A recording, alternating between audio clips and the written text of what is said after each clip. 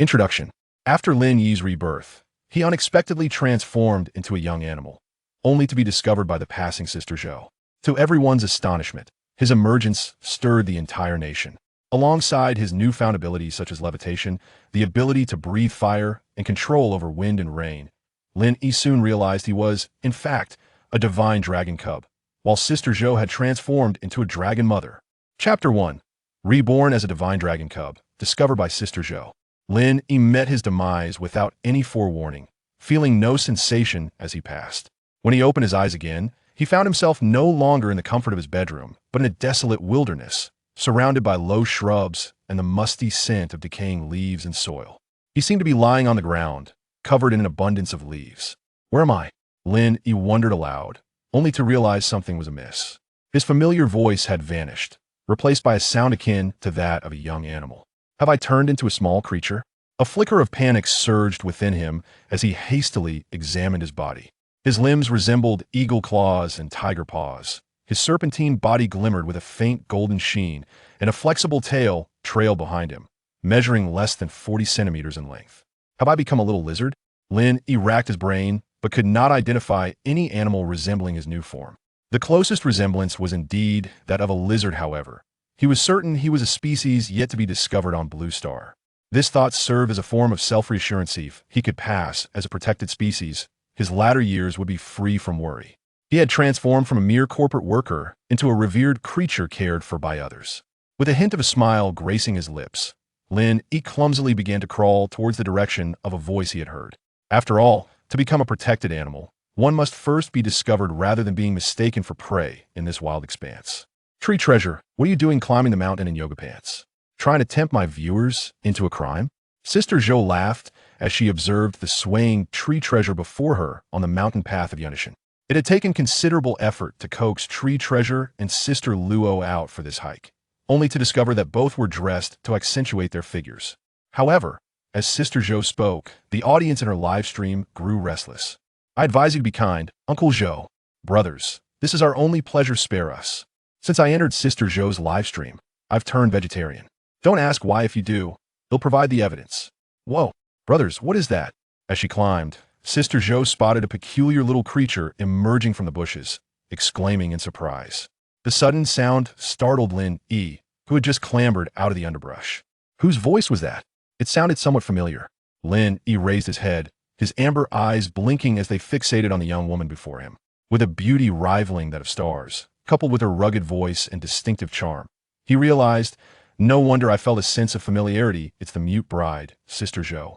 In his previous life, Lin Yi was a regular viewer of Sister Zhou's live streams and was quite familiar with her voice. He never anticipated that the first person he would encounter after becoming a small creature would be her. How adorable! Upon hearing Lin Yi emit a sound resembling that of a young animal, Sister Zhou's youthful spirit awakened, especially when she noticed the two undeveloped bulges on his amber-eyed face, complemented by his pale yellow scalesis sight utterly endearing. The viewers in the live stream were equally captivated by the strange creature. What kind of animal is this? In my 30 years of experience, I've never seen anything like it. It must be a variant of a lizard, perhaps it's even a protected species. There are only a few types of lizards that are protected. I can guarantee this one isn't among them. How can you be so sure? Is it possible that it's a dragon? Are you joking? This is at most a rare variant. How could it be the totem of our dragon nation? That legendary beast? Observing Lin Yi, who was no more than 30 to 40 centimeters long, Sister Zhou effortlessly scooped him into her embrace. Lin Yi contemplated resisting for a moment, but quickly dismissed the thought, realizing it was Sister Zhou holding him. What harm could come from this? After all, he had transformed into a harmless young creature. This scene startled Tree Treasure and Sister Luo, who accompanied her on the hike. What if it bit her? They had heard that some lizards could be venomous, leading to swift demise. Could this unknown creature be one of them? Sister Zhou, put it down quickly. Be careful, it might bite you. Tree Treasure urged, concern evident in her voice. The viewers in the live stream echoed similar sentiments, cautioning her. This fearless woman dares to do anything. Indeed, our Sister Zhou is bold enough to embrace a wild animal without a second thought. Waiting for the feast to begin. Seeing the concern of her friends, Sister Zhou playfully flicked Lin Yi's tail. Lin Yi, in turn, wagged his tail in response and snuggled closer to Sister Zhou. Feeling the warmth of her embrace, Lin Yi mused that Sister Zhou was quite substantial. Rumors about her might have been exaggerated. Look, it's fine. Is there anyone in the live stream who understands biology? Please enlighten us about what kind of animal this is. Let's hope it's not a protected species, otherwise we might be in hot water. As Sister Zhou spoke, various viewers began speculating about the creature. A mutated lizard for sure. I recommend reporting it to the Wildlife Bureau immediately. Agreed, the stranger it looks, the quicker it will be judged. The uglier it is, the longer the sentence. Be careful, Sister Zhou. As a graduate student in animal science, I assure you this is undoubtedly a new species. It needs to be reported at once. As the comments flashed by, Sister Zhou began to grow concerned. Could this truly be a protected species or a new discovery? Without hesitation, she asked Tree Treasure to take several photos and promptly reported it to the local Wildlife Bureau. She also posted a video on Douyin and Weibo, seeking insights from anyone who might recognize it. In the Wildlife Bureau of Sanjiang City, Sun Hao suddenly sat upright in his chair. There was work to be done. Upon viewing a new notification on the system, he wasted no time in clicking it open. Upon seeing the photos sent by Sister Zhou and her companions, he was left speechless. Another prankster? This is clearly a dragon, a young one at that. Their imagination and Photoshop skills are commendable. Shaking his head, Sun Hao thought this must be another juvenile attempting to amuse himself, preparing to respond with a warning against wasting public resources. Unexpectedly, a colleague rushed over and thrust his phone into Sun Hao's face. Brother Hao, look, is Sister Zhou holding a dragon? It certainly resembles one. Sun Hao glanced at the screen, astonished to find the young dragon from his system matched perfectly. Doubt crept into his mind. Could dragons truly exist in this world? Quick, look, there's a video too. They've already reported it to us. As he watched the vivid footage of the young dragon and Sister Zhou's earnest expression, he realized she would never joke about such a matter. He could see this moment. Su Hao realized that he had indeed seen a young dragon. Quickly call Professor Xia. It seems we have discovered a dragon cub. Chapter 2. Nationwide shock. Sister Zhou becomes a dragon mother. Before long, an elderly man with graying hair arrived at the office. The visitor was none other than Professor Xia Huming, a highly esteemed figure in the biological community with decades of experience in various biological studies. Despite nearing 60, he still served as a professor at the University of Magic City, mentoring numerous graduate and doctoral students. Little son, show me the photos and videos immediately, Professor Xia instructed. Upon seeing Sun Hao, his face alight with barely contained excitement. Sun Hao, not daring to hesitate, promptly handed over the images and footage. Professor Xia meticulously examined the creatures depicted in the photographs and analyzed the video frame by frame. After a while, the once-aged professor's face flushed with exhilaration. It cannot be mistaken. With a head like a camel, eyes like a rabbit, a neck resembling a snake, a belly like a clam, scales like a fish, claws like an eagle, paws like a tiger, and ears like an ox, this is indeed the totem of our dragon nation, the legendary creature known as the dragon. What? It's actually a dragon? The staff members surrounding Professor Xia in the office expressed their astonishment. What they had assumed to be a mere figment of ancient imagination turned out to be real. Could it be true that the legends of the Dragon Nation, being descendants of dragons, were also valid? Quickly, send a message to those young people to remain in place. They must not leave and must ensure the safety of this young dragon, Professor Xia commanded, then moved to the window and dialed a number on his mobile phone. What? Upon hearing Professor Xia's report, a gasp resonated from the phone. I will immediately dispatch a military helicopter. Please ensure the young dragon is protected, Professor Xia. After the call ended, Professor Xia felt a wave of relief. If it had been a different newly discovered species, he might not have lost his composure, but the fact that it was a dragon was simply overwhelming. The dragon, the enduring totem of the Dragon Nation, unchanged for millennia, represented the divine beast and faith in the hearts of all its people. Even the beloved giant panda would have to take a back seat. It seems the status of our national treasure is about to be redefined, Professor Xia exclaimed with a sense of wonder. Meanwhile, Sister Zhou and her companions received the message from Sun Hao, leaving them momentarily speechless. National treasure level endangered species. Please remain in place and ensure it is not harmed. Sister Zhou, have we stumbled upon a national treasure? Shibeo's voice trembled with excitement. It appears so. She glanced at the young dragon, Lin Yi, nestled in her arms, which initially seemed merely adorable, but now radiated a dazzling golden aura. A genuine national treasure, and she was cradling it in her embrace.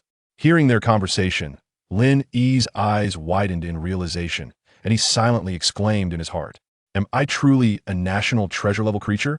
I've hit the jackpot and destined to be revered for the rest of my life." Lin Yi felt a surge of delight, but a question also arose in his mind. What kind of creature was he to be classified as a national treasure? In the live stream room, which had only hosted over 10,000 viewers, an influx of people surged in, pushing the number beyond 100,000, all drawn by the news of the new national treasure. Could someone please recount the story behind this? I thought it was merely an endangered animal, but it turns out to be a national treasure. What an eye-opener. Thank goodness Sister Zhou didn't resort to violence otherwise. We would be in serious trouble. The giant panda. Suddenly, I feel my status is rather precarious. Friends, could it be that this little one really is the totem dragon of our dragon nation? It does bear a resemblance. Could it actually be true? Suddenly, Sister Zhou and her companions felt a gust of wind, which grew stronger, accompanied by a rumbling sound. Sister Zhou instinctively looked up at the sky. To her astonishment, military helicopters had appeared in the previously clear blue sky. Soldiers armed with real firearms were descending by ropes, quickly surrounding Sister Zhou and her companions for protection. Is it really this terrifying? Witnessing such a scene, even Sister Zhou was taken aback. She hadn't anticipated the military would mobilize. Before they could close their gaping mouths in astonishment, a pair of armed police rushed up from the foot of the mountain, followed by several learned-looking elderly individuals. The livestream audience erupted in excitement. Is it true that the giant panda receives such treatment? Goodness, this is quite the spectacle. Could this little one truly be a divine dragon? It's confirmed this little creature is undoubtedly a divine dragon. At this moment, the giant panda is weeping inconsolably in the restroom. As the buzz continued to rise and spread, it quickly trended on Weibo. Young dragon spotted in the mountains. Sister Zhou becomes a dragon mother. Giant panda's status in jeopardy. New national treasure suspected to be a divine dragon. Military helicopters appear in the mountains, solely for this creature. 3 trending topics swiftly disseminated the events occurring on the mountain across the nation.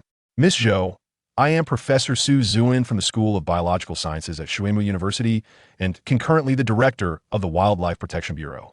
May I kindly request you to recount the process of discovering this little one in detail? Professor Su spoke courteously, his gaze fixed intently on Lin Yi and Sister Zhou's arms, his eyes growing increasingly animated. Feeling the old man's unwavering stare, particularly with a smile on his face, Lin Yi felt a shiver run down his spine and instinctively buried his head in Sister Zhou's embrace. Seeing this, Professor Su chuckled heartily. This little one is rather shy. Lin, he was speechless shy? How could that be? He was merely uncomfortable under the old man's gaze. We came here to hike and discovered it by the roadside.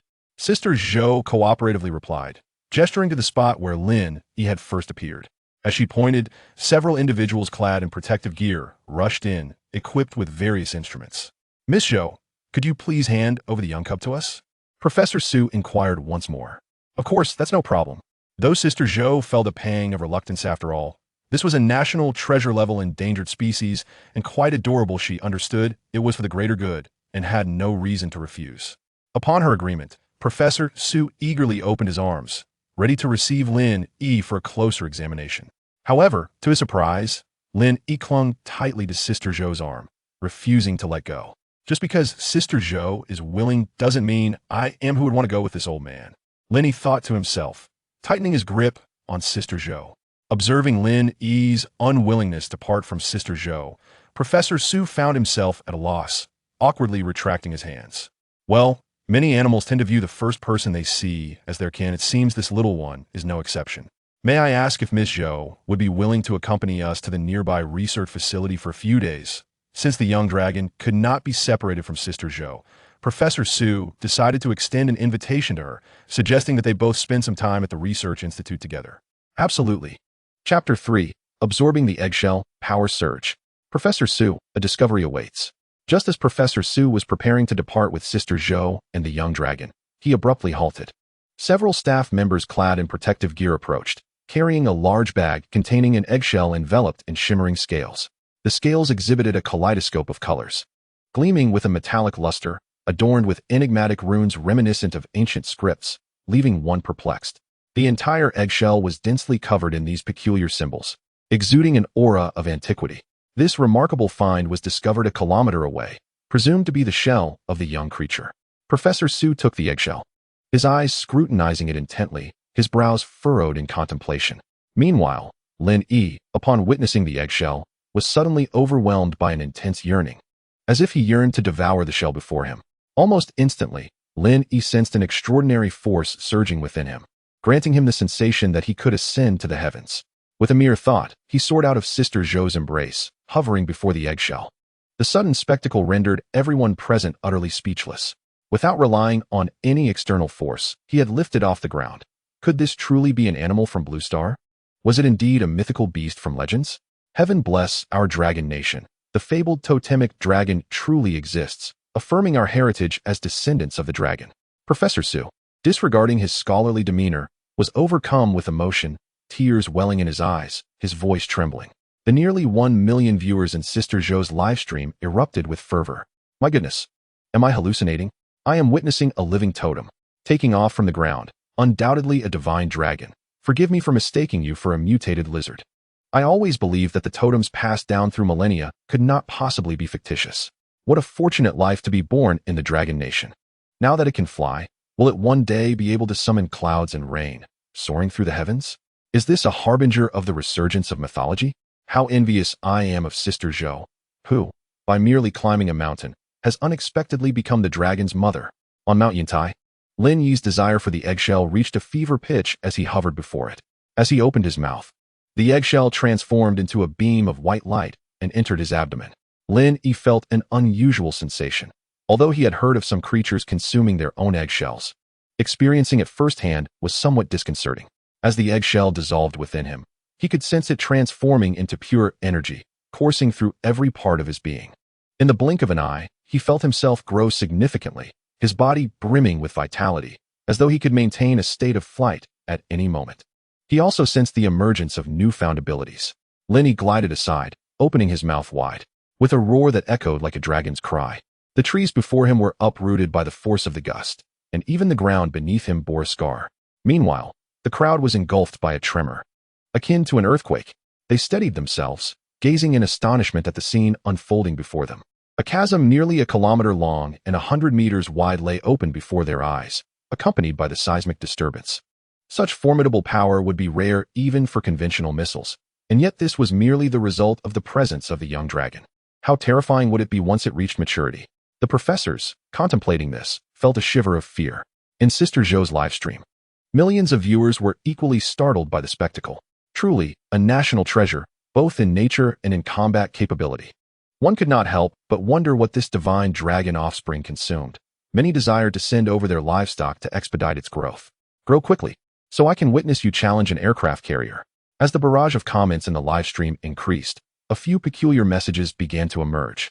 This cannot possibly be a creature from Earth. It must be an extraterrestrial being.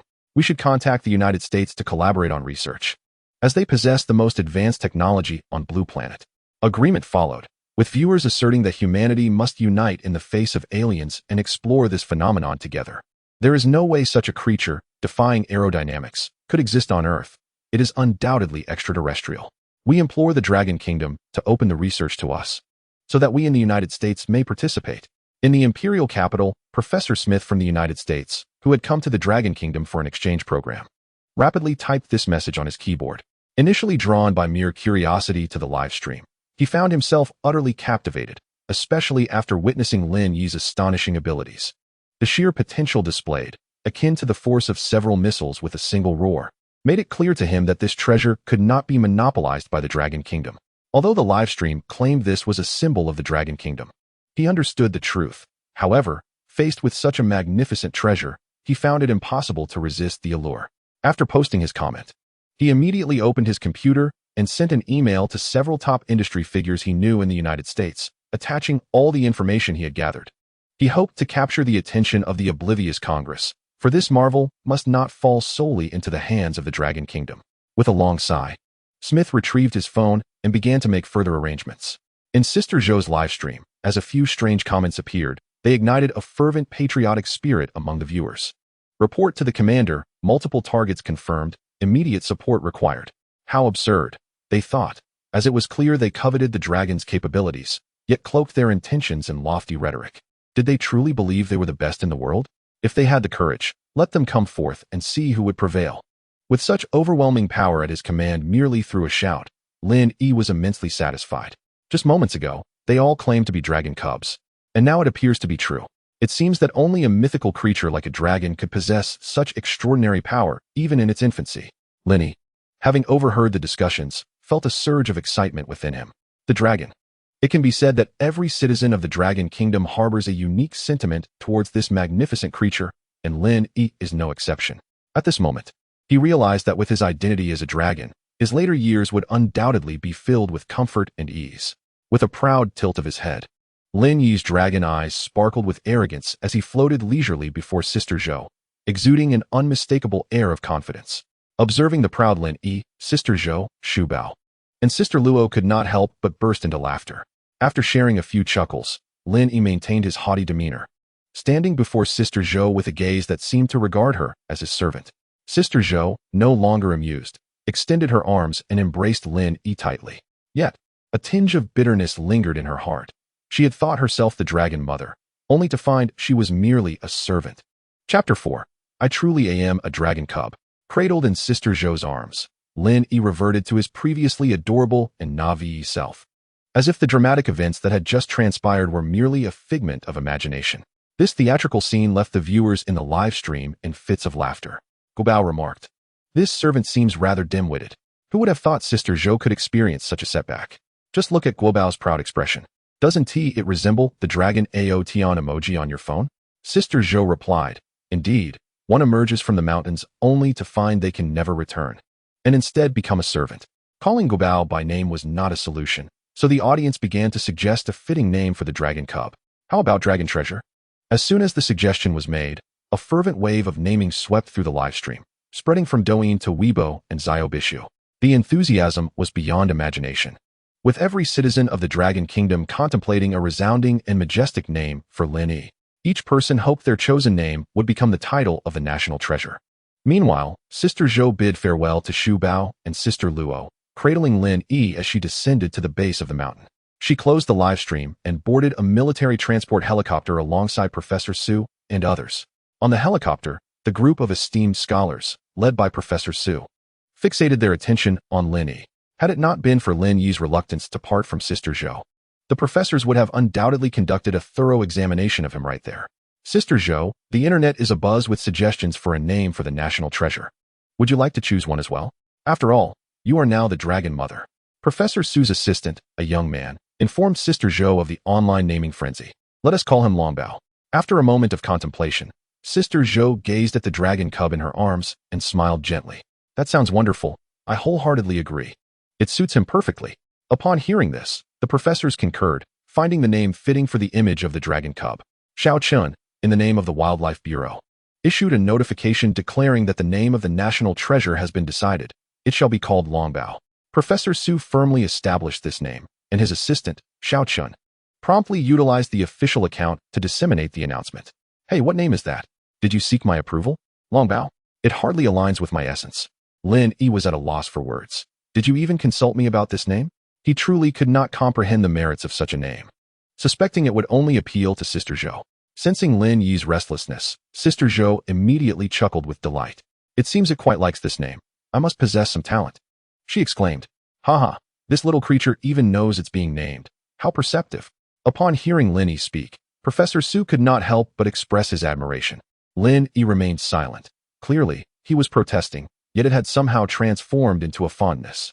Alas, he lacked the ability to articulate his thoughts. Otherwise, he would have certainly voiced his grievances. With a sense of ennui, Lin Yi gazed out the helicopter window, watching the scenery blur past in a swift retreat. His own reflection was vividly cast upon the glass, allowing him to discern his true appearance. His body was adorned with shimmering golden scales, his equine-like mouth framed by amber eyes, and atop his head, two soft, pink protrusions hinted at emerging horns. A few short whiskers sprouted beneath his mouth, while his limbs bore the sharpness of an eagle's talons. What else could this be but a dragon? Upon recognizing his own visage, Lin Yi felt a profound sense of comfort. Regardless of the extraordinary abilities he might acquire in the future, this appearance alone assured him a life of luxury within an exclusive sanctuary. Even the giant panda could do naught but envy him. On the internet, with the official announcement from the Wildlife Bureau, the name of the national treasure was confirmed as Longbao. inciting a frenzy of likes from the public. Look at what you previously suggested. This is truly a name of substance. Longbao not only reflects its uniqueness, but also signifies its status as a juvenile. Hey, is someone up there engaged in reading comprehension? I believe it should be interpreted as the national treasure of Dragon Country, hence the name Longbao. That's the textbook answer. But I heard it was Sister Zhou who named it. Does she truly possess such capability? I look forward to her next broadcast to elucidate how her cultural understanding has suddenly elevated. After approximately 2 to 3 hours of flight, the helicopter finally arrived at its destination, the Zhou Research Base, one of the prominent branches of the Dragon Research Institute. The pinnacle of research facilities in the field of biology. Here, the foremost scientific minds in the industry congregate, dedicated to the study of flora and fauna while undertaking nearly all botanical and zoological research endeavors for Dragon Country. The entire institute spans nearly 10,000 acres, featuring the largest artificially constructed botanical and zoological gardens, equipped with the most advanced facilities in the nation. As the helicopter descended onto the helipad, a throng of researchers, eagerly anticipating the arrival of Lin Yi, had already gathered around. They had received word that a national treasure was to visit their research institute, prompting them to arrive early in hopes of witnessing the legendary dragon firsthand. Dragon treasure, dragon treasure. Upon disembarking from the helicopter, Lin Yi was greeted by the ecstatic cheers of the researchers, instilling in him a faint sensation of celebrity. Ah, how delightful it is to be a dragon. Gradually making his way through the crowd towards the depths of the institute, he soon arrived at an expansive zoological park. This vast sanctuary boasted mountains, sandy terrains, wetlands, lakes, rivers, and an abundance of various trees. However, what was peculiar about this sprawling expanse of several thousand acres was the complete absence of any animals. Professor Su, as per the directives from above, all animals have been relocated, and the largest area of the institute's zoo has been cleared exclusively for dragon treasure. Explained the head of the zoo to the gathered crowd. Excellent work.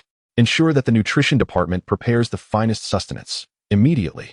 At that moment, Sister Zhou reopened her live stream, which instantaneously attracted over 1 million viewers, with the numbers continuously surging.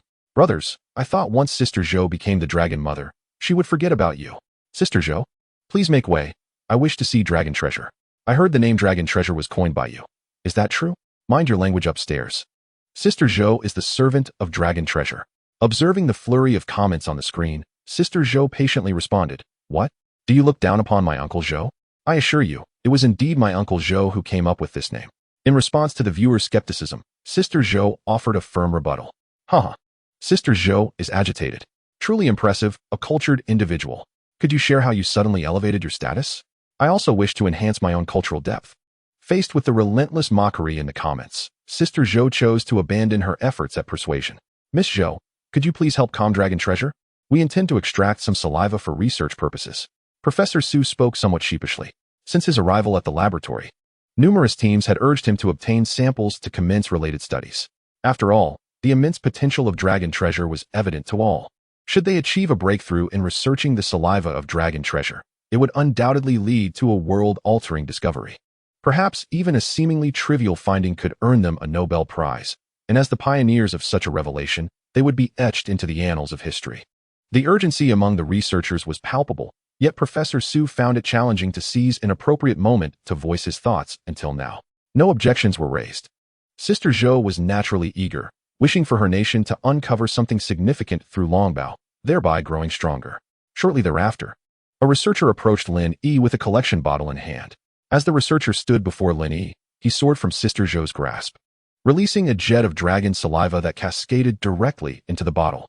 After expelling the liquid, Lin Yi shook his tail and returned to Sister Zhou's embrace with an air of nonchalance. The onlookers were astounded to witness Longbao's awareness of their intentions and his willingness to cooperate, their eyes nearly popping out in disbelief. This was beyond anyone's comprehension. Brothers, what have I just witnessed? Longbao is willingly cooperating. Longbao truly embodies the spirit of our nation, demonstrating immense concern for the advancement of science in our land. I sense Longbao's intellect surpasses my expectations. Could it be that this remarkable creature has transcended time?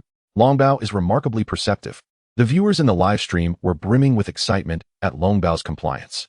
At this moment, Professor Su regained his composure, his gaze towards Lin Yi filled with astonishment. He never anticipated that this little creature could comprehend their words. Its intellect seemed to rival that of a 7- or 8-year-old child. Truly, It was the legendary being, defying all rationale, yet undeniably a testament to our nation's millennia-old totemic beast.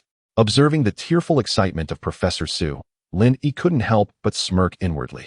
Was it necessary to be so emotional over something so trivial as saliva? For someone of his age, such sentimentality was rather unbecoming. If Lin Yi could articulate his thoughts, he would undoubtedly proclaim, "There's as much of this as you desire. Take all you need." Suddenly, an urgent figure from the zoo's nutrition department rushed in, breathless and flustered. "Professor, we have a problem." "What seems to be the issue?" Professor Su inquired, furrowing his brow at the sight of the man's distress. "We have no idea what Longbao consumes." The revelation plunged the group into silence. What does a mythical dragon eat? There seemed to be no definitive source to consult. "Then let us prepare the finest dishes available at the Research Institute and procure some high-quality beef and lamb," Professor Su commanded with a decisive wave of his hand. Meanwhile, the viewers in the live stream began speculating on the dietary preferences of the legendary dragon. "I wager he enjoys scallops and similar seafood. For the Prince of the Dragon Palace is known to tease the clam spirit." An astute observation. I was vehemently opposed when the gentleman withdrew from the literary world. Ancient texts proclaim, "One thrives by consuming the essence of the sun and moon." It's likely our offerings are beneath its palate. Sunbathing? Harnessing solar energy? Surely that can't be. Half an hour later, everyone gathered around the dining table, which was laden with exquisite dishes from various regions. Jade shrimp rings, dried shrimp and pearl bamboo shoots, squirrel fish, salted duck, chicken broth with dried tofu, Buddha jumps over the wall, Fujian fruit, red yeast fish fillets, dompa pork, crispy fried rings, and braised chestnut meat were all present. Each dish was a celebrated delicacy renowned throughout the vast expanse of the nation, now united in one feast. Only the new generation of national treasures, like Longbao, could enjoy such an honor in the Dragon Kingdom. For others, even with money, it would be improbable to assemble such a grand spread. My goodness, what a feast this is. I feel as though an entire year's salary has vanished in one meal. The panda remarked, "I envy none of this. How could it compare to the fragrance of my bamboo shoots? Is this the treatment afforded to Longbao? I wonder, are there any positions available for dishwashing here? If I could indulge in such a meal just once in my life, I would die without regret." At the table, despite the abundance of culinary delights, Lin Yi felt no inclination to partake. It wasn't that he couldn't eat. Rather, he sensed that these offerings were not truly meant for him. In other words, the energy they provided seemed insufficient, rendering the act of eating unnecessary. Lin Yi found himself momentarily perplexed, as he was uncertain about the sustenance he truly required. "Longbao, come eat this." Sister Zhou sliced a small piece of premium beef and pushed it toward Lin Yi. He glanced at it, then nudged it back toward her with his paw, gesturing toward his mouth. Seeing Longbao encouraging her to eat first brought a flicker of joy to Sister Zhou's heart. It seemed her role as the dragon's mother held some significance after all. "Longbao, I do not consume raw meat. You may have it." Lin Yi shook his head and drew closer to the intricately prepared Buddha jumps over the wall, indicating that he wished to eat this instead. In that moment, Sister Zhou realized she had been outsmarted. This creature was undoubtedly being mischievous. The livestream chat erupted with excitement, as viewers found humor in Sister Zhou's assumption that Longbao cared for her, only to discover he wanted her to deal with the raw meat he refused to eat. "Alas, I have misplaced my trust," Sister Zhou lamented, realizing she had been played by a dragon.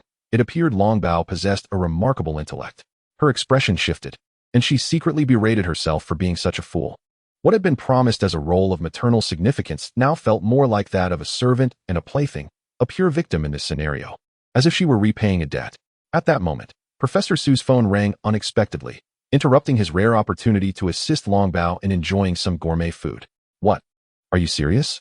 You say Longbao's saliva can truly cure cancer?" "Indeed, Professor Su.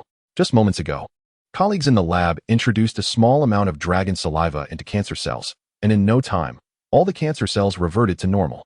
Furthermore, tests revealed that the restored cells exhibit vitality and life force far superior to that of typical human cells. We speculate that the dragon's saliva from Longbao may possess extraordinary effects on other severe illnesses or grave injuries. However, due to the urgency of time, we have yet to verify this." After listening to the report from the researchers in the laboratory, Professor Su involuntarily trembled from head to toe. Cancer, a disease that humanity has struggled to conquer for decades without a clue, has now been effortlessly cured. One can only imagine the monumental impact this will have on the world and humankind as a whole, bringing solace to every family tormented by cancer and saving countless patients who have endured immense suffering. All of this stems from the saliva of the dragon cub embodied by Lin Yi. Chapter 6. Cure for Cancer, Free Nationwide. Steadying his nerves. Professor Su slowly conveyed to everyone the situation he had just received after hanging up the phone. The laboratory has informed us that Longbao's saliva can cure cancer and possesses remarkable effects against other human diseases. This is fantastic. I always knew Longbao was a treasure, and his emergence will undoubtedly bring about incredible changes for our dragon nation. The individuals present in the restaurant were electrified by the news. As long as we continue to study this treasure, we can consistently apply our research findings to production. It is foreseeable that our dragon nation will stand tall at the pinnacle of the world in the near future. Sister Zhou joyfully shook Lin Yi, as she carried indelible memories of cancer. She had lost a loved one to cancer, making her acutely aware of the harm it inflicts, both on patients and their families. Lin Yi, shaken to the point of numbness, could hardly believe that his saliva could be so potent. He instinctively swallowed, realizing that such a resource must not be squandered. I knew all along that Longbao held the potential to change the world. If saliva can heal, how extraordinarily powerful must blood be? Could it transform one into a superhuman with just a drop? Upstairs, I advise you to show kindness. If you wish to harm Longbao, you must first step over my dead body. Similarly, should you dare to touch Longbao, I would not hesitate to fight you to the bitter end. A timid inquiry. Does our Longbao require a janitor to clean up its waste? You wouldn't be eyeing our precious Longbao's droppings, would you? Old 8. Is that you? Meanwhile, the higher-ups of the Dragon Nation also received the news regarding the cancer cure. Before the grand floor-to-ceiling windows, an elderly man displayed an unmistakable excitement on his face. Notify the medical department. Starting today, cancer treatment will be free in our Dragon Nation. As he hung up the phone, his gaze fixed on the countless households outside the window. Visions of a thriving, illuminated world flooded his mind. At Sanjiang Hospital, the largest hospital in Sanjiang City, Wang Xia leaned against the restroom wall, smoking a cigarette with an intermittent rhythm. Ever since his father was diagnosed with late-stage lung cancer a month ago, he had lost count of the nights spent in the restroom, seeking solace in smoke. The mother wept uncontrollably, her eyes swollen from tears as she borrowed money from every corner to cover medical expenses. Yet this merely allowed her husband to linger a few days longer. Cancer is nearly incurable, especially for those among the impoverished masses. At that moment, his phone rang. It was his steadfast friend. Xia, quickly check the news. Uncle has been saved. The nation has conquered cancer, and the treatment is free. What? Upon hearing his friend's voice, he hastily opened his phone to investigate, knowing full well that his comrade would not jest about such matters. Moments later, Wang Xia swiftly discarded his cigarette, expressed his gratitude, and dashed out of the restroom, eager to share this news with his mother. A similar scene unfolded in countless hospitals across Longhua, where jubilant cheers echoed, and the populace reverently acknowledged the nation's new treasure. Every internet platform in Longhua overflowed with gratitude for Longbao. Who could have anticipated such swift implementation, and at no cost? Grateful to Longbao for granting my mother a new lease on life. Truly, our totem of Longhua. Resolving a dilemma that has plagued humanity for decades in mere days. Longbao is exceptional. I have a premonition that Longbao's emergence heralds the rise of Longhua, the national treasure of Longhua, without a doubt. At the Jiaishan research base, Lin Yi, the avatar of the divine, strolled through several zoos within the facility. With his head held high and arms crossed over his chest, he glided through the area, observing the animals. Meanwhile, Sister Zhou followed closely behind like a devoted servant. Before long, Lin Yi found himself in the zoo with the greatest number of animals, which included lions, tigers, giraffes, and the nearly forgotten giant panda. As Lin Yi approached, it was as though the animals sensed something. They turned towards him, halting all other activities, and gradually bowed their heads in submission, as if surrendering to a sovereign. Sister Zhou and several accompanying researchers were left astonished. What was happening? They had never witnessed animals performing such gestures. Was it a manifestation of bloodline suppression? How peculiar. Could it be pheromones? Yet, such signals could not simultaneously affect so many disparate species. Professor Su, observing the scene, felt equally perplexed, as it transcended his understanding of botany and zoology. Professor, is it possible this is a unique field, akin to the fluctuations in his flight control magnetic field? An assistant, trailing behind Professor Su, tentatively proposed. A field. It could be, but that is not my area of expertise. It would require those old physicists to investigate further. Professor Su shook his head, not out of ignorance of physics, but because the concept of a field in physics is exceedingly profound. In the live broadcast, millions of viewers witnessed the animals bowing in reverence, nearly overwhelming the servers. Is this what bloodline suppression looks like? Indeed, the young dragon commands respect. Even the fierce tiger must bow its head in submission. Truly, the dragon offspring embodies the essence of all beasts, a paragon of majesty. Dragon baby, please rise. Your actions may lead to misunderstandings. My adorable image is at stake. Dragon baby, Sister Zhou, I am but a servant. A mere handful of wild beasts pose no challenge for me. As they meandered through the enclosure, not a single beast dared to utter a sound, each one adopting a posture of submission upon sighting Lin Yi. How dull, Lin Yi mused, initially hoping to remedy his past regrets of seldom witnessing wildlife, only to find these creatures utterly uncooperative. As they exited the animal enclosure, twilight had begun to descend, and the supervisor timely appeared before Lin Yi and his companions. Miss Zhou, your and Dragon Baby's rooms are ready. They are 301 and 002. Here are the keys. Upon receiving the keys, Sister Zhou affectionately patted Lin Yi, who lay nestled in her embrace. Dragon baby, it's time for bed. At her behest, Lin Yi tightened his grip on her sleeve. Was this fellow truly oblivious? Preparing 2 rooms was no jest. I am but a youngling. What if I fall from the bed and hurt myself? Lin Yi resolved firmly not to let the supervisor's scheme succeed. He would not relinquish his hold on Sister Zhou's attire. With no choice but to carry Lin Yi, Sister Zhou began to head towards room 301. Yet, after only a few steps, the supervisor intercepted them, clearing his throat. Miss Zhou, if you and Dragon Baby intend to share a bed, I would recommend room 002 instead. Sister Zhou was taken aback, realizing she was living in the shadow of a dragon, reliant on the creature in her arms to enjoy better accommodations. Chapter 7. A midnight feast of radiative materials. This scene sent the audience in the live stream into fits of laughter. This is the essence of maternal privilege. Envy enveloped those who wished to share a bed with Sister Zhou. Such a scenario seemed a mere dream to them. You can forget it. Sister Zhou is now the dragon mother. Just look at yourself. Do you even match up? A sudden realization struck me. Is Dragon Baby male or female? Sister Zhou, quickly check whether Dragon Baby is male or female. Observing the audience's inquiries, a faint blush graced Sister Zhou's cheeks as she realized this group was teasing her by asking a woman to ascertain the gender of Dragon Baby. What does it matter whether Dragon Baby is male or female? Sister Zhou regained her usual commanding presence. Even her voice, which had softened from spending time with Lin Yi, returned to its former tone. Just when I thought Sister Zhou's voice had grown gentle and melodious, you brought me crashing back to reality. Sister Zhou remained herself, merely tempering her demeanor in the presence of Dragon Baby. It seems that the title of the mute bride shall linger for some time. In the live stream, the chat was filled with messages proclaiming Sister Zhou's return. Meanwhile, on the way to room 002, Lin Yi, nestled in Sister Zhou's embrace, felt an odd allure, akin to the faint scent of food when one is famished, compelling him to investigate further. However, this sensation was fleeting, vanishing as quickly as it had appeared, leaving Lin Yi to quell his impulses. Inside room 002, Sister Zhou gently placed Lin Yi on the bed and took out her phone to bid farewell to her viewers. Brothers, it's time for bed. See you tomorrow. No, Sister Zhou, I still want to watch Longbao sleep. Yes, just put your phone aside. We are merely curious about how Longbao sleeps. Sister Zhou, don't believe these rascals. They are just coveting you. Observing the viewer's attempts to prevent her from ending the stream, Sister Zhou was unyielding. Don't think I don't know. If I were to stream my sleep tonight, you would all be running low on tissues, you bunch. Sister Zhou, this is slander. May the heavens bear witness. We truly just wish to see how Longbao sleeps. Indeed, Sister Zhou, while I might engage with other streamers, I cannot resist your charm. I can't sleep without Longbao by my side. Sister Zhou, gazing at the audacious viewers, pouted. All right then, I know exactly who you are. This is how it ends. See you tomorrow.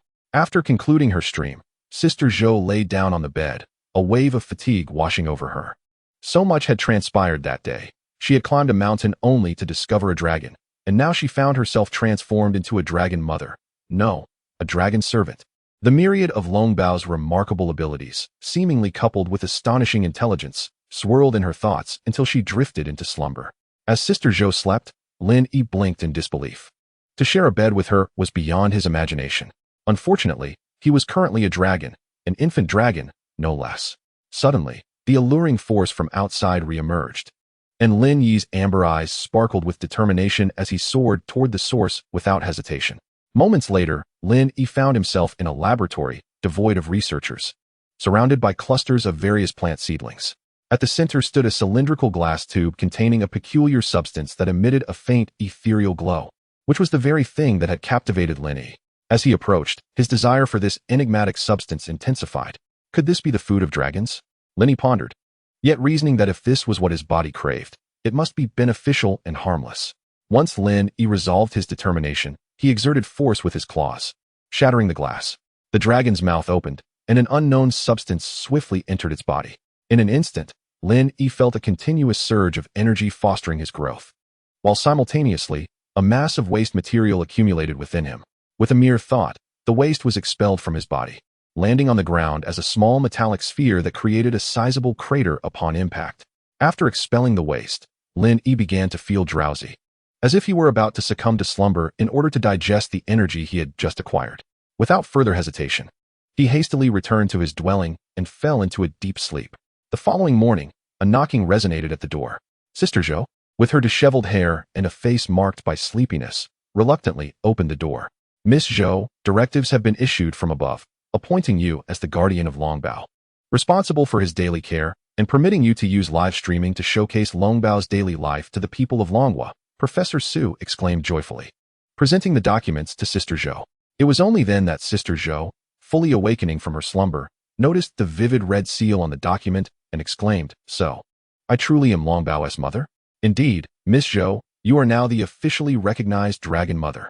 Furthermore, your previous company has voluntarily terminated your contract, and your live streaming income will serve as your remuneration." That's wonderful.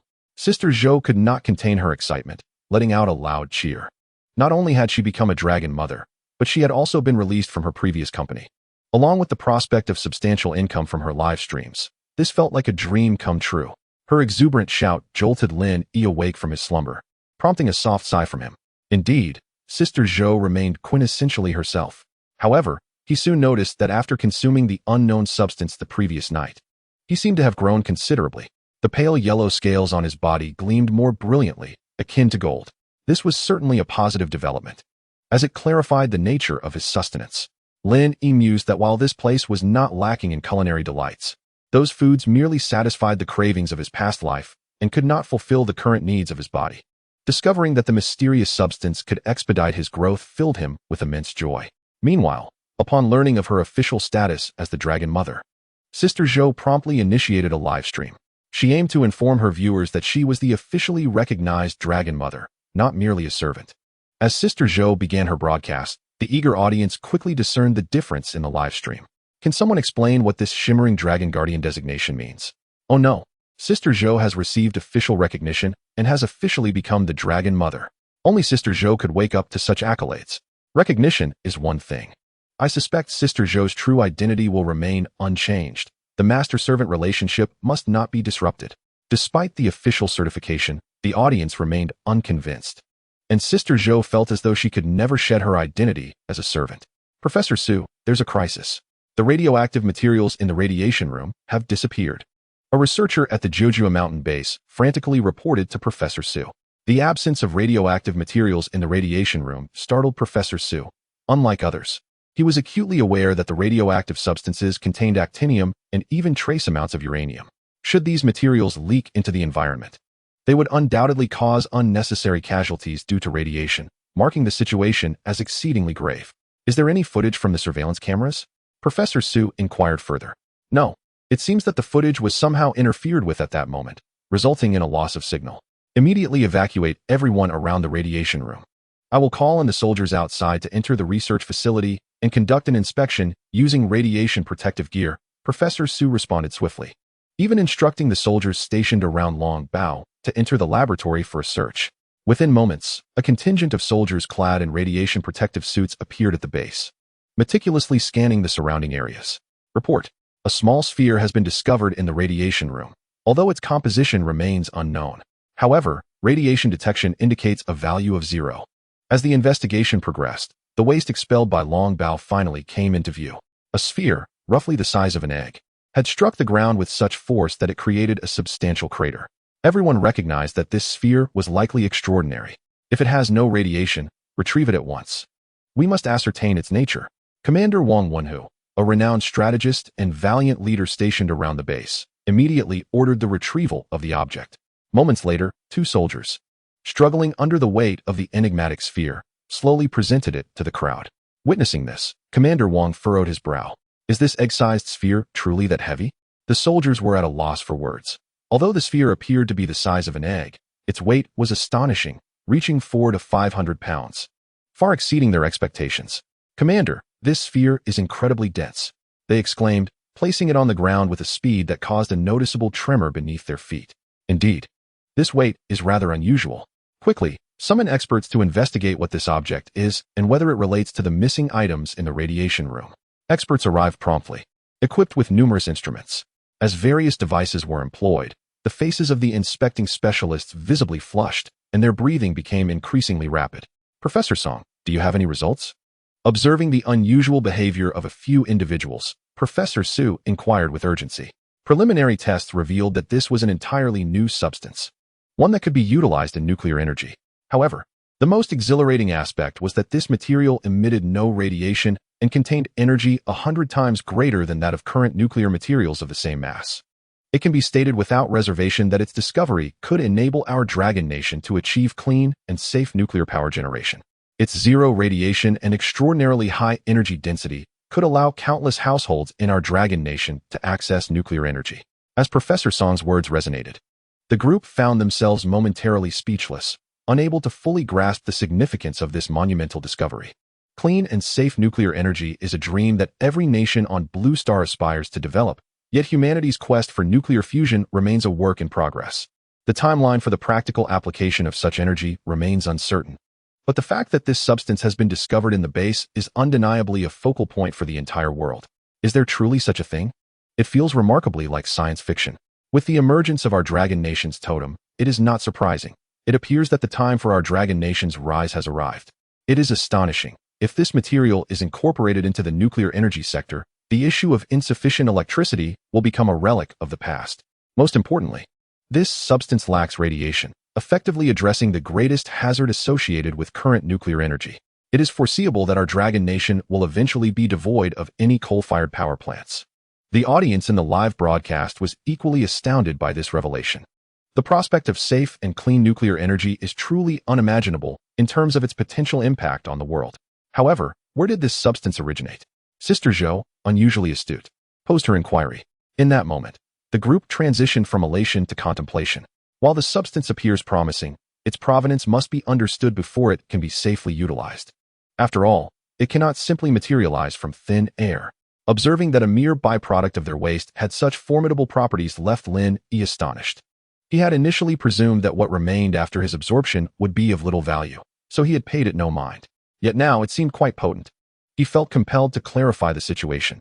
Otherwise, these individuals might become overly suspicious and refrain from using it. Lin Yi emerged from Sister Zhou's embrace and, under the gaze of the crowd, flew towards the radiation room. Dragon treasure, have you made a discovery? The others quickly followed suit. Upon reaching the shattered glass tube, Lin Yi pointed with his claw to the area where the radioactive material had been, then gestured to his mouth, and finally indicated the orb. Observing Lin Yi's series of actions, the crowd was left perplexed. Dragon treasure, are you suggesting that you consumed the radioactive material here and expelled it as that orb? Sister Zhou, embodying the essence of a mother in a crucial moment, tentatively queried. Lin Yi nodded. He had just been worried that they might not understand. Even prepared to use his claws to write on the ground, but unexpectedly, Sister Zhou played a crucial role at the moment. You ingested radioactive material, Professor Su exclaimed, as if he had seen a ghost. Radioactive substances are, without a doubt, lethal weapons for animals. Excessive radiation can lead to severe illness or even death, and it is the nemesis of animal cells.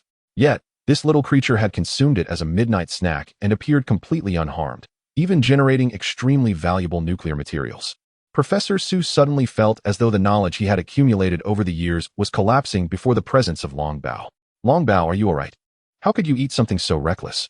Sister Zhou, with a worried expression, immediately pulled Lin Yi, inspecting him thoroughly. She discovered that Lin Yi not only seemed unscathed but appeared to have grown a little. Is radioactive material truly your food? Professor Su, having recovered from his earlier shock, asked solemnly. Lin Yi nodded. Although he felt that his sustenance was not limited to radioactive substances, he had thus far only discovered that these materials could promote his growth. What sort of astonishing digestive system could allow one to thrive on radioactive materials? Chapter 9. The astonishment of the beautiful nation after a brief sigh. Professor Su immediately took out his phone. Now that he understood Long Bao's true food source, he promptly called the department responsible for nuclear material extraction. Matters concerning the growth of a national treasure could not be delayed even for a moment. He was determined to ensure that Long Bao was well-fed and grew up healthily, even if it meant depleting all of Long Nation's nuclear resources. Within Sister Zhou's livestream, the revelation that the antics were indeed the work of the dragon cubs stirred up a lively commotion. I knew it. Such an extraordinary being must be connected to our Long Bao. Long Bao thought, oh no, I've been caught sneaking a midnight snack. You consume radioactive materials for your midnight snack? It was astonishing that Long Bao could convert radioactive substances into high-energy density nuclear materials. Truly, he is the divine beast of our Long Nation, destined to benefit our citizens. The giant panda chimed in. I have poor teeth. I can't eat that stuff. Simultaneously, news spread to other countries, and a sour sentiment emerged across the internet. Long Bao must be a treasure accidentally left behind by our ancestors in Long Nation. It rightfully belongs to us. We demand its immediate return. The netizens from the beautiful nation resorted to their ancestral tactics. Please give us some time. Our country can certainly cultivate beings even more powerful than it, commented a netizen from the third nation with a tinge of envy. This creature could never have been born on Blue Star. It is an extraterrestrial being that belongs to all of humanity on Blue Star, asserted the online community of the beautiful nation with a sense of righteousness, as if they were advocating for the well-being of all mankind. Following their lead, an unending line of sycophants echoed this sentiment. Across the ocean, a conference room brims with the elite of the United States, convened with the singular purpose of strategizing how to acquire the dragon treasure. Smith, how is it that I am only now learning of this news while you are situated in the Dragon Nation? The voice of Klein, a high-ranking member of Congress, resonated with ire, his disdain for the delay palpable. Smith merely scoffed. He had promptly reported the information. Yet there were always imbeciles in Congress who failed to grasp the gravity of the situation. Ultimately, he bore the brunt of the blame. Klein, this is not the time for assigning blame. We must urgently devise a countermeasure. The Dragon Nation has already initiated multiple research projects and has announced free cancer treatment. Protests have erupted domestically, with citizens accusing us of inaction. If we fail to present a solution soon, they may very well storm in. Fortunately, not all in Congress were oblivious. Some recognized the seriousness of the predicament. Klein cleared his throat and spoke. Our best course of action is to unite with other nations. I am certain that the mysterious creature interests more than just us. We should also gather a cohort of scientists to assert that such a being could not possibly originate from Blue Planet. At that moment, Klein's assistant rushed into the conference room, visibly anxious, and conveyed the latest developments from the Dragon Nation. What? That creature can produce clean nuclear materials. Klein's furious exclamation echoed in disbelief.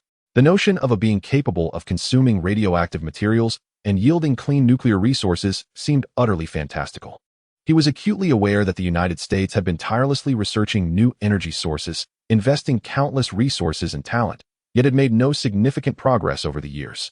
The emergence of this enigmatic creature in the Dragon Nation, capable of directly producing safe and clean nuclear materials, was a scenario the United States could not allow. If miracles exist in this world, they must be crafted by us, Klein asserted, surveying the tense faces of those present. We can no longer delay. We absolutely cannot permit the Dragon Nation to maintain control over this mysterious being. Indeed, if such a formidable creature remains in their possession, their power could escalate rapidly, leading to dire consequences. This presents us an opportunity to flex our national might and demonstrate to those with ulterior motives who the true sovereign of Blue Planet is. As the voices of several attendees subsided, Klein realized that action could not be postponed. Every moment was critical. Immediately contact our allies and mobilize resources without delay. Additionally, notify those influential stakeholders. At the Nine Curves mountain base, Professor Su's eyes sparkled with excitement as he concluded the call. After he reported the need for dragon treasure to consume radioactive materials and the ability to excrete substances that could be utilized as clean nuclear energy resources, the authorities promptly arranged for a mining area dedicated to nuclear material extraction. They explicitly stated that if the initial supply proved insufficient, there would be more available, and in abundance. Concurrently, they proposed to construct an exclusive park spanning 10,000 acres behind the Jiuzhou mountain base, while Dragon Treasure was out gathering nuclear resources. This park would encompass various simulated environments and top-tier facilities, with an initial funding allocation exceeding 100 billion. Professor Su could hardly fathom the magnitude of this project. After decades of being a professor and witnessing countless research initiatives, he had never encountered one of such immense scale, nor one that had been approved and funded with such swiftness. It was evident that the Dragon Kingdom authorities were truly committed this time. Miss Zhou, I have conveyed our request to the higher-ups, and they have approved a site for nuclear material extraction, allowing dragon treasure to harvest it as sustenance. However, due to the unique nature of these materials, they recommend that we travel by private jet to the location to prevent any unnecessary complications from radiation leakage. I wonder if dragon treasure still requires nuclear resources for energy replenishment? If so, we can depart immediately. Professor Su directed his gaze toward Lin Yi. Knowing he would comprehend the implications of his words, Lin Yi nodded, eager to consume more nuclear materials to accelerate his growth. Sensing that even devouring the entire mine might not suffice to satiate his hunger, it seemed his body possessed an insatiable capacity for absorption and limitless potential for growth. Chapter 10. Rebirth of Severed Limbs. Seeing Dragon Treasure S Agreement. A flicker of joy crossed Professor Su's face. Dragon Treasure's consent to visit the nuclear extraction site signified that a batch of those extraordinary materials would soon be produced. With such a unique supply of nuclear resources, the Dragon Kingdom could immediately commence the construction of clean and safe nuclear power plants, as well as engage in various other experimental endeavors. This was of paramount importance to the Dragon Kingdom. Miss Zhou, I must ask for your assistance once more.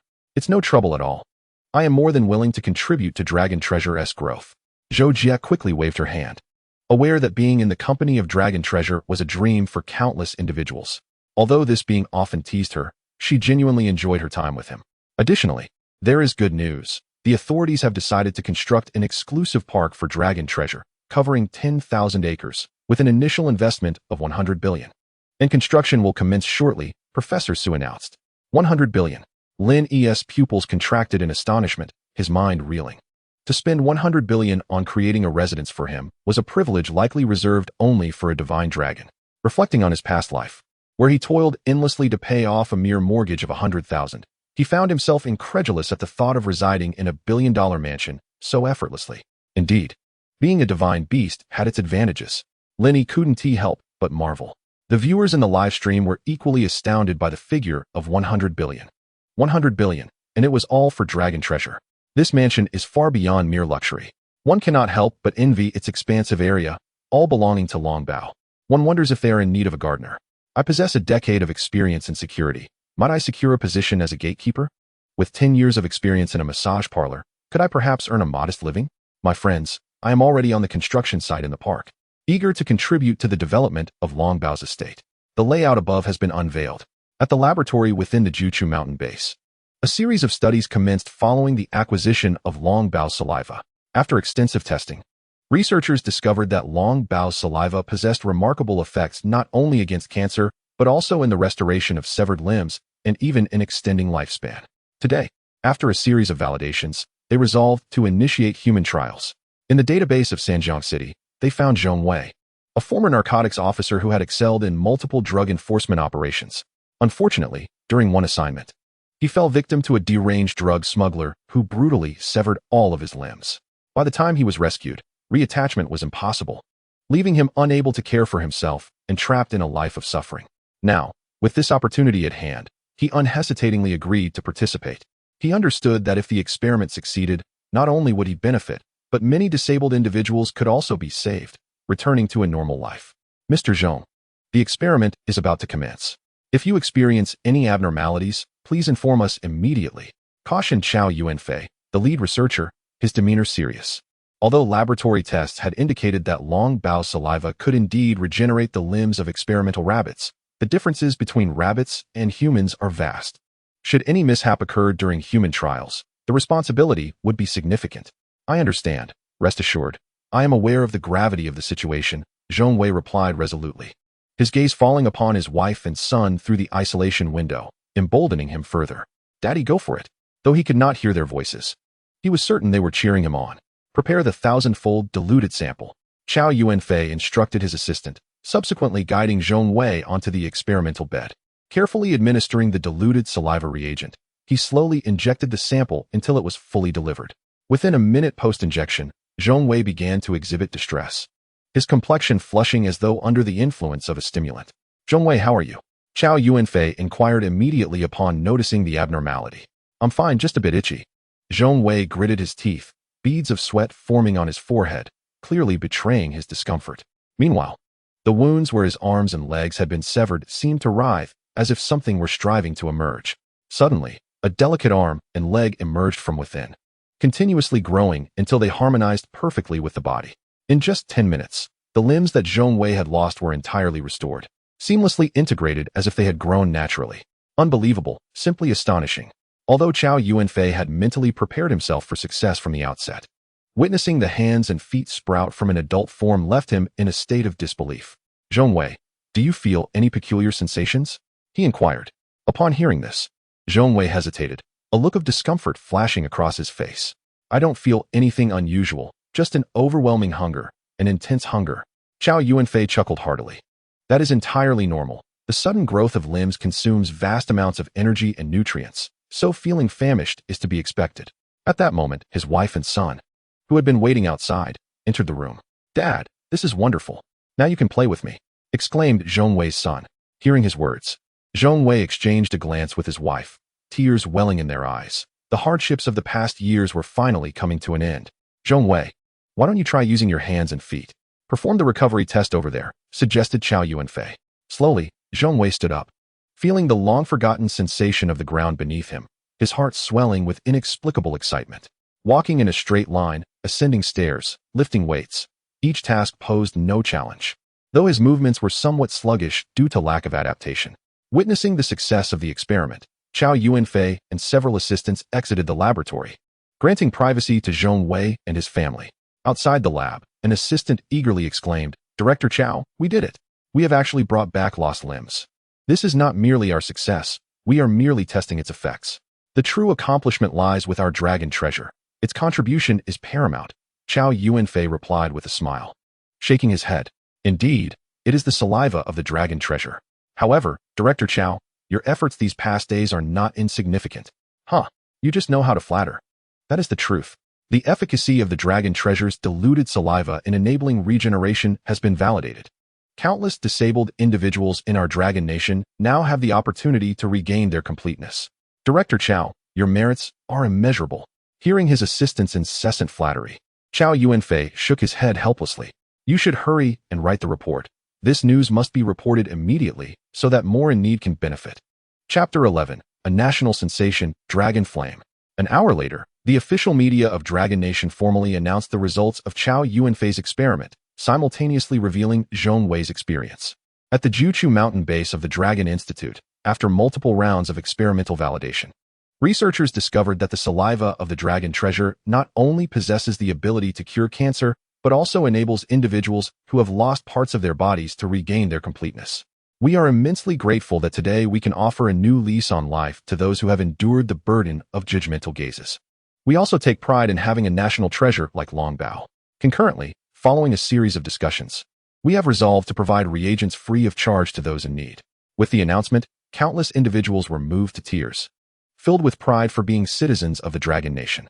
Tears welled up as our heroes of the Dragon Nation arose once more. Longbao, I cherish you. You are my eternal faith. Just as we were still reeling from the impact of free cancer treatments, another significant development emerged. Thank you, Longbao. Thank you, Dragon Nation, for granting me a second chance at life. You may not believe in deities, but you must believe in the Dragon Nation and Longbao. I predict that within 10 minutes, the foreign internet will be rife with cynicism. On international forums, it was unsurprising that this news was rapidly disseminated. As the excitement mounted, it swiftly ascended to the top of trending topics, with the second headline reading, Dragon Nation cures cancer and offers free treatment to the public. What is going on? Just moments after announcing a cancer cure, they now claim to restore physical disabilities? This must be fake news. While I initially envied their ability to cure cancer, I now harbor doubts about its authenticity. It appears to me that this is a smokescreen from the Dragon Nation, aimed at confusing us and undermining our confidence. Despite the passage of time, I have yet to witness any civilians in the Dragon Nation being cured of cancer for free. This must be false information. Seeing the foreign netizens express their skepticism, the Dragon Nation's online community decided to deliver a decisive response. They promptly shared domestic statistics and related videos. Subsequently, the foreign internet was flooded with various reports of cancer cures, along with videos of Zhou Jie regrowing limbs. Over 10,000 individuals have already received free treatment. Could this be true? Faced with overwhelming evidence, the foreign netizens fell silent. When will we have access to these medications? I envy the day of the Dragon Nation's citizens. Enough already. That national treasure of theirs seems like an extraterrestrial being, selfishly hoarded. What a shameful act. What are the people in our country doing? Why is there no news from them? Oh, wise netizens. Do you know how one might swiftly gain citizenship in the Dragon Nation? Not for any other reason, but simply to see the giant pandas. I seek the same. I wish to see them too. As time progresses, netizens from other countries on the foreign internet are reluctantly acknowledging this reality, while also contemplating the idea of joining the Dragon Nation. However, the Dragon Nation is notoriously stringent in its management of foreign admissions. After a series of inquiries, none received answers to their questions. It is well known that joining the Dragon Nation is a formidable challenge, and now, merely wishing to partake in its benefits is utterly impractical. Meanwhile, Lin Yi, Sister Zhou, and Professor Su have already arrived at the site of nuclear material extraction. Due to the confidential nature of the matter, Sister Zhou refrained from initiating a live broadcast. Were it not for her unique relationship with Longbao, she likely would have been barred from entry due to national security concerns. Above the site of the nuclear material extraction, a robust factory structure stood, indistinguishable from an ordinary plant at first glance. However, upon closer inspection, one would discern that these formidable walls could withstand even the might of a tank. After disembarking from the helicopter, individuals emerged from within to greet them. Professor Su, Miss Zhou, and Longbao, welcome to the nuclear material extraction site. I am Sun Wei, the supervisor here. The items required by Longbao have been prepared. Should you need anything else, do not hesitate to inform me. The speaker was a portly middle-aged man, amiable in demeanor, though he exuded a sense of humor. An underlying military resolve was evident. Let us not delay any further. Let us proceed to the site, he continued. The group followed Sun Wei's lead to the storage room, where everyone except Longbao donned heavy protective suits. Longbao, you can absorb all of this. If it's insufficient, we have another warehouse, Sun Wei cheerfully remarked. Lin Yi gazed at the towering pile of nuclear material before him, a sense of yearning welling up within. Without hesitation, he leapt forward, opening his mouth wide. The towering mass of nuclear material surged towards him, bucket after bucket, and in mere moments, the vast storage room lay completely emptied. Sun Wei, witnessing this extraordinary sight for the first time, was taken aback. It was utterly unfathomable. To consume an entire storage room in one breath was beyond comprehension. Just a small display. There will be more astonishing feats to come, Professor Su remarked with a slight smile, observing Sun Wei's astonished expression. After Lin Yi had consumed all the nuclear material, he felt an invigorating surge of power coursing through his body, alongside the awakening of unknown abilities. A radiant glow enveloped him, fortifying the scales that adorned his form, and he seemed to grow taller. Lin Yi sensed the emergence of a new capability. As his body spiraled in the air, he unleashed a torrent of flames, the searing heat instantly melting a substantial hole in the storage room. The onlookers stood frozen, utterly astonished. They had not anticipated that Lin Yi could breathe fire, and the ferocity of those flames was nothing short of terrifying. This storage room had been specially treated, fortified with thick lead and steel layers, yet it had been breached by a single breath of dragon fire, truly a spectacle of horror. Professor Su, this is indeed astonishing. But are you certain this isn't an act of destruction? Sun Wei inquired, as if recalling something, gazing mournfully at the scorched ground. Ahem, rest assured. Funding will be allocated for repairs, Professor Su replied, clearing his throat awkwardly. In the air, Lin Yi overheard their conversation and silently expressed his apologies. Moments ago, he had experienced an unbearable itch in his throat, which led him to inadvertently unleash a burst of dragon flame. Although this resulted in some minor destruction, Lin Yi felt immense joy at having developed a new ability. He contemplated attempting it once more, but upon surveying his surroundings, he decisively abandoned the idea. Steering his body to the side, he summoned forth a multitude of beads that materialized in the corner of the wall. After expelling the waste, Lin Yi happily returned to Sister Zhou's side, while Professor Su, upon witnessing the beads ejected from Lin Yi's body, regarded them as treasures and immediately instructed his team to begin packing them. He was acutely aware that there were approximately 3 to 4 tons of these special beads in the corner, and if the energy within them were to be harnessed, it could supply the entire Dragon Nation for 4 to 5 decades. Chapter 12. You have no objections to the requisition of your mine, do you? Within moments, all the beads produced by the dragon treasure were packed and transported out of the mining site. Professor Su, rubbing his hands together in satisfaction, returned to join Sister Zhou and the others. Professor Su, what is all this? Sun Wei, unaware of the bead's potency, curiously inquired upon seeing the professor's excitement. You might not be aware, but these beads are extraordinarily useful. They will be the cornerstone of our future energy supply in the Dragon Nation, Professor Su replied, brimming with pride. Can such a small bead possess such immense power? Sun Wei expressed skepticism, as he was involved in the extraction of nuclear materials and understood the challenges of discovering a new energy source. You may not believe it now, but just wait. It won't be long before you see its true value. Professor Su refrained from elaborating, confident that the evidence would speak for itself. Sun Wei nodded in confusion and then turned to Lin Yi. Dragon treasure, do you think the nuclear materials in this storage room are sufficient? If not, we have another warehouse. Despite having absorbed a significant quantity of nuclear material here, Lin Yi felt a lingering sense of incompleteness and resolved to continue his absorption. Seeing Dragon treasure nod, Sun Wei turned to lead everyone to another warehouse. Upon entering the second warehouse, which was similarly filled with nuclear materials, Lin Yi wasted no time and began his absorption immediately. The nuclear materials from the storage room surged toward his mouth, and moments later, a substantial number of beads were expelled. Although the quantity of nuclear material absorbed was comparable to that from the previous storage room, Lin Yi sensed that while he had grown, no new abilities had manifested. Instead, he experienced a notable increase in both strength and physical form. Indeed, he has visibly grown. It seems that nuclear material is the true nourishment for dragon treasure. Professor Su observed Lin Yi closely, feeling a profound sense of joy at the sight of Lin Yi's burgeoning strength. Professor Su, does dragon treasure need to consume nuclear material daily? Sister Zhou inquired, pondering how uncomfortable it must be to remain in the nuclear material extraction site day after day, clad in protective gear. It shouldn't be the case, Professor Su interjected. For creatures like Long Bao can go for extended periods without sustenance after a single meal, there must be a need for digestion, after all. Furthermore, Long Bao consumes nuclear material, which possesses a remarkably high energy content. Zhou considered this and found it reasonable. Although a young dragon, digestion is still requisite. Long Bao, are you full? Seeing the nuclear materials he had labored to extract for months consumed in an instant by Long Bao, Sun Wei suddenly felt a pang of anxiety. Worried the little creature might not be satiated, Lin Yi patted his belly, indicating he was indeed full, which alleviated Sun Wei's concern. Lin Yi sensed that while he felt satisfied, it was solely in regard to this particular substance. He believed he could consume an unlimited amount of other edible items. However, he had to vary the types. If he indulged too much in one kind, a sense of fullness would ensue, necessitating a period of rest before he could absorb more.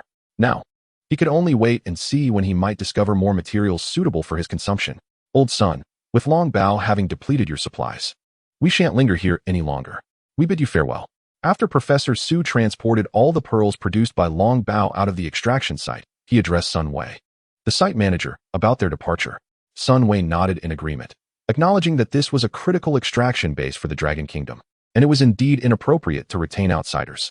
Sister Zhou, cradling Long Bao, made her way toward the helipad. After Lin Yi had absorbed a significant quantity of nuclear material, both his physique and weight had noticeably increased. Sister Zhou felt the added heft as she held him. Long Bao, you've gained some weight, she remarked. Why not fly over by yourself? She gasped, pinching Lin Yi's tail. In response, Lin Yi flicked his tail and playfully clawed at Zhou's belly, revealing a ring of excess flesh. His dragon eyes seemed to convey, you've no right to comment on my size. Zhou was taken aback. Long Bao, did you just call me fat?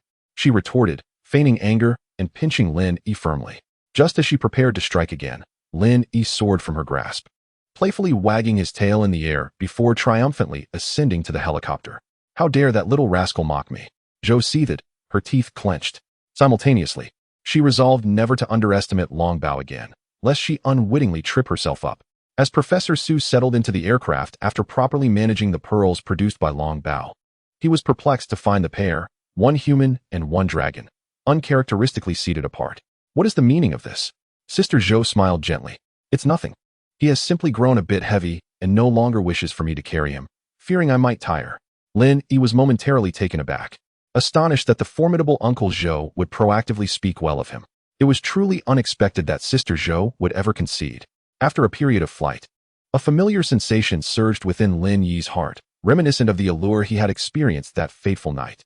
Without hesitation, he soared from the helicopter, peering below to behold an expansive open-pit mine, accompanied by a towering chimney. The source of that magnetic pull emanated from the factory adjacent to the chimney. Long Bao, have you discovered any sustenance? Professor Su inquired, sensing something amiss. Lin Yi nodded affirmatively and promptly descended to the mining site. Without delay, Professor Su instructed the pilot to lower the helicopter. Moments later, the helicopter settled beside a vacant area of the mine, inevitably attracting the attention of those within. Hello. This is a state-owned large silver mine of Long Country. I kindly ask you to leave immediately. The mine's supervisor addressed Professor Su without hesitation. Apologies, but I must inform you that your silver mine has been requisitioned to serve as nourishment for our national treasure. Professor Su replied sternly, gesturing toward Lin Yi, who hovered in midair. Upon noticing Lin Yi's suspended form, the mine's supervisor was momentarily taken aback. This is truly Long Bao? Indeed. Long Bao requires resources from your mine as sustenance. I trust you have no objections? Professor Su stated, somewhat impatiently. This was a silver mine, naturally yielding high-purity silver. The prospect of Long Bao consuming nuclear material to produce enigmatic orbs as a new energy source stirred fervor within Professor Su's heart. Chapter 13, New Power. Summoning Wind and Rain. It is our honor to provide sustenance for Long Bao. Within this silver mine, anything he desires may be taken. The mine supervisor proclaimed confidently, thumping his chest. Very well, lead the way to your silver storage warehouse.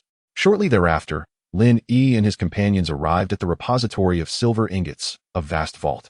Outside the vault lay sheets of copper ingots, refined during the silver extraction process. As Lin Yi approached the copper ingots, a sense of yearning welled within him, though the allure of the silver within the vault was undeniably stronger. Noticing Lin Yi's interest in the copper, the mine supervisor eagerly began to explain. These are copper ores mined alongside the silver, processed into ingots through various procedures. Without a moment's hesitation, Lin Yi opened his mouth and consumed all the copper ingots before him, as the warehouse witnessed the astonishing disappearance of several tons of copper ingots. The head of the silver mine stood agape, rendered speechless by the spectacle. Moments later, an array of objects resembling copper ingots emerged from Lin Yi's body. The original hue of the copper had vanished, replaced by a mysterious, ethereal blue sheen, and their quantity was significantly diminished. Professor Su rushed over, meticulously examining the metallic fragments on the ground. After circling around and feeling the exceptionally smooth surface with his hands, he excitedly addressed the silver mine's manager, urging him to summon researchers equipped with instruments to analyze the composition, structure, and various metrics of this material. The manager, sensing the extraordinary nature of this substance, hurriedly sought out several researchers from the smelting plant, harboring the hope that he might benefit from this remarkable discovery. The researchers quickly employed their devices to test the metallic fragments expelled by Lin Yi. As the data emerged, disbelief washed over their faces. After a deep breath to steady their nerves, the lead researcher slowly articulated, "This unknown metal possesses tenfold the ductility, hardness, and fatigue resistance of any known metal, and its density is merely 1/3 that of steel. Furthermore, it exhibits the ability to absorb radar waves and rebound high-energy particle impacts." As the researcher concluded, a collective gasp resonated through the assembly. The existence of such a potent metal before their very eyes seemed implausible, had it not originated from the dragon treasure. They would scarcely believe in its existence. "Li Hu, give it a try." Professor Su commanded the bodyguard who had been following them. Upon hearing this, Li Hu promptly drew his firearm, aimed at one of the metallic pieces, and pulled the trigger. With a resounding bang, Professor Su rushed to inspect the struck metal fragment. To his astonishment, the surface bore no marks from the bullet, remaining as flawlessly smooth and pristine as before, as if the event had never transpired. Incredible! After a moment of contemplation, Professor Su marveled at the metal. This shooting experiment had effectively confirmed the veracity of the previously recorded data, suggesting that the actual properties of this unknown metal might even surpass those initial findings. One can only imagine the revolutionary upgrades that the defense equipment of the Dragon Kingdom would undergo once this metal is utilized on a large scale. Tanks capable of deflecting various projectiles and stealth fighter jets that absorb radar waves while repelling all forms of assault. Who wouldn't be intimidated by such advancements?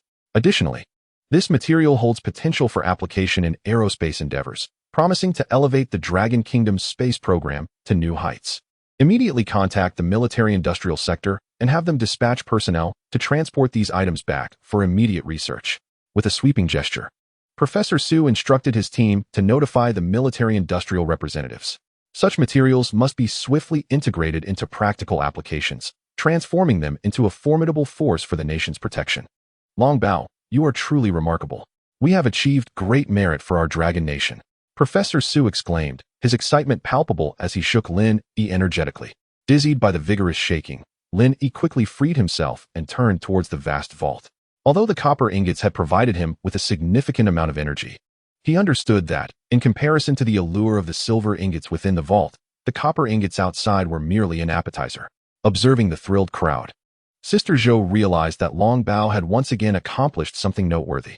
While she felt a sense of happiness, the technical intricacies eluded her comprehension, leaving her to quietly stand in the corner as a mere spectator. As Lin Yi focused on the vault before him, the head of the silver mine slapped his forehead. Cursing himself for his lack of perception, he promptly approached and unlocked the vault. As the vault door swung open, a dazzling array of silver ingots illuminated the room, making it difficult for everyone to keep their eyes open. So much silver. Sister Zhou gazed at the vault brimming with silver ingots, her eyes sparkling with avarice. Although the value of silver is not particularly high, the sheer volume was overwhelming, conservatively estimated to be worth several hundred million. The sight of such wealth laid out before her was irresistible. If Miss Zhou is interested, she could take a piece as a keepsake. It would make for a lovely decoration. Professor Su remarked, grinning at the money-minded Sister Zhou. No, it's too heavy. But if one day Long Bao were to consume gold bars, I might consider collecting a few. Sister Zhou mused thoughtfully. Haha, I believe that day will surely come. Professor Su laughed heartily, then turned his gaze to Lin Yi. Lin Yi soared to the center of the vault, opened his mouth wide, and the silver ingots flowed in a steady stream into him, being absorbed in an instant. As he digested the energy from the silver ingots, he felt a renewed sense of growth within his body, accompanied by a profound sensation washing over him. Upon closer introspection, Lin Yi discovered a newfound affinity with the surrounding air, as if he could conjure a tempest at will. Moreover, he sensed that, bolstered by this power, his flight speed would ascend to new heights. He realized that with a mere thought, he could command the clouds in the sky to gather in a specific direction. Once the clouds converged, he could summon thunder and lightning from within them for his use, and even invoke rain. However, perhaps due to his still being a young dragon, the area he could control was limited, sufficient only to cover a small town. The potential for advancement remains vast. In Chapter 14, The Abilities of the New Pearls, Lin Yi, after having sorted through his newfound powers, suddenly became aware of a remarkable realization. Controlling wind and rain. Was this not akin to the mythological prowess of the Dragon King of the East Sea, who could summon storms at will? Could it be that he was, in fact, a young dragon dwelling beneath the waves? Lin Yi resolved that he must venture to the sea when time permitted, for he might encounter unexpected discoveries. Having made up his mind, Lin Yi promptly expelled the waste produced from the absorption of the silver ingots. Professor Su, who had long awaited this moment, immediately lit up with excitement and hastened toward Lin Yi. With a mere thought, Lin Yi conjured a series of translucent pearls that floated from his body. The pearls landed on the ground, and Professor Su, wearing gloves, eagerly picked one up, scrutinizing it with keen interest. Unfortunately, these orbs were colorless and tasteless. Apart from their aesthetically pleasing appearance, he discerned no anomalies.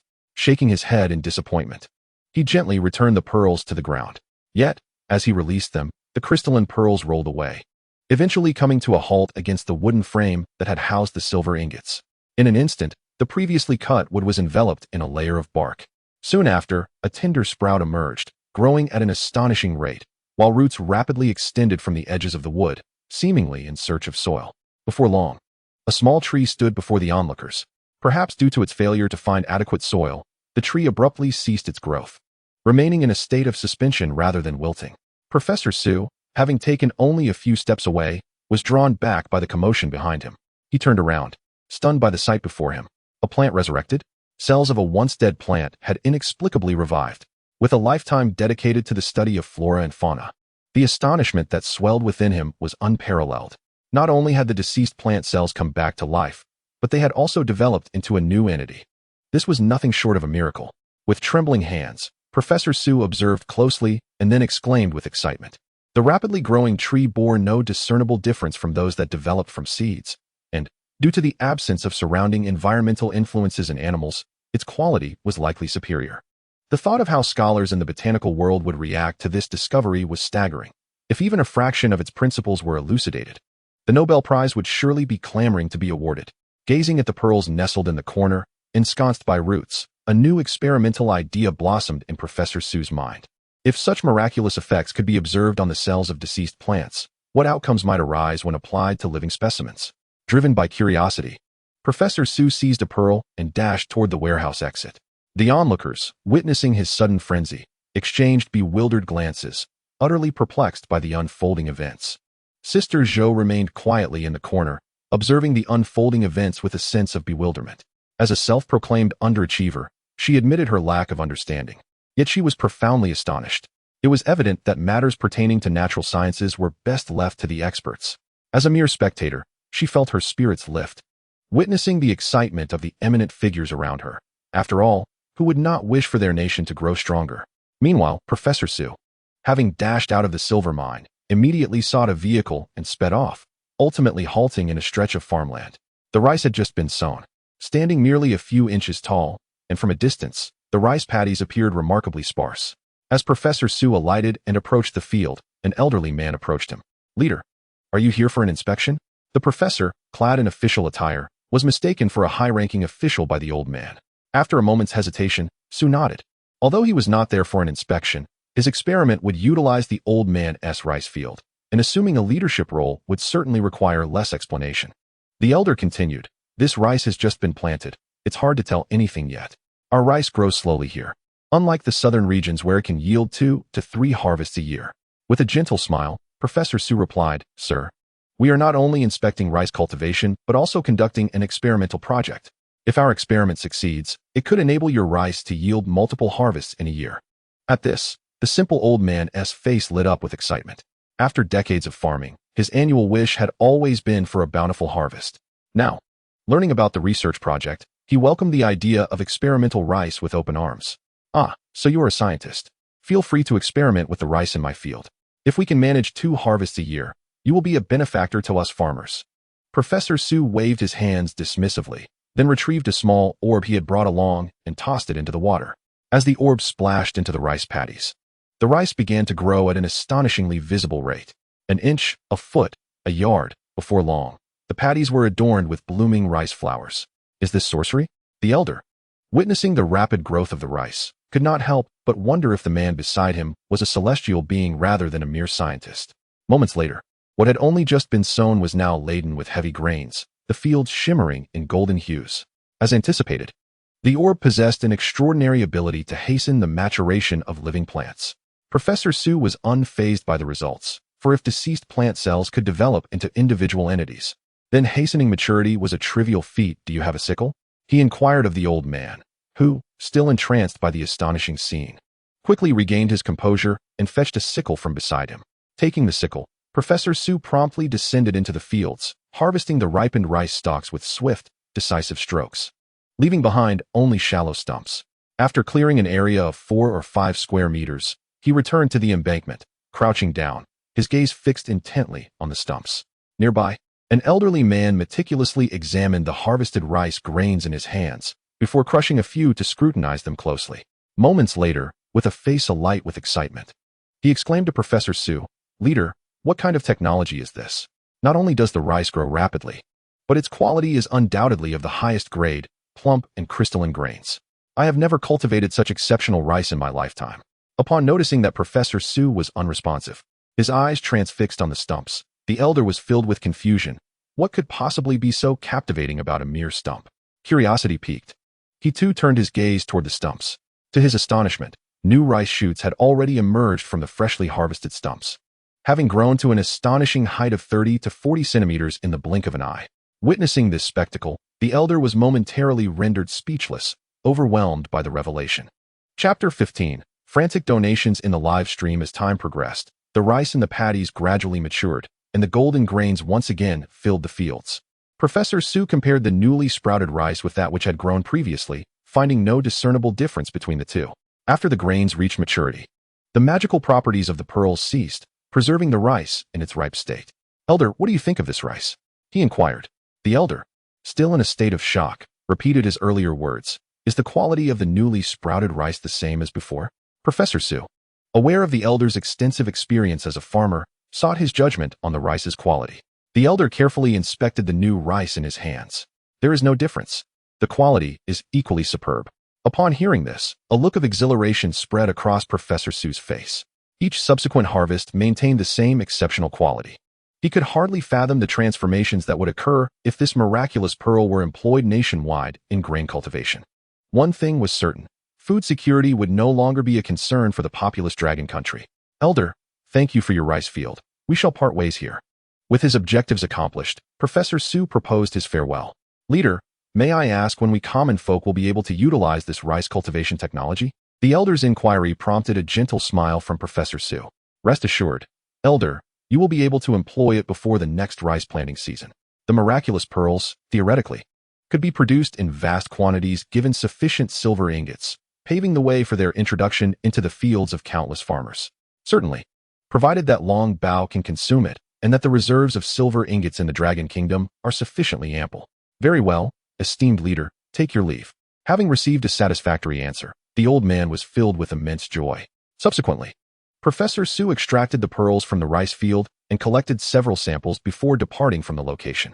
At the silver mine, Sister Zhou and her companions were idly waiting at the entrance, their gazes fixed on the road where Professor Su had left, nearly losing hope. Finally, after what felt like an interminable wait, Professor Su's vehicle appeared within their line of sight. As he alighted, the driver retrieved a medium-sized goat from the back seat. The sight of Professor Su returning with a goat left everyone rather perplexed. Professor Su, are you planning to feast on a whole roasted goat tonight? Or perhaps a grand goat banquet? Sister Zhou inquired, her eyes sparkling with gluttonous delight. As a true Epicurean, she found it hard to fathom the purpose of bringing a goat to this remote silver mine. Aside from the notion of a meal, she could think of no other explanation. Upon hearing Sister Zhou's words, Professor Su shook his head and clarified, I acquired this goat for a small experiment. It holds significant potential, so do not entertain any thoughts of culinary pursuits. He then secured the goat in a designated area and proceeded to feed it the recently discovered pearls. After consuming the pearls, the goat bleated a few times but exhibited no unusual behavior. Subsequently, in full view of the onlookers, it expelled a foul-smelling pile of dung.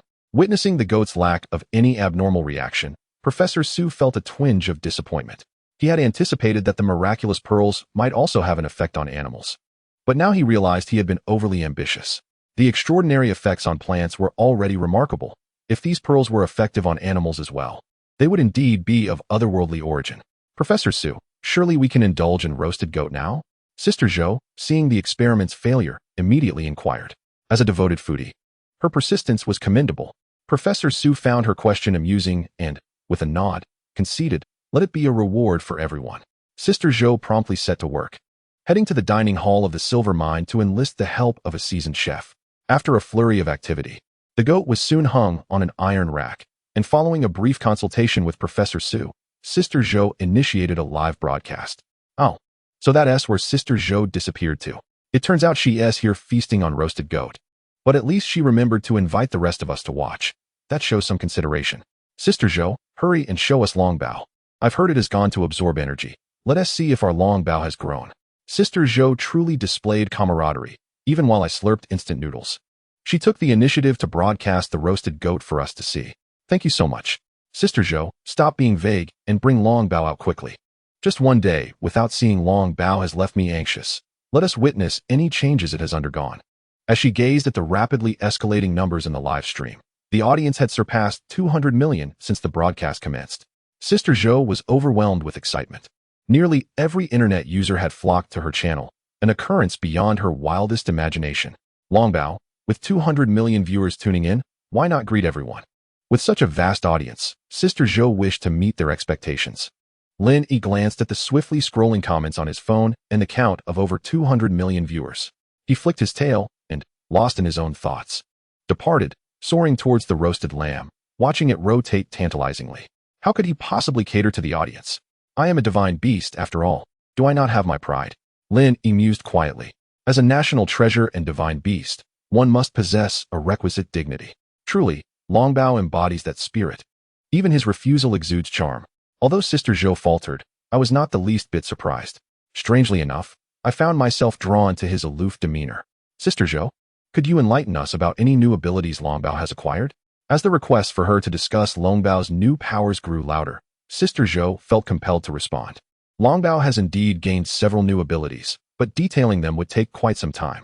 My throat has not been well recently, so I fear I may struggle to convey it all clearly. As her words trailed off, she coughed a few times.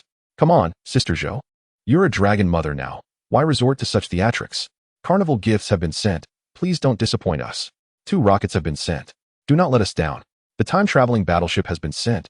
Please don't disappoint us. The heart of the universe has been sent. Please don't let us down. Doe number 1 has been sent. Please don't disappoint us.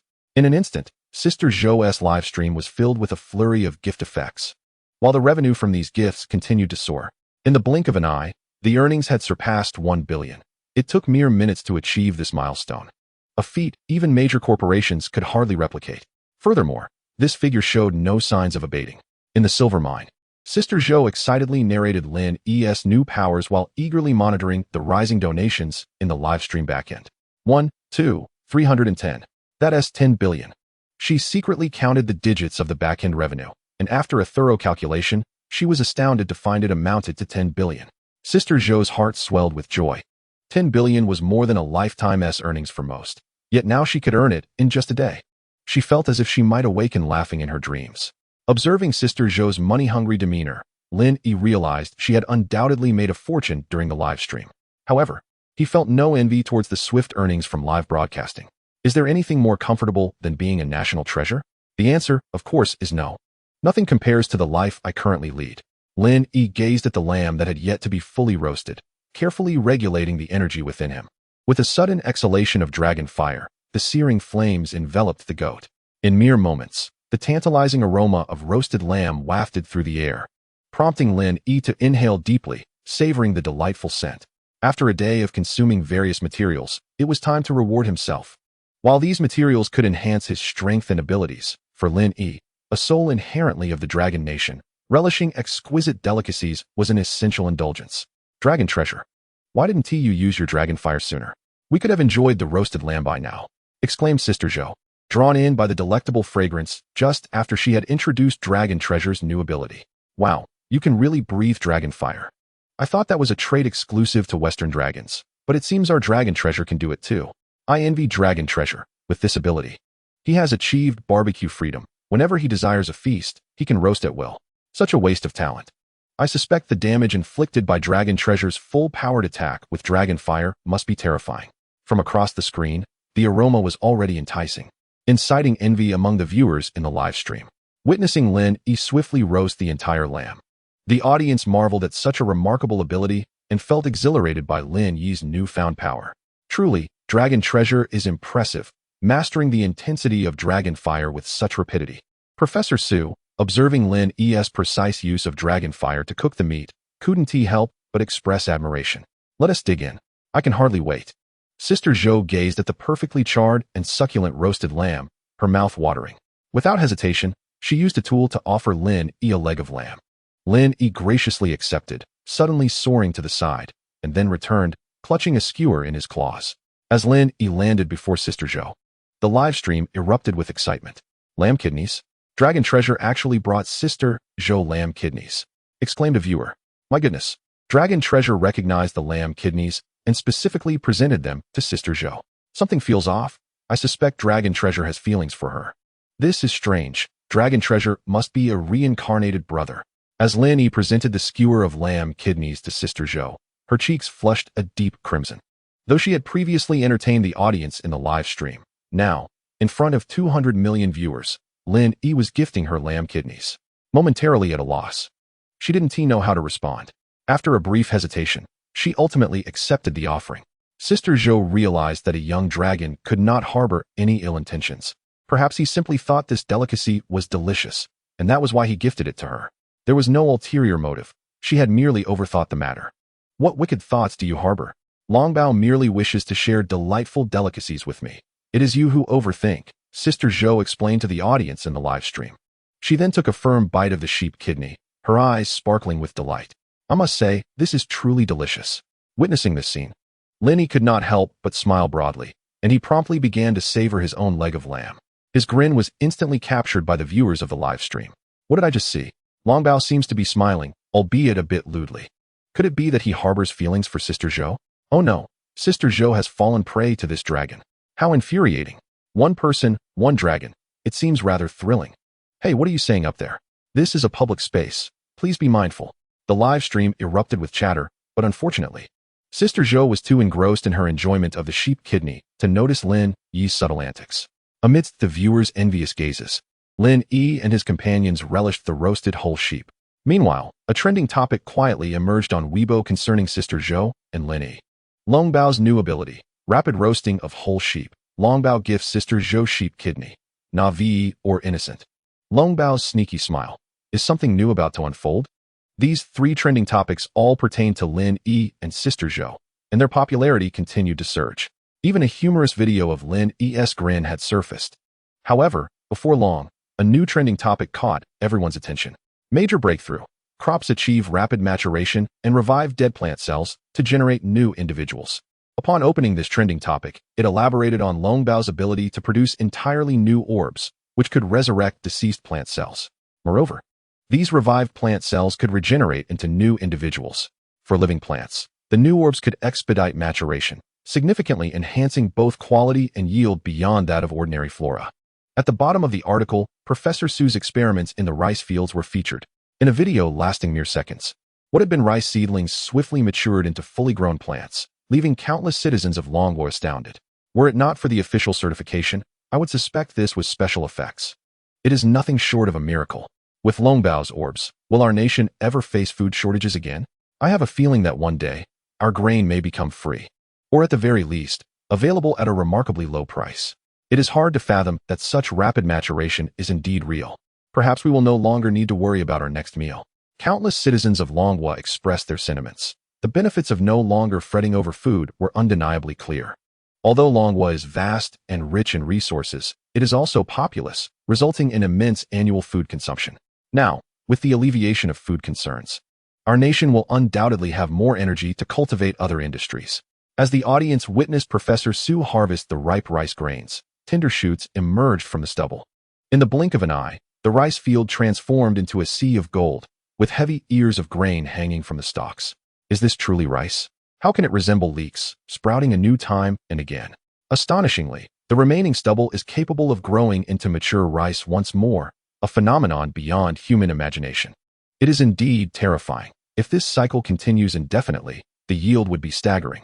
My friends, I have already submitted my resignation and returned home to farm.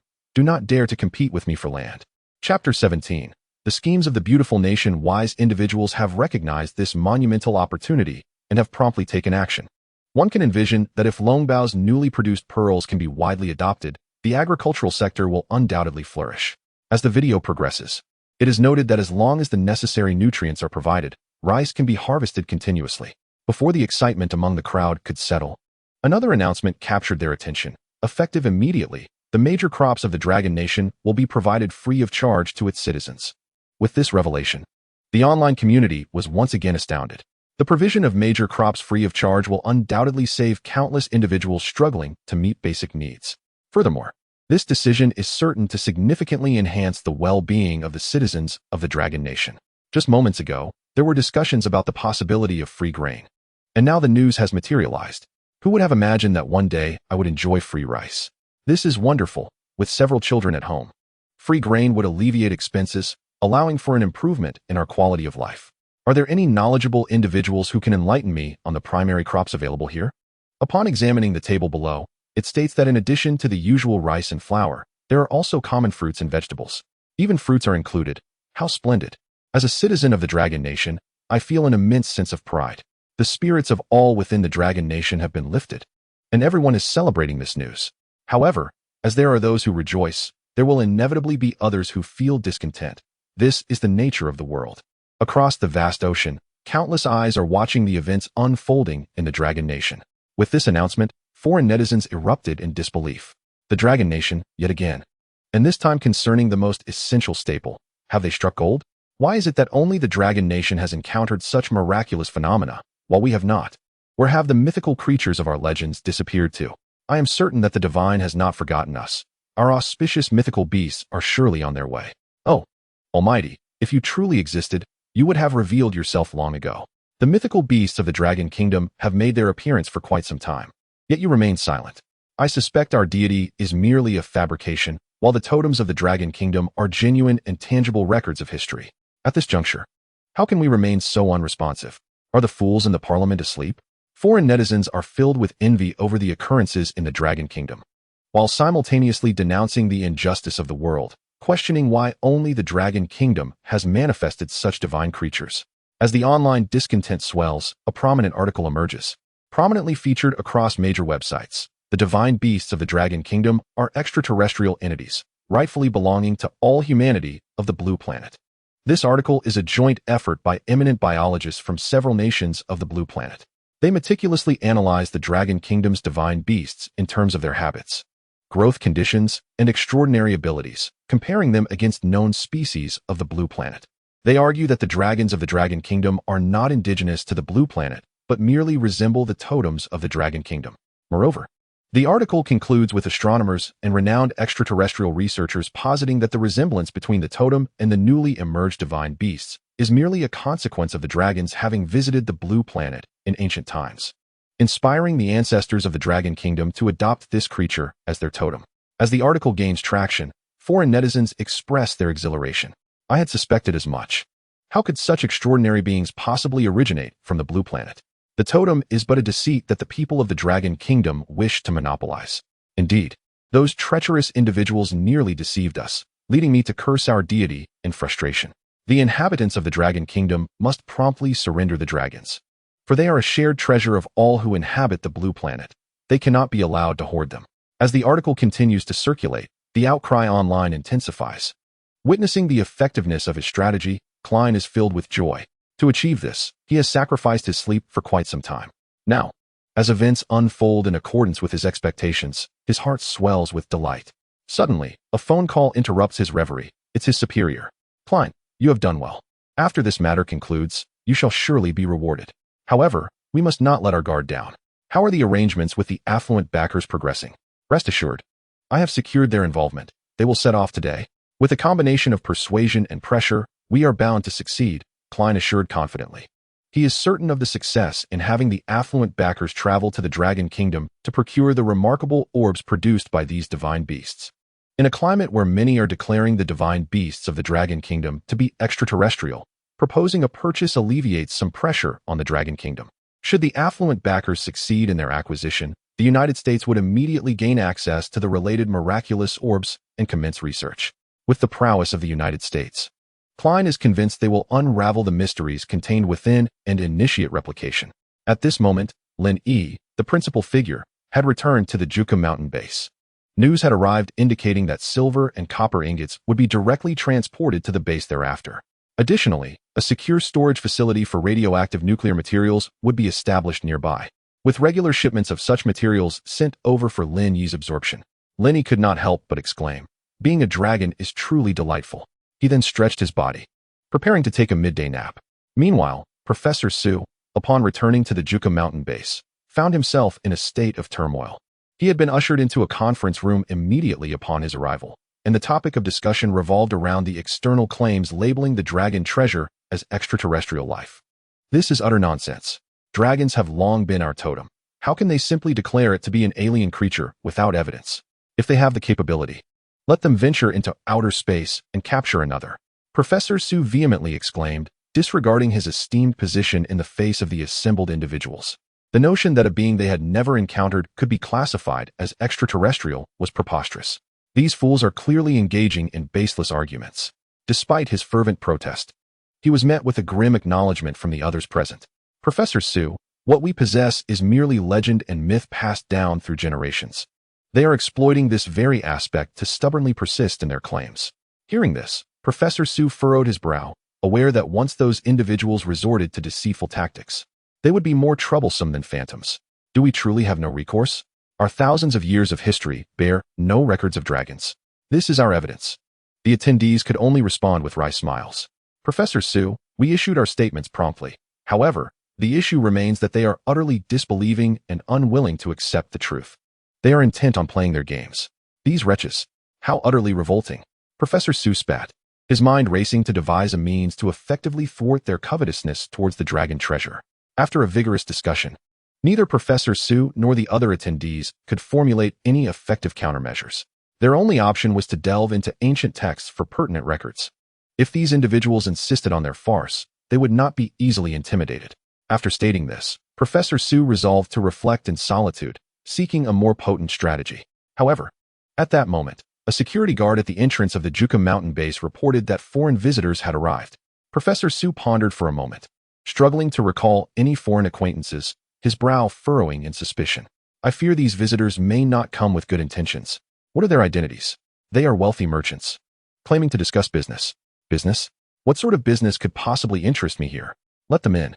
Initially perplexed, Professor Su suddenly understood that the so-called business pertained to the extraordinary pearls produced by the dragon treasure. Their arrival at such a critical juncture suggested a possible clandestine arrangement with the United States. Nevertheless, as they were already at the doorstep, it seemed impolite to outright refuse them. First, let us ascertain the true nature of these individuals. Professor Su resolved within himself and promptly proceeded to the reception room. Professor Su, the affluent dog merchants have arrived. They must be here for the precious pearls produced by Longbao, wouldn't you agree? He inquired of several fellow professors. Indeed, their intentions seem rather dubious this time, and it is prudent to ascertain what schemes they harbor. What if they request to meet Longbao? Should we permit it? Professor Su shook his head firmly, responding, no, it would be unwise to grant them an audience. We cannot risk them harboring ulterior motives. A few minutes later, in the reception room, several impeccably dressed dog merchants entered, exuding an air of courtesy upon encountering Professor Su. Professor Su, we have long heard of your esteemed reputation in the international biological community. It is indeed an honor to finally meet you, one of the merchants remarked, conversing fluently in the dragon language to foster camaraderie. This indicated that the merchants had thoroughly prepared for their visit to the Dragon Kingdom. Your compliments are unwarranted. I am merely a scholar, devoid of any notions of honor. Professor Su replied with a faint smile, swiftly steering the conversation towards the matter at hand. Pray tell, what brings you esteemed guests from afar to us? We have come to negotiate a business transaction with your nation and the illustrious Juka Mountain, they stated. Business? This is a research institute. What dealings could we possibly have? Professor Su feigned ignorance. Ah, Professor Su, you jest. Your institute possesses the most valuable resources on the entire blue planet. How could there be no business to discuss? Is that so? We are here to procure the national treasures of your kingdom, specifically the pearls from Longbao, which can serve as energy sources, as well as those with miraculous effects on plants. We are prepared to offer any sum you deem fit, should you be willing to sell. After revealing their intentions, the merchants ostentatiously showcased their financial prowess. As individuals of immense wealth, they were not lacking in currency. That may be so, but we have no intention of selling those pearls. Professor Su categorically rejected their proposal. The pearls produced by Longbao are indeed divine gifts. How could we sell them to others? Moreover, their significance to our nation is unparalleled. We scarcely have enough for our own use, let alone to sell. One pearl for $1 billion. In USD. Upon hearing Professor Su's outright refusal, the merchants resorted to their ultimate tactic, unleashing a torrent of cash in hopes of persuading him. They were determined to believe that there was nothing they could not acquire. Professor Su shook his head and took a sip of tea before calmly stating, these treasures are priceless. We shall not part with them. The merchants, undeterred by his refusal, appeared to have anticipated this outcome and continued, Professor Su, to my knowledge, there are discussions abroad claiming that dragons are extraterrestrial beings, and related articles have already circulated widely. If the Dragon Kingdom were willing to sell those enigmatic orbs to us, I believe the external pressures would significantly diminish. Professor Su, witnessing their attempts at soft persuasion failing, thought to himself, as expected, these affluent entities are indeed in cahoots with the Americans, driven solely by the desire to acquire the mysterious orbs produced by the dragon treasure. Unfortunately, what they fail to realize is that even if they obtain the dragon treasure's orbs, they would merely serve as consumables. For the moment the first orb emerged, relevant replication efforts were immediately initiated. However, after a period of research, the scientists were astonished to discover that, with the current technology of Blue Star, replication is utterly unattainable. The principles governing the orb's functions are exceedingly complex, and there appears to be no feasible way to unravel them. The dragon has been the totem of our Dragon Kingdom for millennia. They are merely driven by avarice and unruly antics. Should they wish to play the rogue, let them come forth. Our Dragon Kingdom fears no one. Professor Su chuckled heartily, his gaze resolute. The Dragon Kingdom of today is not one that can be easily bullied. The balance of power remains uncertain. Is it not excessive for you to monopolize extraterrestrial entities? We merely seek to purchase some of their products, yet you refuse? A young man from the affluent camp could not contain his fury. I have stated that the dragon treasure is a member of our Dragon Kingdom, and we have the right to determine its fate. I kindly ask you to leave. Professor Su no longer extended his courtesy. The affluent representatives, realizing that negotiations had reached an impasse, retreated in disarray. Professor Su, those orbs are not replicable by them anyway. Why not sell them too, to prevent any underhanded schemes? After the affluent party departed, someone voiced their confusion. We barely have enough orbs for ourselves. How could we sell them to others? Moreover, we cannot afford to open that door. Once we sell the orbs, they will undoubtedly seek more. Human desire knows no bounds. In response, those present unanimously agreed with this sentiment, fully aware that the greed of those individuals far exceeds imagination. In Shudi, at the archaeological site of the Sangxingdui, several archaeologists were meticulously clearing the dirt from the artifacts. Confronted with relics that could date back 3,000 or 4,000 years, they had to proceed with utmost caution. As the fine brushes swept away the layers of dirt time and again, the treasures unearthed from pit number 5 gradually revealed their true forms. A gold leaf, roughly the size of A4 paper, was unveiled before the eyes of the onlookers. Ancient and momentous, it appeared that the gold leaf bore inscriptions. With a gasp from one of the archaeologists, an elder, referred to as the Ancient One, rushed over. The Ancient One, originally named Gu Yanqing, is a renowned archaeological expert from the Dragon Kingdom, having studied the Sangxingdui culture for many years. Upon his arrival at the site, he examined the somewhat crumpled gold leaf with great care. Moments later, he could hardly contain his excitement. It describes the dragon. It recounts the tales of dragons and our ancestors. Chapter 19. A monumental archaeological discovery. As Gu Yanqing's voice faded, the crowd surged towards the ancient relic. The dragon, emblematic of the Dragon Kingdom, has only existed within historical chronicles and legends. The people of the Dragon Kingdom have always held a steadfast belief in the dragon's existence, convinced it is a creature witnessed by their ancestors, not merely a figment of imagination. However, in recent decades, archaeological endeavors across the Dragon Kingdom yielded no evidence of dragons, leading to widespread skepticism. With the emergence of the dragon treasure, doubts dissipated, rekindling hopes of one day uncovering the ancient traces of dragons. Now, the golden leaves, dating back 3,000 to 4,000 years, bore authentic depictions of these magnificent beings. The excitement among the crowd was palpable. Let us extract it completely, commanded the elder. The golden leaf was still embedded in the earth, merely revealing its surface. Quickly, retrieve it at once. As a few archaeologists commenced their work, the golden leaf was swiftly unearthed. However, upon its extraction, they discovered what seemed to be similar golden leaves buried beneath. Quickly, expand the excavation area. Assemble all personnel to expedite the digging. Upon witnessing this scene, the elder immediately issued orders. The discovery of a single golden leaf was already immensely precious. The thought of an entire collection was beyond his imagination. It was essential to note that this site dated back at least 3,000 to 4,000 years, possibly even 5,000. Remarkably, written records had already emerged during that era, and in gold no less. The elder sensed that this could be the most significant archaeological discovery in the Dragon Kingdom's history. With all archaeologists gathered for the excavation, it wasn't long before every golden leaf was unearthed, 11 in total, each documenting various aspects of the dragon. As the elder laid the golden leaves upon the table, he examined them meticulously. The inscriptions detailed the dragon's diet, abilities, and the myriad ways in which they aided humanity in ancient times. Consequently, dragons were revered as deities, regarded with respect and veneration, serving as the kingdom's totem. These records confirm that dragons existed millennia ago. There are depictions of dragons harnessing lightning and bestowing rain upon parched crops, truly astonishing. Our totem is real. We are indeed descendants of dragons.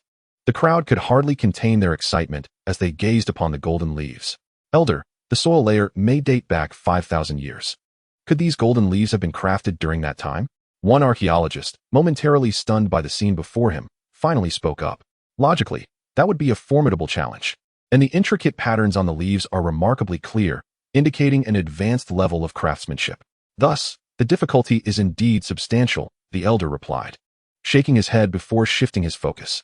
However, recorded above is the existence of dragons, along with an account of their myriad abilities. Perhaps, in ancient times, dragons were akin to the modern-day dragon treasure, greatly advancing the technology of their era. Yet, one must ponder, why did they ultimately vanish? With the emergence of this question, antiquity fell silent. Prior archaeological endeavors revealed no trace of dragons, indicating that they indeed disappeared from human sight at some point in time. The ancients believed that a profound secret lay hidden within, awaiting discovery. I am confident that as our archaeological endeavors progress, The truth will eventually unveil itself before humanity. Encouraging everyone, the ancient sage soon realized he needed to report immediately. At the GQ mountain base, Lin Yi has been enjoying a tranquil life in the park these past few days, indulging in the nuclear materials and silver ingots delivered to hasten his growth. He also relishes a variety of exquisite dishes prepared by the park's chefs, with each meal offering new delights. It is nothing short of a paradise on earth. Unbeknownst to him, a special live broadcast targeting him is about to commence. Outside the park, a young man named Huang Feiyu stealthily observes Lin Yi through his phone, occasionally whispering to the viewers in the live stream. He is among the new recruits at the GQ mountain base, and on his very first day, he was assigned a peculiar task, to collect the dragon's excrement without its knowledge. Initially, he resisted the idea, but as Sister Zhou returned home, it seemed fitting that a girl could handle such a task, and no one else in the base appeared suitable. Ultimately, this arduous responsibility fell upon him. Bro, I've been observing for 2 days, and every time Dragon Treasure finishes breakfast, he takes a stroll around the park. I suspect that's when he relieves himself. As soon as he leaves, I'll follow suit. I must complete this task today. As he spoke, laughter erupted in the live stream. After 2 days of searching, I still haven't found it. Good luck. I believe you will succeed. They quipped, welcoming the annual spectacle, 007, the excrement of unprecedented nature. Old 8 chimed in. I knew you were envious of me. I'm ready to accept your challenge. Unfazed by the mockery in the comments, Huang Feiyu retorted, let me tell you. Don't underestimate me. You have no idea how many big shots in the base have privately urged me to notify them the moment I find it. You cannot fathom the demand for this. Its value is immense. Just then, Huang Feiyu spotted Dragon Treasure soaring into the park. He immediately followed, treading cautiously, striving to remain undetected. Haha, this is hilarious, being so careful, and yet it's merely to spy on where someone is relieving themselves. The big shots in the base are indeed ruthless. Competing for the dragon's excrement is quite a sight. The thoughts of the extraordinary are beyond the comprehension of mere mortals like us. Perhaps the excrement of the dragon possesses unimaginable significance. Surely it is true. Anything produced by the dragon is of superior quality, even its waste. As Huang Feiyu followed closely behind, he noticed that the dragon showed no intention of releasing its excrement, causing him to feel a sense of despair. Could it be that the dragon has no need to relieve itself today? Alas, my task seems to stretch endlessly ahead. Huang Feiyu could not refrain from expressing his frustration. Do not lose heart. We shall return tomorrow. We support you and believe you will surely discover the dragon's treasure. Indeed. We shall accompany you to the end, they chimed in. Why not ask the dragon where it would be convenient? Observing the comments on the screen, Huang Feiyu shook his head, exhaling deeply as he prepared to depart. Just as he took a step, he looked up to find Lin Yi had appeared before him, seemingly out of nowhere. Initially, Lin Yi believed he was secretly protecting him, but upon realizing something was amiss, he had flown over. Upon arrival, he was astounded to discover that this individual had been plotting to acquire his waist. Chapter 20. The Return of Sister Zhou. Huang Feiyu's embarrassment. Lin Yi's large, piercing eyes scrutinized Huang Feiyu, as if he were a king assessing a subject. Under Lin Yi's gaze, Huang Feiyu began to sweat profusely, feeling as though he had committed a grave offense. This was it. He had been caught, discovered while spying on the dragon in the restroom. How absurd. To be caught in the act of coveting someone else's excrement. Little Huang was destined to make headlines, all for the sake of peeping at the dragon. The brothers in the live stream burst into laughter, completely taken aback that Huang Feiyu had been so swiftly apprehended by Lin Yi. Dragon, what a coincidence. Huang Feiyu managed an awkward smile, feeling rather embarrassed. Lin Yi circled around him, continuing to scrutinize him. Under Lin Yi's intense gaze, Huang Feiyu felt an immense pressure, as though he were carrying a colossal stone upon his shoulders. If he did not confess, he might very well be crushed. Reluctantly, he divulged the purpose of his visit. Dragon, I was instructed by Professor Su and other scholars to collect your urine and excrement, but I did not wish to disturb you, so. Upon hearing this, Lin Yi could not help but reflect. As a divine beast, even its waste was regarded as a treasure. How absurd. At that moment, realizing the gravity of his situation, Huang Feiyu promptly called Professor Su. When the call connected, it was not Professor Su's voice that responded, but that of his assistant. Huang Feiyu candidly relayed his predicament. Please inform Professor Su that I have been exposed. My mission has failed. Before Huang Feiyu could hear the assistant's reply, a cacophony erupted from the other end. Little Huang, did you obtain the sample? You must save some for me. I am on my way. The voice on the phone was filled with urgency. Huang Feiyu recognized it as that of the renowned Professor Wang from the base, who had always exhibited a keen interest in Long Bao's excrement. Prior to his arrival, they had exchanged greetings multiple times, with Professor Wang requesting that he reserve some samples. Huang Feiyu had intended to clarify the situation, but unexpectedly, the call was taken over by another elder professor. Xiao Huang, don't listen to him. Remember to save some for me. I'll be there shortly. The call was abruptly terminated, leaving Huang Feiyu momentarily speechless. What on earth was happening? They were actually quarreling over excrement, particularly when Long Bao had not produced any. Before long, a group of seasoned researchers and professors from the GQ mountain base arrived. Upon seeing Long Bao and Huang Feiyu together, they approached with cheerful smiles, eager to reach their destination. Each was moving with such haste that, had it not been for their decorum, they might have sprinted. Lin Yi was taken aback by the sudden appearance of the professors. But there hasn't been any output, he thought, fully aware that his physique did not necessitate the production of excrement. Of course, if it were absolutely required, he could manage a small output, but it was entirely unnecessary.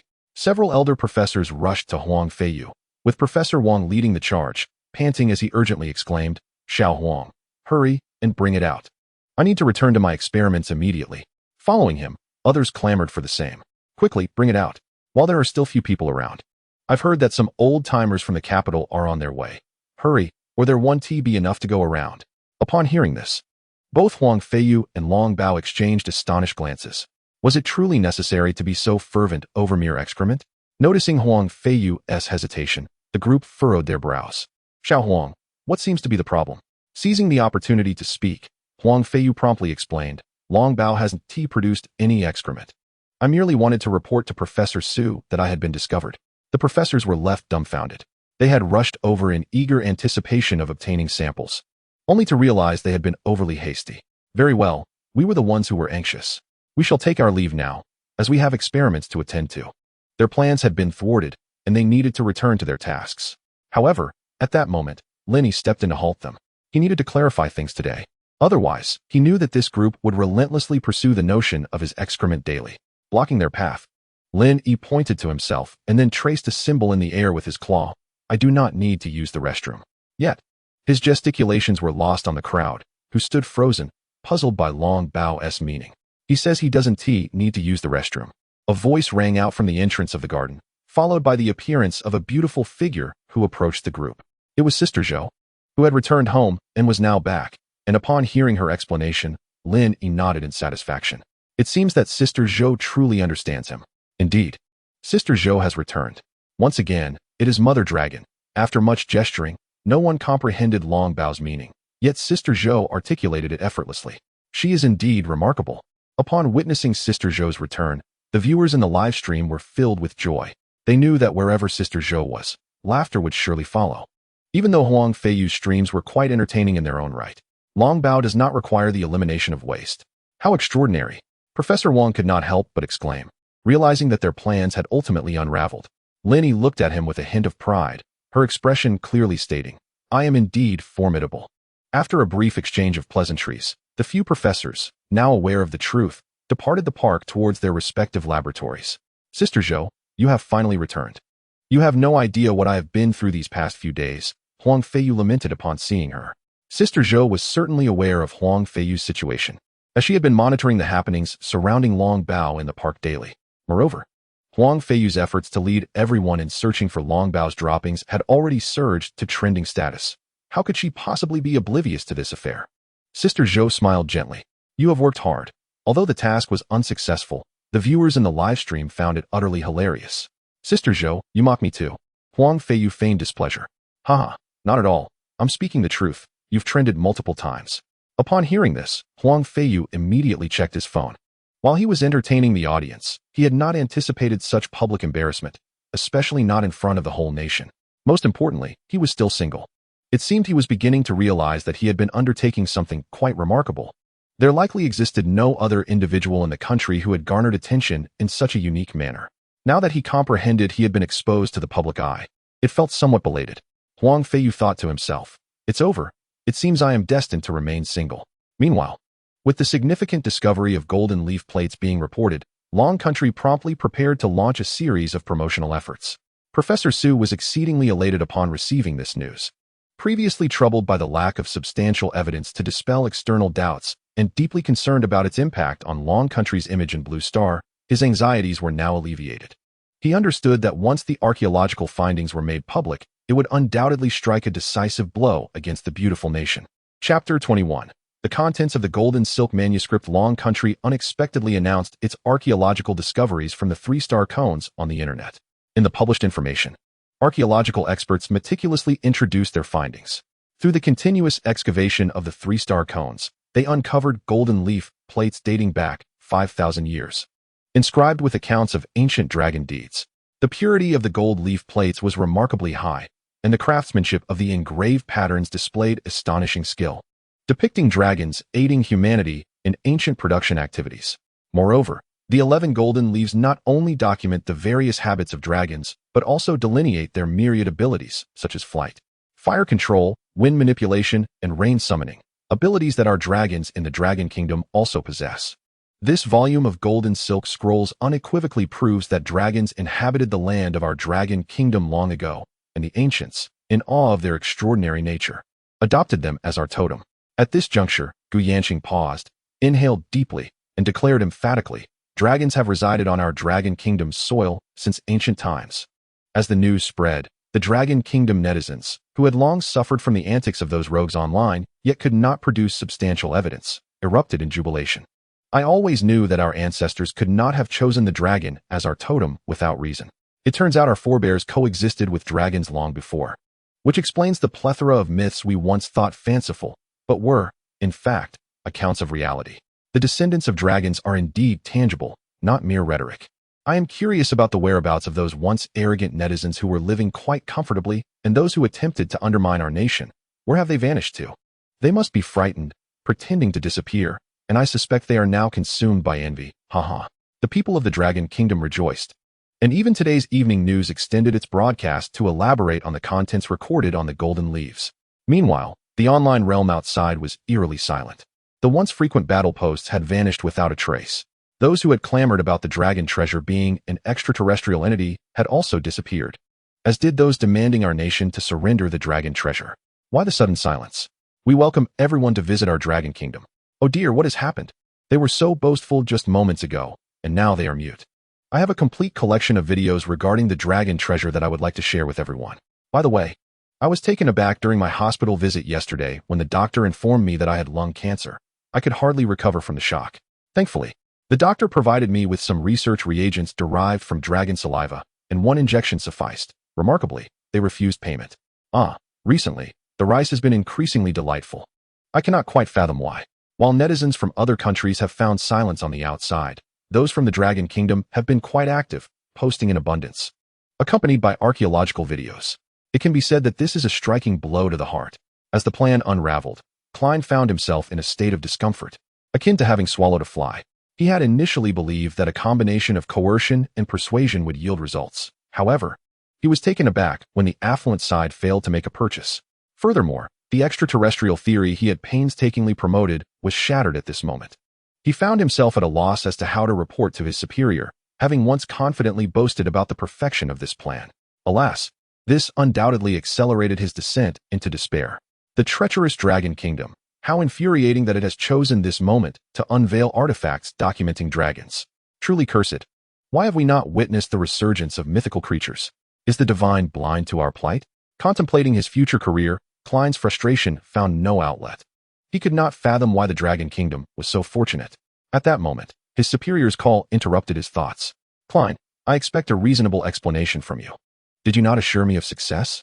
How is it that we have failed on both fronts? What are you doing?" Faced with his superior's barrage of accusations, Klein could only endure in silence while desperately attempting to explain. The plan had been solid, yet who could have anticipated that they would refuse to back down?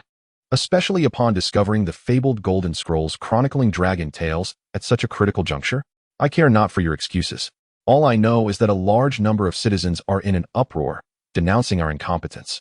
Now, by any means necessary, you must procure whatever the Dragon Kingdom has produced from its dragon." As the furious voice on the line subsided, Klein let out a resigned sigh. He wished to resolve the matter, yet it seemed that fortune was not on his side. The goddess of luck consistently favored the Dragon Kingdom. At the Jiuquan mountain base, a new day dawned. Sister Zhou rose early and commenced her live broadcast, compelling Lin Yi to rise and prepare for the day ahead.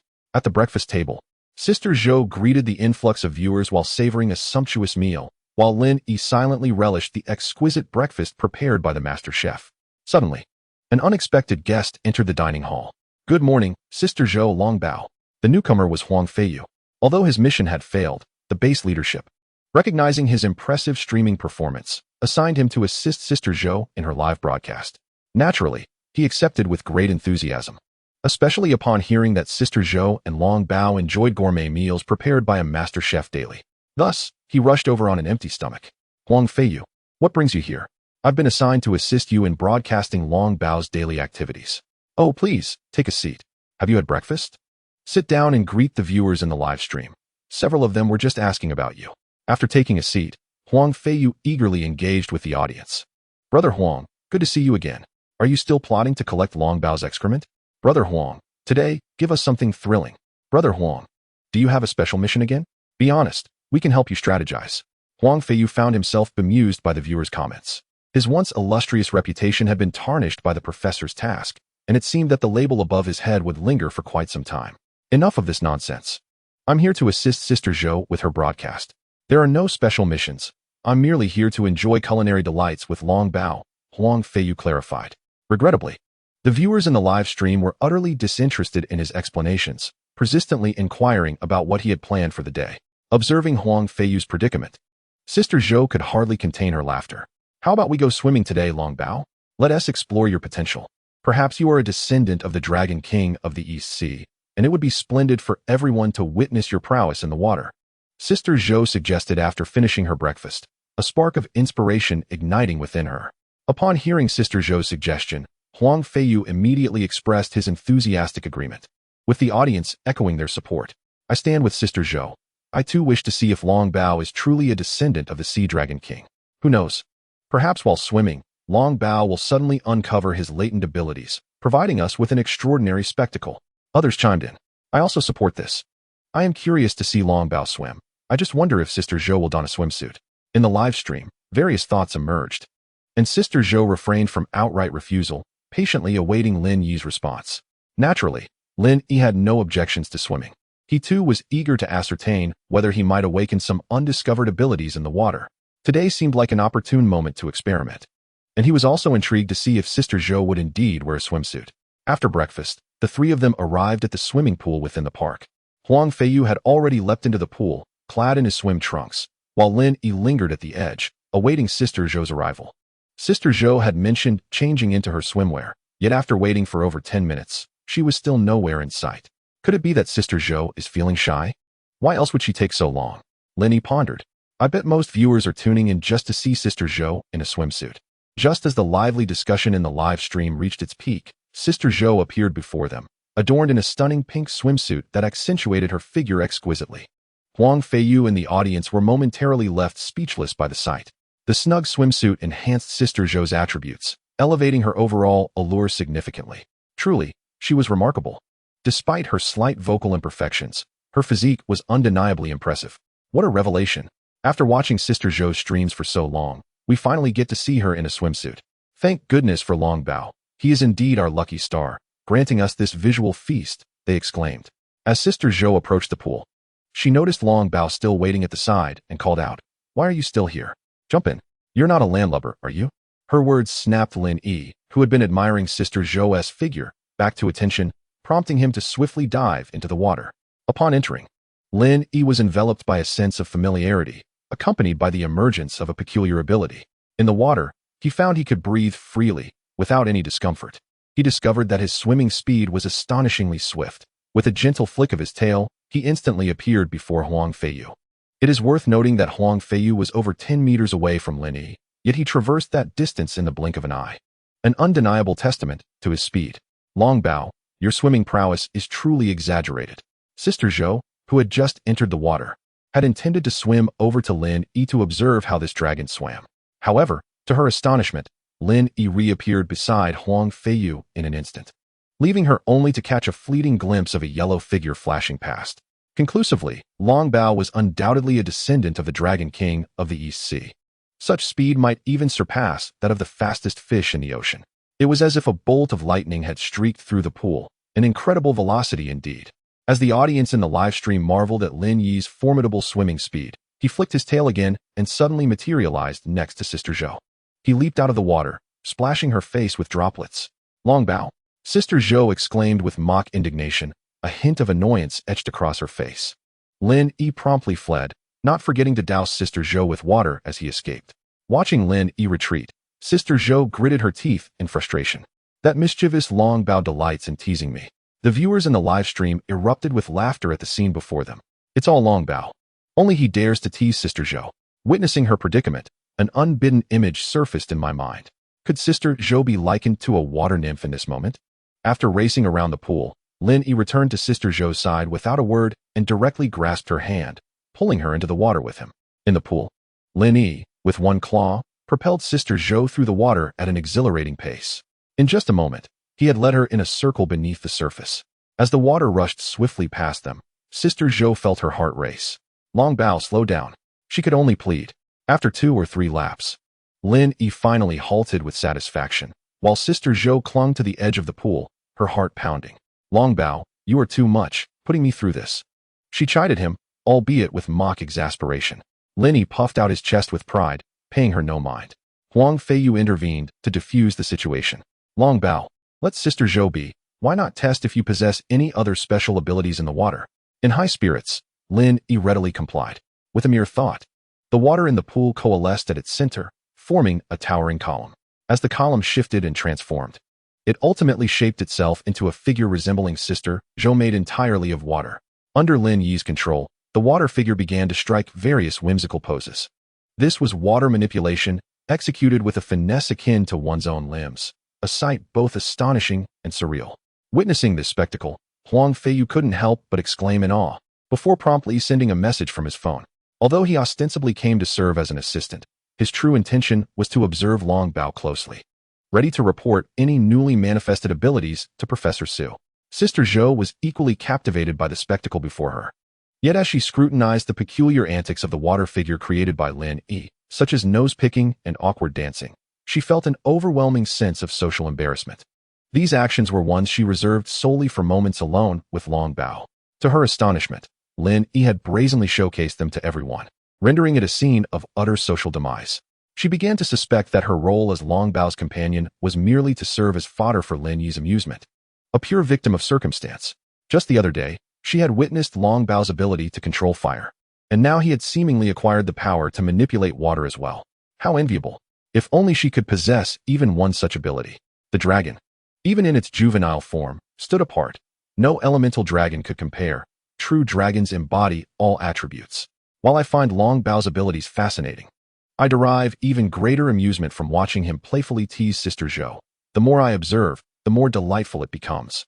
After a brief interlude with the water figure, Lin Yi simply willed it, and tranquility returned to the pool. Then, before the astonished eyes of the onlookers, a small orb of water soared from the pool.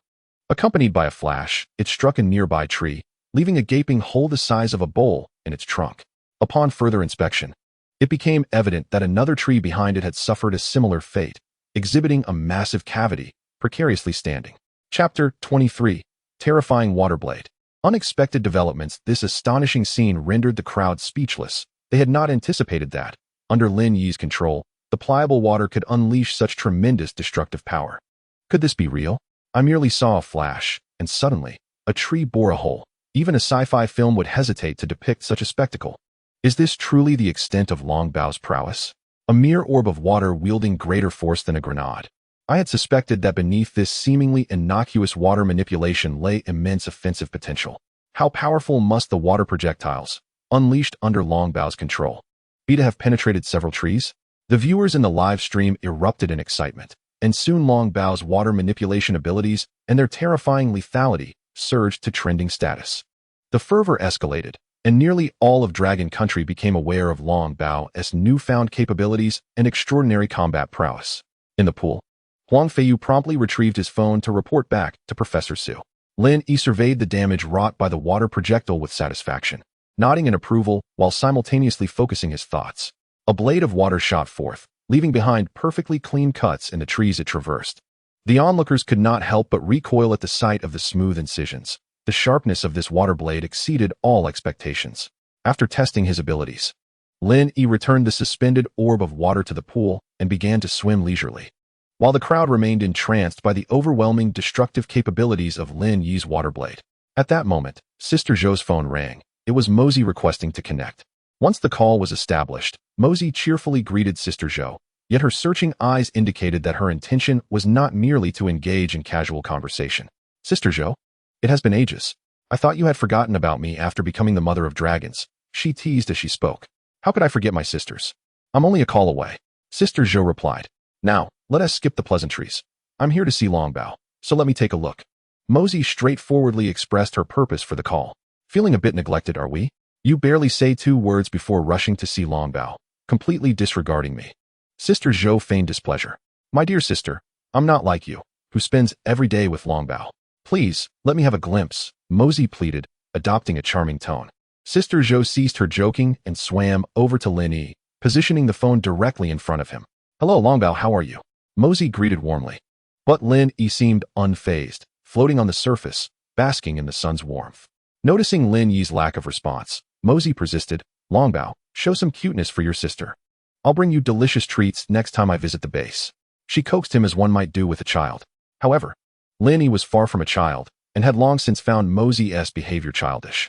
Sister Zhou understood this well.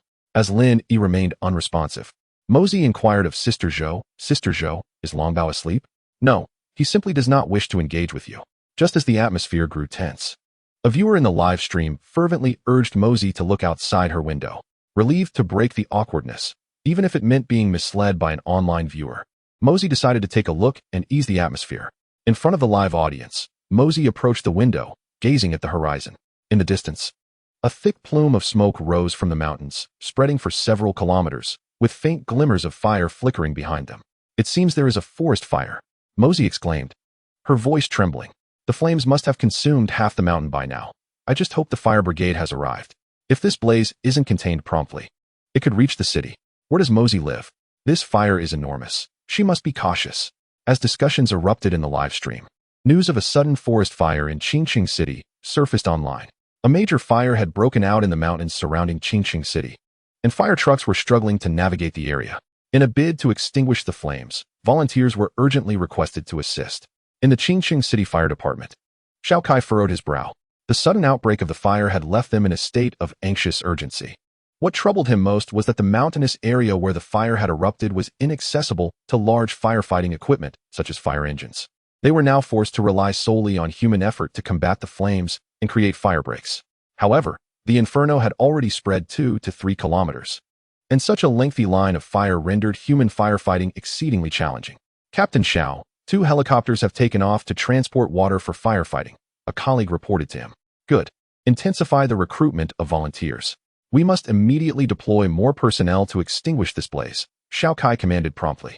With the helicopters joining the firefighting efforts, there was finally some progress in controlling the flames.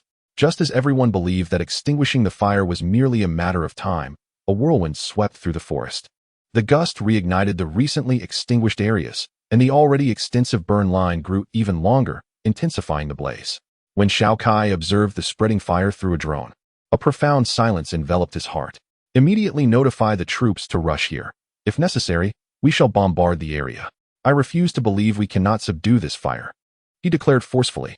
In the live stream, upon learning that the fire had escalated further, the viewers ceased their previous banter. Let us pray for the fire to be extinguished. Firefighters, stay strong. Some lamented. The heavens are truly unkind. Just as we had managed to control it, a gust of wind blew again. How cruel. I am nearby. I shall join the volunteers, another viewer remarked. Take care, brother, stay strong. At this moment, Mosey addressed the viewers, brothers. I am going to see what is needed at the volunteer recruitment site. If you are able, please lend your support. With that, Mosey hurried toward the area where volunteers were being gathered. Mosey, be careful. You're so slender, Sister Zhou expressed her concern. Worry not. I am much older than you. Mosey replied with a smile. However, Sister Zhou found her response somewhat odd, though she could not quite articulate why. Lin Yi overheard their conversation and pondered the direction of Qingqing City in relation to the Zhuge mountain base. He recalled that Qingqing City and Sanjiang City did not belong to the same region, and that Qingqiang was located over 1,000 kilometers south of Sanjiang. Given his flying speed, he believed he could still reach the fire. Moreover, He had yet to test his ability to control rain, and this situation presented the perfect opportunity. After weighing his options, Lin Yi soared from the water's surface, igniting the plants beside the pool with a breath of fire before dousing them with water. He then gestured toward his phone. Observing Long Bao's actions, Sister Zhou hesitantly inquired, "Long Bao, are you saying you intend to fight the fire?" Chapter 24, Terrifying Speed. Battling the blaze. Long Bao, do you plan to fight the fire?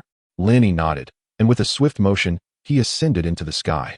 To the best of my knowledge, Jiaishan is situated over 1,000 kilometers from Qingqing City.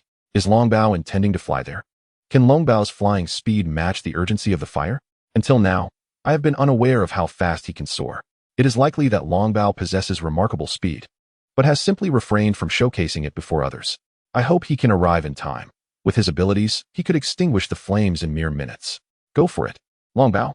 As Long Bao ascended into the sky, Sister Zhou shouted a warning to be cautious. However, Lin Yi was unable to hear her voice as he accelerated into the heavens. He has now surpassed the speed of sound and continues to gain velocity. Twice the speed of sound, thrice the speed of sound. Ultimately, Lin Yi stabilized his flight at 3 times the speed of sound, which is still a result of his juvenile dragon form. Lin Yi understands that as he matures, he will undoubtedly attain even greater speeds. Far away in Qingqing City, Mozi received the news that Long Bao was en route to combat the fire. She immediately disseminated this information at the volunteer recruitment site. Upon hearing this, the gathered crowd erupted in cheers, knowing well the prowess of Long Bao. His intervention would surely bring the inferno under control. At the command center, upon receiving this news, Xiao Kai's expression finally regained a semblance of composure. How far is the Jiaishan base from here? Suddenly, he seemed to recall something and promptly inquired. Over 1,300 kilometers. Can Long Bao make it here? At this moment, Xiao Kai's previously eased heart sank once more. Rest assured, Captain Xiao, Long Bao will undoubtedly arrive, his subordinate assured him confidently. On the mountains outside Qingqing City, flames engulfed the terrain, and countless figures busied themselves among the hills, fearlessly battling the intense fire. However, following the recent gust of wind, the situation had become somewhat uncontrollable, with the flames spreading at an alarming rate. At the volunteer recruitment site at the foot of the mountain, Mozi gazed at the billowing smoke and wore a worried expression. Brothers in the live stream, let us pray for a swift resolution to this wildfire and for the safety of those bravely fighting it. Just as Mozi's words fell, someone nearby suddenly shouted, "Look up at the sky. What is that? A missile?" The speed is astonishing. Mozi followed the sound and looked skyward, where she beheld a rapidly approaching figure. The speed was so great that all that could be seen was a blurred silhouette as it soared through the clouds, pushing them aside and leaving a long trail in its wake. Are they preparing to bombard with missiles? My goodness, this thing moves far too swiftly. It does not resemble a missile. At this moment, the only entity capable of causing such a commotion is undoubtedly Long Bao. Indeed, it is Long Bao. As a flurry of comments swept through the live stream, Mozi exuberantly exclaimed, "The dragon baby has arrived." Upon hearing this, the crowd erupted once more with excitement. "The dragon baby is here. Splendid. The raging fire will soon be extinguished," they shouted in unison. In the command center, upon receiving this news, Xiao Kai's eyes reflected a mix of exhilaration from salvation and sheer astonishment. From Juka Mountain to Qingqing City, spanning over 1,300 kilometers, how little time had passed. Merely 10 minutes had elapsed, and in that brief moment, over 1,300 kilometers had been traversed. Could such a feat even be accomplished by any living creature?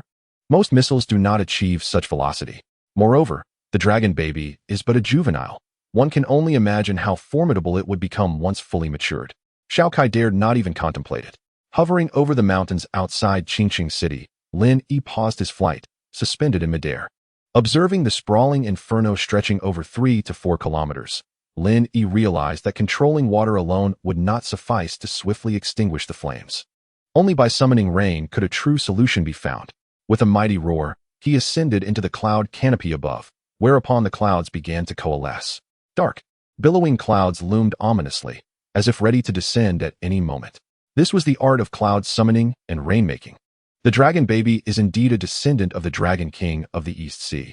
Is this not a task reserved for the Sea Dragon King? It was utterly breathtaking. Directly commanding the winds and rains, truly a divine beast. I believe the temple's Dragon King should step aside and make way for the dragon baby. The viewers in the live stream were profoundly awestruck by the spectacle unfolding before them. Since ancient times, the ability to summon winds and rain has been the domain of deities, relegated to the realm of myth. Yet now, it was vividly manifesting before their very eyes. Sister Zhou and Huang Feiyu, who had been closely following the dragon baby, stood agape at the scene. The dragon baby has concealed his true powers far too well. I had no idea he possessed such abilities. Sister Zhou remarked. I suspect the dragon baby has yet more powers yet to be revealed, for his abilities are not only grand in scale, but also devastatingly powerful. Gazing at the destruction wrought upon the garden by Lin Yi, Huang Feiyu expressed his discontent. He promptly sent a message to Professor Su, detailing the new capabilities exhibited by the dragon baby. Outside Qingqing City, thick clouds loomed as if to crush the mountains beneath them, with thunder rumbling ominously within. With a resounding clap of thunder, torrential rain cascaded from the heavens. The relentless raindrops hammered against the burning trees, enveloping the mountains in a shroud of mist, while the once billowing smoke vanished without a trace. Those fighting the fire in the mountains looked up at the deluge, allowing the rain to wash over their weary faces. Their exhausted bodies found solace in this moment. Within mere minutes, the downpour had thoroughly extinguished the fiery inferno that had engulfed the mountains. Only the mist rising from the forest remained. Long live the dragon baby! As the voices rose, everyone in the mountains, along with those below and the concerned citizens of Longhua, united in a fervent cheer. Longbao, long live. High above, Lin Yi observed that the raging inferno had been extinguished.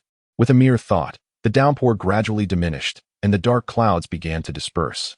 Sunlight pierced through the clouds, illuminating the faces of the crowd, whose smiles blossomed with newfound joy. Satisfied that the crisis had been averted, Lin Yi turned to retrace his steps back to Juka Mountain. Those below, eagerly anticipating a glimpse of the divine beast of Longhua, were momentarily taken aback. They had not anticipated that Longbao would depart immediately after extinguishing the flames. With no hesitation whatsoever, I wanted to express my gratitude in person, yet it just flew away. Mosey lamented to the audience in the live stream. Stop your nonsense. We all know you too well. You're merely yearning for its attention, came the retort. It departed without leaving a trace, like a gentle breeze. Hey, what are you saying up there? If you can't articulate properly, perhaps you shouldn't speak at all. Did a gym teacher teach you language? Chapter 25. Absorbing gold.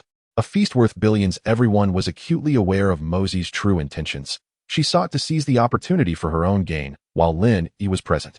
Unfortunately, Lin Yi did not grant her that chance, and simply turned to leave. Meanwhile, the footage of Lin Yi's heroic act had already circulated throughout the internet, showcasing his remarkable ability to summon rain. The people of Longhua were left in awe. I knew Longbao must possess hidden talents. This rain control could easily overshadow the Dragon King's prowess. Thank you, Longbao. My home is in Qingqing. Had it not been for your intervention, the fire might have reached my doorstep. Longbao is truly extraordinary, covering over 1,000 kilometers in just 10 minutes. What astonishing speed. Panda, don't look at me. I merely had a few pearls to eat. I wonder if we could establish a fund dedicated to serving Longbao. If such a fund exists, I would be the first to invest, albeit with a modest target. As gratitude flooded the internet, Lin Yi had already returned to the Juka mountain base. Sister Zhou and Huang Feiyu had emerged from the pool, and Professor Su had also arrived. Upon entering, Sister Zhou immediately approached Lin Yi. Longbao, your abilities are simply astounding. The power to summon wind and rain is undeniably cool. Her eyes sparkled with excitement as she spoke. Lin Yi raised his proud head, offering no response. You are being praised, yet you seem to revel in your own pride. Sister Zhou silently muttered. Longbao, your display of new abilities today was quite impressive. Do you possess any other special powers? Professor Su inquired curiously. Lin Yi shook his head. Currently, he had no new abilities unless he consumed more of those materials, which might yield additional powers. Well, revealing 2 new abilities in one day is already remarkable. You are still young. Take your time, and more will come. Professor Su retracted his expectations and consoled Lin Yi. A batch of extraordinary materials had arrived at the base, gathered through the immense efforts of the Dragon Kingdom. Shall we take a look? Upon hearing this, Lin Yi's eyes sparkled with excitement. The prospect of new materials to absorb was indeed enticing. After consuming the same materials for days, he had grown somewhat weary, and the introduction of new elements was perfectly timed. Without hesitation, Lin Yi and his companions followed Professor Su to the storage warehouse. Meanwhile, the news of new materials for Longbao to consume ignited a wave of anticipation among online viewers. With new offerings, there was a possibility of Longbao developing new abilities. The question lingered, what powers might emerge this time? While the existence of new abilities remained uncertain, the creation of new orbs was guaranteed, although the nature of these extraordinary powers remained a mystery. The excitement was palpable. drawing everyone in, whether it be new abilities or new orbs. Both were irresistibly alluring. Upon arriving at the base warehouse, it was already surrounded by armed police, suggesting that whatever was contained within was of utmost value. With so many people present, Sister Zhou expressed her astonishment, asking, "Professor Su, what have you brought this time?" The Nine Curves mountain base was known for its stringent security, yet additional armed protection had been deployed, heightening curiosity about the contents inside. Haha, you'll find out once we open it. They are all valuable items, Professor Su teased, withholding any further details, leaving everyone on edge with anticipation. At a signal, the warehouse door slowly opened to reveal two armored transport vehicles parked inside, each guarded by personnel. My goodness, this is overly cautious. What on earth could be inside? Someone wondered aloud. Could it be a giant panda for Long Bao to swallow whole? The level of security seemed excessive, raising questions about the contents. Shoo, quiet now. It's time for the unveiling. Came the call as a figure descended from one of the transport vehicles and began to unlock it. As the doors swung open, a brilliant golden light flooded out, nearly blinding those present. Once their eyes adjusted, they beheld a sight that left them breathless. The entire interior of the vehicle was filled with gold, stacked in bars, each weighing an estimated 10 kilograms. With each bar valued at nearly 2 million, the vehicle alone contained an estimated worth of 10 billion, and there were two such vehicles. The dazzling gold left the onlookers in a state of awe. Brothers, can anyone tell me how much this is worth? Someone asked, incredulous. Not much. Just around 10 billion or so. We are dreaming of materials again. They marveled at the prospect of having such wealth at their disposal, with some jokingly lamenting their envy. Brothers, I have a bold idea. Is anyone willing to join me? Another chimed in. Don't even think about it. A single seed could knock you down. And if not, there's always a barrage. Sisters Zhou and Huang Feiyu stood before a cart laden with gold bricks, their expressions one of sheer astonishment. Their eyes sparkled with the glimmer of gold, and they nearly drooled at the sight. Cough. Longbao, can you absorb these? Professor Su coughed softly, directing his gaze towards Lin Yi. Before Lin Yi could respond, Sister Zhou interjected, Professor Su, could you spare me a brick? No, sell me one. The gold bricks on the transport vehicle bore the totems and serial numbers of the Dragon Kingdom, making them unavailable in the market. After a moment of contemplation, Professor Su acquiesced, knowing that Sister Zhou merely intended to collect them without circulating them, and she would pay out of her own pocket. Delighted, Sister Zhou retrieved a brick from the transport vehicle. Despite typically finding even the act of carrying a bucket of water burdensome, she effortlessly held the 10-kilogram gold brick. Feeling no weight at all. What a money grubber. Lin Yi silently scoffed, shifting his attention to the gold before him. His instincts informed him that this gold was precisely what he required. Absorbing it would yield a vast reservoir of energy, greatly benefiting his growth. Without hesitation, Lin Yi opened his mouth, and all the gold flew into it. As it entered his body, the gold gradually transformed, a unique energy surging through his limbs. Under the influence of this special energy, Lin Yi sensed his body evolving, his various abilities strengthening. Yet, the new powers he had envisioned seemed to elude him. A twinge of disappointment washed over him. He had anticipated the emergence of new abilities, only to find the enhancement limited to strength. Fortunately, there was still an entire cart left. Perhaps another opportunity awaited. Lin Yi's gaze shifted to the adjacent vehicle, pondering whether the insufficiency of absorbed gold was the reason for the absence of new abilities. Simultaneously, he expelled the beads that had formed from the absorption of gold. As the white beads fell to the ground, Professor Su, who had been waiting eagerly, rushed forward, his eyes gleaming as though he had spotted a captivating beauty. Chapter 26. Harnessing Gold. New abilities. Once Professor Su grasped the white bead in his hand and examined it closely, he immediately prepared to leave. Professor Su, where are you going? Longbao still has an entire cart to absorb. Huang Feiyu reminded him, noticing Su's urgency. It was then that Professor Su recalled the purpose of his visit, halting his steps and urging, Longbao, quickly absorb the gold from that cart as well. I can arrange for the immediate transport of the beads you generate. With that, he resumed his examination of the beads, eager to uncover their secrets. Lin Yi promptly approached the next vehicle and, upon opening the door, began to absorb the contents. Once all the gold had been absorbed, Lin Yi felt as if his body could still accommodate even more power derived from this material. He sensed that the absence of new abilities was due to an insufficiency of this energy. After consuming all the gold bricks, Lin Yi presented the resulting white orbs before Professor Su. The sight of thousands of these luminous orbs filled Professor Su with immense excitement. He immediately summoned personnel to transport these orbs from the warehouse, eager to commence research on their properties. However, As his gaze swept over Lin Yi, he realized that Lin Yi had not returned to Sister Zhou's side after finishing the gold. Instead, he was observing Professor Su while gesturing towards the empty transport vehicle with his claw. Are you suggesting that you have not yet had your fill? Professor Su asked, hesitating, unable to believe what he was hearing. Lin Yi nodded affirmatively. Very well. I shall promptly inform the higher-ups and request that they withdraw gold from various banks immediately. With that, Professor Su commenced his actions, communicating the matter to his superiors, who responded with a succinct directive, fully satisfy Long Bao's needs. Meanwhile, the viewers in the live stream expressed their eagerness to assist Long Bao. If there is a shortage of gold, I have several gold bricks in my collection at home. Although they aren't as large as these, I have a dozen or so. I also possess some gold jewelry. It's not much, but it amounts to several grams. If needed, I'll send it right away. It wasn't until the day that I realized I appear to be the only impoverished viewer in this live stream. Long Bao consumes an astonishing amount. 2 billion disappeared in the blink of an eye. 2 billion? Consider Long Bao's contributions: cancer research, food supply, energy solutions, and now these mysterious white orbs. Added together, they're worth far more than 1 trillion. I've noticed that the yellow scales on Long Bao are increasingly resembling gold. Does gold possess pigmentation as well? As the audience awaited developments, a rumbling sound gradually emerged from outside the warehouse. As the noise approached, an armored vehicle rolled through the warehouse entrance. Swiftly followed by a second, a third, and ultimately 5 armored vehicles came to a halt within the warehouse. What is happening? Sister Zhou questioned, puzzled by the sudden arrival of the armored vehicles. Has something gone awry with the military? Greetings, I have been dispatched by higher authorities to deliver gold, announced a middle-aged man with a serious demeanor as he exited the armored vehicle, addressing Professor Su. He then proceeded to unload several large crates, which were noticeably heavy and filled to the brim with gold. As all the gold was unloaded, Professor Su received further news. The higher-ups indicated that this was the total amount of gold that could be mobilized in the vicinity. Any additional requirement would necessitate sourcing from external regions. Long Bao, absorb this and see if it suffices. If not, we shall procure more. Professor Su glanced at Lin Yi, signaling him to absorb all the gold before him.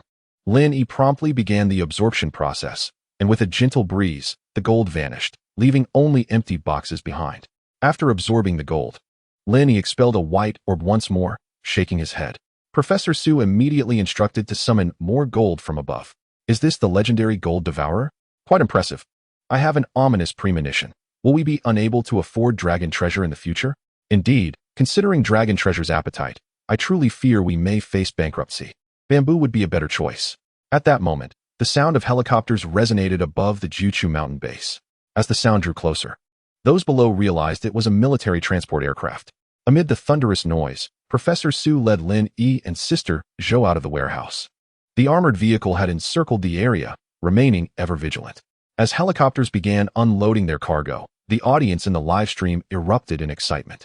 In front of the helipad, gold bricks covered the entire lawn, amounting to 4 or 5 times the recently delivered gold, valued at over 10 billion.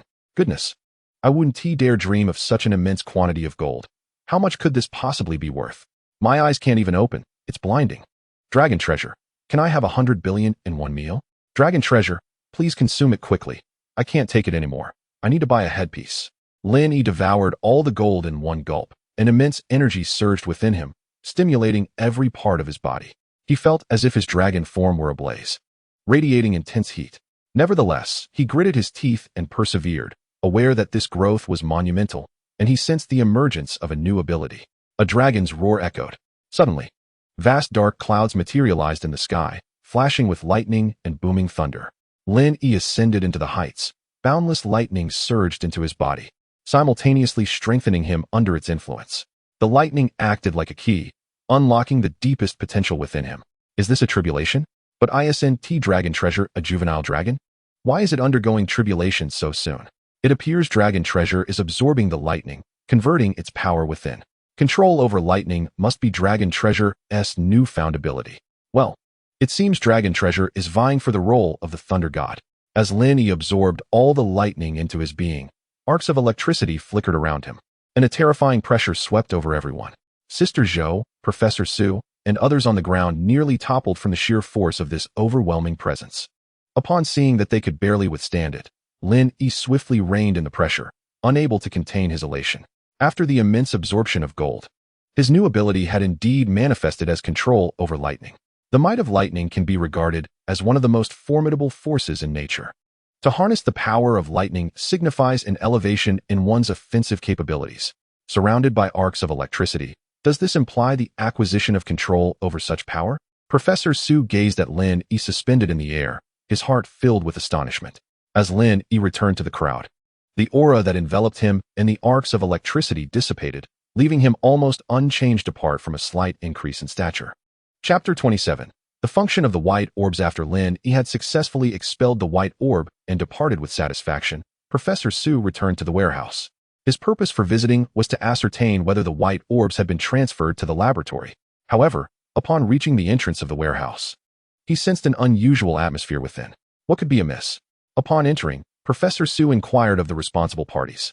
Professor Zhou, we just brought a small truck here, but now, what has happened? Is there an issue with the vehicle? He asked, his brow furrowed. It was perplexing that a vehicle would encounter problems at such a crucial moment when he was eager to expedite his research in the laboratory. There is no problem with the vehicle. Rather, it has transformed from one into two. The responsible party replied candidly. What? One vehicle has become two? This. Professor Zhou suddenly realized that such an outcome could only be attributed to the white orbs produced by the dragon treasure. It was all a trick of these white orbs. Could it be that the power of these orbs is replication? Professor Zhou mused silently, then promptly picked up another orb from the ground and tossed it into the transport vehicle. In the blink of an eye, another vehicle appeared beside the first, identical in every detail. Incredible. Professor Zhou was astounded. The function of this object was indeed replication. However, upon retrieving another orb from within the vehicle, he noticed a hint of gray upon it. This indicated that the orb possessed a certain limit of usage. Should one exceed this threshold, its marvelous capabilities would vanish. Replication, indeed. Such an ability signifies immense potential. Understanding the orb's function, Professor Zhou began to envision its applications. If it can replicate, why not attempt to create an aircraft carrier first? What about rockets and airplanes? Most importantly, it could even replicate items that are otherwise irreplaceable, such as photolithography machines. The versatility of these white orbs is beyond imagination. Oh, but why did my touch not result in my own replication? Could it be that they cannot replicate living beings? Professor Zhou suddenly recalled that he was the first entity to make contact with the white orb, yet he had not been replicated. A conjecture began to form in his mind. However, the fact that this object replicates upon contact presents significant challenges for transportation.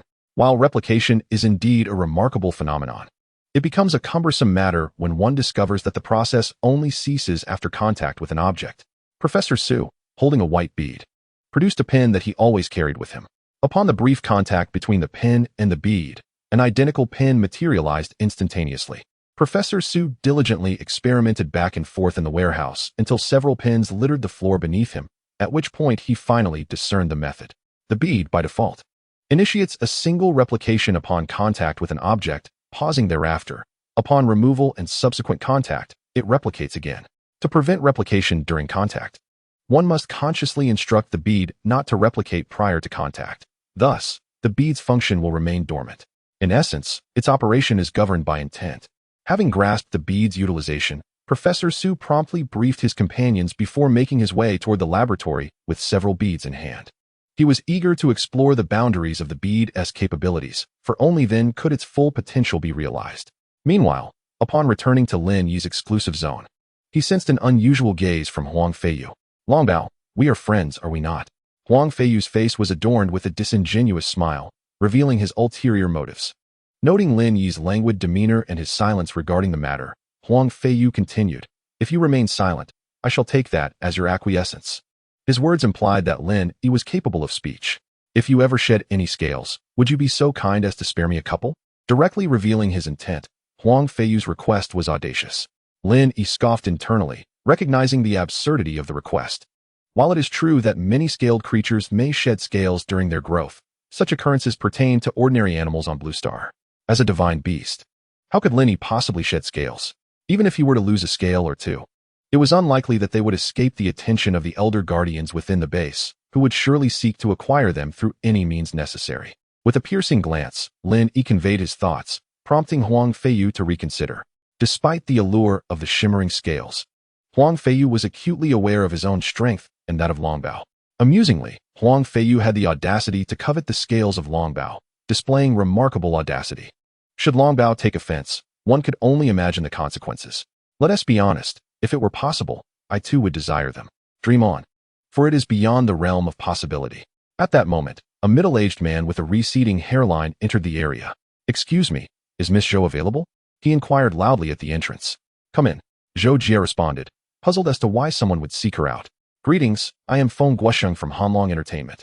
The visitor greeted Zhou Jie with utmost courtesy, leaving her utterly astonished upon hearing his introduction. Hanlong Entertainment stands as the largest entertainment company in Longhua, possessing an abundance of resources and celebrities, effectively dominating half of the entertainment landscape. "Greetings. May I inquire about your business?" Let me be forthright. External associates are eager for Sister Zhou to become the spokesperson for their products. Numerous merchants, all prestigious brands, are keen to collaborate with her. For instance, Longqi Automobile, Zhang Dafeng, and Huawei Mobile all wish to partner with Miss Zhou, though it remains uncertain whether she harbors such intentions. Upon hearing this, Sister Zhou's heart raced fervently. These elite Longhua products are opportunities that even average stars seldom encounter, and yet, they are seeking her out. For a moment, Sister Zhou felt a whirlwind of emotions, uncertain whether to accept the offers. Indeed, Sister Zhou has struck gold. Such esteemed merchants approaching her have left her contemporaries in the dust. Sister Zhou, do not forget your friends amidst newfound wealth. Once you endorse these products, be sure to offer your brothers a substantial discount. It has been proven that one need only seize a young dragon to ascend from internet celebrity to top-tier star. The audience in the live stream expressed their envy fervently, while Huang Feiyu, broadcasting alongside, felt an urgency for Sister Zhou to respond. Why hesitate if she could agree right then and there? "Miss Zhou, fret not about your current status. The higher-ups have already indicated that you may participate in endorsements freely." Noticing Sister Zhou's hesitation, Feng Guosheng presumed she was concerned about damaging the image of Longbao and thus offered reassurance. "Very well, I agree to cooperate." With Sister Zhou's nod, her endorsement swiftly soared to trending status. Sister Zhou makes a splash in the entertainment world, debuting at the pinnacle. Chapter 28, Small Devices, Fundraising. With Sister Zhou's affirmation, a smile inevitably graced Feng Guosheng's face. "Miss Zhou, when might you be available to sign the formal contract? Our company is committed to providing you with the finest agency services. As long as you are willing, we shall forego any share of the endorsement income. It shall all belong to you." Sister Zhou felt a flicker of temptation. Feng Guosheng wished to have her as the face of his company without charge, while they would also provide her with support akin to that of a manager. With such a premier entertainment company handling the minutiae, she could navigate various business collaborations with greater ease. "I actually have time now." Indeed, Sister Zhou had no pressing matters, and signing a contract posed no delay. "Well then, may I ask which brand you would prefer to endorse first? Although I suggest you take them all, given that these endorsements are with the foremost companies in Longhua. The sheer volume of companies eager to invite Sister Zhou as their spokesperson is staggering, most being top-tier establishments in Longhua. Accepting all their offers would not only preserve goodwill, but also yield endorsement fees that surpass the annual profits of some publicly listed companies. Let's proceed. Though I am uncertain from which company we should commence." Sister Zhou readily agreed to everything, yet she hesitated regarding the choice of the first company to approach. "Miss Zhou, fret not. Our company has meticulously planned the endorsement arrangements," Feng Guosheng confidently proclaimed, showcasing their professionalism. Thus, amidst the envious gazes of the audience, Sister Zhou followed Feng Guosheng to sign the contract. How enviable it is for Sister Zhou to ascend to stardom overnight. Truly, it is a sight to behold. This venture is conservatively estimated to yield 5 to 6 billion, and with merely about a week of work, all could be accomplished. Meanwhile, the unfortunate Long Bao and Huang Feiyu found themselves cast aside by Sister Zhou. Observing her departure without a backward glance, Lin Yi realized that this woman had indeed become enamored with wealth.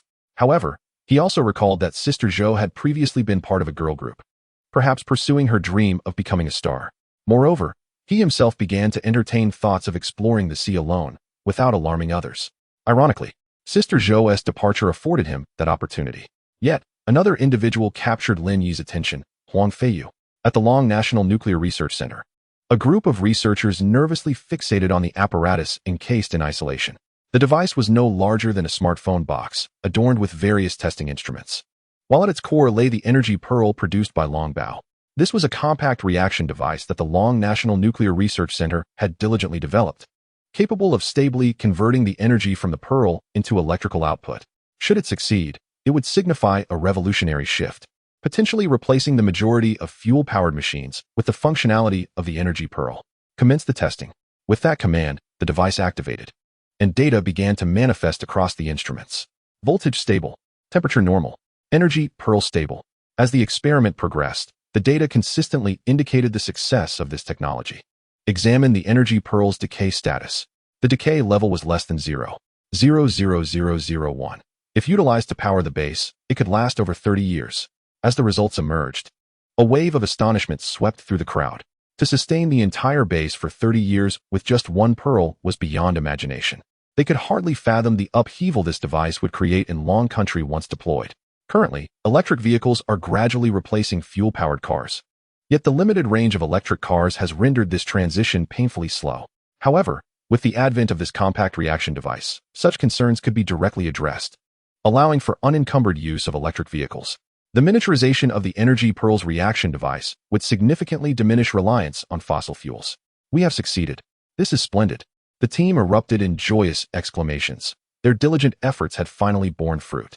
Although large energy pearl reaction devices have long been developed, they are more suited for utilizing multiple energy pearls, which can be directly integrated into the power grid to supply electricity throughout the Dragon Nation.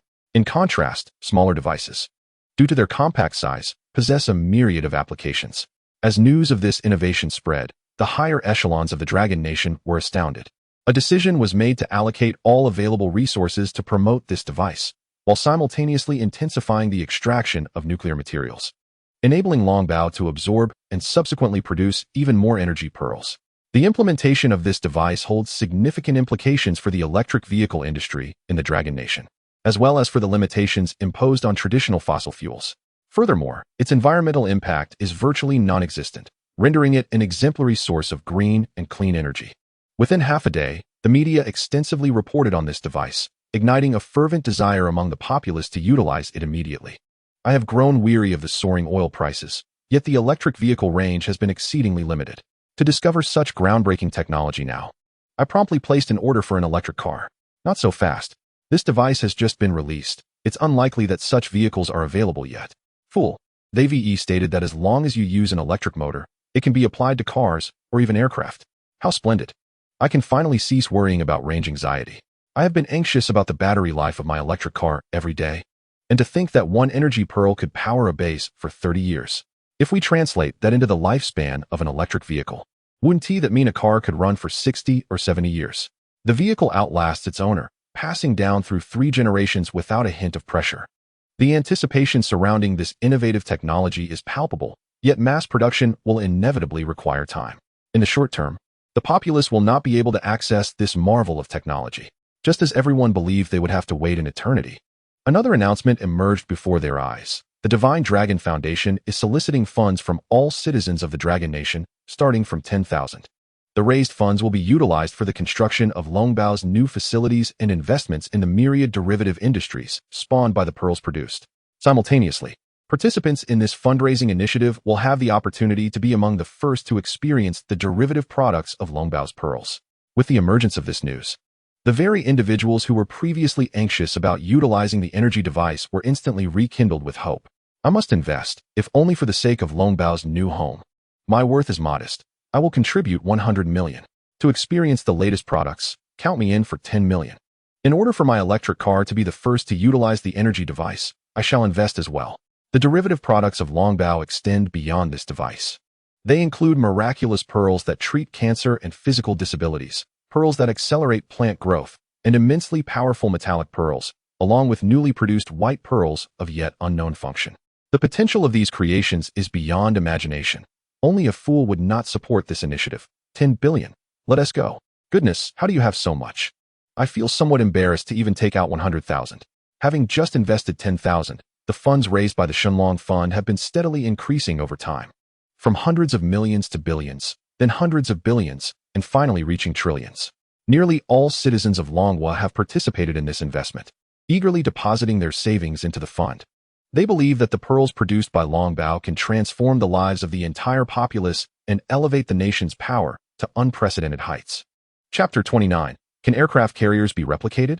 While the outside world continues to celebrate the development of small energy pearl devices, Professor Su and his team at the Juchu mountain base are conducting one experiment after another. The focus of these experiments is to test the effects and limitations of the newly produced white pearls from Longbao. Professor Su has just received word from a colleague at the Railway Bureau, informing him that they have successfully replicated a high-speed train using the white pearls. Additionally, colleagues sent to the Longship Manufacturing Department reported that they have successfully replicated a destroyer, fully functional and identical to those produced in the factory. Similarly, the aerospace team has also conveyed that the white pearls have successfully replicated a rocket, which is now ready for performance testing. As these messages flood in before Professor Su, excitement radiates from his face as he paces back and forth in the laboratory, overwhelmed with exhilaration. Has there been any change in the pearls? He inquires. After the replication of large equipment, the white pearls gradually shift to a grayish hue and even blacken somewhat. We speculate that once the pearls turn completely black, they will lose their replication abilities, a researcher explains while showing Professor Su images of the pearls. The once pristine white pearls are now tinged with darkness, particularly those used to replicate the rocket and large destroyer, which have approached a fully blackened state. Let us test the limits of the pearls. Professor Su declares upon observing their condition. To maximize the pearl's potential, one must ascertain their upper limits. Professor, we have no larger equipment available for replication. An assistant replies with a wry smile, explaining that they have already utilized rockets for testing the white pearls range, and there is currently nothing larger at hand. No, there is still something that can be replicated. Professor Su responds with a slight smile, a bold idea forming within him. He promptly requests a red telephone, symbolizing an urgent matter with an impressively high level of encryption. The call connects. Hello, Teacher Ji, it's me, Su. As Professor Su speaks, the eyes of those in the laboratory widen in astonishment. What sort of call is this? The esteemed scientist of Longhua, Professor Su, referring to himself as simply Su. They can hardly fathom the identity and status of the person on the other end, and it is no wonder he uses the red telephone. It is indeed you. Xiao Su, I have been retired for 2 years now. This is not a festive occasion, so why would you be so generous as to call me? Professor Su is a research fanatic. He only extends greetings to his mentors during significant holidays, such as the New Year, and often does not make a single call throughout the year. Dear teacher, please spare me the embarrassment. I have a momentous matter that requires your attention. Oh, I knew you would not come to me without a purpose. Pray tell, what business do you have that troubles my old bones? The voice on the other end chuckled softly, maintaining a casual tone. Teacher, we wish to present our nation with an aircraft carrier. Professor Su declared nonchalantly. What? An aircraft carrier? Xiao Su, you cannot be jesting. On the other end, Elder Ji rose abruptly from his chair. Although he posed the question, he was acutely aware that his student would never call him without substantial reason. I assure you, this is no jest. Our research facility possesses a unique pearl capable of duplicating objects, generated by Longbao. We have successfully tested it on rockets and now aspire to see if we can replicate an aircraft carrier, Professor Su explained. A brief silence followed, before Elder Ji's voice resonated through the phone. Wait, I shall procure the necessary permissions for you. With Elder Ji's decisive affirmation, Professor Su expressed his gratitude profusely. Thank you. Teacher, should we succeed, I shall send 2 bottles of fine wine as a gift, discreetly, of course. You rascal, hurry along with your experiments. I eagerly await news of our nation's new aircraft carrier. As Professor Su hung up the phone, a wave of jubilant cheers erupted in the laboratory. Professor Su, can we truly replicate an aircraft carrier? Rest assured, await the news. My teacher possesses remarkable capabilities. Memories of Elder Ji's illustrious past flooded Professor Su's mind. He had received the Dragon Nation's medal and had played a pivotal role in advancing the nation's military equipment. With him advocating above, even nuclear assets could potentially be authorized. Moments later, news arrived that the higher-ups had approved the endeavor. Professor Su, accompanied by an assistant and armed with several white pearls, made his way to the naval base. Amidst the vast expanse of the ocean, within a concealed base, the latest model of an aircraft carrier lay quietly at the dock. On the deck of the carrier, Professor Su engaged in conversation with the captain. This port will not suffice unless all adjacent vessels are relocated. Observing the neatly docked array of boats, Professor Su shook his head. Although Captain Chu Qinghai was puzzled, he instructed his subordinates to move the nearby vessels. He had received orders from above to fully cooperate with Professor Su's work, with no additional information provided. In fact, they were even instructed to limit the number of participants and maintain utmost confidentiality regarding the matter. This left him bewildered. Thus, he resolved to comply with whatever Professor Su requested. Once all the vessels had been relocated, Professor Su took out the white pearls, gently placing the pearl upon the deck. One could witness the white orb transforming at an observable pace. As the once pristine bead turned entirely obsidian, resembling coal, a dazzling light flashed beside the aircraft carrier, revealing an identical vessel before the astonished onlookers. Observing the newly manifested carrier alongside the pitch-black pearl, Professor Su silently affirmed his earlier hypothesis. He had predicted that the Pearl's ultimate capability was to replicate the aircraft carrier, and it appeared his conjecture was entirely accurate. The sudden appearance of the carrier sent ripples through the sea, while within the confines of the carrier, several individuals experienced a tumult of emotions. How could an identical aircraft carrier materialize? Captain Chu Qinghai's eyes widened in disbelief. As the commander of the carrier, he was acutely aware of the formidable challenges involved in constructing such a vessel, fully cognizant of the effort it entailed. Yet now, a singular pearl had directly replicated an exact copy of the carrier. Were it not for the undeniable reality unfolding before him, he would have deemed it a fantastical tale. Professor Su smiled faintly. Captain Chu, gather the personnel to test the capabilities of this new carrier. At Professor Su's prompt, Captain Chu Qinghai swiftly regained his composure and began assembling the crew to approach the replicated vessel. Nonetheless, the exhilaration within him was unrelenting. The prospect of directly duplicating an aircraft carrier was astounding. If several pearls were utilized, the Dragon Nation could effortlessly expand its fleet, significantly enhancing its maritime prowess and truly establishing itself as a dominant force at sea. As several individuals boarded the replicated carrier and the crew took their positions, Captain Chu Qinghai immediately issued the command to set sail. All departments, prepare for departure. Chapter 30. The terrifying miniature reaction device with a resounding horn. The new aircraft carrier majestically departed the harbor. All departments, report on the operational status of the carrier. Engines functioning normally. Electromagnetic catapult charged. Vessel stable. Ready for aircraft launch and recovery. As these reports reached the captain's quarters, smiles illuminated the faces of all present. It was evident that this aircraft carrier possessed performance capabilities indistinguishable from those of its original counterpart. In other words, this was indeed a genuine vessel. Professor Su, you have accomplished a monumental feat, effectively providing the nation with an aircraft carrier. I am confident that your contributions will be etched in history, Captain Chu Qinghai extolled. Oh, not at all. This is not my merit. The pearl was produced by Longbao, and if anyone deserves the accolades, it is undoubtedly Longbao. I merely assisted. Professor Su replied modestly. Another product of Longbao. Captain Chu Qinghai exclaimed, astonished. Over recent days, stories of Longbao's exploits had continuously emerged, and now there was yet another remarkable achievement. The emergence of Longbao in our Dragon Nation is indeed a fortuitous blessing, and with Longbao, our nation is bound to flourish. As his words concluded, an unexpected phone call interrupted the moment.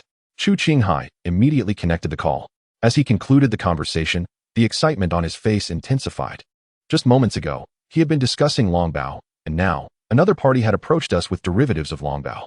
Chu Qinghai explained to Professor Su that the Nuclear Research Center had developed a new device and wished to test it on our aircraft carrier, specifically related to power systems. They had been searching for me throughout the base. Upon hearing Chu's words, Professor Su's mind raced back to the rumors he had heard days earlier regarding the development of a small excitation device for energy beads. It now seemed that those rumors were indeed true. Unfortunately, Professor Su had been diligently researching the applications of the white replication beads in his laboratory, completely unaware that the small energy bead device had already been disclosed by the media. Without hesitation, Chu Qinghai issued a command to return to port. The aircraft carrier, which had only just ventured a few dozen nautical miles, turned back towards the harbor. As the aircraft carrier entered the port, Liu Haitian, who was there for the power modification, rubbed his eyes in disbelief. How could there be two identical aircraft carriers? When had constructing aircraft carriers become so effortless? Liu Haitian was perplexed. According to his knowledge, the aircraft carrier in the harbor had only recently been launched, showcasing remarkably advanced features, including all-electric propulsion and electromagnetic launch systems.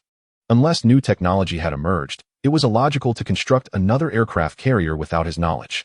As Chu Qinghai and Professor Su approached Liu Haitian, his expression shifted, feigning displeasure as he spoke. Brother Chu, this is rather ungracious of you. I had no inkling that there was a new aircraft carrier at your port. Your secrecy is impeccable. Hearing Liu Haitian's remarks, Chu Qinghai chuckled. Do not hold it against me, my friend.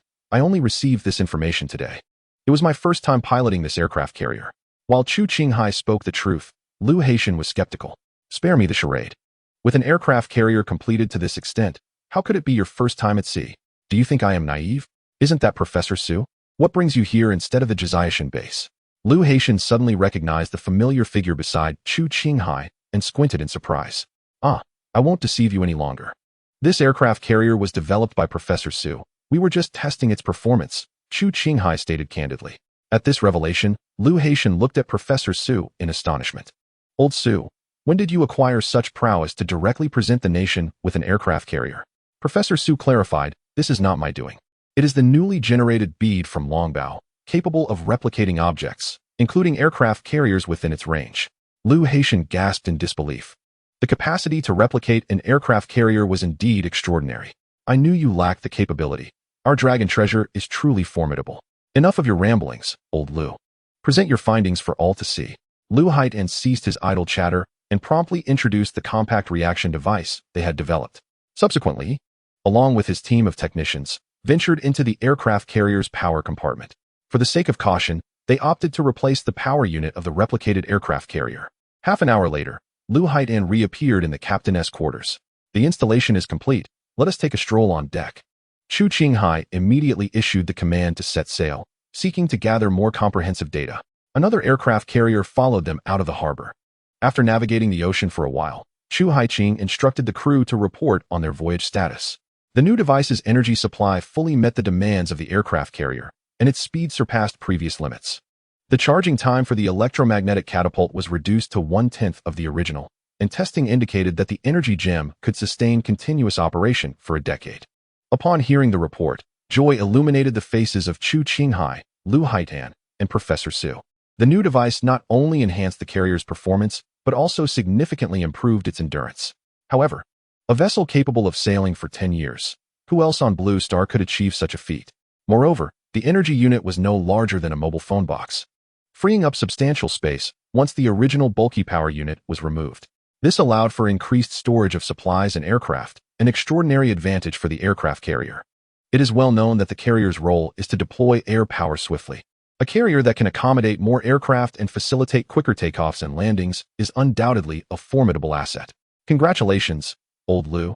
The device you developed is exceptional, and you have made a significant contribution. Upon your return, your title will surely be enhanced, Professor Su praised. Old Su, spare me your flattery. You, my old friend, have delivered a new aircraft carrier to the nation. Surely that will be etched in history. Lu Haitian could not help but feel envious of Professor Su's achievement. On his way, he had hoped that his device would astound everyone, only to discover that someone had beaten him to it upon arrival. Feeling quite dejected, he was nonetheless relieved that his device did not disappoint. Notify the other aircraft carrier to launch their aircraft and land them on my carrier, commanded Chu Qinghai. To obtain comprehensive data from the carrier, testing the aircraft is essential. While the others rejoiced, on the other side of the ocean, there were those whose spirits were far from buoyant, even feeling a chill down their spines. Through satellites, they detected two colossal entities in the sea, situated within the territorial waters of Longhua. Such a revelation sent their nerves into a frenzy, filling their hearts with unease. Chapter 31. Deep Sea Monoliths, Strange Energies. Can anyone tell me what is depicted here? Is our intelligence department truly incompetent? Do we have no information at all? Pratt thundered, his fierce demeanor instilling fear among the officers present, who dared not even breathe audibly. Stop feigning silence. Speak up. How is it that suddenly the Dragon Kingdom has unveiled a new aircraft carrier? In the command center, confusion reigned as everyone was under the impression that the Dragon Kingdom possessed only 5 aircraft carriers. Yet today, an unexpected revelation emerged. Situated in an alternate universe, the Dragon Kingdom, satellites had suddenly detected a new large vessel, and upon investigation, it was astonishingly identified as an aircraft carrier. In an instant, uncertainty gripped everyone. When had the Dragon Kingdom constructed this formidable ship? The sudden appearance of a 6th aircraft carrier instilled a sense of dread regarding their maritime capabilities. Speak up. How should we respond? Pratt inquired, regaining his composure. As of now, we can only hypothesize about the vessel's identity based on satellite imagery. It would be prudent to send someone to ascertain the truth. Indeed, aircraft carriers are not built without considerable expenditure and maintenance, making it implausible that such a development could occur without any indication. The construction of an aircraft carrier cannot be clandestine. It might merely be a cargo ship. Engaging in dialogue, the group ultimately decided that sending someone to investigate was the best course of action. If it turned out to be a false alarm, so be it. But if it were indeed an aircraft carrier, they would have to devise alternative plans. At the Juka mountain base, Lin Yi contemplated how to venture into the sea alone. Well, not entirely alone, but rather with his dragon, without arousing suspicion. Huang Feiyu and Lin Yi sat idly for an entire afternoon, leaving the live stream audience on the verge of impatience. Finally, the atmosphere lightened during dinner time. Dragon treasure, would you care for this braised pork knuckle? If not, I shall devour it, Huang Feiyu inquired, gesturing towards a sizable knuckle while eating from his bowl and gazing into the pot. Lin Yi was at a loss for words. This fellow could eat even more than himself. At times, he genuinely questioned whether this man's appetite surpassed his own. Moreover, he seemed less like an ally and more like someone there merely to enjoy the food and drink. Brother Huang, your voracious appetite is astounding, surely. You weren't merely a famished ghost in your previous life. To Lin Yi's surprise, Huang Feiyu displayed hidden talents, showcasing an impressive ability to eat heartily, providing a double delight for the live stream audience. Dragon treasure was left in awe, unable to fathom that someone could out-eat him. This individual certainly had a knack for scrounging meals. He wondered if there were openings for live stream assistance, as he too wished to lend a hand. As the audience watched Huang Feiyu savor his meal with such enthusiasm, envy surged to its peak. Being a live stream assistant not only offered close encounters with dragon treasure, but also the opportunity to enjoy free food and drink. What bliss! Noticing Lin Yi's lack of response, Huang Feiyu surmised that he had tacit approval and eagerly retrieved the large pork knuckle. As he took a bite, an expression of sheer delight illuminated his face. The flavor was exquisite. Truly, it was the handiwork of a master chef. Lin Yi observed the entire dining experience unfold as a personal showcase by Huang Feiyu, the renowned food streamer, while he himself remained speechless beside him. Once dinner concluded, the live stream was shut down, and Huang Feiyu returned to his dormitory. Taking advantage of Sister Zhou's absence for a promotional engagement, Lin Yi resolved to explore the ocean that night. Under the cloak of night, Lin Yi swiftly ascended into the clouds, his speed so remarkable that the surrounding monitoring stations failed to detect his departure. Gliding through the air, he reached the seaside in mere moments. Gazing at the boundless ocean, Lin Yi plunged into the water, immersing himself fully to sense whether there was anything within the depths that beckoned him. As he descended deeper, he eventually reached the ocean floor, where he felt an elusive sense of familiarity. Suddenly, Lin Yi's gaze snapped toward a particular direction, drawn by a peculiar sensation, transforming into a bolt of lightning. He propelled himself towards the source of his attraction. Upon arrival, he discovered an unfathomable submarine trench. The origin of his intrigue lay beneath this chasm. The trench measured merely a dozen meters in width, yet stretched for several thousand meters. To Lin Yi's astonishment, even with his dragon's vision, he could not discern its depth.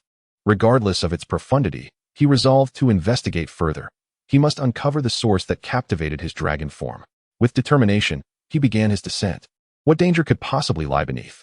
Even if peril awaited him, he was a divine dragon. Surely he could resolve any threat with ease.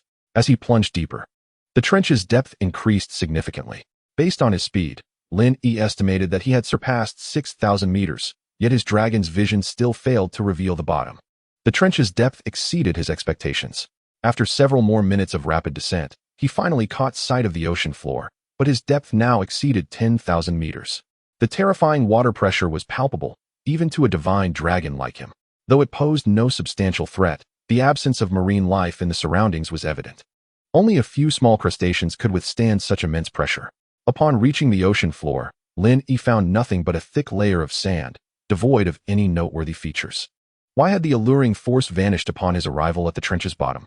Confused, he began to search with his naked eyes. After a thorough examination, he unexpectedly discovered a large stone inscribed with peculiar runes. Moreover, a peculiar energy enveloped the colossal stone. As he approached its vicinity, his body incessantly absorbed this strange force, akin to a parched soul encountering a sweet spring, eagerly indulging in its essence. After absorbing a wisp of this extraordinary energy, Lin Yi felt his physical growth accelerate at a pace surpassing that of consuming a ton of nuclear material, leaving him utterly astonished. Could this be spiritual energy? As his body assimilated this force, a wealth of information surged into his mind. Spiritual energy, a rare source of heaven and earth, bestows extraordinary power upon those fortunate enough to harness it. Lin Yi's expression turned peculiar. The existence of spiritual energy on Blue Star implied the possibility of cultivating immortality. This energy is the exclusive domain of the immortal realm. Cultivators refine it to transcend the mundane and ascend to divinity. The emergence of such energy on Blue Star, could it signify the revival of spiritual energy? Lin Yi pondered silently. Yet memories in his mind reminded him that even in ancient times, spiritual energy was scarce and primarily found in remote, uncharted territories. Humanity could scarcely access it. Even the Dragon Clan struggled to absorb it. Chapter 32, Strange Creatures and the Refinement of Lightning. Lin Yi ceased to dwell on the sudden influx of memories regarding spiritual energy. His sole desire was to absorb as much of it as possible, to continuously elevate his being before dawn arrived, ensuring that none would be the wiser. He promptly set to work, perched atop the gigantic stone, fervently drawing in the spiritual energy. Countless streams of this essence flowed into his body, enhancing his sinews and flesh. After half an hour, he suddenly sensed that the energy below him seemed to be diverted by some entity. Upon closer inspection, he beheld a massive silhouette emerging from the inky depths of the trench. It bore 8 appendages, a bald head reminiscent of an octopus, yet its limbs were covered in scales, gleaming with a metallic sheen. As it drew nearer, its crimson eyes fixed intently upon Lin Yi, as if reproaching him for consuming the energy that belonged to it. Lin Yi, recognizing the enormity of this creature, knew instinctively that it was no ordinary foe. In the depths of this trench, such a colossal octopus was utterly abnormal. The pressure of the deep sea was terrifying. Ordinary beings would be crushed in such an environment. Yet this octopus evidently possessed the means to withstand the water pressure, and what troubled Lin Yi most was its malevolent intent. As the octopus approached, it swung a thick tentacle toward Lin Yi with reckless abandon. Caught off guard, Lin Yi swiftly evaded the strike. With his departure, the lengthy appendage crashed heavily onto the stone beneath him. The entire trench quivered, yet the colossal stone appeared to be unique, showing no signs of damage whatsoever. It seemed that a grand seafood feast awaited. The creature before Lin Yi was undoubtedly hostile, and he had no intention of extending any courtesy. He resolved to treat this encounter as a late-night snack. Swiftly, Lin Yi darted forward, finding himself before the octopus in an instant, and with a powerful swipe, he struck the creature's rounded head. However, contrary to expectations, it did not yield as easily as slicing through tofu. Instead, it felt akin to clawing at solid metal, leaving merely a scratch. How remarkably tough! Lin Yi was taken aback, for his claws had previously been invincible, yet now they had only managed to create a mere mark. This indicated that the creature's shell was indeed formidable, and the enhancement of animals by spiritual energy was truly extraordinary. Lin Yi's actions thoroughly enraged the octopus, which swung its tentacles and charged at him. A clever idea struck Lin Yi. He turned and swam towards the surface of the trench, intending to lure the beast upward. Many of his unique abilities were significantly diminished underwater, and only on the surface could he inflict lethal damage upon it. As Lin Yi ascended, the octopus pursued closely behind. Infuriated, it noted that while the spiritual energy around this massive stone was generated daily, the quantity was woefully scant. It only visited this location once a month to absorb energy. Thus, discovering an intruder who had consumed all the energy it had painstakingly gathered was infuriating. Resolute, it decided to devour Lin Yi to compensate for its lost energy. In just a few minutes of rapid ascent, Lin Yi emerged at the ocean's surface. With the octopus following closely, it brandished its tentacles, ready to ensnare him. Without hesitation, Lin Yi unleashed a torrent of flames upon the octopus, the terrifying heat eliciting a piercing shriek from the creature. The sound was shrill and utterly unpleasant.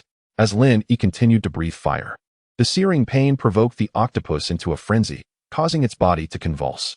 A cloud of black smoke erupted instantly, and Lin Yi found himself enveloped in this fog, momentarily feeling as though he had slipped into a dream.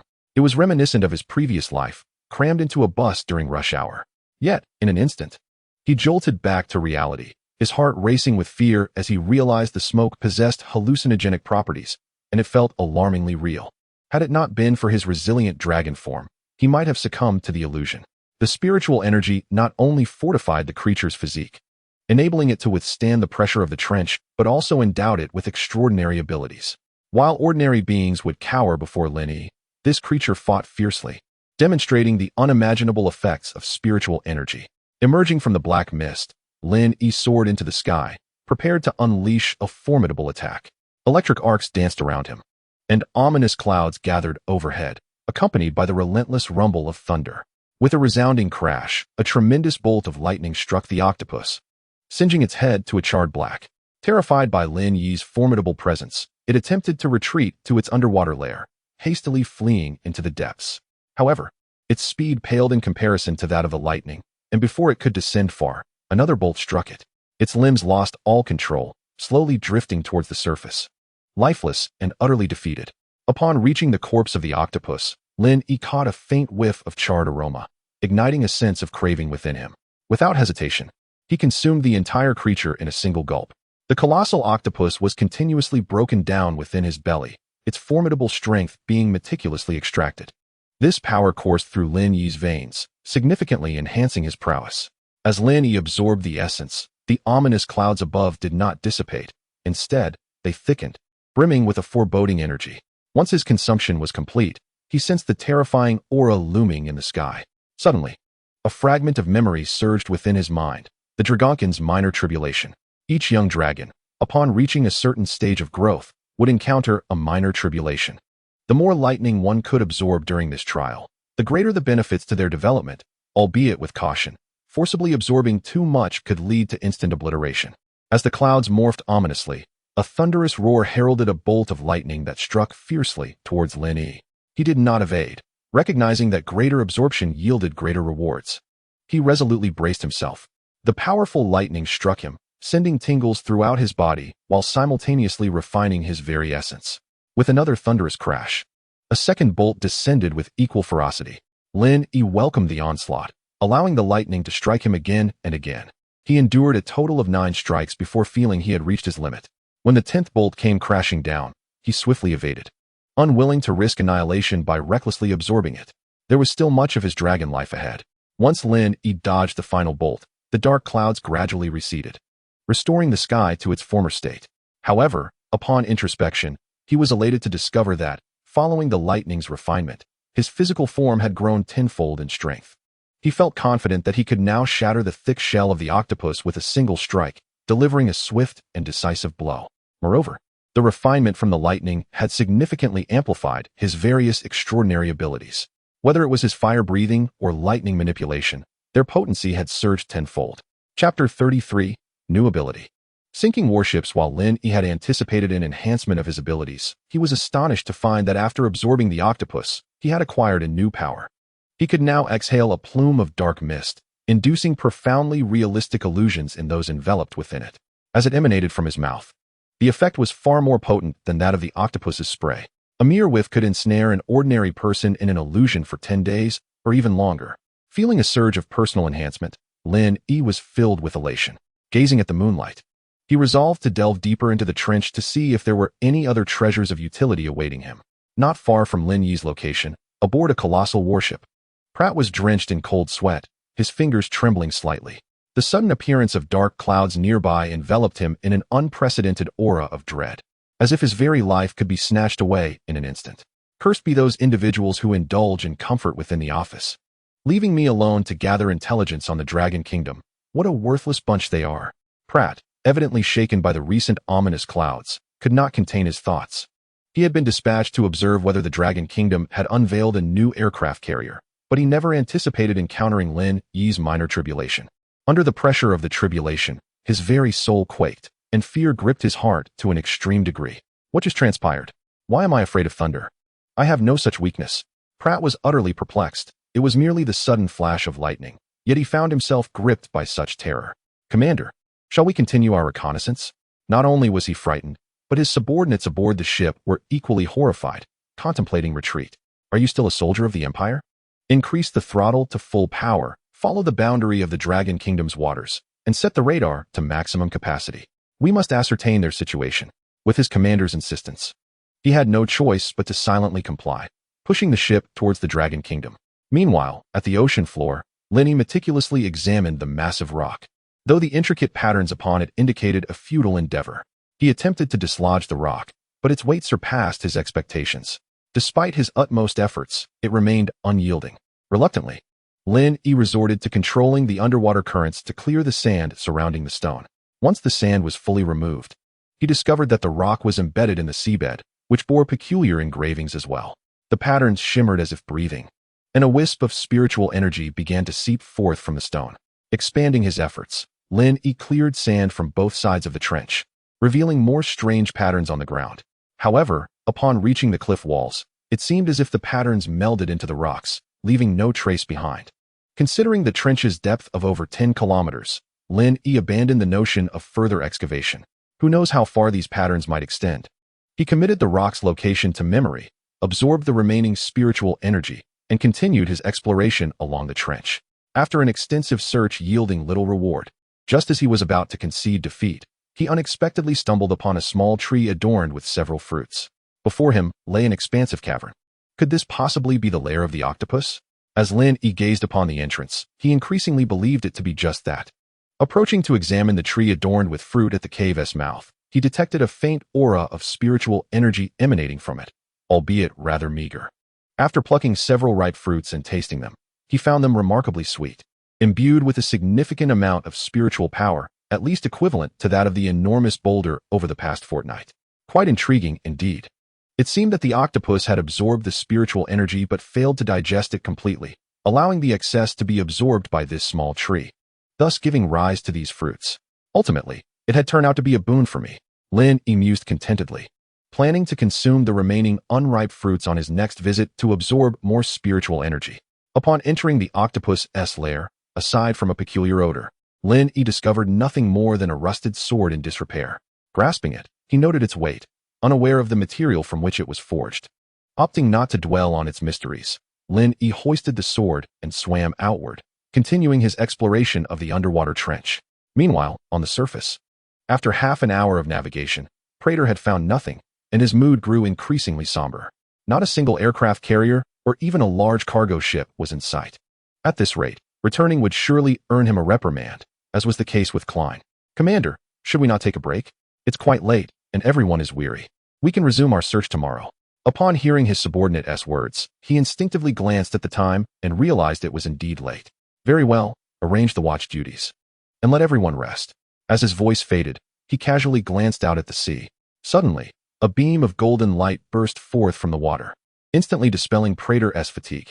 He grabbed his binoculars and focused on the source of the brilliance. The creature was enveloped in a golden sheen, its eyes sparkling like gems, and its peculiar form ignited a spark of joy within him. If he could capture this dragon from the Dragon Kingdom, he would surely be hailed by the entire nation. 12 o'clock, fire. Without hesitation, Prater ordered the attack. Capturing a live specimen would certainly be challenging, but wounding it would be considerably easier. The soldiers, who had just been instructed to rest, were momentarily taken aback. Had they misheard? Weren't they just told to sleep? Was this some sort of fever dream? What are you dawdling for? 12 o'clock, a dragon from the Dragon Kingdom has been spotted. Open fire. The crew snapped to attention, and a barrage of naval artillery was unleashed towards Lin Yi. Emerging from the depths, Lin Yi had just been lamenting the lack of treasures in such a vast trench, when he suddenly sensed an oncoming threat. What kind of unsporting adversary is this? Lin Yi silently cursed under his breath and swiftly evaded. Having encountered adversaries twice today, both devoid of martial ethics, he began to suspect these individuals had conspired together. After dodging, he beheld the warship that had attacked him and immediately grasped the reason behind their actions. These individuals incessantly labeled him as an extraterrestrial being, yet now, without a moment's hesitation, they launched a vicious assault. How brazen they were! Lin Yi decided to respond in kind, commanding the sea to rise into a colossal wave that surged toward the warship with tremendous force. Staring at the towering wave, which loomed several meters higher than his own vessel, Pratt was left speechless, engulfed by profound regret for his reckless behavior. The wave crashed down, submerging the warship in an instant. Moments later, the sea regained its tranquility, and Pratt, having narrowly escaped death, surfaced on a lifeboat, utilizing a communication device. "I have located Long Bow, requesting assistance." Chapter 34. A claw splits the aircraft carrier. Intending to swiftly conclude matters with these individuals, Lin Yi paused, intrigued to see what kind of reinforcements this fellow could summon. He hovered above them, his gaze icy and indifferent, observing in silence. Merely by maintaining this watchful presence, the individuals below felt a chill run down their spines, beads of sweat cascading down their foreheads until their garments were thoroughly soaked. After a wait of over 10 minutes, a grand fleet approached in the distance. Leading the charge was an aircraft carrier, followed closely by several warships. With the aircraft carrier at the forefront, they sped toward Lin Yi with formidable strength. Upon the carrier's arrival, Pratt felt as though he had seen a beacon of hope. Desperately maneuvering his vessel closer to the carrier, Lin Yi, however, had no intention of letting them off easily. He forcefully commanded the sea to crash down, swallowing the group whole. In the distance, Herbert aboard the carrier witnessed this scene and slammed his hand on the table in frustration. How audacious! This little monster clearly disregards us. Listen to my command. Everyone prepare for battle, full speed ahead. As the fleet neared Lin Yi, Herbert's voice echoed from the aircraft carrier. You are surrounded. Surrender now. I know you can understand me. Lin Yi merely chuckled coldly within. The reason these individuals had not attacked immediately was likely due to their calculations regarding the maritime boundaries of Long Nation. On the other hand, they sought to capture Lin Yi alive. Should he perish in combat, it would be a significant loss for them. Electric arcs danced around Lin Yi as he unleashed several bolts of lightning towards the aircraft carrier and the warships.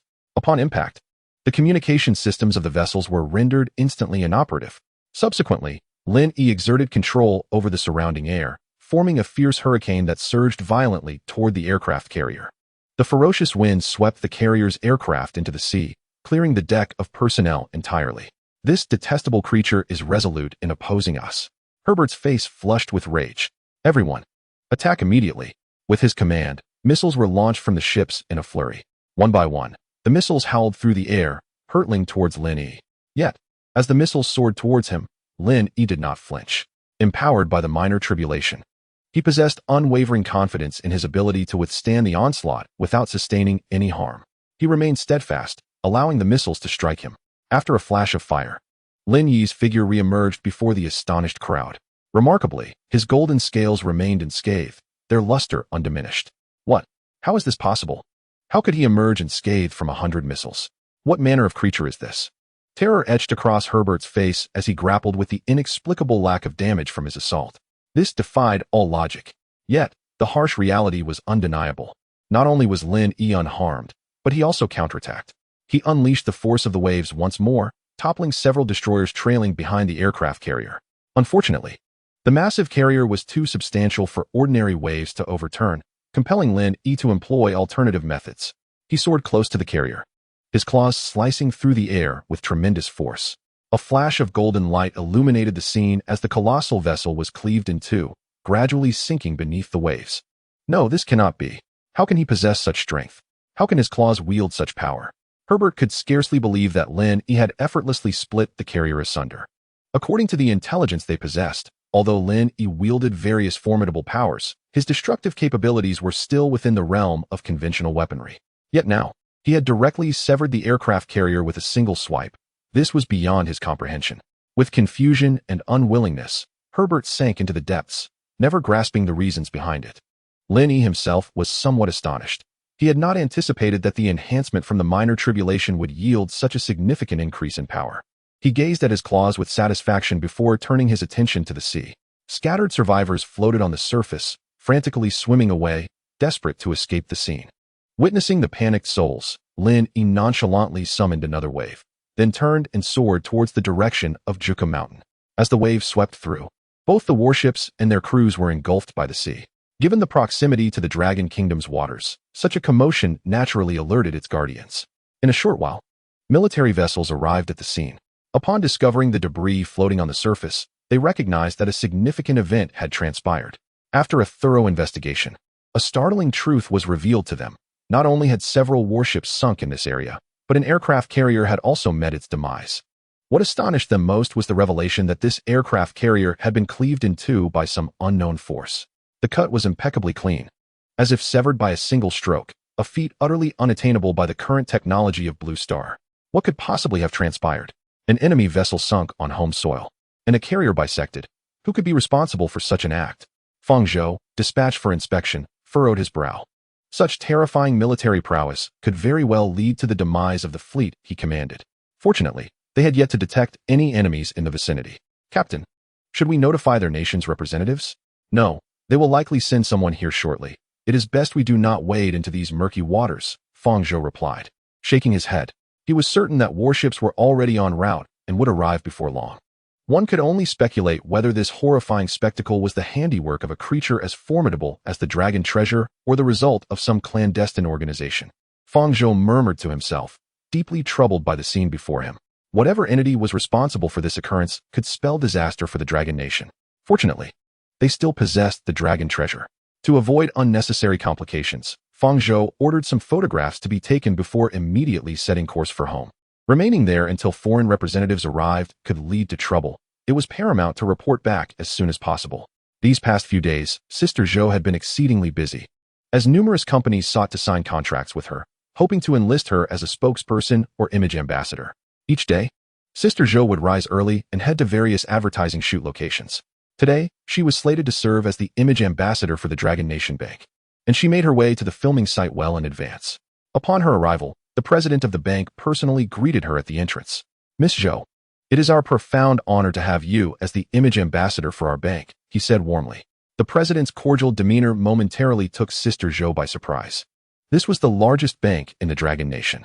The fact that the president himself had come to welcome her left her feeling quite flattered. "You are too kind. President Li, it is truly my privilege to serve as the bank's image ambassador," Sister Zhou replied graciously. "Everything is already set up, Miss Zhou. Whenever you are ready, we can commence filming." Chapter 35. Sister Zhou's status. Replicating the lithography machine, the filming location was within the largest service building of the Dragon Nation Bank, meticulously designed and elegantly decorated. Upon entering, everyone was prepared and eager to begin. Noticing the readiness of the team, Sister Zhou timidly suggested, "Shall we start now?" "There is no need to rush, Miss Zhou. After you take a brief moment to prepare, we will commence." The director in charge of the shoot smiled reassuringly. With little choice, Sister Zhou took a short rest before reintroducing the idea of beginning the shoot. The advertisement production was now in full swing, and to significantly promote their strength, the bank had even opened its vault for filming, showcasing piles of cash and gold within. These are all genuine articles. Other banks may showcase props in their presentations, regardless of the presence of cash or gold. However, this time, in a bid for heightened realism, authentic gold and silver were employed. Such an opportunity is not afforded to everyone. It was only with Sister Zhou's arrival that this unprecedented event transpired. "Miss Zhou, how do you find the footage? If it's unsatisfactory, we can reshoot." The director, having just completed the filming, intended to present the video to the president. However, before he could utter a word, the president sought Sister Zhou's opinion directly. After reviewing the final cut, Sister Zhou deemed it satisfactory and nodded in approval. "Very well. Since Miss Zhou finds it acceptable, we shall proceed with this version," the president declared decisively, as if the power to decide lay not in his hands, but rather in those of Sister Zhou. Yet, this advertisement was funded by them. There were no stringent demands from other parties, and feedback was scarce.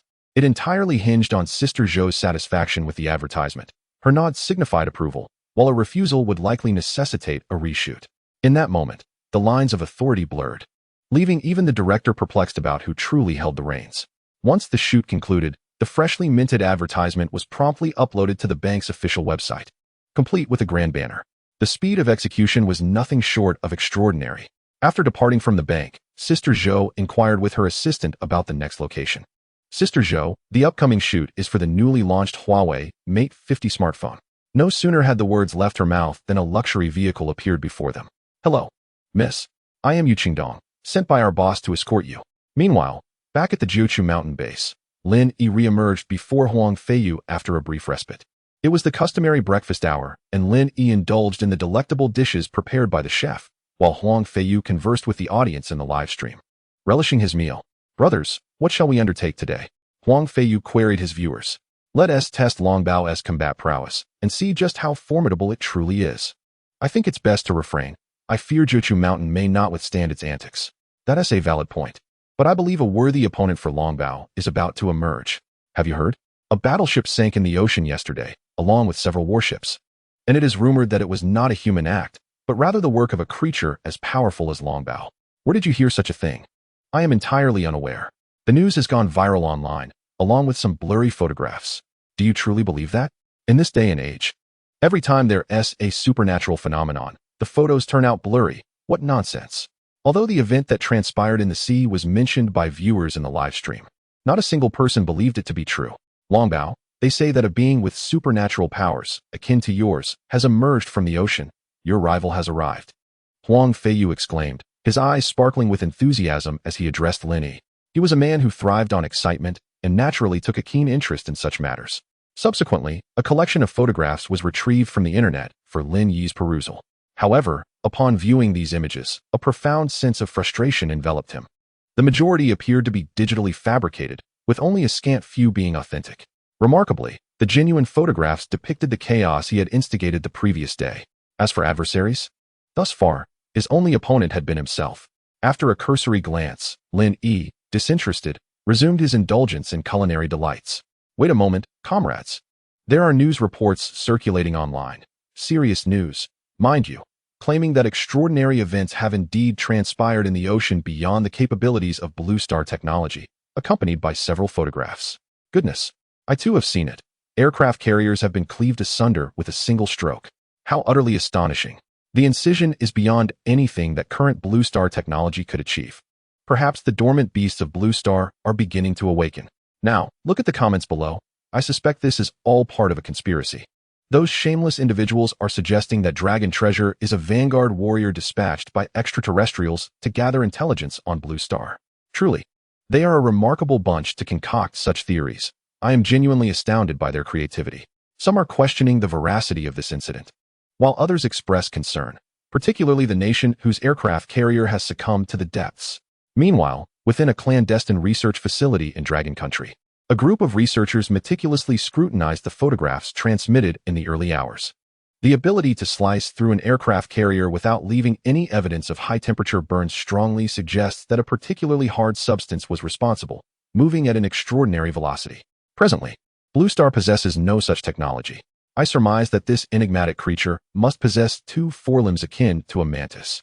Remarkably, only a single ship was severed, while the rest have sunk to the ocean floor, indicating that this creature shares the water manipulation abilities of Dragon Treasure. Furthermore, traces of electric discharge suggest that this creature can emit electricity. As the analysis progressed, an extraordinary being began to take shape in the minds of the researchers. With the storm on the horizon, I have harbored concerns since Dragon Treasure's emergence regarding the potential birth of a similar entity. Little did I know that my fears would manifest. We must prepare ourselves post-haste. Meanwhile, Professor Su found himself pacing within a secret base, a mixture of excitement and trepidation coursing through him. After a brief moment, a figure entered, wearing a look of elation. Professor Su, it's done. We have successfully replicated the 1, 3, and 5 lithography machines, and they will soon be transported to this facility. Marvelous. Professor Su exclaimed, his excitement palpable. Lithography machines have always been manufactured by various nations, yet the core components have historically lacked participation from Dragon Country. This has long been a source of frustration. Although efforts to overcome this hurdle have been ongoing for years, the precision required is truly formidable, hence the reason for their international production. Until now, significant breakthroughs have been elusive. But now, with the replicated units, we stand at the precipice of advancement. Directly replicate several machines. Once they are transported back, further duplications are possible, enabling both research and production. It is indeed surprising to Professor Su that a single pearl can only replicate one lithography machine. One must realize that such a colossal entity as an aircraft carrier requires only one, yet this diminutive lithography machine necessitates one pearl. Upon reflection, Professor Su suddenly comprehends that the replication of pearls is not solely determined by the size of the objects, but also by the complexity of the items being replicated. The more intricate the object, the greater the consumption. Chapter 36, Sister Zhou's Return and Director Zhang's Visit on a New Day, Under the Radiant Sun. Sister Zhou gazes affectionately at the GQ mountain base, which she has not returned to for several days. She has been tirelessly engaged in advertising shoots for various companies, leaving her no time for rest. With her nerves frayed, she feels on the brink of exhaustion. Finally, I am back, Sister Zhou exclaims, relieved to have completed all her endorsement advertisements. Now, she can finally take a breather. The thought of her substantial advertising fees fills her with joy. She estimates it to be around 700 or 800 million, an astronomical sum that feels almost surreal. I wonder if Longbao has missed me, she muses softly to herself. As she steps into Lin Yi's compound, she finds him playing volleyball with Huang Feiyu, surrounded by a crowd of spectators eagerly watching the live stream. Naturally, Lin Yi, who possesses remarkable speed, effortlessly dominates Huang Feiyu. Nevertheless, Huang Feiyu, with his tenacity, refuses to back down. Upon noticing Sister Zhou's arrival, he immediately ceases play and approaches her. Sister Zhou, you're finally back. I thought you had gone off to become a star, Huang Feiyu grins. How could that be? I merely shot a few advertisements. I'm not becoming a celebrity. Sister Zhou clarifies. You must have earned quite a bit from your endorsements, right? Huang Feiyu inquires mischievously. Just about 700 or 800 million, Sister Zhou replies nonchalantly. Lin Yi remarks, this woman is quite adept at concealing her success. 700 or 800 million. Huang Feiyu's eyes widen in disbelief. struggling to process the enormity of the statement. I never realized Sister Zhou was so skilled at this. 7 or 800 million. Is this even a reasonable figure? If I had been working since the time of Emperor Qin, I still couldn't amass that much. How frustrating. Sister Zhou has truly outdone herself. Did Sister Zhou film advertisements at the Palace of Versailles? Huang Feiyu quips, observing her remarkable composure. Sister Zhou, it seems you have also adopted a touch of Versailles in your demeanor. With such earnings, shouldn't you treat us to a lavish meal? Huang Feiyu rubs his hands together, smiling at her. Absolutely. Whatever you wish to eat, it's on me. Sister Zhou replies without hesitation. Upon noticing the volleyball on the ground, Sister Zhou picked it up and tossed it towards Lin Yi. Long bow catch. Without even glancing, Lin Yi effortlessly caught the volleyball and, with a swift motion, tossed it back to Sister Zhou. This lack of excitement was rather dull. Lin Yi found himself yearning to explore remote corners of the world, seeking out places still imbued with spiritual essence. After days of playing various ball games with Huang Feiyu in this park, he was thoroughly bored. Long bow. Why the glum face? Sister Zhou, sensing Lin Yi's mood, expressed her concern. Lin Yi shook his head and exhaled a plume of black mist. In an instant, Huang Feiyu, standing beside him, was enveloped by the mist and plunged into a fantastical realm. His gaze became distant and unsteady as he staggered towards a nearby tree, suddenly embracing it and mumbling incoherently, "My beloved, wait for me tonight. I shall come to you once I finish my duties." He leaned in to kiss the tree trunk. Witnessing this spectacle, Sister Zhou and the audience in the live stream were left in bewilderment. They could not fathom what Huang Feiyu was doing. What is wrong with Brother Huang? Why is he suddenly enamored with a tree, calling it his beloved? Was this a mere figment of a long-standing singlehood? The tree seemed to respond, "Don't come near me." Having noticed the mist exhaled by Long Bao, the audience quickly deduced that it had the power to induce illusions. Is Brother Long Bao daydreaming? And even assuming the role of an emperor? Sister Zhou stifled a laugh as she inquired of Lin Yi. He nodded in acknowledgement. Though he merely intended to amuse himself with this prank, he had inadvertently transformed Huang Feiyu into an emperor within the illusion, pursuing his emperor's consort. It was amusing how one's imagination could manifest so vividly. Who would have thought Huang Feiyu harbored such fantasies? Long Bao, stop this charade and bring him back. Sister Zhou, giggling at the sight of Huang Feiyu embracing the tree, pleaded with Lin Yi. What a pity that Sister Zhou did not inquire about the fog that induced hallucinations. He was curious to know her thoughts. Regardless, it was clear she was not thinking of him.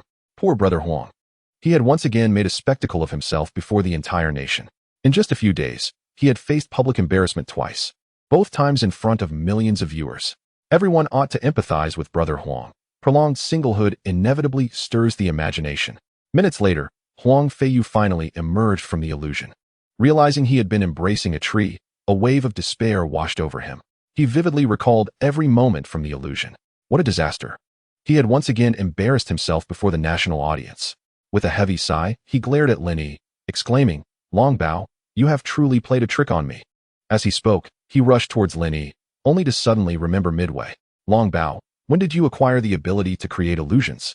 He was taken aback to realize that Lin Yi had developed a new capability, one that could draw others into a realm of phantoms. Over the past few days, he had been in constant company with Long Bao and had not observed him consuming any new materials. How could such a new power manifest so abruptly? Huang Feiyu was completely perplexed. In response to Huang Feiyu's inquiry, Lin Yi remained silent and soared into the air, heading towards Sister Zhou. "Long Bao, what are you doing? You're not planning to drug me, are you?" Sister Zhou exclaimed in alarm, recalling her past experiences where Long Bao had delighted in playing pranks on her. Thus, as Lin Yi approached, she became vigilant. Lin Yi breezed past Sister Zhou, casting her a glance as if she were a simpleton, before plunging into the swimming pool. That look was priceless. Sister Zhou thought he was coming to tease her, but he was merely off to swim. I sensed that Long Bao was being deliberately mischievous. It appeared he wasn't teasing Sister Zhou, yet he had indeed toyed with her. Long Bao truly knew how to play his cards right. Keeping Sister Zhou completely under his control, the live stream erupted in laughter. While Sister Zhou's face turned ashen, her eyes blazing with indignation fixed on Lin Yi. "That wretched Long Bao," he said it again. Outside the Jiaishan base, luxury cars glided by. In the lead vehicle, aside from the driver, sat a middle-aged man and two extraordinarily graceful women. "Director Zhang, what roles will Reba and I be playing in this film centered around Long Bao?" Young Mimi inquired. Her arms crossed as she alleviated her physical burden, her beautiful eyes directed at the middle-aged man in the passenger seat. The man in the passenger seat was none other than the renowned director Zhang Yimou. He had been at home sifting through scripts when he received a call from above, instructing him to create a film focused on Long Bao, highlighting his myriad supernatural abilities, as well as the profound bond he shared with Long Gua. Although the request was merely a simple sentence, the task of executing it flawlessly weighed heavily on Zhang Yimou. Fortunately, a script had already been established, adapted from a piece by an obscure author regarding Long Bao. While Zhang Yimou deemed the story rather lackluster, it nevertheless met the requirements. Thus, he promptly brought the two leading ladies, Yang Mimi and Reba, to the Jiaishan base to invite Sister Zhou and Long Bao to participate in the film. Director Zhang? Yang Mimi called out, noticing Zhang Yimou lost in thought. She pressed again. Zhang Yimou snapped back to reality, smiling faintly. You will portray two of the three sisters in a shared living arrangement, essentially serving as Dragon Mother. Upon hearing this, both Yang Mimi and Reba's faces lit up with excitement.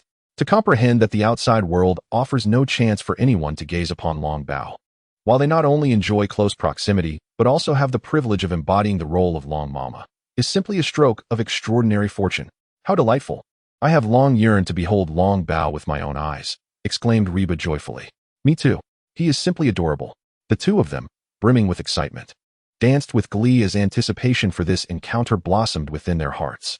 Upon arriving at the Jiuxiu mountain base, Zhang Yimou, guided by a supervisor of the park, approached Lin Yi's location. Miss Zhou, greetings, I am. As he drew near, Zhang Yimou began to introduce himself, but was swiftly interrupted by Zhou Jie's exclamation of surprise.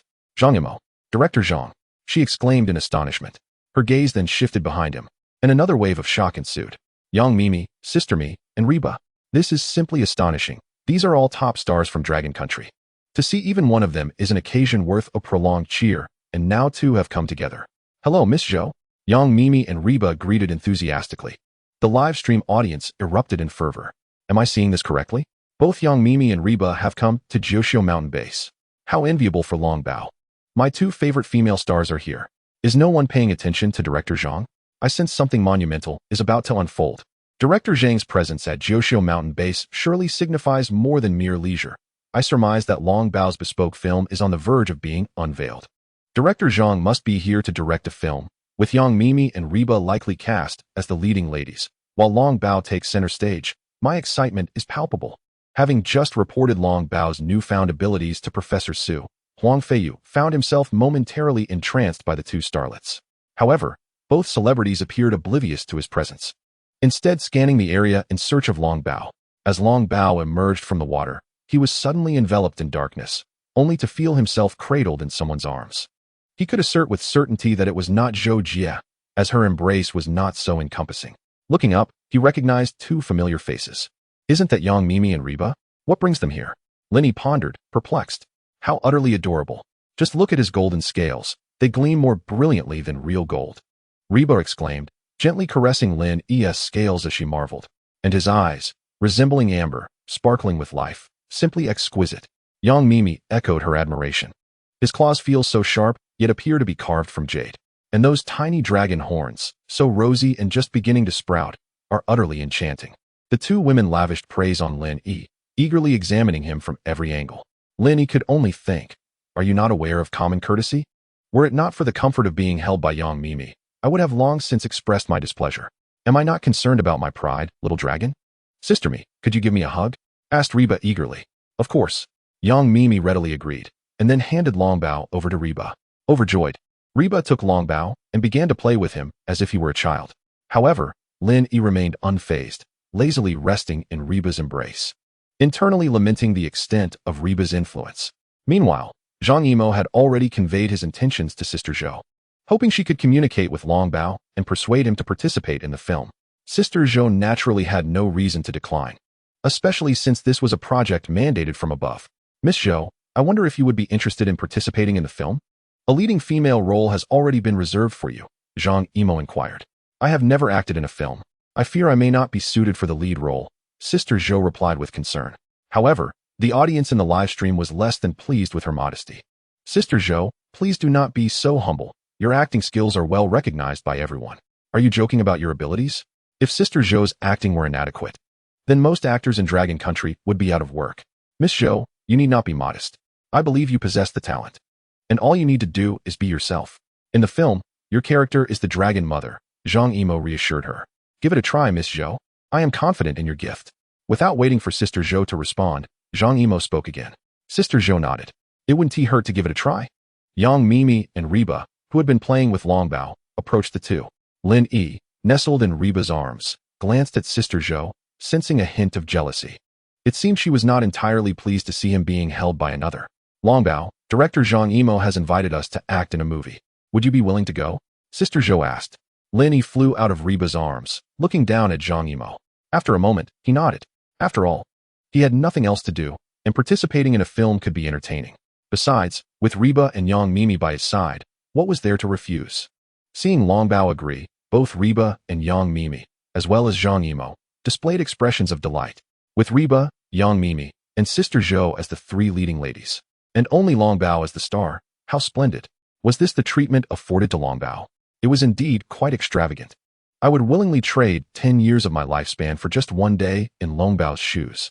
The audience in the livestream couldn't help but feel envious.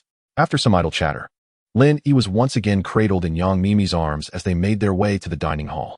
At the dining table, Reba and Yang Mimi sat closely beside Lin Yi, softly inquiring about his preferences while serving him dishes. They seemed less like diners and more like devoted attendants to Lin Yi. This scene left Huang Feiyu, seated across from them, utterly dumbfounded. Despite the abundance of food before him, the self-proclaimed king of appetites found himself devoid of any appetite. In Chapter 38, Lin Yi's Indulgence, the nationwide selection process unfolds. Lin Yi relished the attentions of the two lovely ladies, exclaiming, Reba, please pass me some dompa pork. Yang Mimi cheerfully added, Lin Yi, do try some braised four treasures. The audience in the live stream watched in envy as they beheld this spectacle. Oh my, I truly envy Lin Yi's lifestyle. To dine with two stunning beauties is a scene I can hardly dream of. They lamented, why am I not a national treasure?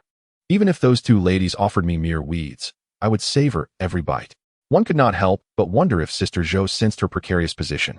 Observing the mountain of food piled on Lin Yi's plate, Huang Feiyu spoke up, Ladies, I fear Lin Yi cannot possibly consume all this. Your enthusiasm is overwhelming. Coming back to their senses, the two ladies realized the excessive amount of food and quickly apologized to Lin Yi. My apologies, Lin Yi. I didn't realize you still had so much left. Yang Mimi said, her face flushed with embarrassment.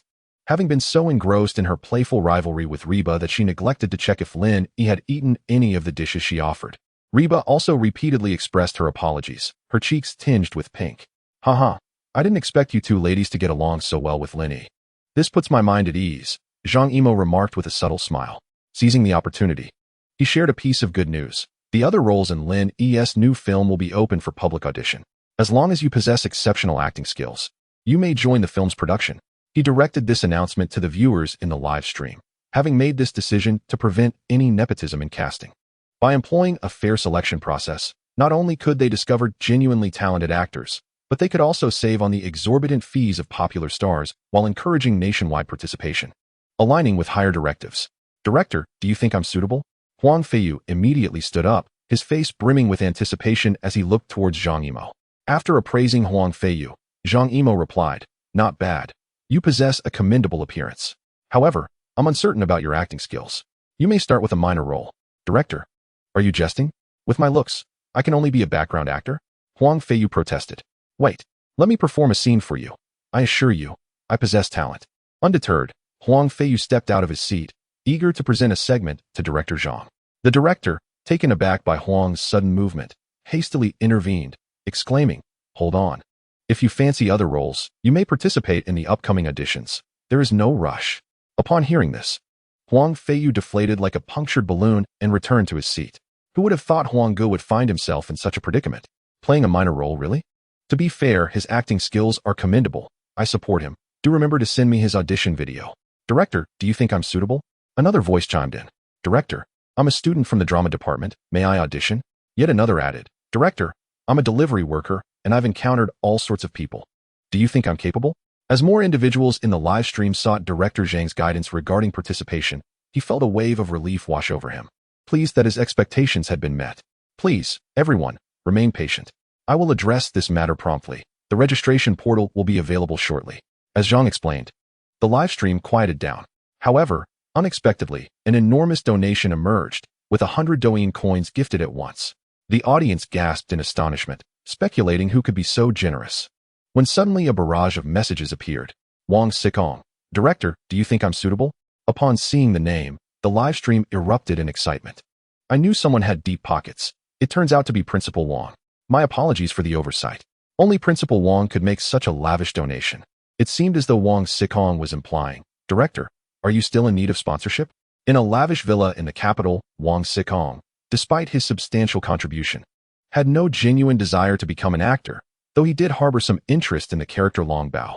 He was acutely aware of his limited acting prowess. Apart from playing himself, he doubted his ability to portray other roles convincingly. His father had insisted on the donation and the acting endeavor, stating, even if it's just for a cameo, you must participate. Confounded by this demand, Wang Xikong sought clarification from his father, yet received no hints. His father firmly instructed him to attend, warning that failure to comply would result in a permanent cessation of financial support for his ventures. Reluctantly, he made his presence known in the livestream. Zhang Yimou found himself in a quandary. If he consented now, it would inevitably lead to a deluge of others seeking to leverage connections. Many were aware of the film's existence, and setting this precedent might invite numerous prominent figures from the entertainment industry to approach him. Young Master Wang, our film selects actors through auditions. If you wish to participate, simply join the open call. I have faith that your talents will secure you a role that satisfies you. Zhang Yimou subtly declined. And after Wang Xizong inquired about the registration method, a flurry of generous gifts filled the live stream. Truly, it is Zhang Dao who commands respect. Even Principal Wang has turned him down, which seems equitable. Notably, Principal Wang appeared unfazed and contributed a wave of gifts, indicating that perhaps only Long Bao and Zhang Dao possess such influence. Enough of this. I must pursue my acting studies. With Wang Xizong also present, I fear I might not even secure a role as an extra. The sentiments expressed above resonate with me, and I too shall embark on this learning journey. At the entrance of the Juka mountain base, Zhang Dao, Yang Mimi, and Reba bid farewell to Long Bao before vanishing from the crowd's sight. Under the nationwide casting initiative, the enthusiasm demonstrated by everyone surpassed expectations, prompting Zhang Yimou to refrain from lingering. His sole desire was to return to the company swiftly and commence the casting process immediately. Concurrently, the news regarding the nationwide auditions centered around Long Bao surged to trending status. Countless celebrities and internet personalities expressed their eagerness to participate in this grand selection. Cheng Long remarked, "It has been quite some time since I appeared in a film. I wonder if I can still outshine the current youth." Peng Yuyan added, "I am curious about the roles available. I should prepare in advance and obtain a certification." Zhao Liying exclaimed, "Finally, I have the chance to meet Long Bao. Here I come," Zhang Yuqi stated, having just finished filming Ghost Blowing Lantern. "I find myself free. I shall give it a try as well. For how could one resist someone as adorable as Long Bao?" Crazy Xiao Yang Song suggested, "Shall we join the excitement? Everyone claims we possess a flair for performance, so we must give it a shot." In Chapter 39, entitled The New Function of the White Pearl, we find ourselves at Long Bao's new abode within the Juka mountain base. In the laboratory, Professor Su meticulously observed the small white mouse before him. Just a minute ago, they had administered a white replication pearl into the mouse's body, eager to discern the reaction post-ingestion. Previous experiments had solely focused on using the replication pearl to duplicate machinery and various inorganic substances. They speculated that perhaps the pearl could replicate living organisms, albeit through methods distinct from those employed with inorganic materials. Regrettably, the little white mouse had swallowed the pearl a minute prior, yet showed no signs of reaction. "Professor, it seems this pearl is indeed effective only on inorganic materials, having no effect on animals," the assistant lamented. "There is no cause for sorrow. The ability to replicate inorganic substances is already remarkable. If it could replicate organic matter as well, it would be excessively formidable." Professor Su responded nonchalantly, having anticipated this outcome. Moreover, he believed the pearl's capacity to replicate inorganic materials was, in itself, extraordinarily groundbreaking. "Xiao Lu, proceed to dissect this little white mouse and retrieve the pearl. We cannot let it go to waste. The experiment may have failed, but this pearl must not remain within the mouse's body. After all, a single pearl can replicate an aircraft carrier." Xiao Lu promptly began preparations to dissect the mouse. Upon opening the mouse's abdomen, they discovered it had succumbed to death. As Xiao Lu prepared to extract the replication pearl, a perfectly identical corpse of a white mouse suddenly materialized beside the living specimen. "Professor, he replicated the mouse," Xiao Lu exclaimed, hastily placing the scalpel down to address Professor Su. "What? Successfully replicated?" Professor Su promptly approached the operating table, gazing at the two identical corpses. And a realization dawned upon him. The white pearl could only replicate organic entities post-mortem. While the mouse was alive, it could not be duplicated. However, upon its demise, replication occurred instantaneously. This undoubtedly substantiated the hypothesis. Professor Su was elated and immediately instructed his team to fetch some chicken breast from the laboratory. Upon bringing the replication pearl close to the chicken, an identical piece was produced without delay. Remarkable. I never anticipated the pearl could replicate organic matter. Professor Su exclaimed with fervor. The ability to replicate deceased organic entities implied the potential for mass production of meat. The replication pearls could generate vast quantities of high-quality meat to meet the demands of the citizens of Long Kingdom. If one pearl could replicate an aircraft carrier, then it could potentially yield thousands of tons of meat. With the capability to replicate organic materials, the prices of premium quality meats would inevitably plummet, ensuring that all citizens of Long Kingdom could access superior meat products. Xiao Lu immediately test the limits of its replication capacity. Professor Su directed his team, promptly relaying this groundbreaking news to the higher authorities. A few days later, the citizens of Long Kingdom were astonished to discover that previously expensive meats had significantly decreased in price, now only marginally higher than that of ordinary quality. What on earth is happening? Today, I visited the supermarket and found Wagyu beef priced only slightly above regular beef. Is there something wrong with that meat? One man expressed his concern. I saw it too. I wouldn't dare purchase it, fearing it might be compromised, another echoed. Increasingly, people took to social media to report encounters with counterfeit beef, even filing complaints with food safety authorities. To their surprise, the Food Management Department swiftly addressed the situation, elucidating the reasons behind the price drop of high-quality meats. In a detailed video explanation, they clarified that the sudden decrease in prices was due to the replication capabilities of the newly produced pearls from Longbao. These pearls could replicate organic materials in abundance, and after rigorous testing, they confirmed that the replicated meats were indistinguishable from naturally grown products. As this revelation spread, the public was left in awe. Goodness, I never imagined this was the genius of Longbao. I thought it was unscrupulous vendors passing off inferior quality for profit. Regret washed over them as they lamented missed opportunities to purchase the beef. I wager tomorrow the markets will be swarmed by eager shoppers. One lamented. I too have missed out. I fear I may never have the chance again.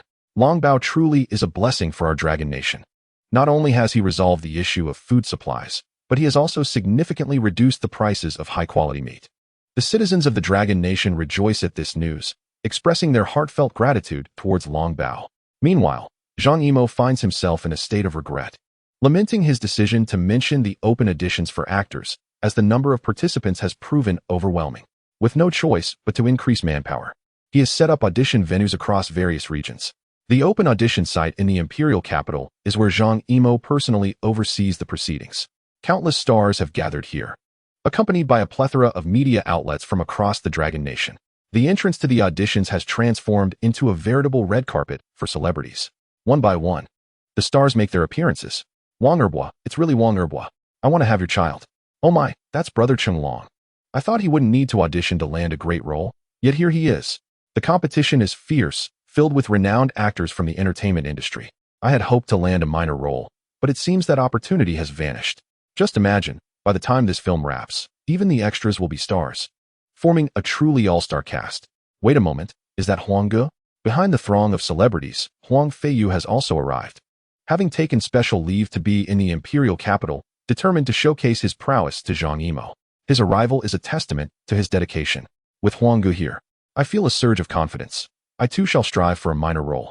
The auditions proceed in an orderly fashion while Lin Yi is busy inspecting his new residence. Behind Juka Mountain lies a vast new complex built specifically for Lin Yi, costing a staggering 100 billion. Some facilities remain unfinished, as this is merely the first phase of construction. Upon entering the new complex, Lin Yi is immediately enveloped by a comfortable temperature and humidity. A gentle breeze carries the fragrant aromas of trees and flowers, overwhelming his senses. This is simply breathtaking, exclaimed Sister Zhou, inhaling deeply in awe. Within the complex, only a small portion is designated as residential, while the majority consists of meticulously maintained forests. There are waterfalls, lakes, rivers, deserts, grassy plains, and various recreational facilities. A grand canyon, perpetually shrouded in mist, appears to be a sea of fog from a distance. Scattered throughout the expansive grounds are numerous rare trees and plants, displaying no signs of transplantation and teeming with life. Although the residential area occupies only a small fraction of the complex, it is far from diminutive. Rather, it boasts an impressive architectural footprint, harmoniously blending with the surrounding forest, creating a seamless natural aesthetic. Chapter 40. Absorbing Rare Earths. New abilities. With the completion of the new complex, Lin Yi and Sister Zhou have moved into their new abode. Each morning, one awakens to the melodious chirping of birds and the fragrant bloom of flowers, a veritable paradise on Earth. This particular dawn, Professor Su hurried into the new park with great enthusiasm. Long Bao, I have discovered a delectable treat for you. I am confident it will significantly aid your growth and perhaps even bestow upon you new abilities, he exclaimed as he entered Lin Yi's new abode. Observing the fervent Professor Su, Lin Yi felt a sense of bemusement. This individual seemed more anxious than he himself was. While he too yearned for greater power, he did not feel the need to rush. After all, is it not worthwhile to savor life? Professor Su, what materials have you uncovered this time? Sister Zhou inquired. Rare earth elements, he replied. I presume Miss Zhou is aware of their value. Each ton fetches a staggering 100,000 yuan and plays a pivotal role in the industrial production across the nation. Rare earth elements are vital natural resources for our dragon country, with other nations eagerly beseeching us to sell them each year. Professor Su elucidated further. Rare earths have always been of national significance, containing 17 rare elements that, once refined, are crucial for military equipment, metal smelting, and aerospace applications. However, the extraction of rare earths is intricate, and our stock of finished products is limited. Hence, we must send Long Bao himself to the mines to absorb them, he stated, revealing the purpose of his visit. Had it been feasible to directly transport the finished products to the park, he would not have disturbed Lin Yi and Sister Zhou. Long Bao, do you require the absorption of rare earths? Or would you be willing to embark on this venture immediately? Sister Zhou pondered.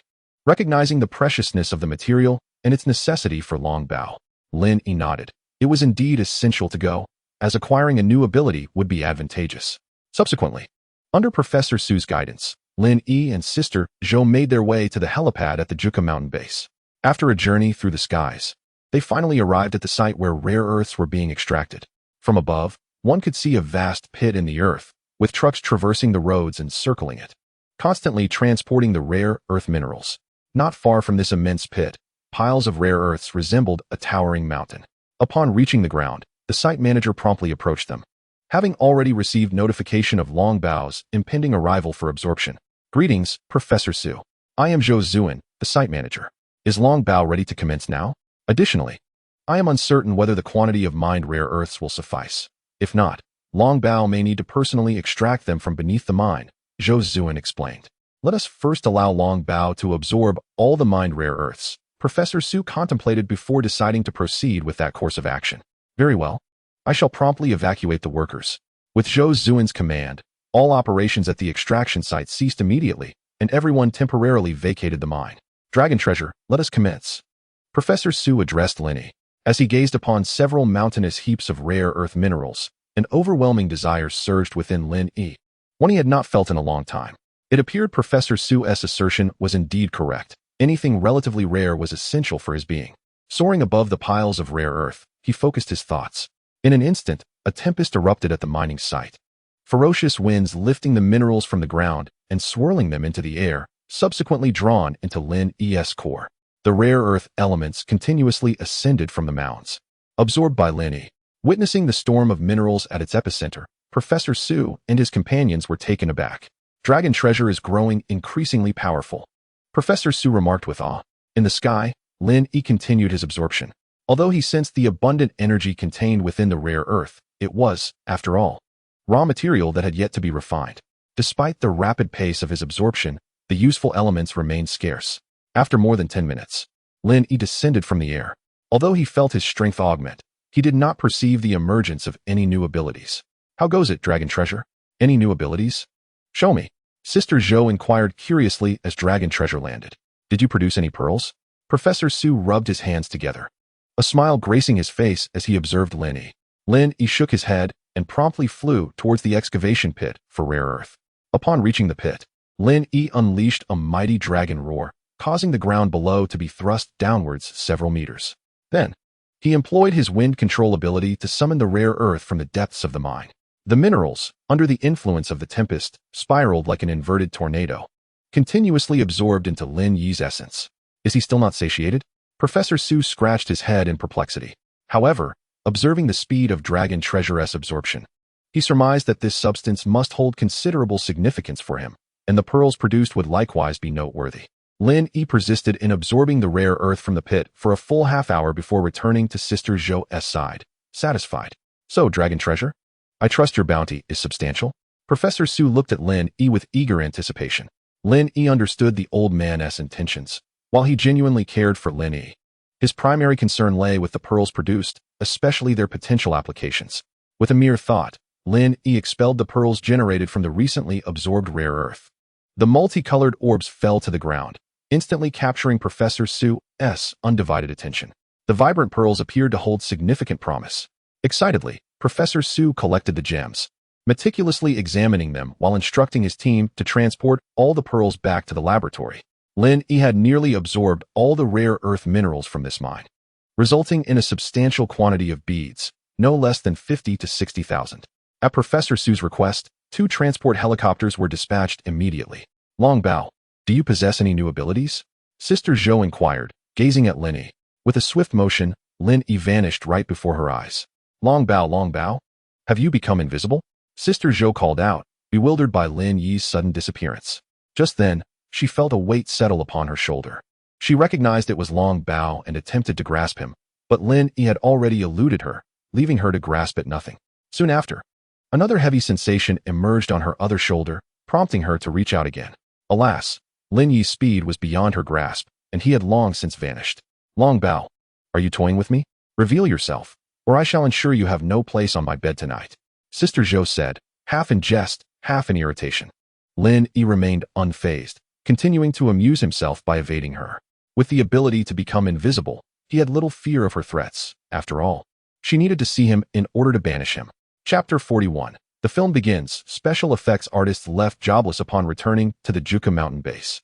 Professor Su was consumed by an eagerness to explore the potential of the newly acquired beads. Once he arrived, he retreated into the laboratory, becoming a phantom for several days. Meanwhile, upon his return to the base, Lin Yi, utilizing his newfound invisibility, playfully tormented Huang Feiyu. Surprisingly, Huang Feiyu did not mind. Instead, he reveled in the antics, enhancing the entertainment value of his livestream each day. It was only later that Lin Yi learned Huang Feiyu had participated in a talent audition in the capital and had managed to escape the role of an extra, securing a modest supporting role instead. He was cast as a security guard in the residential community where Long Bao resided, with a few minutes of screen time. Typically, such a role could be played by anyone, but due to the film featuring Long Bao, a plethora of aspiring actors had come to audition.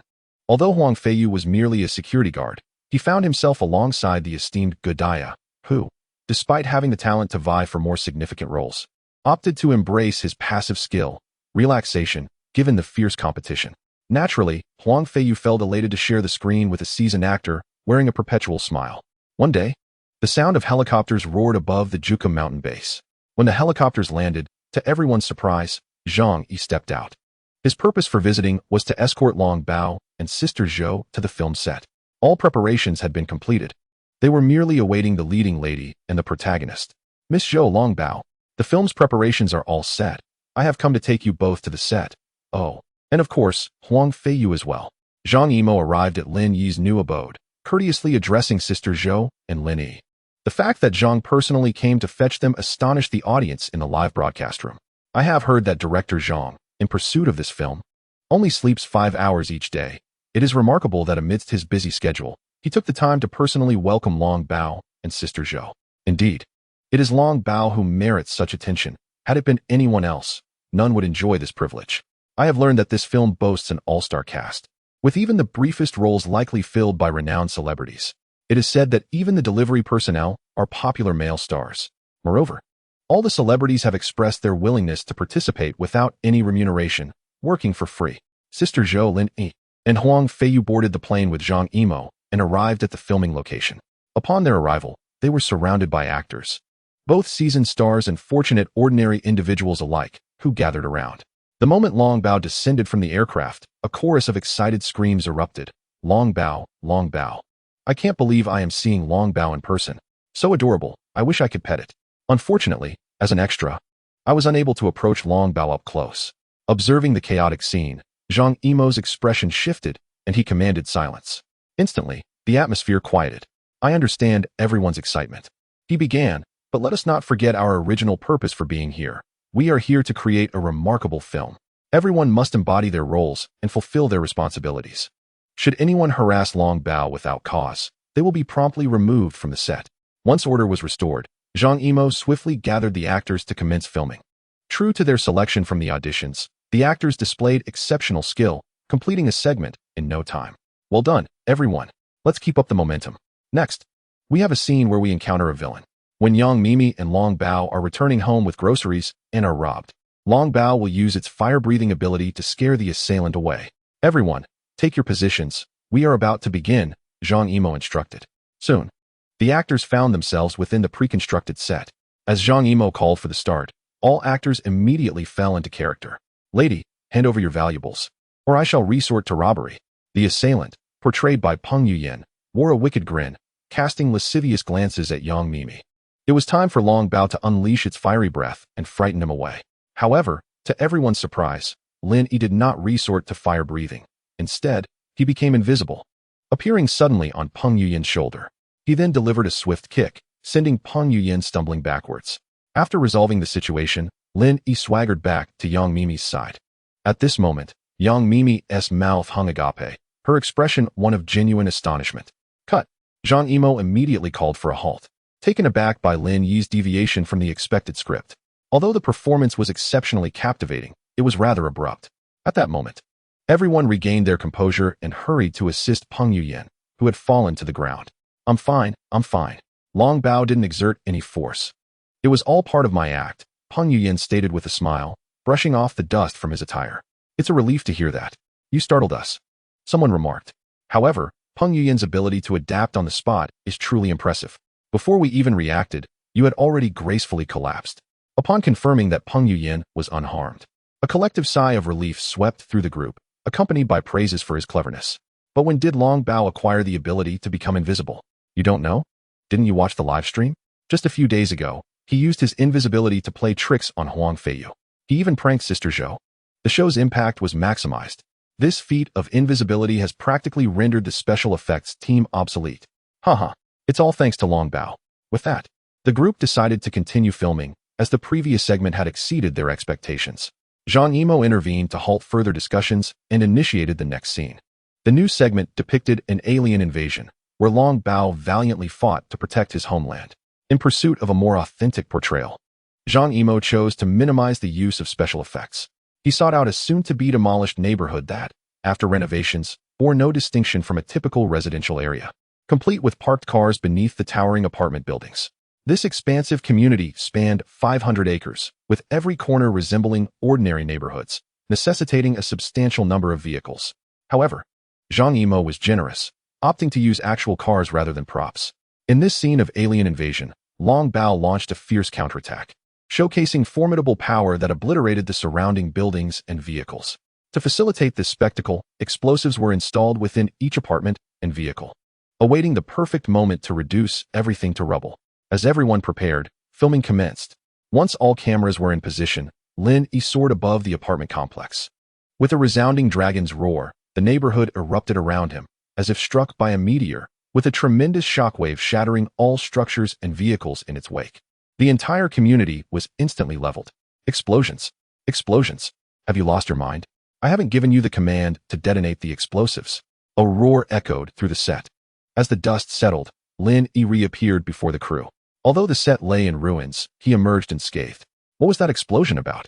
How could you detonate without my command? Zhang Yimou's voice resonated on set, as the initial plan had been for Lin Yi to perform a scene and then withdraw before the buildings were blown up. Through the post-production effects, Long Bao and the explosive scene were intended to be seamlessly integrated. However, to their astonishment, the area had already been reduced to rubble before any detonation occurred.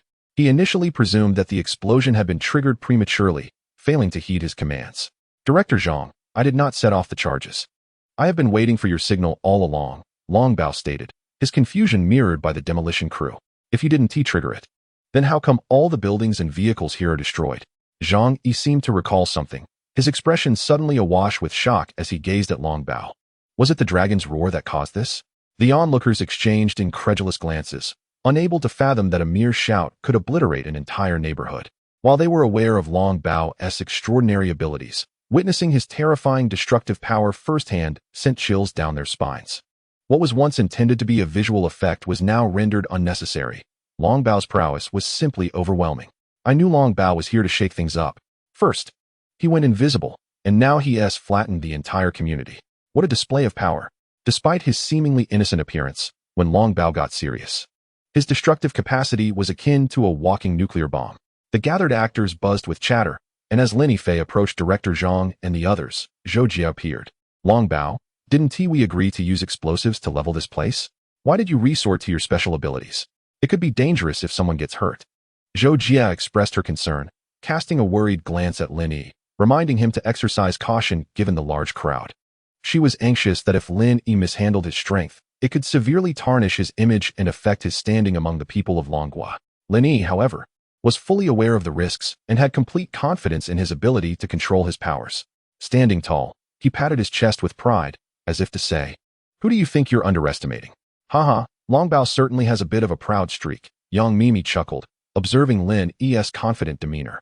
Indeed, Long Bao demonstrated precise control. Not a single fragment strayed beyond the initially designated explosion zone. Even with meticulous explosive techniques, achieving such an outcome would be impossible. As the demolition crew voiced their admiration, under Lin Yi's exacting guidance, every debris remained within the predetermined area. Such precision surpassed that of directed demolitions. So, Long Bao is truly remarkable, Yang Mimi exclaimed, subsequently embracing Lin Yi, her eyes filled with reverence as she regarded him. Who would have thought such immense power could be contained in such a small form? At that moment, Zhou Jie felt her cheeks flush, internally lamenting, how infuriating. I've been deceived by this fellow. All right, since no one was harmed and this scene exceeded expectations, let us prepare for the next shoot immediately. Zhang Yi prompted, rallying the crew. Immediately, all the staff set off to prepare for a new scene. Brother Chen Long arrived, along with Wang Sikong. To my astonishment, Brother Chen Long truly participated in this production. Suddenly, I felt that my role as an extra was worth it. Not only could I catch a glimpse of Long Bao, but I also had the rare opportunity to see nearly all the famous stars from the Dragon Kingdom in one go. What a delightful privilege. This was not merely filming.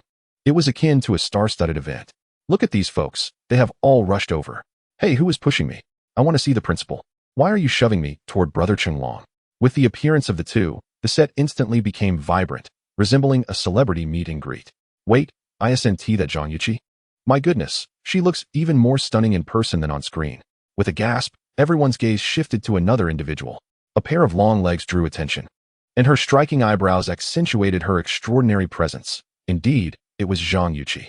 With the arrival of these three, excitement surged among the crowd, yet under the collective gaze. The trio exchanged greetings and promptly made their way towards Long Bao. Finally, a meeting. Chen Long greeted Lin Yi warmly, followed closely by Wang Sikong and Zhang Yuqi, who also engaged with Long Bao. Lin Yi blinked and waved his hand at the trio. These three were renowned stars even in his previous life, and Lin Yi had certainly heard of them. However, he had never imagined he would have the chance to meet them. Xiao Chun, bring over the RV I just arrived in. Let Long Bao rest. Upon their meeting, Principal Wang displayed his exceptional financial prowess. As the crowd moved, a luxurious RV appeared before everyone. Truly, the principal's grandeur is unmatched. Wealth is indeed a blessing. His affection for Long Bao is truly remarkable.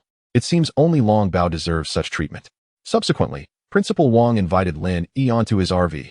Ladies and gentlemen, circumstances have changed. We must immediately proceed to another filming location. At this moment, Zhang Yimou addressed the crowd. Although he did not elaborate on the reason, the expression on his face suggested it was not a good sign. The crowd had no objections and promptly began to make their way to the new site. Upon arrival at the new location, disbelief washed over everyone. Before them lay a vast golf course, with lush green grass stretching over 1,000 acres. After some preparations, the team immediately commenced filming. Director, this was not the location we initially planned. We are about to conduct extensive explosions that will create flames. This grass will surely be ruined. Zhang Yimou's assistant rushed over, visibly anxious. No worries. The production team has the budget for this, Zhang Yimou replied with unwavering confidence. Seeing the director's assurance, the assistant naturally had no further objections. As the official filming commenced, the sound of explosions reverberated throughout the set. with patches of grass being violently uprooted, transforming the once lush green landscape into a battlefield. A deep, resounding roar echoed from the sky, followed by the thunderous boom of sonic blasts. The crew instinctively gazed upwards, where several fighter jets soared low over the ground, creating shockwaves that nearly toppled them. In an instant, the aircraft vanished from sight. Cut. Director Zhang's voice pierced the air, snapping everyone back to reality. The crew immediately engaged in animated discussions about the astonishing scene they had just witnessed. It seemed those were indeed real jets, the latest models from the 20 series. Clearly, the authorities were taking this film seriously. To have the military deploy actual aircraft for a movie, it must be that only Long Bao possesses such influence in the Dragon Country. Today had certainly been an eye-opener. It was rare for these fighter planes to appear, and to have them fly directly overhead was an experience worth cherishing. Chapter 43, The Sudden Change in the Sea. The mysterious stone hull. As the filming progressed at an unprecedented pace, the majority of the movie was completed in less than a month. Yet, while Lin Yi remained on set, an astonishing phenomenon was unfolding in the distant ocean that left everyone astounded. The sea experienced frequent tremors. An intense geological activity rendered commercial vessels increasingly scarce. For several consecutive days, the terrifying occurrences in the ocean left numerous nations baffled. At the Dragon Country Ocean Monitoring Station, several researchers scrutinized the images on their screens, their brows furrowed with concern. Director Qin, the anomalies in the ocean have persisted for 4 or 5 days now. The higher-ups are pressing us for swift clarification, a staff member lamented to Qin Tianming. Ever since the unusual phenomena began, they had been dedicated to analyzing data at the monitoring station, yet after several nights of relentless work, they had yielded no results. In fact, the more they investigated, the more perplexed they became, as they found it impossible to interpret these occurrences with their current knowledge. Do not panic. We have already contacted a research vessel to conduct a thorough investigation in that area, Director Qin reassured, though anxiety gripped him internally.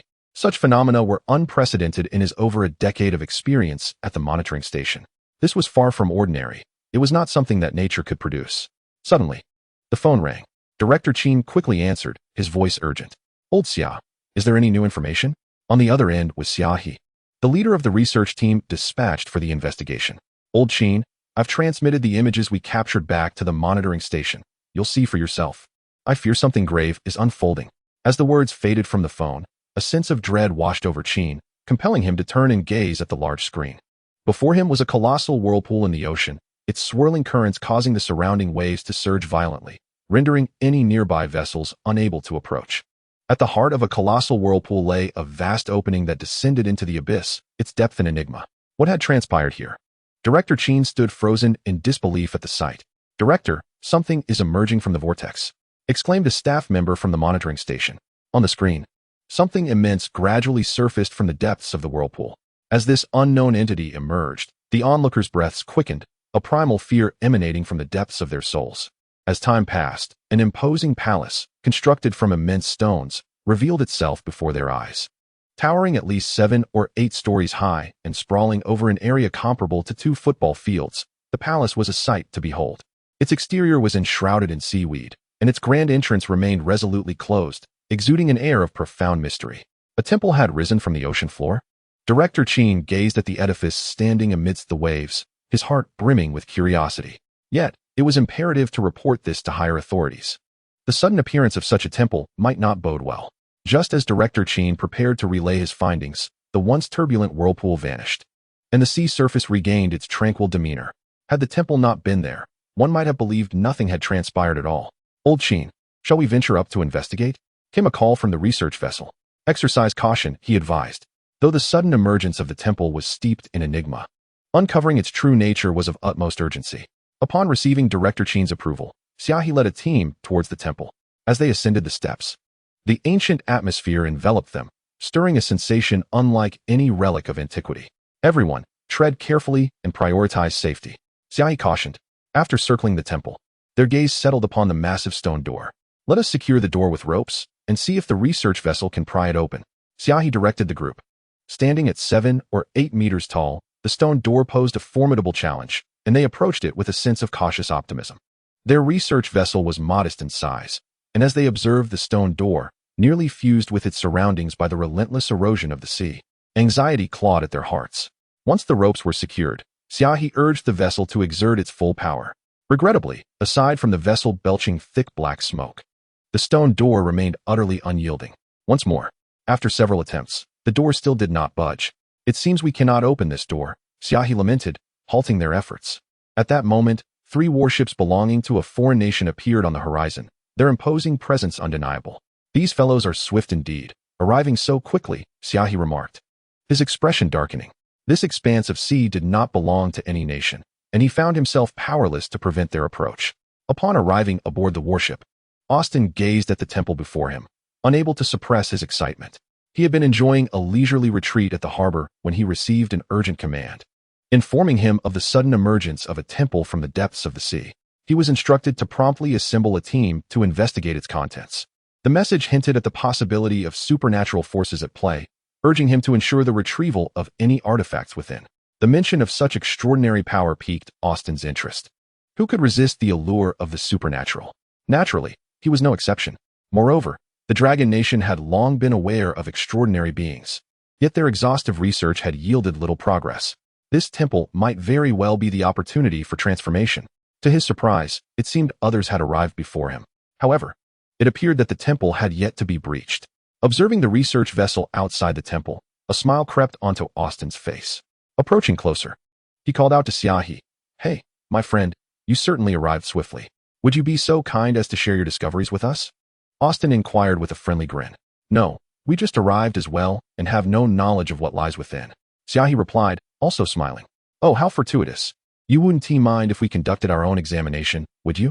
Austin asked again, and Zhou Jie, of course, did not refuse. Soon, several individuals gathered around the temple to investigate. However, after circling it, they found only the stone door as an entry point. "Prepare the ropes and pry open this stone door." With Austin's command, the team promptly began to ready the ropes to force the door ajar. Witnessing this scene, Zhou Jie glanced back at their ship, shaking his head inwardly. The stone door was sturdier than anticipated, and it would be difficult to open it with the ship's assistance. Indeed, after several attempts, they ultimately failed. "Damn it, why is this door so solid?" Austin cursed, then turned to his subordinates with renewed orders. "Have them load the ammunition immediately. I intend to blast this door open."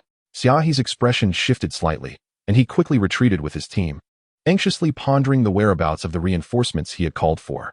With a series of explosive blasts, a fissure formed in the stone door, and before another strike could be delivered, a deafening roar erupted from within. The door was shattered, and a shadowy figure burst forth, soaring into the sky and vanishing from sight in an instant. What on earth was that? "All hands on deck," Austin commanded, feeling a surge of anxiety as the shadow rapidly disappeared. If a ferocious beast had emerged, their lives would be in grave danger. "Any unusual readings on the radar?" he asked. "Sir, there are no anomalies detected." Upon hearing that the radar detected no anomalies, Austin finally exhaled in relief. He found it hard to believe that even the fiercest of beasts could elude the radar's scrutiny, and he doubted their luck was so dire that they would encounter a creature capable of escaping detection. "Let us approach the temple. We must explore what lies within," he urged. Compared to the unknown creature that had already taken flight, Austin's curiosity about any other entities within the temple was piqued. As the vessel drew near, poised to dock alongside the temple, a piercing alarm suddenly blared from the ship. "Enemy attack." Austin immediately glanced skyward, where he beheld a colossal black dragon, its massive, fleshy wings unfurling ominously.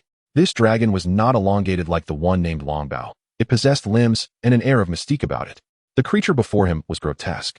With menacing fangs and claws, its eyes ablaze with a savage glare. With a thunderous roar, the black dragon swooped down towards the warship. "Quick! Lock onto it with the radar and unleash a missile strike." Fear gripped Austin as he observed the approaching beast, prompting him to command the ship to open fire. Meanwhile, Zhou Jie, witnessing the dragon's emergence, felt a jolt of apprehension. He had believed Longbao to be the sole extraordinary being in this realm. Yet here was a black dragon confined within the ocean's depths, seemingly hostile towards humanity. "Relay this information immediately.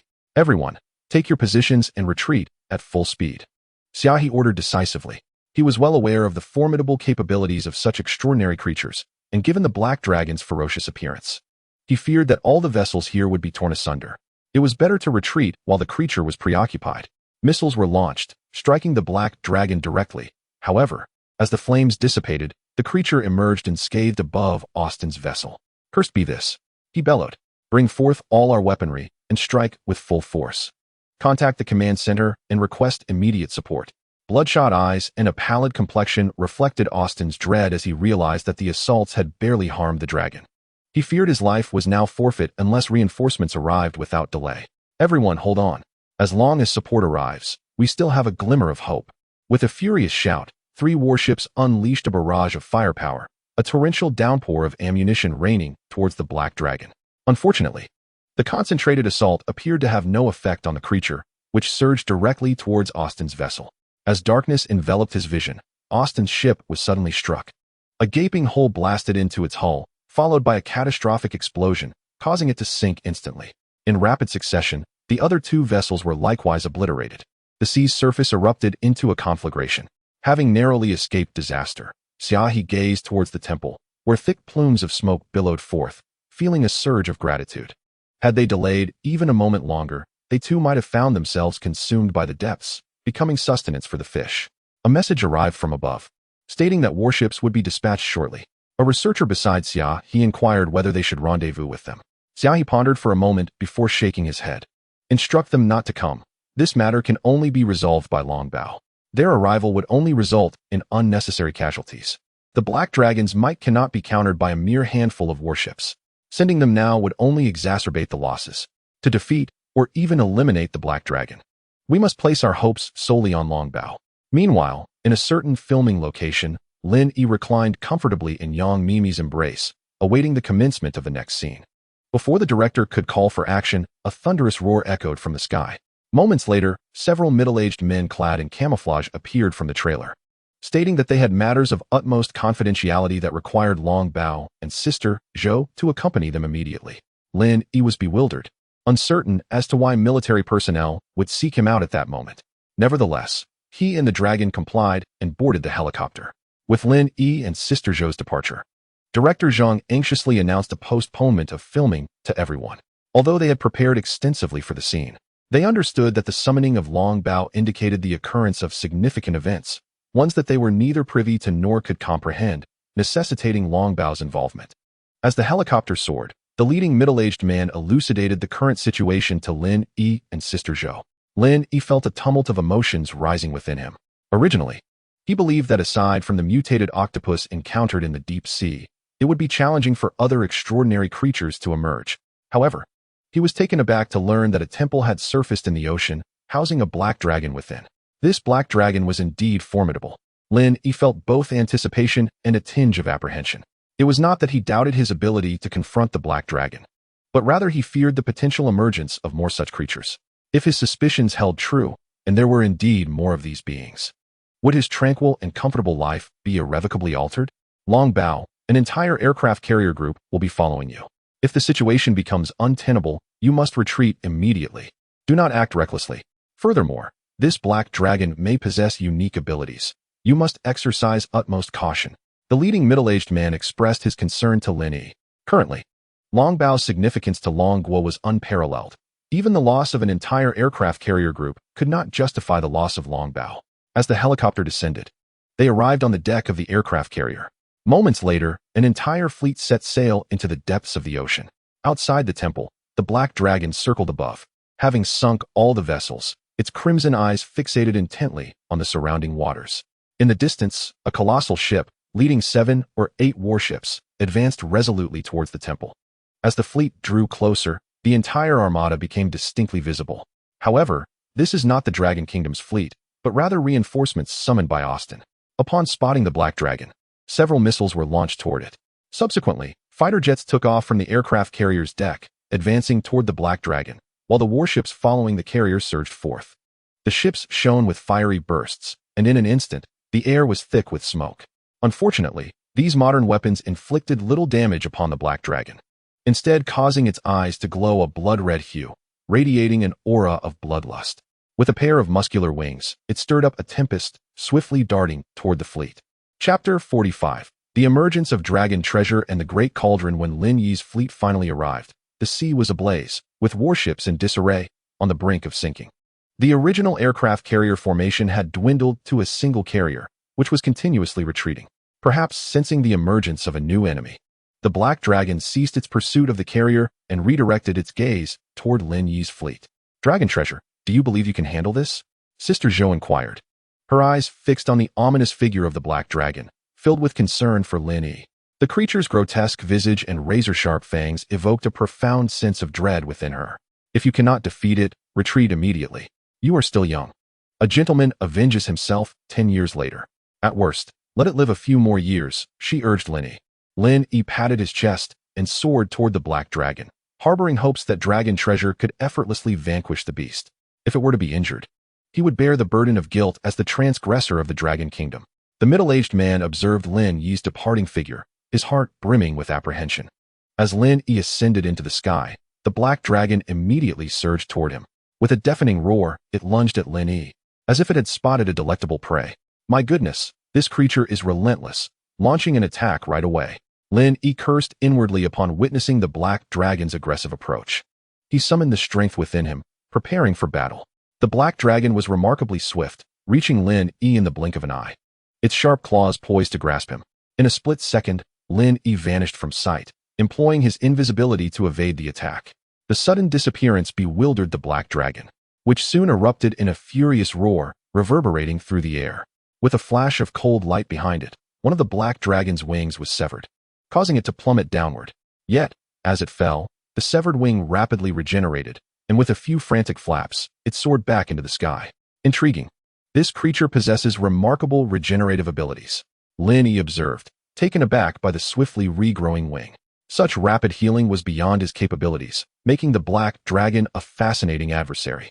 However, once I defeat it and absorb its power, it shall become my own.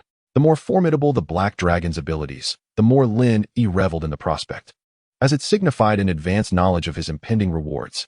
As long as the black dragon is slain, the passage through will yield an abundance of abilities. Witnessing the black dragon charging once more, Lin Yi was unrelenting, unleashing a torrent of dragon fire. The searing flames charred the dragon's wings, eliciting a pained howl. Yet, awaiting it was Lin Yi's razor-sharp claws, which swiftly severed its wings. Subsequently, dark clouds gathered in the sky, thunder rumbling incessantly. With a deafening crack, the black dragon was struck, its form obscured by charring. Its wings, unable to mend in time, plummeted into the ocean. Another bolt of lightning struck, delivering another devastating blow. Observing the near-defeated black dragon, Lin Yi acted quickly, kicking it onto the temple. From afar, cheers erupted from the ship. Dragon treasure has triumphed. Splendid. Let us maneuver the battleship closer. I knew dragon treasure would face no challenge against the black dragon. In just a few exchanges, it was vanquished. Perhaps dragon treasure has yet to unleash its full power. This encounter was merely a practice exercise. The soldiers aboard the ship exchanged excited murmurs, their faces alight with the joy of victory. Conversely, aboard the aircraft carrier, a starkly different atmosphere prevailed. Infuriatingly, the black dragon had only been formidable against them. Confronted by dragon treasure, it had become a weakling.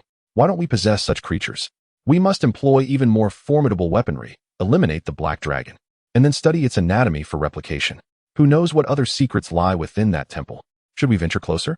Those who narrowly escaped the previous calamity gazed at the research vessel inching toward the temple, their hearts aflame with both indignation and curiosity. What is there to fear? This is a creature of the ocean, not theirs. Let us proceed to investigate. The aircraft carrier powered up, drawing nearer to the temple. Upon arrival, the crowd's attention was immediately drawn to a grand cauldron at the center of the temple, towering 4 to 5 meters, its surface adorned with enigmatic inscriptions. The cauldron was empty, yet its inner walls were inscribed with the same unknown script. Lao Xia, your knowledge is vast. Have you encountered such writing before? Qin Tianming inquired of Xiaohe. They had been trailing behind the battleship, waiting for Lin Yi to defeat the black dragon before they could explore the temple. Xiaohe furrowed his brow. Though his research focused on marine studies, he possessed considerable knowledge of ancient scripts. He had examined various inscriptions found in underwater ruins. Yet upon seeing the inscriptions on the colossal cauldron, he shook his head. This script does not resemble any known writing, nor does it appear to derive from any historical dynasty's evolution. With a deep breath, Xiaohe excitedly remarked, "This is an entirely new script. And given the quantity of inscriptions on this grand cauldron, it is certainly not the creation of a minor ancient civilization."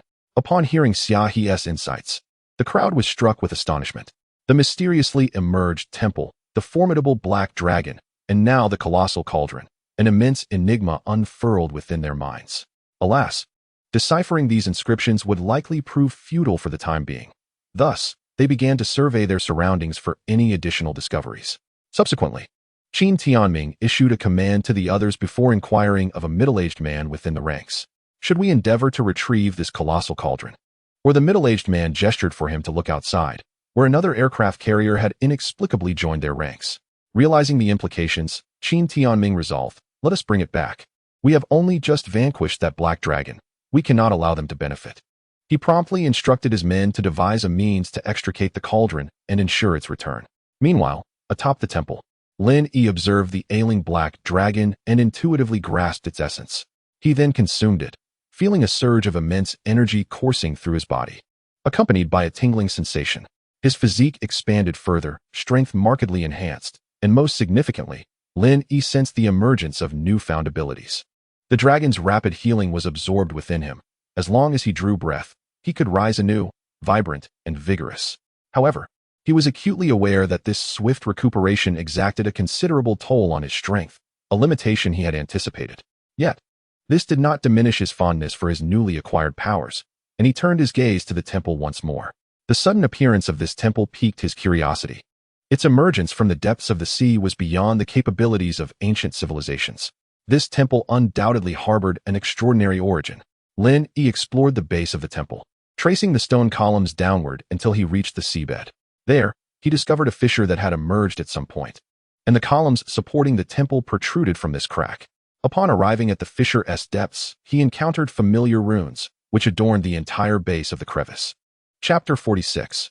1,000 miles of ice. The aircraft carrier entrapped having reached the seabed, Lin Yi continued to explore the fissure, finding that its bottom was enveloped by the mysterious runes.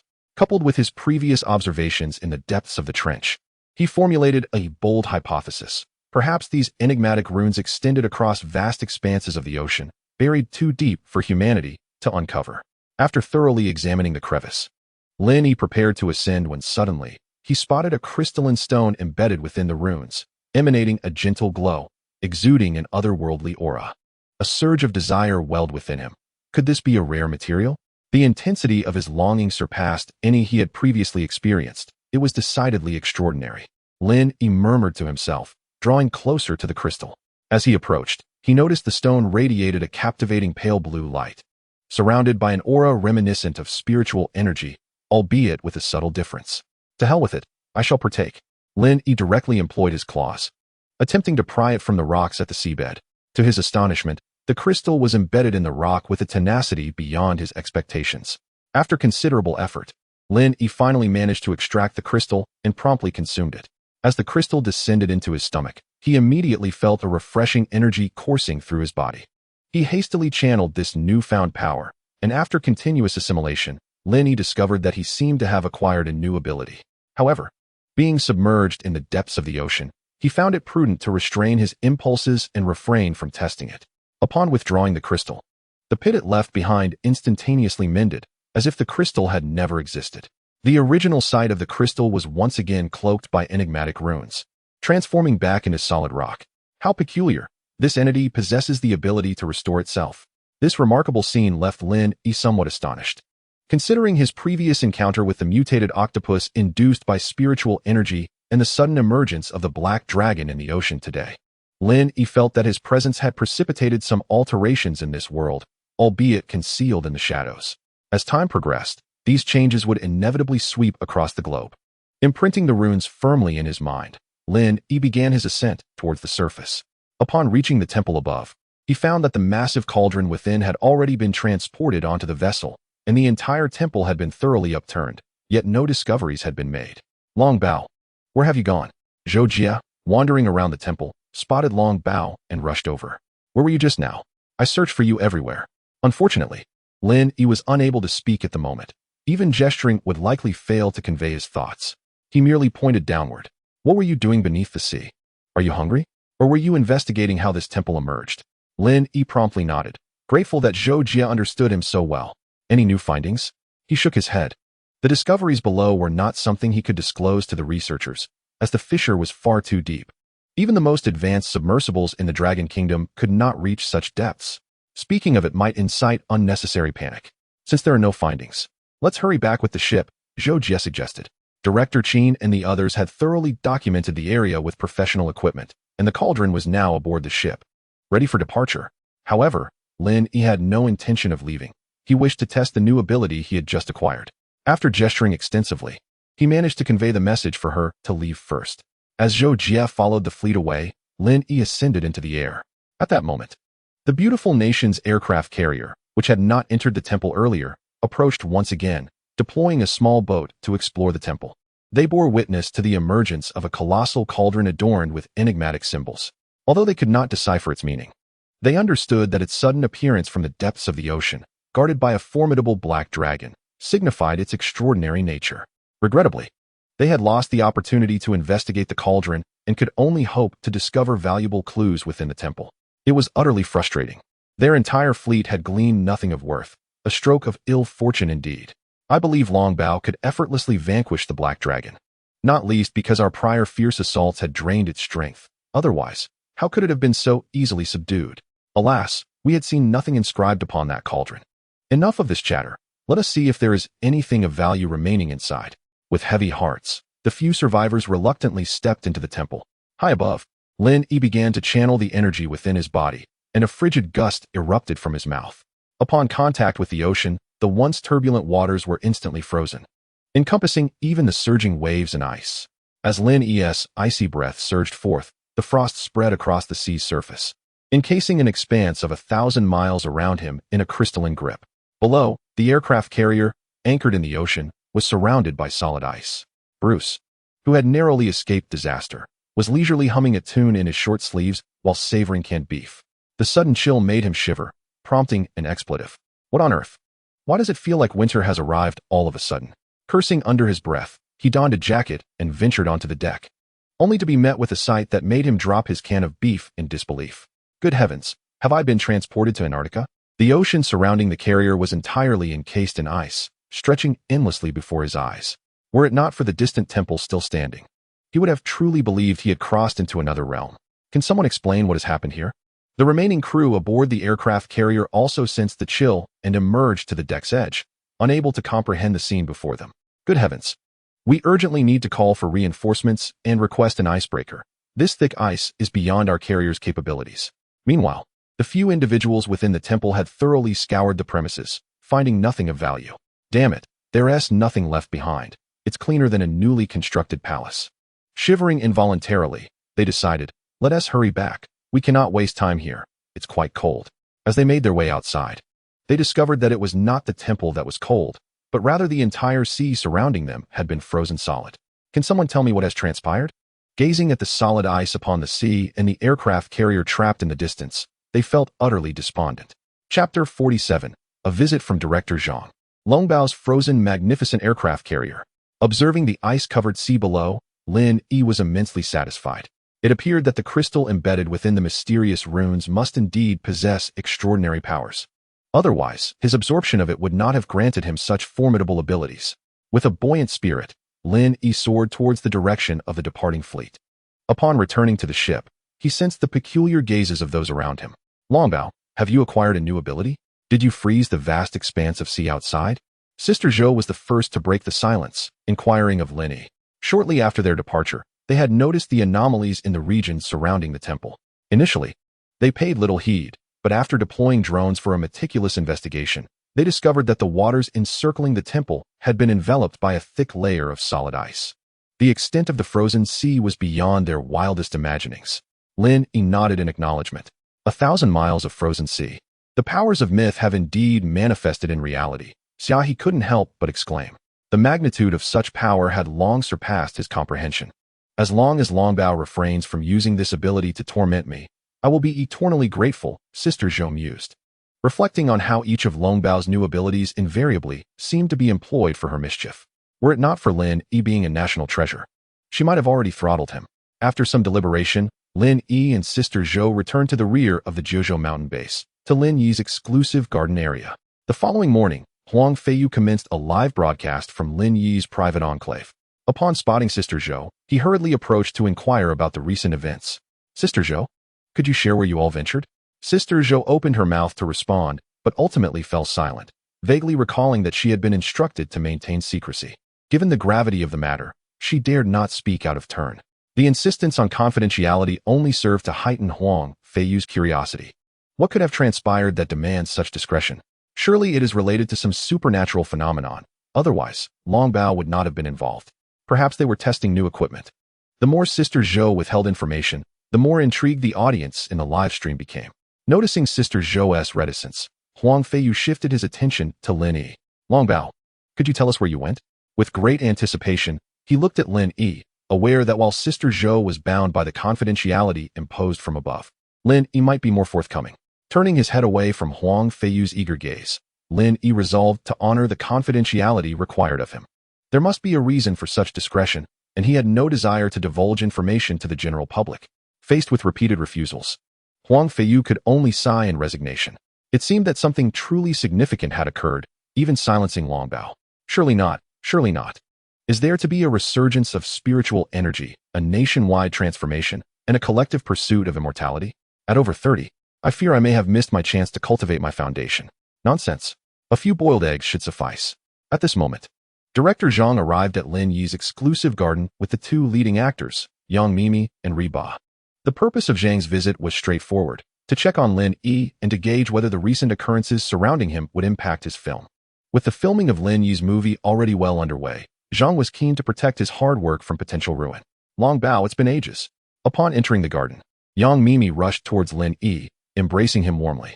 Oh, you've put on some weight. Have you been indulging in gourmet food? As soon as she held him, she sensed something amiss. Long Bao had indeed gained weight. Yang Mimi's observation prompted a new speculation. Long Bao must have consumed some rare ingredients, and such opportunities are fleeting. That makes sense. Otherwise, how could he have gained weight? From what I know, a sudden increase in weight must mean he has absorbed something extraordinary. Long Bao, do show everyone your new abilities. I can hardly contain my excitement. Lin Yi, indifferent to the change in his weight, felt that gaining weight signified an increase in strength. He was more delighted than concerned, although he pondered that if he became too heavy, it might become a loss if Yang Mimi could no longer lift him. Really? Mijia, let me have a hug. Hearing Yang Mimi mention Long Bao's weight gain, Reba immediately expressed her desire for a hug. Yet, it was evident to all that she merely sought an excuse to embrace Long Bao. Yang Mimi, unable to refuse, smiled and handed Lin Yi over to Reba. As she and Reba surrounded Long Bao, Director Zhang finally understood why they insisted on his presence. It was all for Long Bao. Miss Zhou, you are aware that our film is already more than halfway through production. With the sudden summons of Long Bao, I wish to know if this will affect our filming. Director Zhang inquired, expressing his concerns. Miss Zhou shook her head, assuring him that, for now, this matter posed no hindrance to their filming, and she provided an honest response. Good, as long as there is no impact. I am confident that our film will astonish the world. Satisfied with her answer, the weight of worry lifted from Zhang's heart. By the way, I brought a gift. I hope everyone enjoys it. Director Zhang announced with a smile, shortly after which someone delivered a bottle of wine from outside. This is my cherished white horse wine, kept for many years. It has been a long time since I dared to drink it. This time, let us all savor it together. Zhang enthusiastically introduced the wine, then turned his gaze towards the kitchen. You are too gracious, Director. We might not be able to appreciate such a fine wine. It would be a waste for us. Miss Zhou responded politely. Miss Zhou chuckled, remarking that there was no need for tasting. It was merely for enjoyment. Director Zhang then produced several glasses and poured wine for the group. At that moment, Huang Feiyu and Yang Mimi approached. This is Beima wine. I have heard of it. It is quite expensive and difficult to procure, Yang Mimi announced, as she had become somewhat of a connoisseur in her role as a business owner. However, this wine is best enjoyed with some ice. I wonder if Miss Zhou has any on hand? Upon hearing this, a flicker of embarrassment crossed Miss Zhou's face, as it had been a while since she had been home and had not prepared for such an occasion. Just then, Lin Yi emerged, approaching the prepared glasses and exhaling a breath of cold air that caused the temperature of the wine to plummet. Had he not controlled it well, the wine would have likely frozen solid. Is this the new ability of Long Bao? No longer breathing fire, but instead exhaling frost. Amused. It was evident that Long Bao's increased weight must have resulted from absorbing some rare substance, and this new ability served as proof. The value of this glass of red wine had now multiplied several times, especially considering it had been frosted by Long Bao's icy breath. Wait a moment. I had just seen on the internet that a vast area of the ocean had been frozen, with even a magnificent aircraft carrier trapped within the ice. Could this possibly be the doing of Long Bao? What? The magnificent aircraft carrier has been frozen? Is that true? I inquired, glancing at the news, which seemed to be heavily censored, leaving only the knowledge that a certain area of the sea had been sealed in ice. Goodness, with Longbao's imposing presence. I surmised I had found the culprit, as I observed Lin Yi releasing a gust of cold air, instantly lowering the wine's temperature. Director Zhang, Yang Mimi, and Hapa were momentarily taken aback. Although they had witnessed Longbao's unique abilities on set, seeing it demonstrated right before their eyes was a startling experience that left everyone astonished. Longbao, could your frost-spitting ability be utilized to create ice cream? Huang Feiyu ventured. What are you saying, Huang Feiyu? To employ such a powerful ability for making ice cream would be a sheer waste. Hapa retorted immediately. Such a remarkable capability.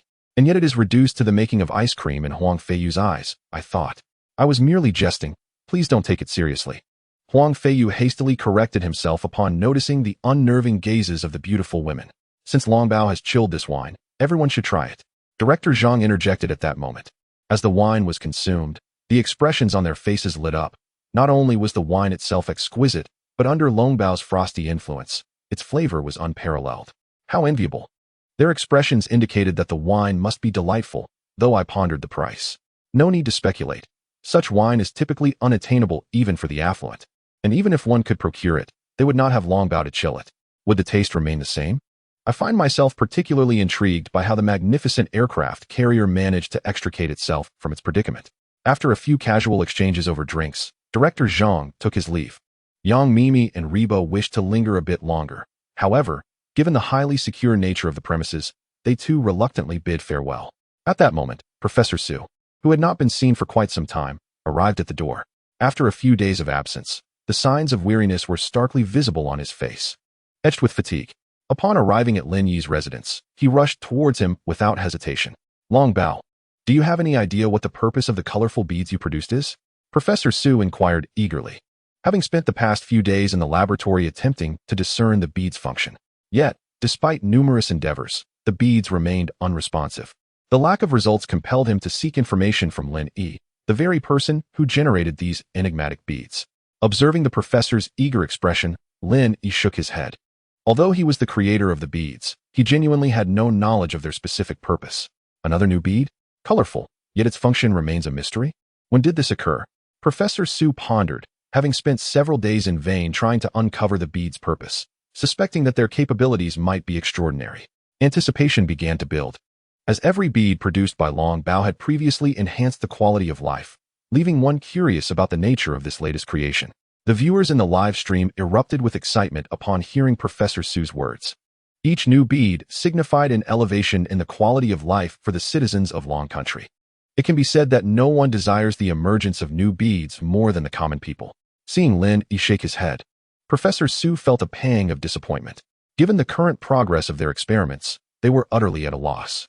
They knew this was a treasure, yet they remained clueless on how to utilize it, akin to an eunuch entering a brothel without any purpose. Do not worry, Professor. As long as the beads exist, we will eventually uncover their functions. There is no need to be overly concerned. Sister Zhou consoled the disheartened professor. Just then, the doorbell rang. When Sister Zhou opened the door, an elderly man accompanied by a young man stood quietly at the entrance. Good day, Miss Zhou. I am Su Guanyuan, a physics professor from the Imperial Capital University. I have come to seek a favor from Longbao. As the visitor introduced himself, Sister Zhou, without a moment's hesitation, invited them inside. With another professor arriving in a household already hosting one, she wondered why so many professors were congregating at Longbao's residence today. Isn't that old Su? Why aren't you busy in the lab? What brings you here? Su Guanyuan remarked in surprise upon seeing Professor Su already present. Both of them are renowned professors from the Dragon Kingdom, and naturally, they are acquainted. Old Su, what brings you here? Upon seeing Professor Su Guanyuan, the physicist, unexpectedly visiting Lin Yi's residence, Professor Su felt a flicker of curiosity. I have come with a mission today. I shall elaborate shortly. Hearing this, Professor Su understood his reservations and immediately called a halt to Huang Feiyu, who was still live streaming, instructing him to go offline at once. There is a story here. They are not allowing us to listen, which surely indicates a significant issue. Don't close it. Perhaps we might still be of assistance. Let us hear what transpired. I am eager to know if the revival of spiritual energy is indeed imminent.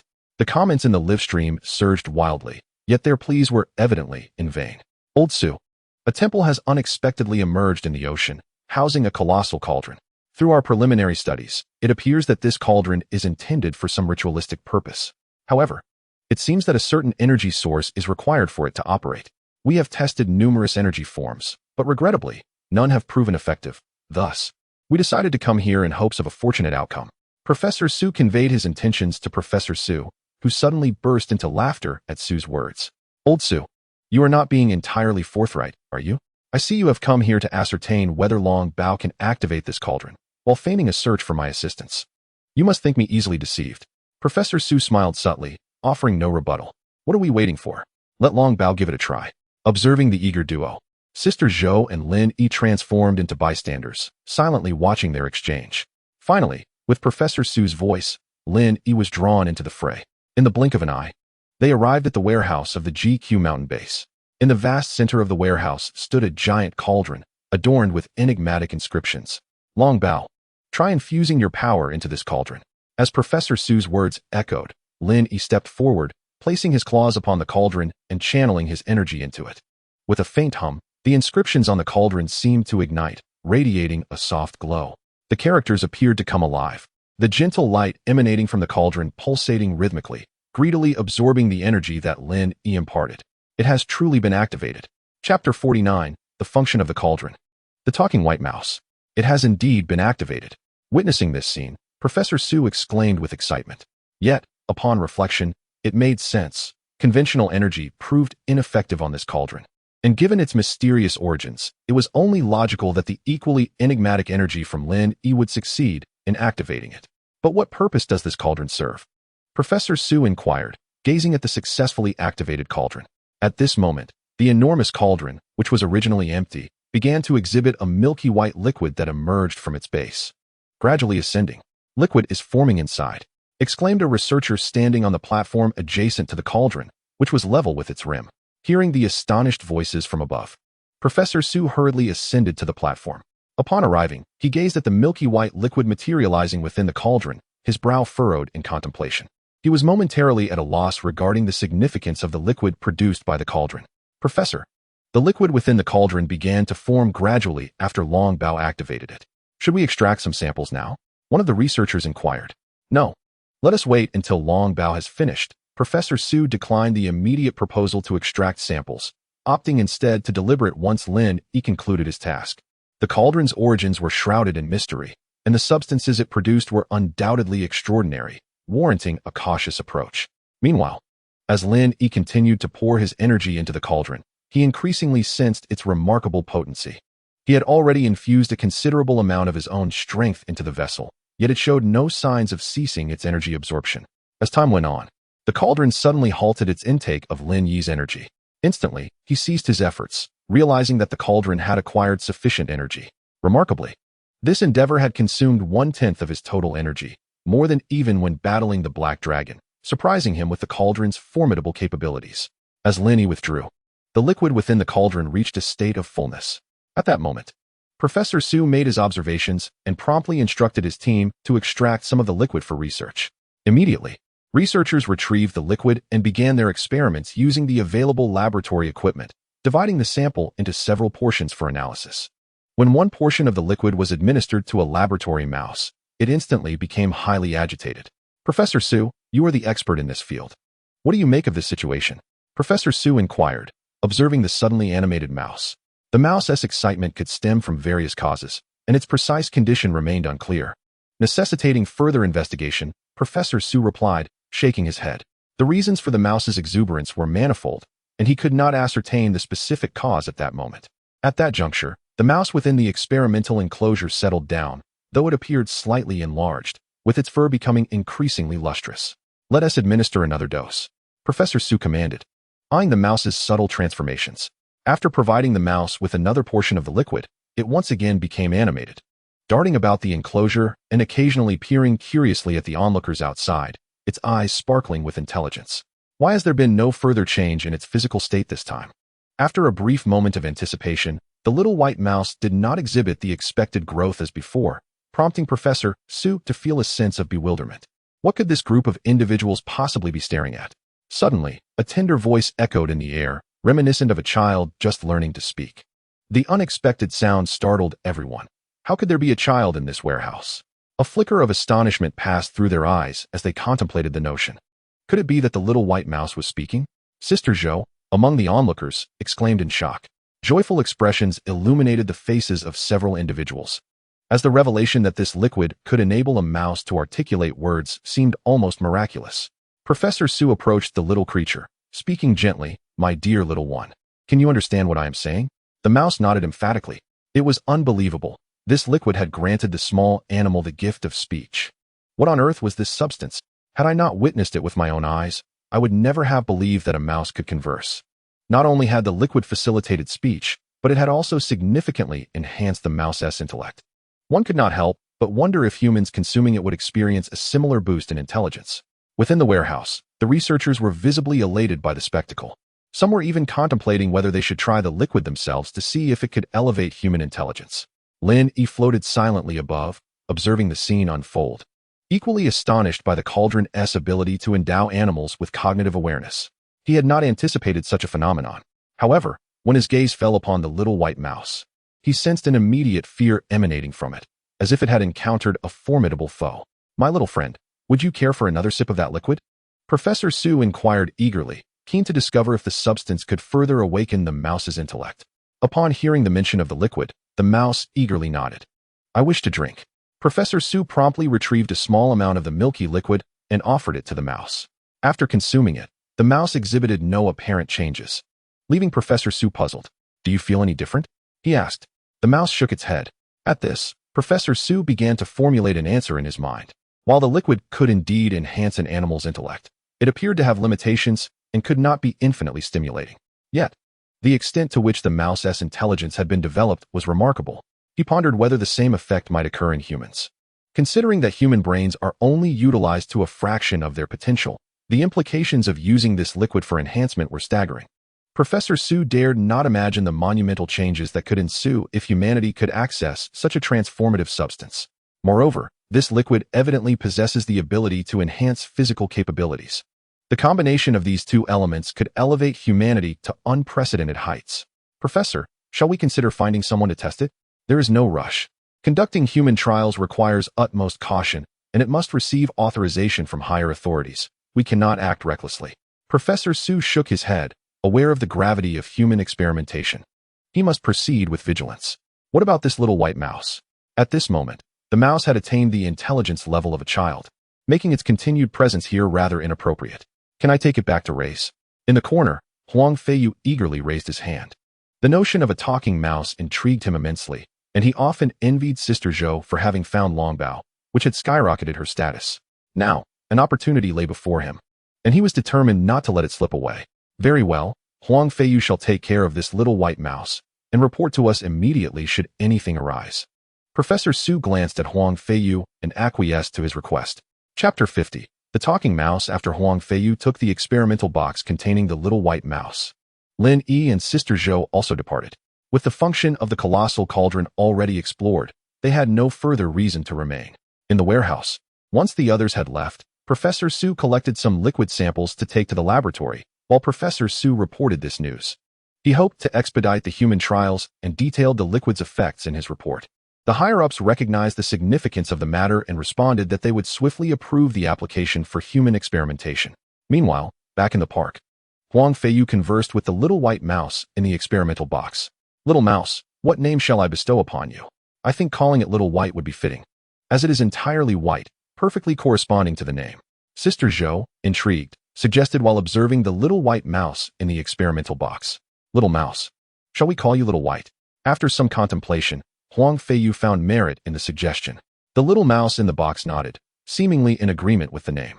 "I will release you now, but please do not run away," Huang Feiyu continued, concerned that if it escaped and he lost track of it or it fell prey to another animal, he would be in trouble, especially with Professor Su. Seeing the mouse nod, Huang Feiyu opened the experimental box and surveyed the surroundings. At that moment, Huang Feiyu also began a live stream. As viewers flocked into the live room, their memories lingered on the abrupt interruption of the previous stream. "Sister Zhou, Brother Huang, could you share what significant event occurred just now? Something feels off. It seems like every few days someone comes seeking Longbao, and it's all highly confidential. I simply wish to know what is happening. Asking these questions is futile, I assent it." It doesn't affect my monthly salary of 3,000, does it? The audience in the live broadcast room was filled with curiosity regarding the sudden disconnection, yet Sister Zhou remained silent, and Huang Feiyu dared not speak further.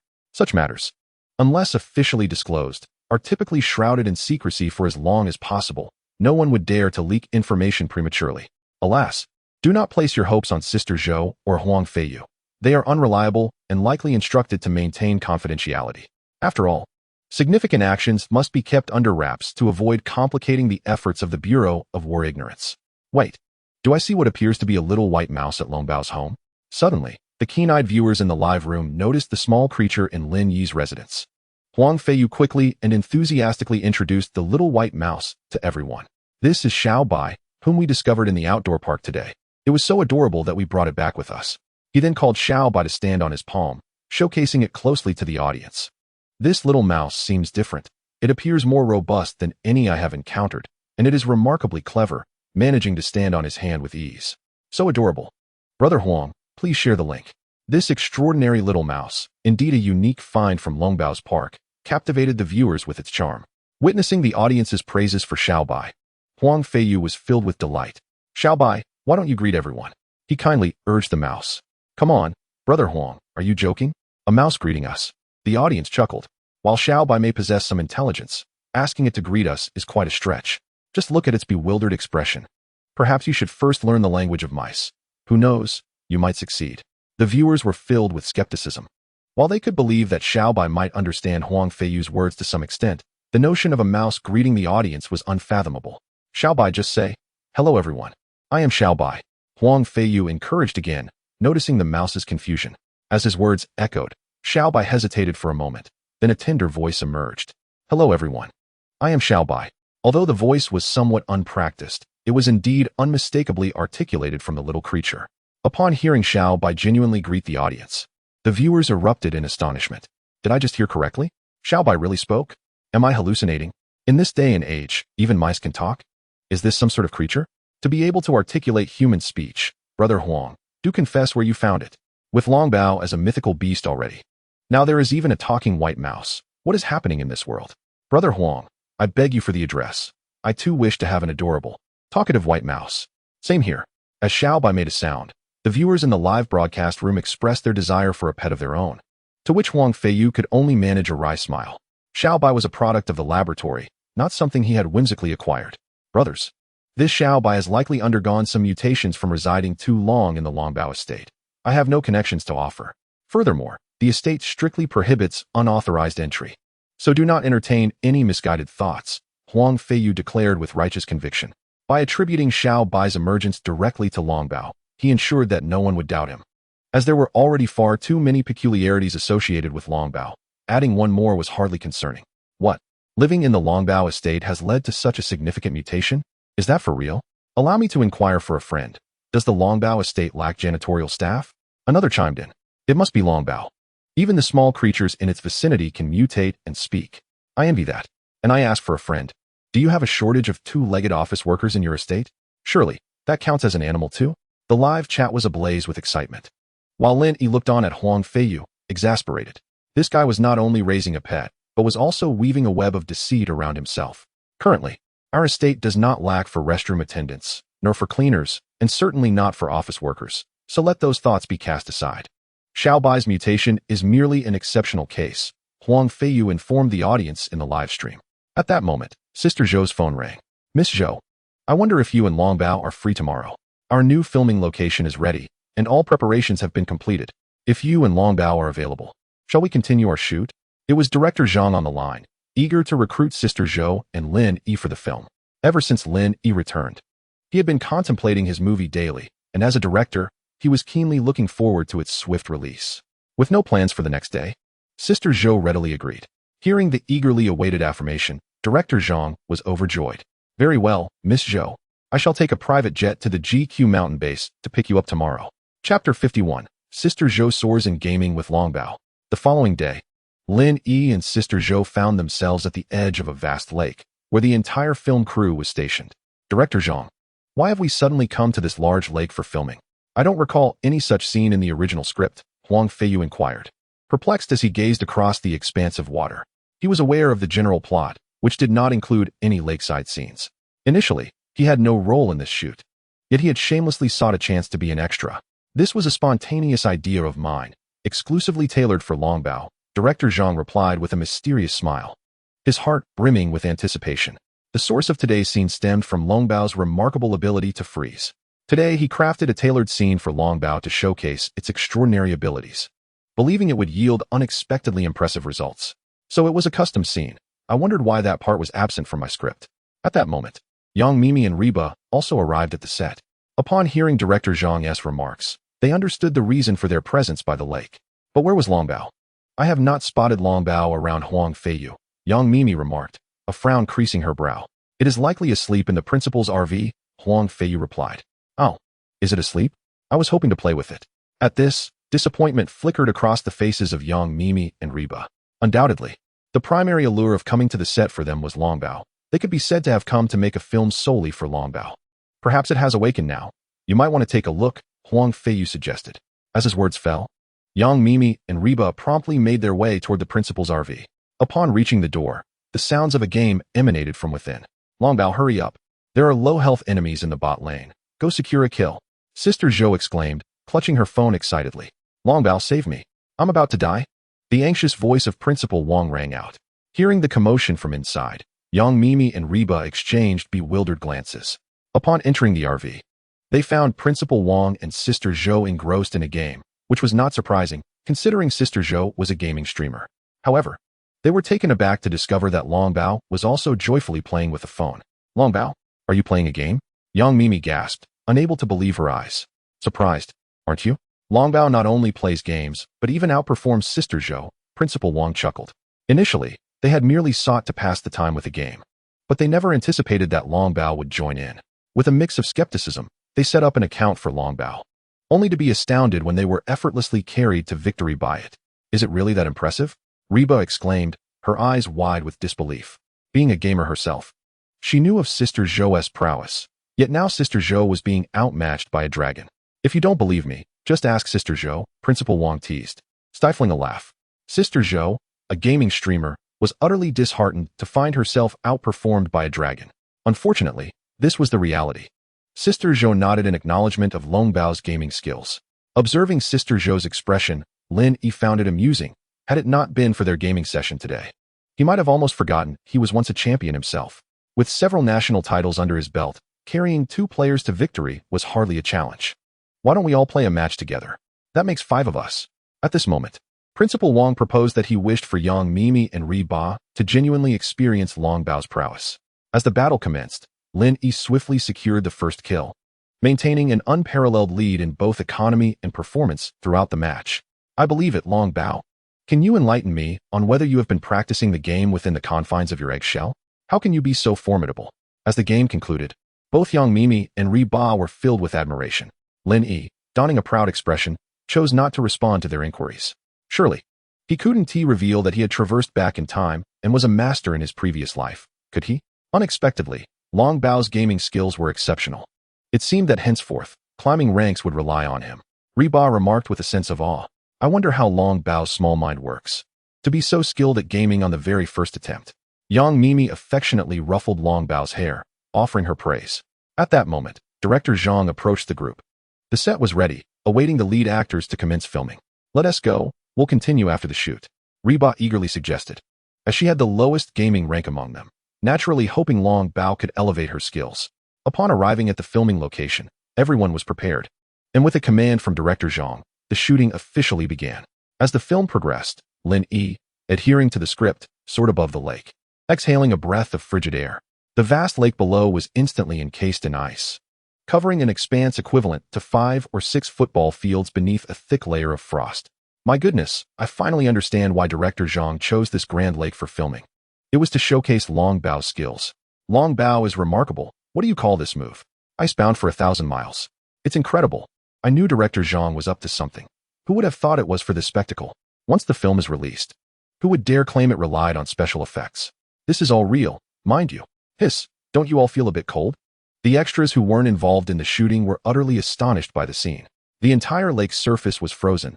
What kind of terrifying power could achieve this? Though Zhou Jie, Yang Mimi, and Reborn were psychologically prepared. Witnessing it firsthand still sent shivers down their spines. If anyone were to stand in the lake at this moment, they would likely become a human popsicle. Zhou Jie, Yang Mimi, and Reborn, you may step in now. But be cautious of the slippery ice. After achieving the desired effect, Director Zhang directed the 3 lead actors to enter the scene. As the filming progressed, the trio finally completed their parts and hurriedly stepped off the ice. An assistant promptly offered them the prepared blankets and served hot tea. Thank you for your hard work. Director Zhang also felt the chill emanating from the lake and expressed his gratitude.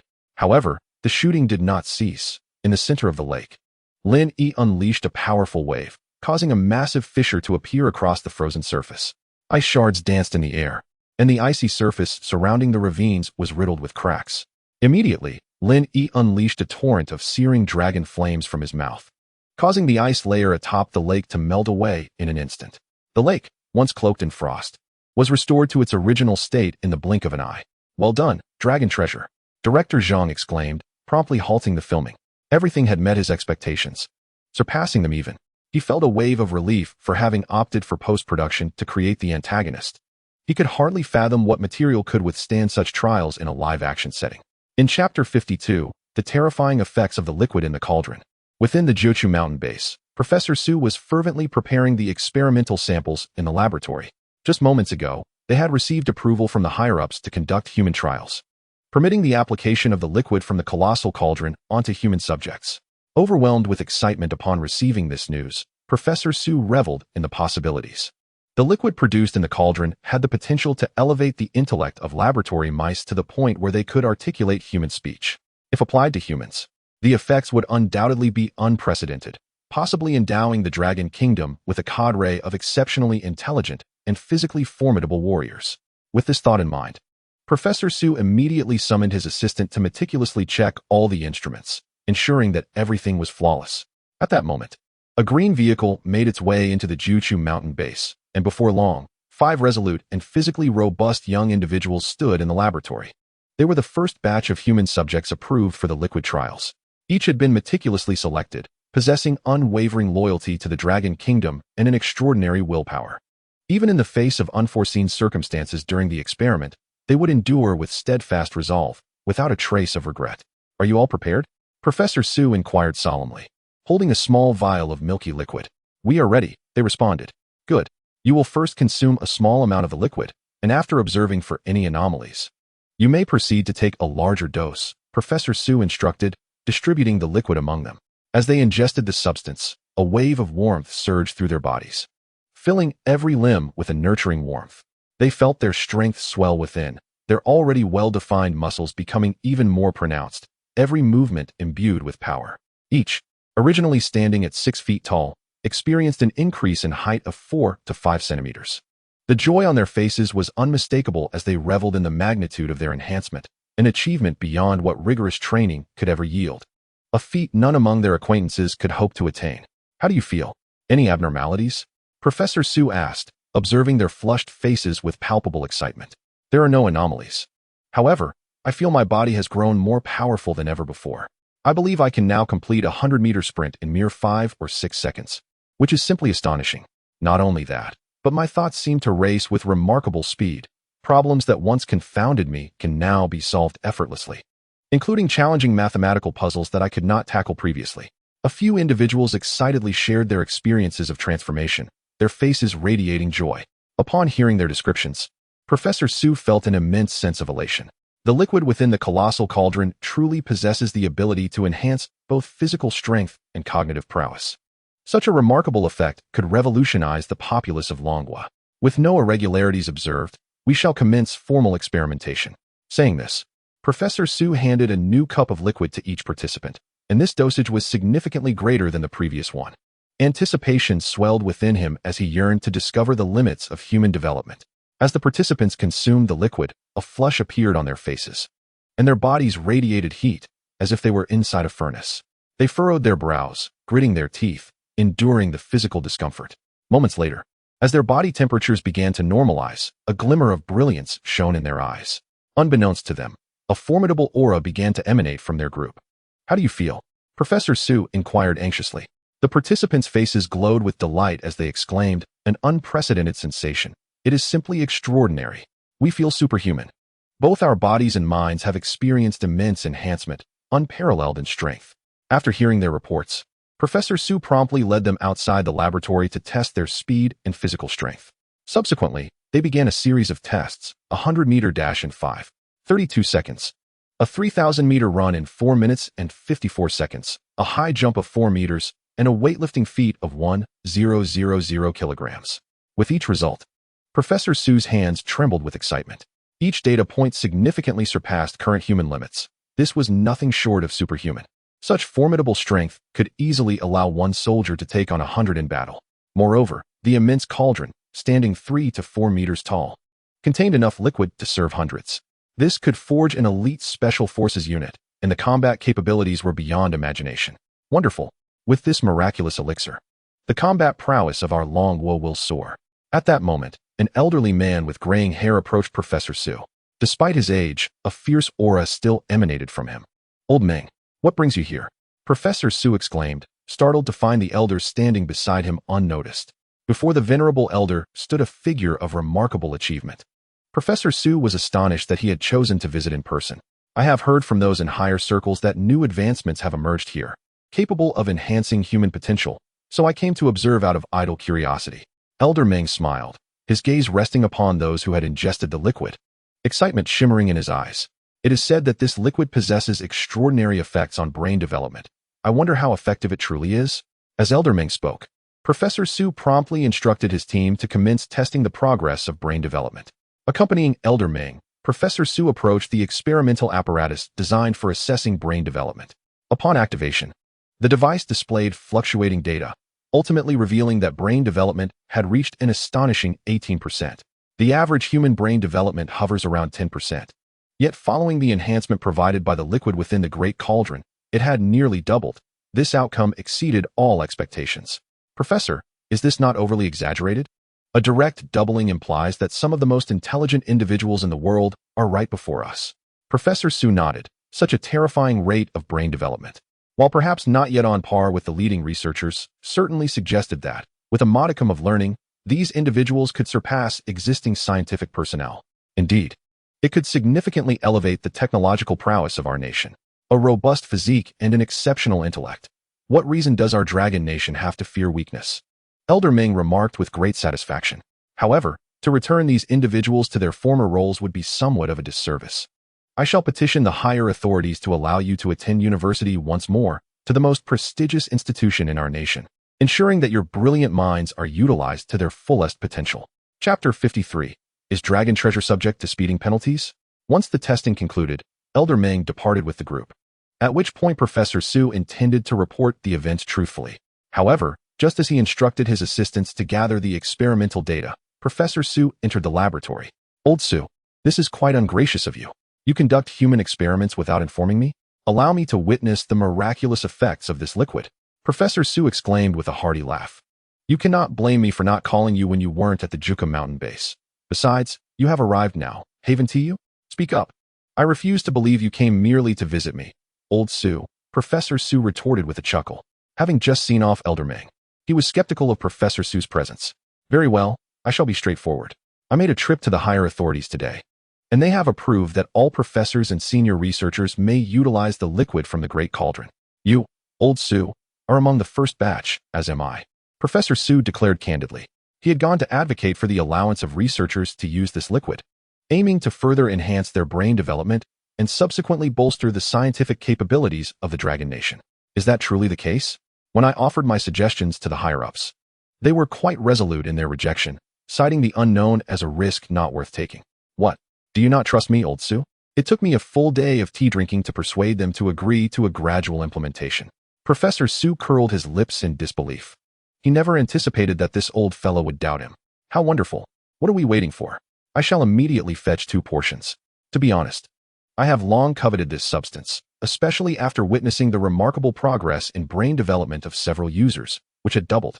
At that moment, I yearned to partake as well, to invigorate my regressing mind."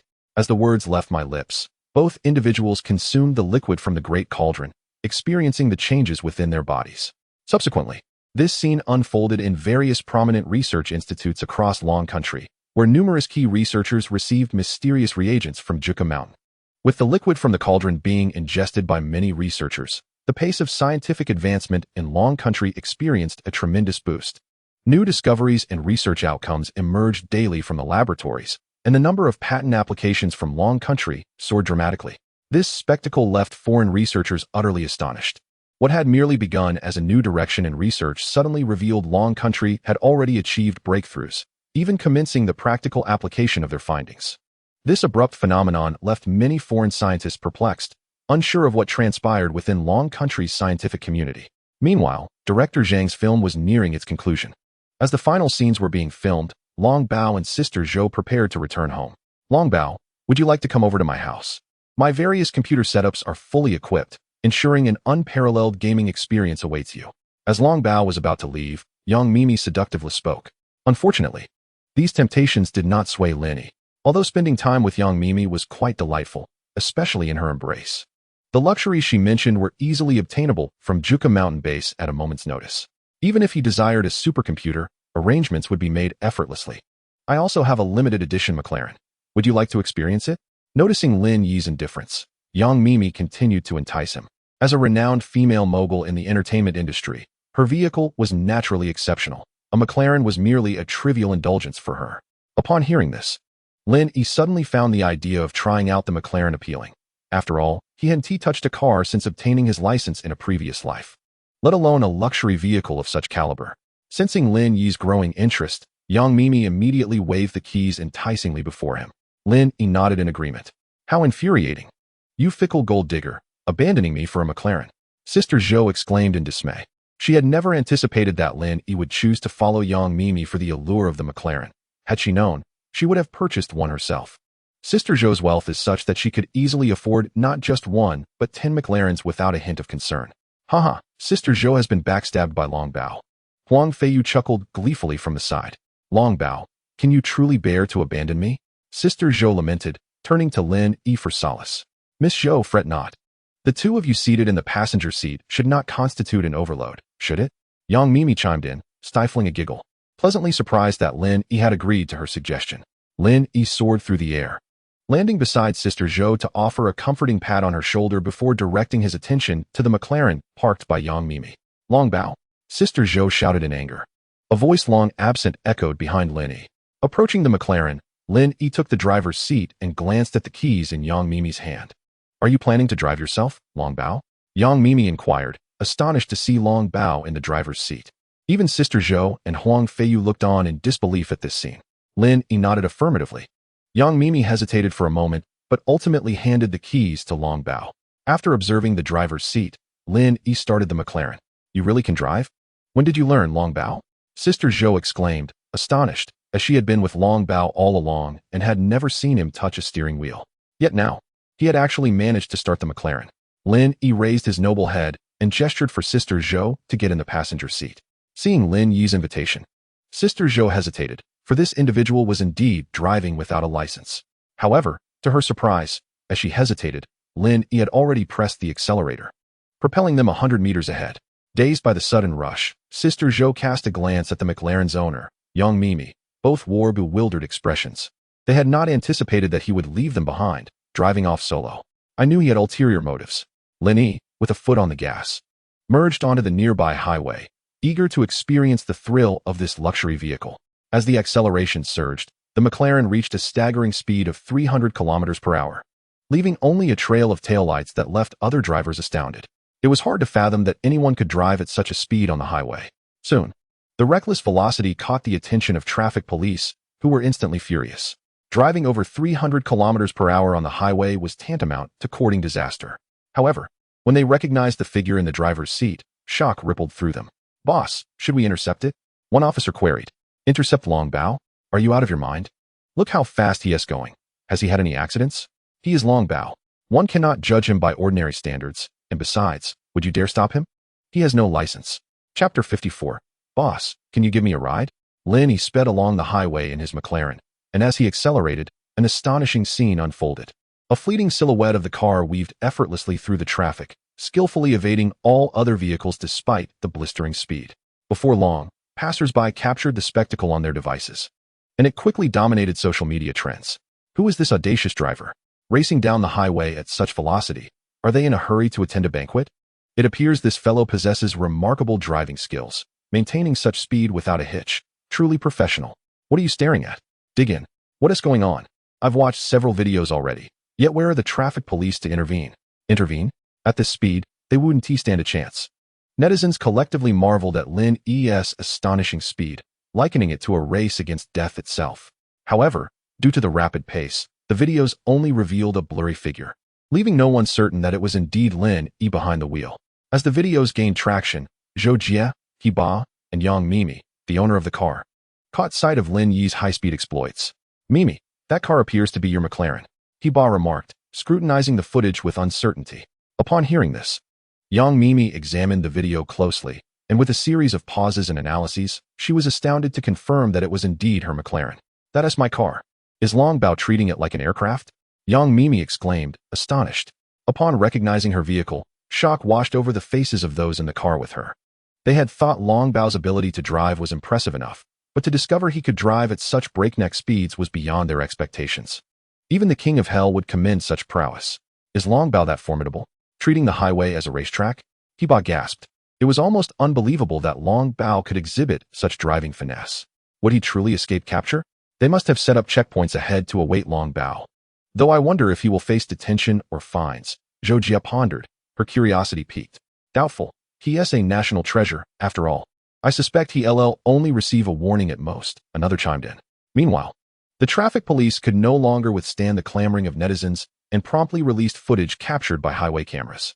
In the video, the McLaren raced at an incredible speed, with a pair of golden claws gripping the steering wheel and a pair of dragon-like eyes fixated ahead. When netizens finally discerned the figure within the McLaren, they collectively exclaimed, "Goodness! So that who's being so audacious, it's Long Bao." The traffic police remarked, "Initially, we intended to intervene, but upon closer inspection, it's Long Bao. I find myself in quite the predicament." Long Bao quipped, "Are you envious? Not only do I lack a driver's license, but I'm also speeding, and yet, I face no consequences at all." Curiosity piqued. One might wonder when Long Bao mastered the art of driving. Indeed, when did Long Bao acquire such skills? Given the proficiency displayed, I wouldn't have even considered it without Long Bao's presence earlier this year.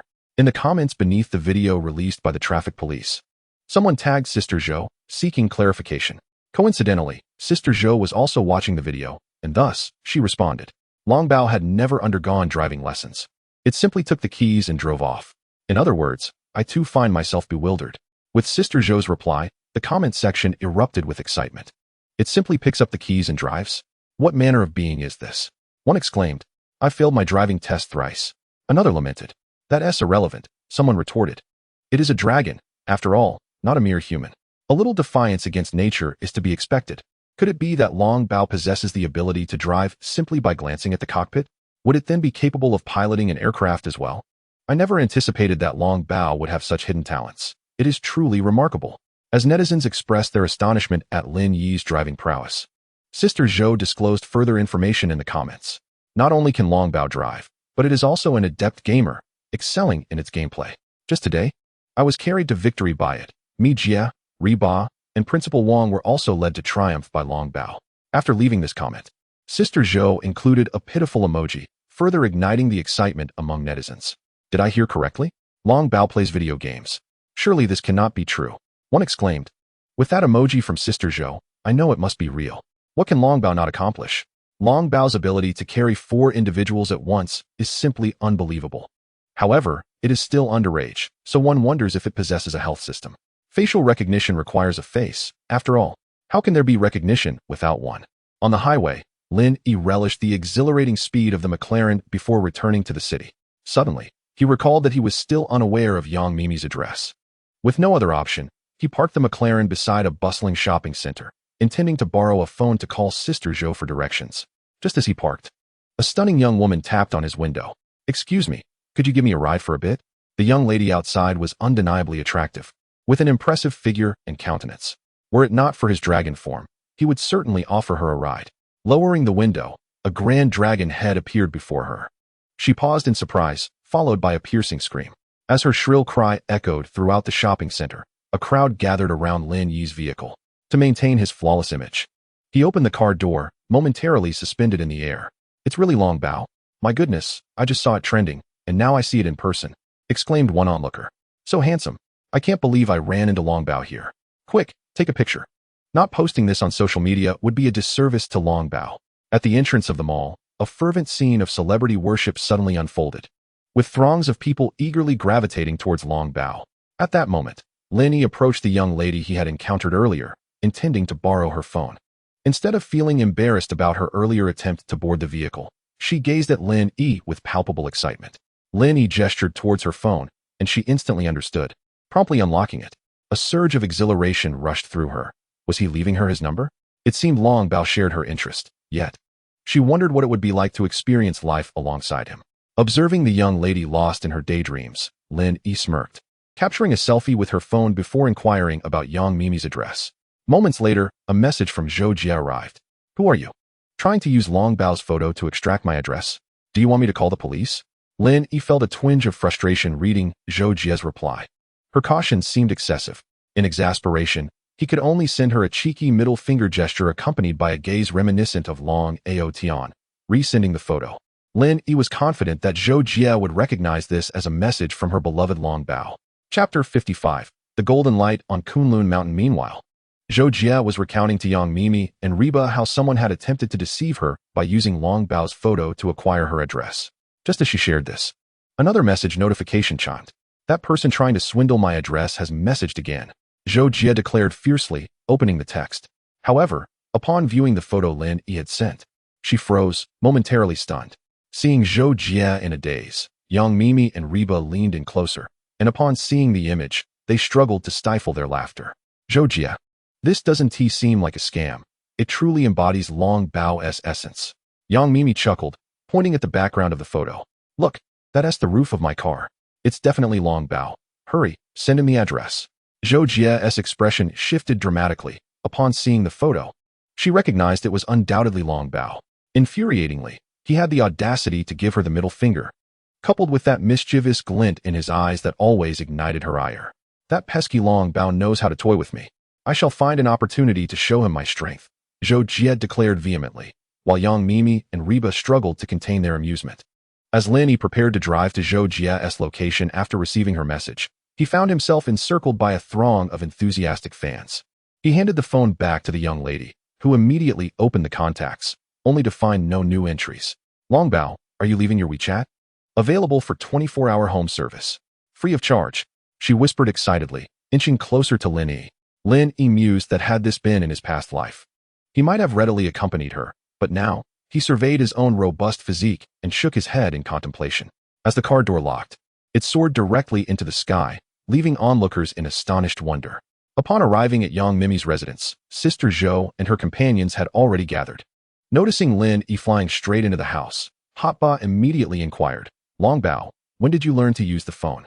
Or do you possess a unique ability to understand how to use something just by glancing at it?" Lin Yi glanced at the inquisitive trio, pondering how they perceived him. Could they not consider him a time traveler? Nevertheless, he nodded.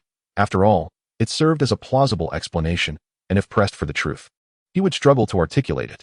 "I knew this guy must have acquired a new ability," Sister Zhou remarked.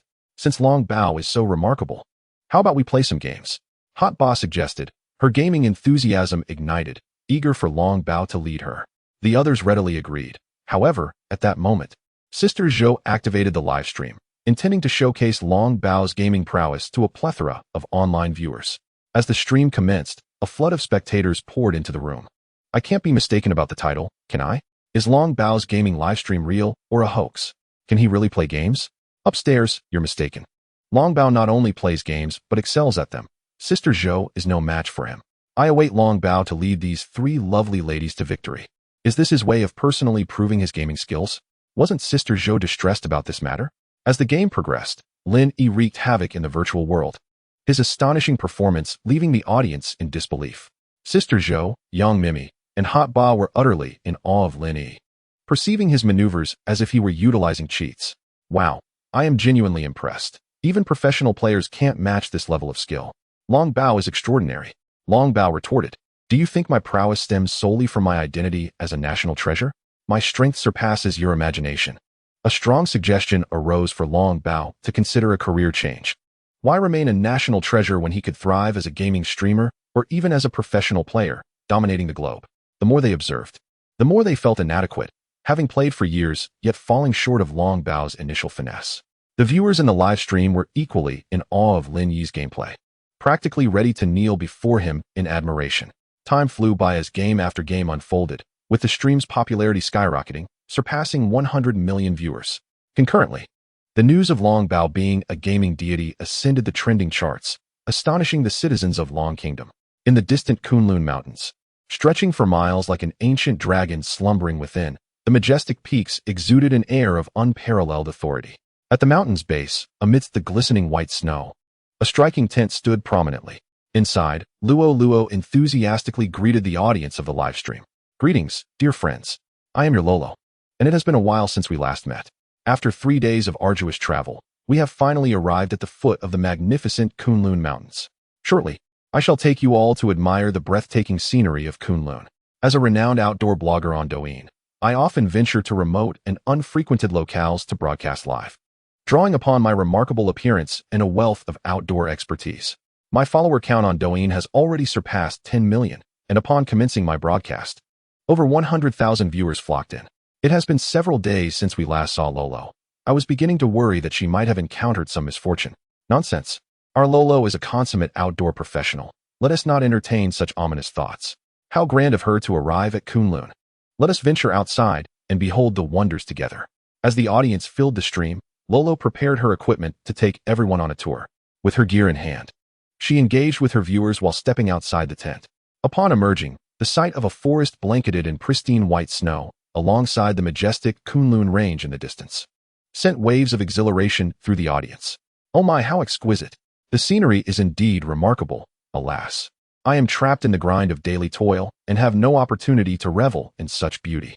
I truly envy the blogger. Truly, it is the ancestor of all mountains in our dragon country. From afar, it is undeniably deserving of that title. I extend my gratitude to Lolo for granting us the chance to witness the Kunlun Mountains with our own eyes." As the viewers flooded the chat with expressions of thanks, gifts began pouring in generously. Lolo felt an overwhelming sense of joy. She could relish the beauty of diverse landscapes while also earning a living from her passion. She felt fortunate for the path she had chosen. "Lolo, look. It appears there has been an avalanche," her assistant remarked, pointing towards the distant peaks. Following her assistant's gesture, Lolo gazed into the distance, where indeed, a vast avalanche had occurred on Kunlun. An unending cascade of snow tumbled down the mountainside, growing ever larger, sending flurries of snow into the air. It surged forth, heading straight for the base of Kunlun. However, the group remained unperturbed, confident that their distance from the avalanche rendered them completely safe. Moments later, as the avalanche subsided, the swirling snow gradually settled, revealing the mountainous surface. To their astonishment, the once blanketed white snowfield now glimmered with golden hues, as if a metallic substance was reflecting the sunlight. "Lolo, what could that be?" her assistant exclaimed in astonishment. Lolo contemplated the golden, glimmering mountain, searching her mind for any relevant knowledge, yet found herself at a loss. Finally, she tentatively suggested, "Perhaps it is some mineral deposits within the Kunlun Mountains reflecting the sunlight." Chapter 56. The Golden Murals of Kunlun Mountain. Clearly, her explanation lacked conviction, as prominent figures in her livestream quickly began to offer their insights. This should not be mere ore, but rather a genuine metallic reflection. Even the highest grade ore could not achieve such a degree of luster. This reflection can only be attributed to a metallic substance. Observing the barrage of comments in the live stream, Luo felt a sense of agreement stir within her. However, this was the Kunlun Mountains. How could there be such an extensive metallic entity? Gazing at the vast reflective surface, which spanned the size of 2 or 3 standard football fields, Luo exclaimed in disbelief.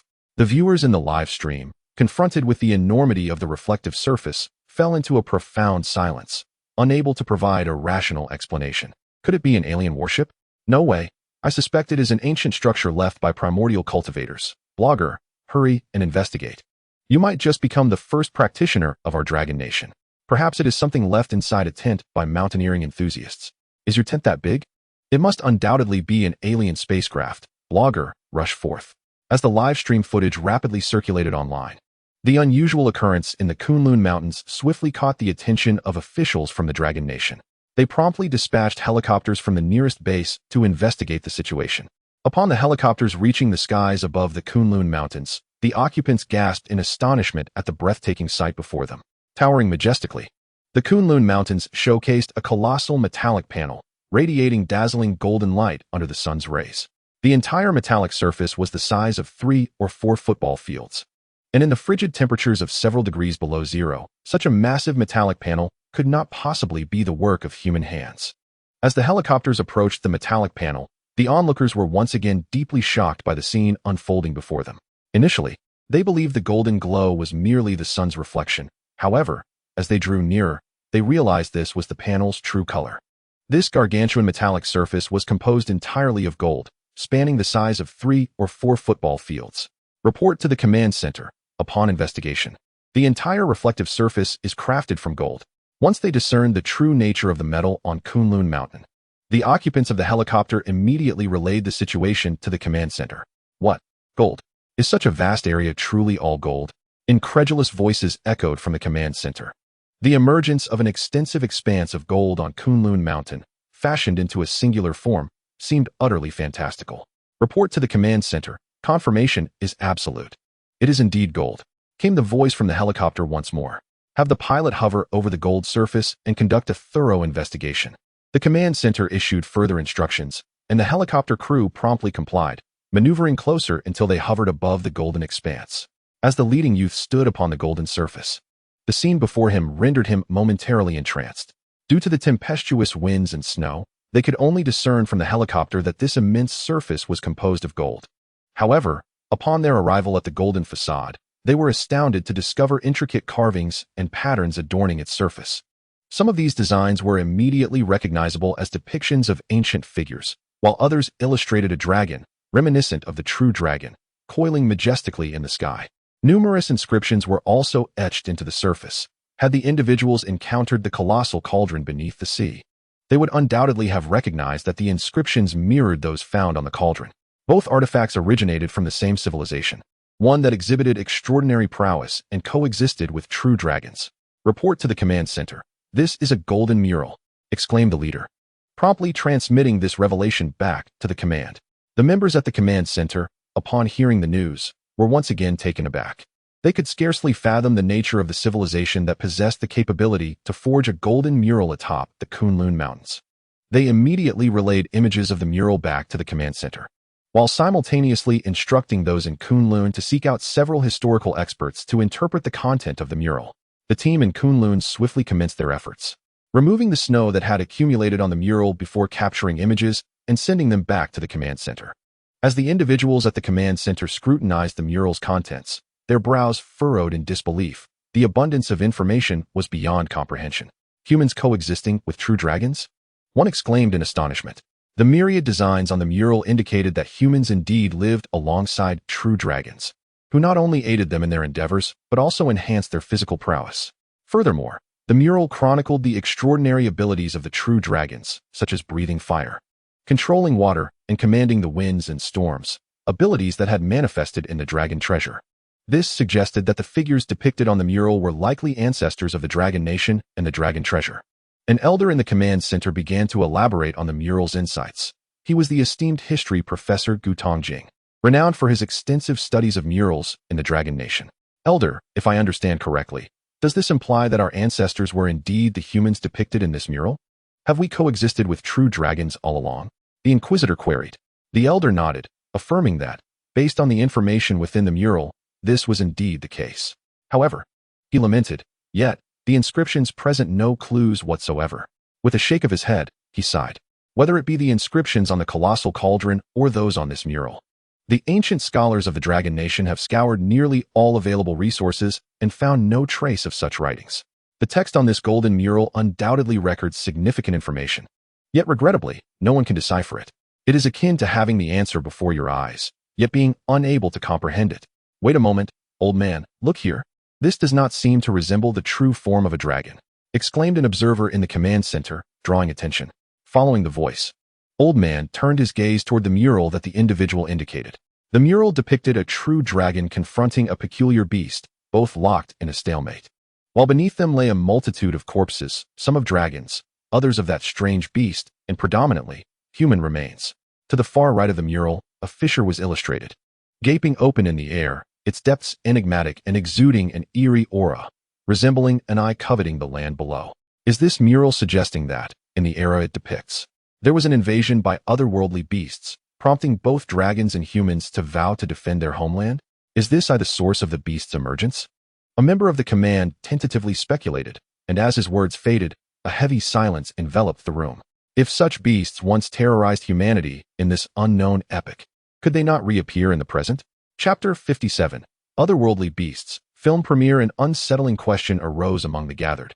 If otherworldly beasts were to invade Blue Star once more, could a single dragon, Longbow, withstand the onslaught? Moreover, some among them were aware of a bloodthirsty black dragon surfacing from the sea. Was this a portent of the invasion by otherworldly beasts? Let us not be overly pessimistic, Old Man reassured the group. According to the records, the civilization depicted in this mural dates back at least 6,000 to 7,000 years, and that is a conservative estimate. There are no traces in history, and it would not be surprising if it were even over 10,000 years old. He then instructed a few individuals stationed at Kunlun to examine the boundaries of the mural more closely. Following Old Man's directive, the team on Kunlun once again set out to the mural's edge, wielding ice picks to strike the rocky perimeter. After considerable effort, they finally shattered a significant hole, and upon witnessing the mural's edge, their pupils constricted in astonishment. The border of the golden mural was as smooth as glass, its golden surface plunging into unknown depths. Report to the command center. It is a smooth plain of gold, the depth of which remains uncertain. As the message returned, Old Man's brow furrowed in concern. How could such a massive mural of gold have been crafted, with even its sides polished to a mirror-like sheen?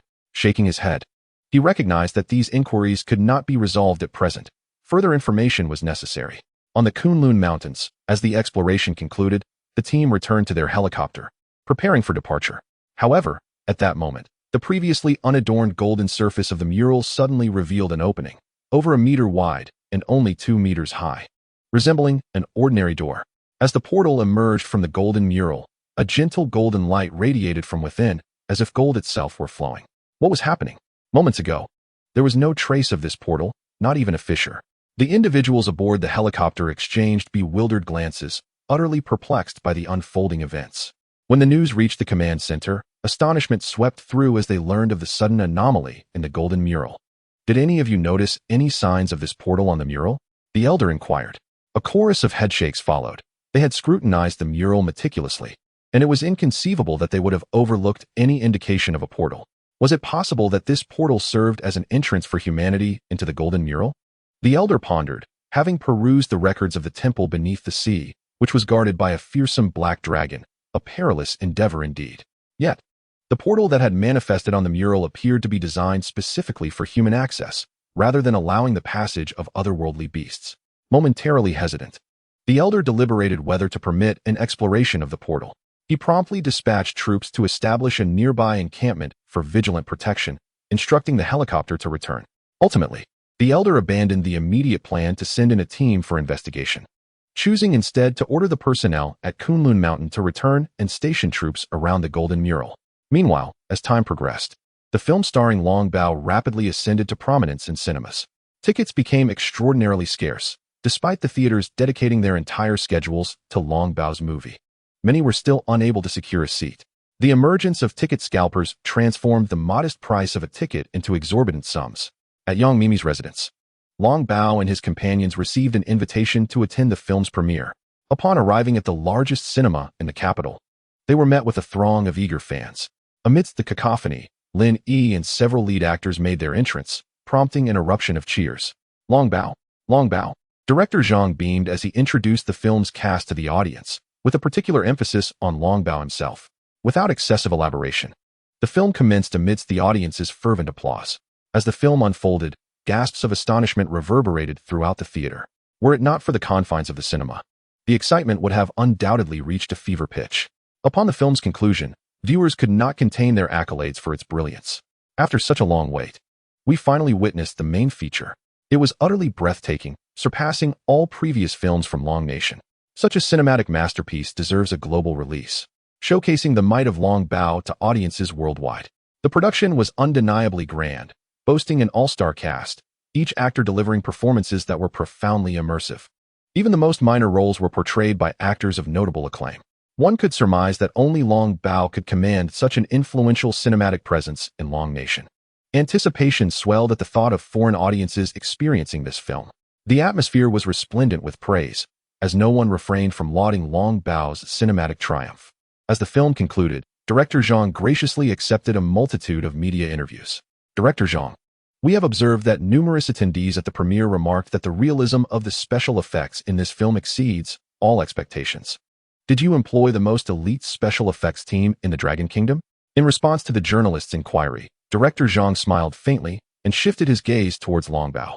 The special effects we employed are not only the finest, but also the most authentic, as all effects involving Long Bao were captured in real time. Upon the utterance of these words, the room erupted with excitement among the journalists. All captured in real time? Are you certain, Director Zhang? Skeptics questioned. If my media colleagues harbor doubts, I shall soon unveil footage from the set featuring the extras, allowing everyone to ascertain the authenticity of the scenes. This declaration assuaged the media's skepticism. Armed with tangible evidence and bolstered by Director Zhang's esteemed reputation in the Dragon Kingdom, the possibility of deception seemed implausible. It appeared that the title of the Master of Live Action might soon be bestowed upon Director Zhang. I specialize in special effects, and while watching the film, I found myself puzzled by the advanced technology. I now realize it was all captured live. The explosions in the neighborhood, the freezing of the vast lake, and the aerial displays of the 20 series fighter jets during the lawn explosions. This is astonishingly groundbreaking. Whether among the journalists below or the fervent fans encircling them, a palpable sense of astonishment permeated the atmosphere. Shortly thereafter, this revelation surged to the top of trending topics. The news that the exhilarating scenes in Long Bao's film were captured in real time rather than created through special effects left many in the Dragon Kingdom, who failed to secure tickets, filled with regret. Director Zhang, according to the initial audience reports, even the extras featured in this film are third or fourth tier stars, with countless renowned domestic celebrities. I wonder how you managed to invite them to participate. Chapter 58, Global Release, Secret Experiment. When this question arose, all media journalists leaned in with keen interest, eager to uncover the rationale behind it. The answer is quite straightforward. I did not employ any enticing tactics, nor did I extend invitations. They voluntarily participated in a nationwide audition and were ultimately selected from a vast pool of candidates, Director Zhang replied with a gentle smile. Most people are aware of how this transpired, yet it may seem unfathomable at present. This is a case of no gain without effort. For those lesser-known actors with a modicum of talent, merely appearing in this film serves as a fortuitous opportunity, paving a smoother path for their future endeavors. To be frank, while there are numerous stars involved, there are also many ordinary extras. I participated as well, ultimately landing a role as an unseen extra. Though there may be suspicions of capitalizing on the film's popularity, the stars who participated genuinely possess talent. And the competition during the nationwide auditions was fiercely intense.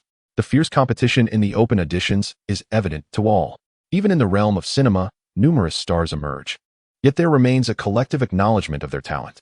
At this moment, a blonde-haired, blue-eyed journalist from the Bear Nation stood up and inquired of Director Zhang, expressing curiosity about the prospects of the film's release in their country.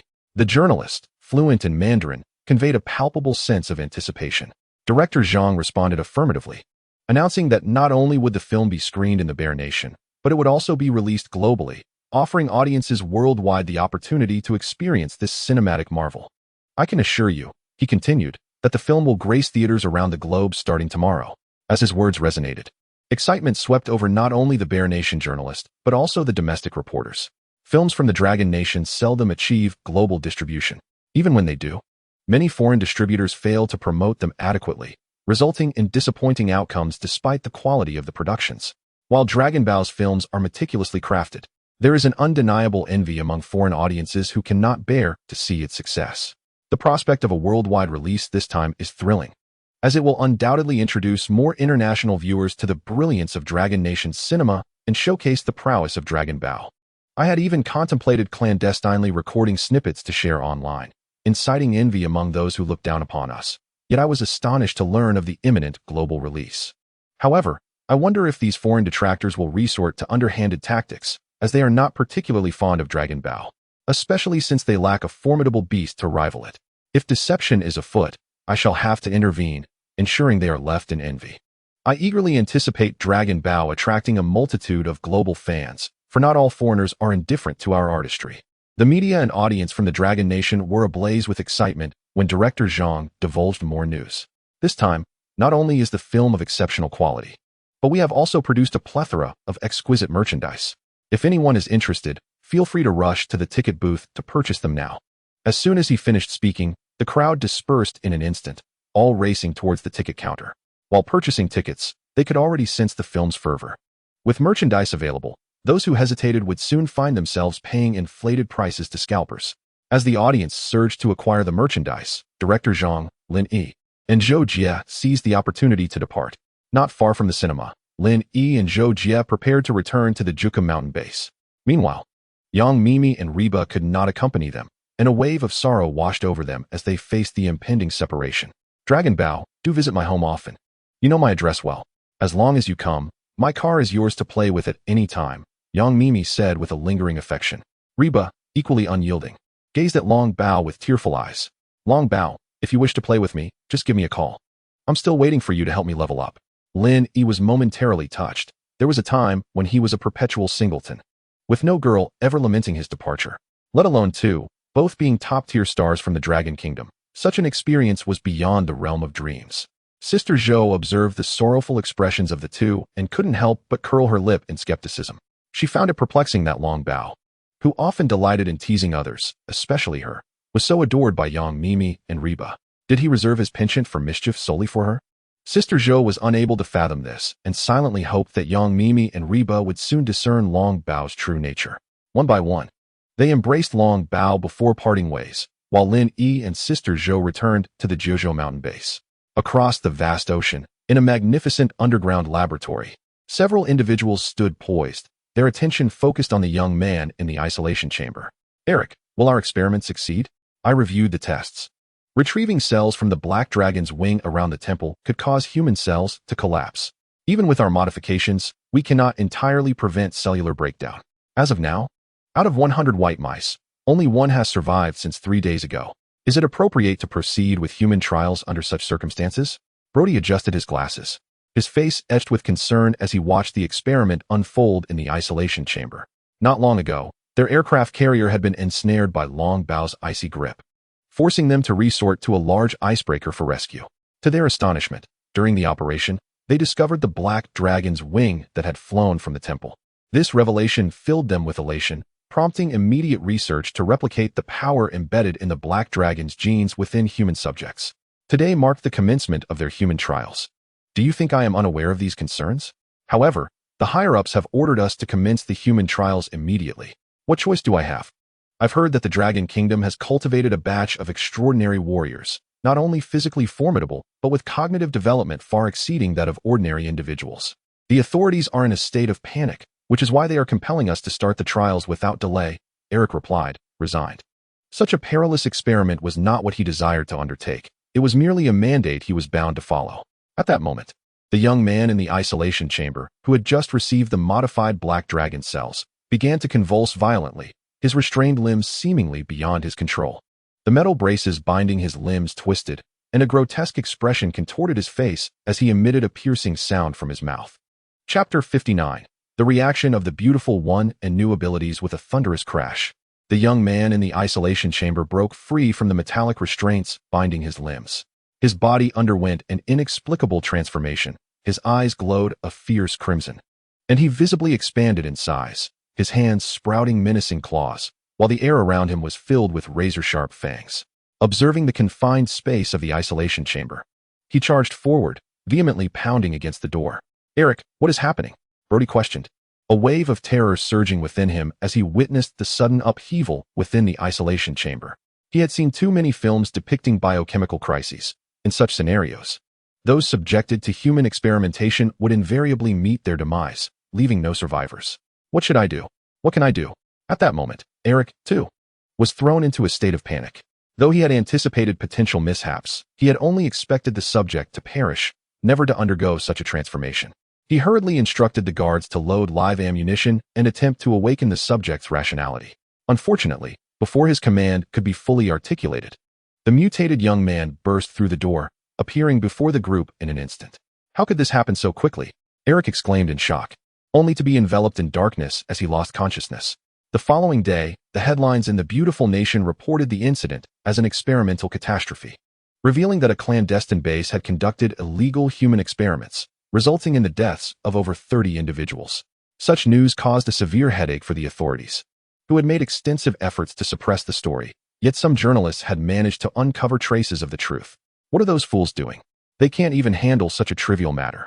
I should have insisted they obliterate the site with cruise missiles. Fuming with rage, Colton turned his gaze toward his secretary, Angelia. What now? He inquired, noting the documents she held in her hands, indicating yet another pressing issue. The latest news reports that a massive golden mural has appeared on the Kunlun Mountains in Dragon Country, inscribed with information about dragons, along with the emergence of a mysterious door.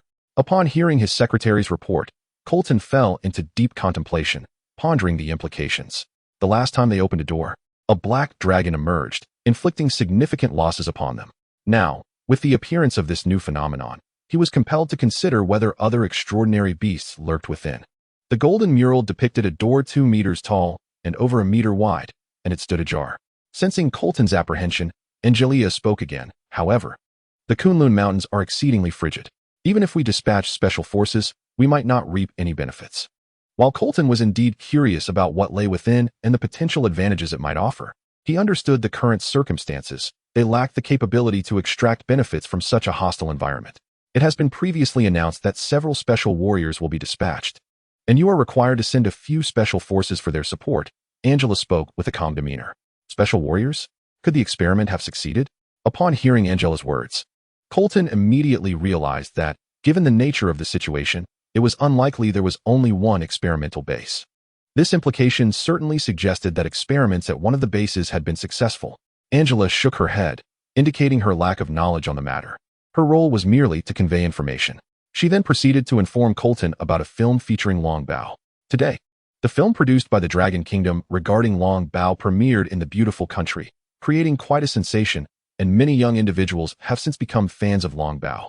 Should we intervene to have this film removed to prevent further fans from being garnered? Colton was taken aback. He never anticipated that the Dragon Kingdom would produce a film about Long Bao, and even less that it would be released in the beautiful country. Who authorized the screening of this film? It must be taken down immediately, and all video platforms should classify it as inappropriate content. Colton was filled with fury. How could they allow Long Bao's influence to spread in their homeland? The inevitable outcome would be an influx of fans for Long Bao, and when the time came for any adverse actions against Long Bao, it would be their own people who would first rise to defend him. Such a scenario was one he deeply wished to avoid. With Colton's directives established, his subordinates swiftly commenced their actions. Meanwhile, Lin Yi and Sister Zhou, back at the Juka mountain base, continued to lead their leisurely lives as usual. Whether engaging in playful antics during live broadcasts or teaching Xiao Bai to read and acquire various knowledge, their days were filled with tranquility. Lin Yi frequently received supplies, with various resources continually transported to the Juka mountain base. One day, after absorbing a substantial amount of rare earth minerals, Lin Yi suddenly felt as if he had acquired a new ability. Upon returning to his exclusive area, he observed Sister Zhou and Huang Feiyu playing badminton, while Xiao Bai held up a phone to stream their activity live. As Lin Yi approached, he focused his thoughts, and the shuttlecock, which was destined to strike Huang Feiyu's racket, abruptly veered, hitting him squarely in the face.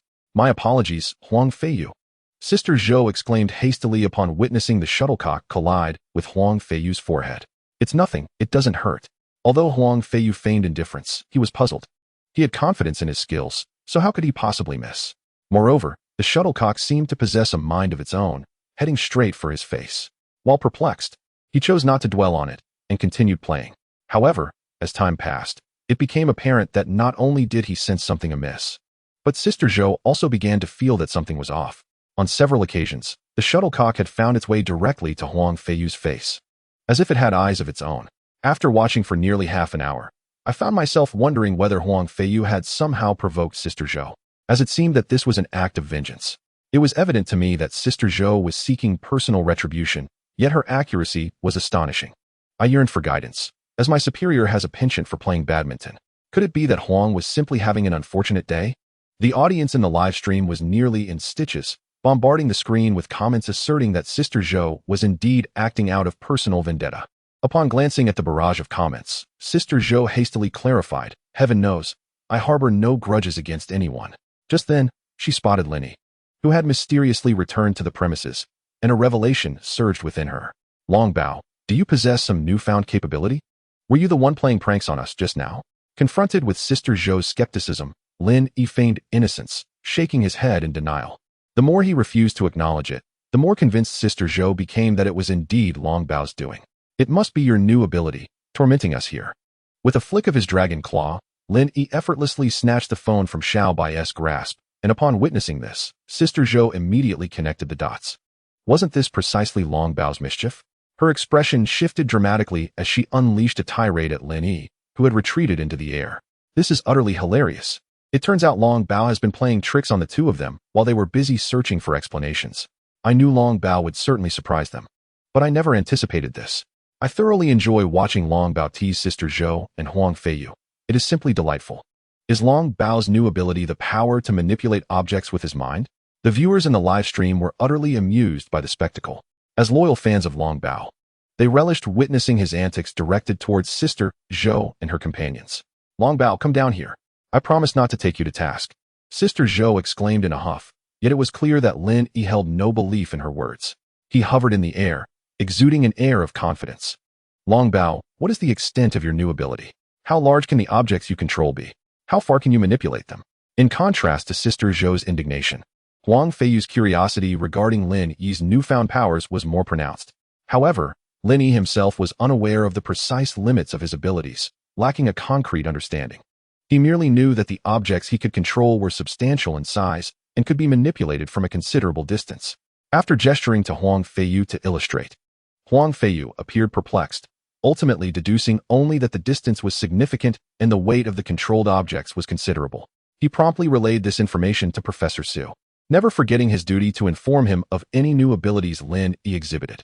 Sister Zhou, unable to discipline Lin Yi, chose to endure in silence and shifted her gaze away from him. After a brief moment of stillness, Professor Su's figure appeared within Lin Yi's designated area. Upon his arrival, Professor Su began searching for Lin Yi, a hint of urgency etched upon his face. "Miss Zhou, where has Long Bao gone?" he inquired, scanning the surroundings without success. With a look of melancholy, Sister Zhou pointed towards Lin Yi, who was suspended in midair. "Long Bao, come down quickly. I have something to discuss with you." Although Professor Su sensed something was amiss between the boy and the dragon, he had no time to inquire further and promptly addressed the matter at hand. Lin Yi descended gracefully to Professor Su's side. "Long Bao, the laboratory requires you to activate the giant cauldron once more. There are also new discoveries that need your attention," Professor Su stated, revealing the purpose of his visit, seeking Long Bao for the laboratory project. Lin Yi had no reason to refuse. He too wished for the scientific institutions of Longhua to develop more innovative technologies and products. However, the audience in the live stream erupted with excitement. "Giant cauldron? What is this giant cauldron? Did I just hear something I shouldn't have? What does it mean that Long Bao needs to activate it? Is this giant cauldron so powerful? And new discoveries that require Long Bao. Are we witnessing a technological explosion? Just days ago, we were frantically applying for patents, and now there's more that needs Long Bao's involvement. Incredible." Accompanying Professor Su, Lin Yi arrived at the laboratory, where the staff had been eagerly awaiting Long Bao's arrival. "Long Bao, activate the giant cauldron and let it produce that wondrous liquid," Professor Su instructed as they approached the cauldron. Lin Yi proceeded to activate it, filling it with the mysterious liquid. At that moment, Professor Su retrieved the colorful beads produced by Lin Yi earlier. As he placed the beads into the giant cauldron, they were instantly engulfed and dissolved within the enigmatic liquid. "Quickly, let's extract some samples," Professor Su exclaimed with palpable excitement. Their recent experiments had revealed that the liquid generated within the giant cauldron could dissolve the colorful beads produced by Long Bao. Furthermore, the efficacy of the dissolved liquid surpassed that of the original liquid in the cauldron by a considerable margin. To test the effects of this new liquid, they had summoned several young individuals who had previously ingested the original liquid from the giant cauldron. The objective was to ascertain whether this new liquid could enhance those who had already experienced an initial elevation. "Prepare yourselves. Now, take this liquid," Professor Su instructed the group of young individuals. Among them were both first-time users of this special liquid and those who had previously consumed the cauldron's original liquid. Excitement illuminated their faces as they understood the potential of this liquid to significantly enhance physical capabilities and brain development. With a swift gulp, He downed the liquid in his hand, and an overwhelming surge of power instantaneously filled his limbs and body. Moments later, the first to emerge from the enhancement were a few individuals who had already consumed the liquid, their faces alight with excitement. Marvelous. I feel as though this liquid has further unlocked my potential. I sense an improvement of nearly 50% compared to the last enhancement. A young man exclaimed with great enthusiasm. At that moment, Professor Su's countenance also reflected his exhilaration. He had been tirelessly investigating the properties of the colorful orbs produced by the dragon treasure, and at long last, he had made a significant breakthrough. Moreover, the effects were extraordinary. Professor Su then turned his attention to the several youths who were experiencing the liquid from the cauldron for the first time. Due to their inexperience, the transformation process was somewhat gradual. As they successfully detached themselves from the liquid, Professor Su promptly commenced testing their physical attributes and cognitive development. The results ultimately revealed that their enhancements lay somewhere between the initial consumption of the original liquid and the subsequent intake of the liquid derived from the dissolved colorful orbs. This outcome greatly satisfied Professor Su, as the colorful orbs had effectively elevated the liquid's capacity to enhance the human body. It is worth noting that a person who has undergone one enhancement possesses formidable physical and cognitive abilities. An additional boost would yield remarkable results. After all, human creativity is boundless, and such heightened cognitive development is sure to propel scientific advancement. Dragon treasure. Why don't you also try this liquid to see if it has any effect on you? Professor Su suggested to Lin Yi. Me? Lin Yi was taken aback. He was merely an observer, and now he was being asked to consume the liquid, which contained the very orbs he had expelled from his body. The notion of drinking a diluted version of something he had expelled felt fundamentally wrong to him. Moreover, he sensed that the liquid in the cauldron had no effect on him whatsoever. Upon seeing Lin Yi shake his head, Professor Su felt a twinge of disappointment, as he had hoped the liquid would also yield results for dragon treasure. Dragon treasure. We have also discovered that these colorful orbs can be activated directly through immense energy, which can then be infused into the human body. However, despite numerous attempts, we have not succeeded, so I must trouble you once more. Professor Su shifted his tone. Addressing Lin Yi. Chapter 61. Special abilities. I am your father.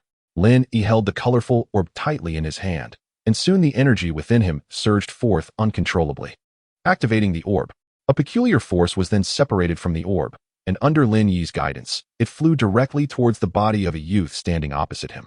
As this strange energy entered the young man's body, his face flushed crimson, and beads of sweat cascaded down like rain.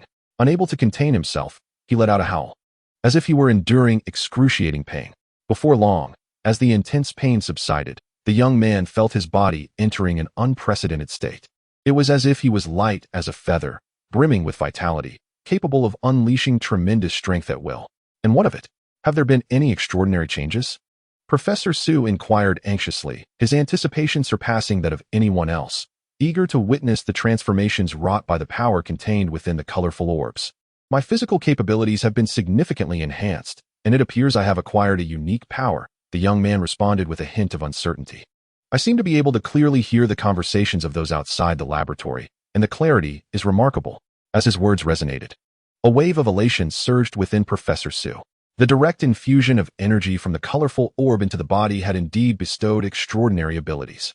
Although it might not be as astonishing as what Long Bao possessed, such a phenomenon was singular on Blue Star, where Long Bao was one of a kind, and humanity numbered nearly 10 billion.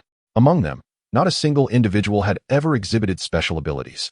Now, through the transformation brought about by the colorful orb, humanity had begun to attain unique powers, a development that had the potential to alter the world. This was of immeasurable significance not only for the Dragon Kingdom, but for the entire globe, as it demonstrated that humanity could indeed acquire extraordinary abilities. However, upon the infusion of the orb's energy into the body, the force was exceedingly tumultuous. Without the transformative liquid from the Great Cauldron, it would have been impossible to withstand, inevitably leading to bodily collapse. At that moment, the young man recounted his experiences during the transformation process. This revelation indicated that the creation of more individuals with special abilities would be an unattainable goal, given the scarcity of both the liquid in the cauldron and the colorful orbs. Professor Su fell into deep contemplation. Under such stringent conditions, the aspiration for an increased number of individuals with extraordinary abilities seemed impossible. Is there any further transformation? He asked once more. The young man shook his head, indicating that the orb's effectiveness had reached its limit. Observing from the side, Lin Yi was equally astonished by the emergence of special abilities. While not particularly formidable, these abilities were indeed unique. He had not anticipated that the orb would yield such results. Longbow, I must ask you to exert yourself once more. Use 2 more orbs to transform 2 individuals. This gathering is not solely for the laboratory experiment. There are tasks awaiting you as well. With Professor Su's directive, Lin Yi promptly took action. Before long, 2 individuals with special abilities stood before Professor Su. One possessed the power of petrifying their arm, while the other could transform water into ice. The appearance of these new individuals filled Professor Su with immense joy. He immediately began conducting tests on them, yielding astonishing results. Following this, he elaborated on the mission that had prompted their gathering in the first place. A golden mural has been discovered on the Kunlun Mountains, intricately depicting humans and dragons from an unknown era. Most notably, the mural features a portal that beckons exploration. Upon hearing Professor Su's narrative, Lin Yi felt a stirring within. New relics have emerged, reminiscent of a divine temple submerged in the sea. Suddenly, Lin Yi pondered whether this world is on the brink of a significant transformation. What precisely will this change entail? What will become of the world thereafter? A torrent of questions surged in Lin Yi's mind, simultaneously igniting his desire to venture into Kunlun for answers. Professor Su, discerning Lin Yi's thoughts, interjected, "Dragon treasure. The circumstances within remain uncertain. If there is no danger, your venture would be of little consequence. We shall retrieve any findings ourselves." Acknowledging Professor Su's reasoning, Lin Yi conceded that waiting in the park was not an unworthy endeavor. Subsequently, those altered by the liquid from the giant cauldron, along with 3 individuals possessing special abilities, departed the Juka mountain base via helicopter. Lin Yi returned to his exclusive park, yet his anticipation for the golden mural in Kunlun lingered. Meanwhile, on Kunlun Mountain, several foreign figures clad in white gazed at the distant golden mural. They were elite soldiers from the United States, dispatched to investigate the mysteries concealed within the portal of the mural. Their bodies were adorned with peculiar black patterns. Even their faces bore the same strange markings, creating an unsettling appearance. "Cohen, when shall we approach the golden mural?" one team member inquired. "Patience, it is still too early. We must wait until nightfall. Currently, the guardians of the mural are too numerous for us to act," Cohen replied confidently. "Once darkness falls, our extraordinary speed will allow us to infiltrate the mural undetected." After undergoing the transformation with the black dragon cells in the laboratory, Cohen felt an unprecedented surge of power. In the realm of special forces, even 10 of the most elite soldiers would pose no challenge to him, let alone the ordinary soldiers nearby. This fueled his unwavering confidence. As night descended, the moment for action finally arrived. With a command, the team swiftly advanced toward the golden mural. Approaching the mural, the excitement within them grew as they beheld the entrance within reach. The Guardians likely remained unaware of their presence. They resolved to sprint directly into the mural. Observing the surroundings remained unresponsive, Cohen felt a surge of elation and promptly instructed his companions. In an instant, several figures dashed toward the entrance of the golden mural. Suddenly, a deafening crash erupted as a figure burst forth from the portal, followed by a series of resounding explosions. Cohen and his companions were abruptly thrown out at the entrance of the golden mural, landing heavily on the ground. The sudden turn of events left them with expressions of terror and bewilderment. They had not even discerned what had transpired before being toppled by an overwhelming force. "What was that?" they murmured in confusion. "What was that? It's utterly outrageous. I am your superior. What are you barking like a dog for?" As the words fell from his lips, they perceived fleeting shadows before several figures materialized before them. The newcomers were precisely those who had hastened from the Zhou mountain base. They had initially planned to rest for the night before entering the golden mural the following day.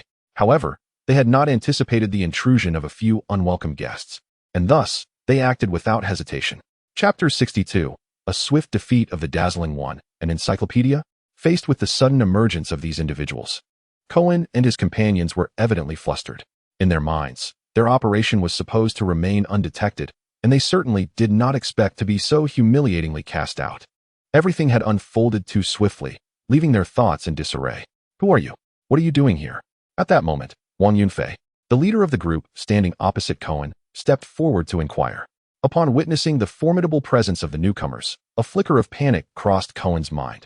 However, he quickly recalled that he was a new human being transformed by the Black Dragon's cellular alterations, even if he had just been thrown to the ground. It was in a moment of unawareness. In a direct confrontation, the outcome was uncertain. With this thought, his confidence was restored, and he chose to confront Wang Yunfei with his own imposing aura. "Oh, you possess some skill, do you? Ignoring me?" Wang Yunfei remarked with amusement as he observed Cohen's readiness to engage. He was acutely aware of his own capabilities after 2 enhancements. Both his body and mind had undergone significant improvements, and he possessed the unique ability to turn water into ice. Even if this individual before him had some prowess. To Wang Yunfei, it was no different than encountering an ordinary, robust person. Enough of the empty talk. Let the true contest begin. Cohen shouted in anger, and immediately, his companions followed his lead, charging towards Wang Yunfei and his group. Excellent. Just the practice I need. Wang Yunfei responded with palpable excitement. After his substantial enhancements, he had not had the opportunity to unleash his full strength against anyone. Now, with these intruders coveting the golden mural, he could finally hone his skills. With a resounding crash, Cohen launched himself at Wang Yunfei with incredible speed, delivering a powerful punch aimed directly at him. However, to the onlookers, this punch appeared immensely forceful and swift. Should it connect, injury would be inevitable. Yet, Wang Yunfei crossed his arms and effortlessly blocked the blow without budging an inch. How is this possible? Witnessing this scene, Cohen was utterly stunned, his eyes wide with disbelief. Prior to their departure, he had tested his own capabilities in the special forces. Few could approach him, as his agility and speed far exceeded that of an ordinary person. In terms of strength, he could lift a regular car with one hand, though he had yet to master lifting the entire vehicle. Nonetheless, this was already an extraordinary feat, yet now, his full-force strike had not only failed to inflict any damage, but it was effortlessly blocked without even a hint of retreat. Were it not for the fact that it had occurred right before him, he would have found it utterly unbelievable. What's wrong? Did my grandfather frighten you? Perhaps you shouldn't have ventured out before honing your skills? Observing the astonishment on the faces of those around him, Wang Yunfei felt a surge of delight, taunting them with his words. "Humph, don't get too cocky, kid." Cohen retorted with a cold snort, charging once more at Wang Yunfei. In response to Cohen's assault, Wang Yunfei abandoned defense and launched a direct attack. As Cohen sprinted forward, he perceived a fleeting shadow before experiencing a sharp pain in his chest, his body uncontrollably propelled backward. With a thunderous crash, Cohen found himself sprawled on the ground. Clutching his chest, agony etched across his face. Following suit, the other team members were similarly hurled backward, crashing onto the icy surface, trembling as they clutched their chests. How does it feel? Are you ready to concede? Speak up. Where are you from? Did you come here for the golden mural? Wang Yunfei stood before them, his gaze icy as he spoke in a chilling tone. Curse it. Cohen cursed inwardly. Before their arrival, he had confidently vowed to complete the mission. Yet now, what was most infuriating was that when he received this task, he was assured that they would only encounter a group of ordinary soldiers, and that the operation would be devoid of obstacles. However, they faced not only specialized soldiers but extraordinarily formidable ones, leaving him utterly defenseless. "You force my hand," Cohen shouted, as black patterns coursed across his body, twisting and contorting as if they had come to life. Pain filled his expression, his body writhing as if undergoing an unknown transformation. The others behind him experienced similar, inexplicable changes. They realized that their mission had failed. To survive meant becoming captives. So they resolved to fight desperately. What is happening? Is this a scene from a biohazard nightmare? The horrific spectacle nearly made Wang Yunfei retch. It was simply too grotesque. Without waiting for the transformation to complete, Wang Yunfei utilized his special abilities to encase the individuals in ice, then swiftly struck. A tremendous force shattered the frozen figures into countless fragments, scattering them across the ground. In this day and age, who still had the luxury of waiting for a metamorphosis? Wang Feiyu gazed at the scattered shards of ice on the ground and couldn't help but express his discontent. He then informed the ordinary soldiers stationed there to collect all the debris and transport it to the laboratory. The emergence of foreigners with physical abilities far surpassing that of ordinary humans must be taken seriously. Moreover, these individuals are exceedingly unstable and can transform into monstrous beings. A perilous game indeed. Should this method be widely disseminated, it is inevitable that some zealots will exploit such extreme tactics to enhance themselves. This poses a ticking time bomb for ordinary people, as they could be attacked at any moment. After tidying up the aftermath of the battle, Wang Feiyu returned to rest with a few companions. The following day, as the sun rose, golden rays illuminated Kunlun Mountain, enveloping the entire range in a gilded sheen. Wang Yunfei and his companions formally stepped into the portal depicted in the golden mural. Upon their entrance, they felt a sudden shift, and in the blink of an eye, the people around them vanished. Noticing the disappearance of his teammates, Wang Yunfei instinctively became alert, scrutinizing his surroundings. he realized he had entered a golden labyrinth, with walls entirely forged from gold, branching out in all directions, leading to unknown destinations. However, the smooth, mirror-like golden walls were etched with peculiar symbols, contorted and intricate, prompting Wang Yunfei to draw closer for a closer inspection. As he approached, the runes seemed to come alive, and in an instant, a stream of light surged toward him, merging with his body. Upon contact, he felt an influx of unfamiliar knowledge flooding his mind, as if memories were being implanted within him. What was happening? Were these symbols an encyclopedia penned by an unknown civilization? Wang Yunfei pondered the newfound memories, filled with perplexity. Within this newly acquired knowledge were records of extraordinary beasts never before seen, alongside peculiar flora and fauna, each detailing their characteristics. There were even strange recipes among the findings. His expression turned to one of astonishment. As he completely absorbed the peculiar runes from the wall before him, he proceeded to venture toward another section. With each step closer, the runes on that wall also transformed, then surged toward him. Indeed, this grand maze functioned as a veritable encyclopedia, chronicling the extraordinary creatures and plants of an unknown era, as well as the crystallization of human civilization. With each additional memory acquired, Wang Yunfei became increasingly convinced of his hypothesis. Each time he absorbed the symbols from the golden walls, a puzzle piece would emerge in his mind, gradually completing this vast encyclopedia. Wang Yunfei persevered, continuously absorbing the memories contained within the runes. After a brief moment, a vast reservoir of information surged within his mind. Had his brain not been developed, he feared it would soon reach its limits. What puzzled him further was the emergence of a new term in the recent memories: natural great power. According to the description, this force originated from the mountains and rivers, capable of being harnessed by humans. Through specific methods, it could also be utilized to continually strengthen the body. The mighty could soar through the skies and traverse the earth with a mere gesture, demonstrating powers that transcended the mortal realm. Natural great power. Isn't this akin to the spiritual energy found in cultivation novels? Wang Yunfei couldn't help but scoff. The notion that one could absorb this power to enhance their physical form, with the strong capable of flight and evasion, seemed undeniably reminiscent of cultivation. Regrettably, such spiritual energy no longer existed in the present day. Reflecting on this, a sense of loss crept into Wang Yunfei's heart. The essence of cultivation was a relic of the past. Even if a method of cultivation were to surface, it would be futile.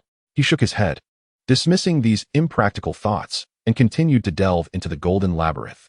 Though he believed the knowledge recorded here had long been extinguished, rendering it impossible to rediscover in the outside world, he was determined to gather information for those in the laboratory who held an interest in it. Meanwhile, in the distant Jiuxiu mountain base, Lin Yi leisurely basked in the sun, while Sister Zhou and Huang Feiyu playfully teased Xiaobai in the livestream. After spending some time among humans, Xiaobai's intelligence had evidently increased significantly. He could now discern and even retaliate against Sister Zhou's antics. This is hilarious. Who would have thought Xiaobai would grow so quickly? Now he can even tease Sister Zhou and Huang Feiyu. A sense of amusement washed over Lin Yi. It seemed as if Xiaobai had become the little brother of Long Bao, adept at playful mischief. Observing Xiaobai, Lin Yi felt his own intellect paled in comparison. He wished for a sharper mind. Since Xiaobai's intellect had surged, Long Bao had taken a back seat, content to watch the unfolding events with a smile. The audience in the livestream marveled at Xiaobai's rapid development, finding it hard to keep pace. Lin Yi merely smiled at this. For since Professor Su had mentioned a golden mural appearing on Kunlun Mountain, he had eagerly anticipated what it might reveal. Lately, he sensed that something significant was on the horizon for the world. Once the time was ripe, a monumental transformation would sweep across the realm, heralding a new order. Fortunately, this feeling was not overwhelming, allowing Lin Yi to breathe a sigh of relief, as it indicated he still had time to grow. At that moment, Professor Su arrived at the park. With his arrival, both Sister Zhou and Lin Yi realized that something significant was afoot. Otherwise, Professor Su, with his diligent research spirit, would never have stepped out of the laboratory. Long Bao, thanks to you, today the Juka mountain base is quite lively. Come on, let us hurry. Upon entering the park, Professor Su immediately spoke. This statement left both Sister Zhou and Lin Yi perplexed, unaware of the events that had transpired. At least a dozen diplomats from foreign countries have arrived at the Juka mountain base. They wish to meet you and request that you serve as their mascot. Professor Su candidly explained. Yet, Lin Yi and Sister Zhou remained in the dark about the reason behind these diplomats' visit to the Juka mountain base. Observing their confusion, Professor Su elaborated. Following the global release of Long Bao's film, It has garnered immense affection from audiences worldwide. Many nations are eager for Long Bao to become their national mascot, prompting them to seek us out here at the base. Once Lin Yi and Sister Zhou grasped the situation, the audience in the live stream erupted with excitement. I initially thought Long Bao's film was not well received abroad, which is why there had been no news. Now I realize it was building up to something grand. 12 countries, that's impressive. I just wonder if our friends from Big Beautiful are among them, considering they were the only ones to pull Long Bao's film from their screens. Impressive, my Long Bao. This wave of cultural export is truly soaring to the stratosphere. I believe our friends from Big Beautiful have also arrived, especially since I sent over 1 million copies of Long Bao's film. I am confident they will be thoroughly enchanted by his magnificent presence. The live audience buzzed with fervor, astonished that Long Bao's film had managed to create such a significant impact without any prior notice. Subsequently, Lin Yi, Sister Zhou, and their companions followed Professor Su into the conference room at the Zhuge mountain base. The room was already filled with foreigners of various skin tones and hair colors. Upon Lin Yi's arrival, they craned their necks, their eager eyes scrutinizing him, their faces alight with excitement as if they had encountered a rare treasure. Look at their astonished expressions. They truly lack experience. Doge face. I knew they would react this way, such bumpkins. Using Long Bao's image as a mascot is certainly feasible. But we must negotiate the likeness fee carefully. We cannot allow them to take advantage of us. Wait, brothers, I think I see our friends from Big Beautiful. Did they not prohibit the screening of Long Bao's film? Why are they joining the fray? As the live audience engaged in fervent discussion, the conference room had already begun bidding for Long Bao to become their national mascot. We offer 100 billion RMB, hoping to secure exclusive rights for Long Bao to represent our nation as its mascot. When it comes to financial power, the wealthiest among them certainly made their presence known, throwing down their trump card right from the outset. Chapter 64. Truly a magnate with monetary power, we are willing to offer 100 billion soft sister coins in hopes of obtaining exclusive rights for Long Bao to serve as our mascot. As the words of the magnate echoed through the hall, both the representatives from other nations and the multitude of viewers in the live stream could not suppress their incredulous reactions. Observing the elegantly attired magnate, clad entirely in white, it became evident that this matter transcended mere monetary value. Indeed, such immense wealth flowed effortlessly. As the audacious offer of 100 billion exemplified, it was clear that having access to vast resources made a marked difference. Given the magnate's apparent readiness to augment the offer, it was not beyond reason to expect further financial prowess. This left the other nations at a distinct disadvantage. When it came to wealth, the magnate boldly claimed the top position, with no one daring to contest. Following a wave of commotion, Professor Su positioned himself at the head of the conference table, casting a glance at the eager assembly, before clearing his throat. Regarding the proposal for Long Bao to become a mascot, the directive from above stipulated that all foreign friends would have the opportunity to secure authorization. However, this was not to be a gratuitous grant. At this juncture, Professor Su scrutinized the audience's reactions, and upon noting the absence of dissent, he continued. The price to be paid would vary by nation, and he encouraged everyone to enumerate their unique mineral resources, followed by their proposed transaction volumes. After which a judgment would be rendered. With a slight smile, Professor Su conveyed that the decision to authorize Long Bao's image to other countries was a result of extensive discussions. This initiative aimed not only to embed Long Bao's image in the hearts of all Blue Star inhabitants, but also to facilitate the exchange of materials. The myriad of rare materials originating from within Long Kingdom was continuously transported to the Zhuge mountain base. Despite the kingdom's abundant mineral wealth, the incessant demand posed a challenge. Hence, the proposal to engage in barter using unique products was tabled. As the notion of exchanging special minerals took hold, the foreign envoys began to ponder the unique resources their nations possessed. Bartering without currency proved to be a perplexing endeavor. One diplomat murmured to himself, pondering whether oil qualified as a special mineral. If the exchange were monetary, he would undoubtedly succeed. However, aside from oil, there was little else of value within the magnate's domain. Suddenly, a sense of urgency gripped the magnate as he hastily inquired of the Long Kingdom representatives. Excuse me, may I ask if oil is considered a special mineral? That does not qualify, Professor Su replied, shaking his head. Currently, Long Kingdom predominantly relied on electricity. And with the ongoing efficacy of Long Bao's energy pearl, the demand for oil had significantly diminished.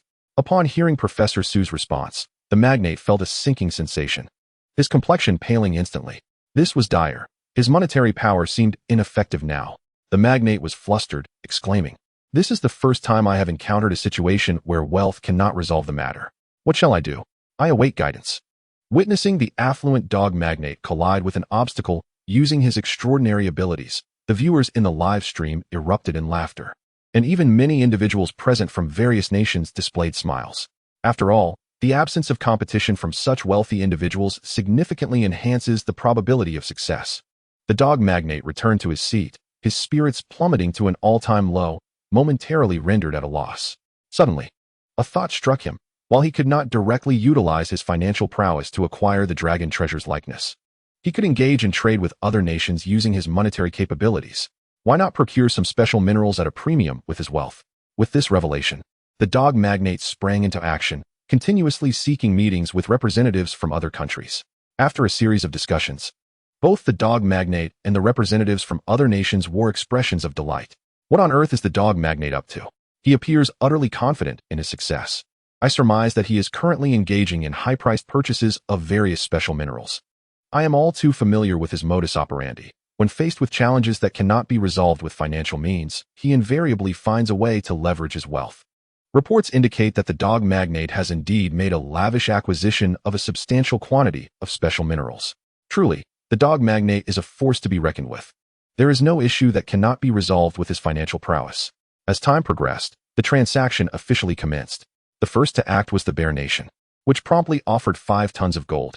Although this sum appeared somewhat modest compared to the dog magnate's capacity, it was still a generous offering, especially from the Bear Nation.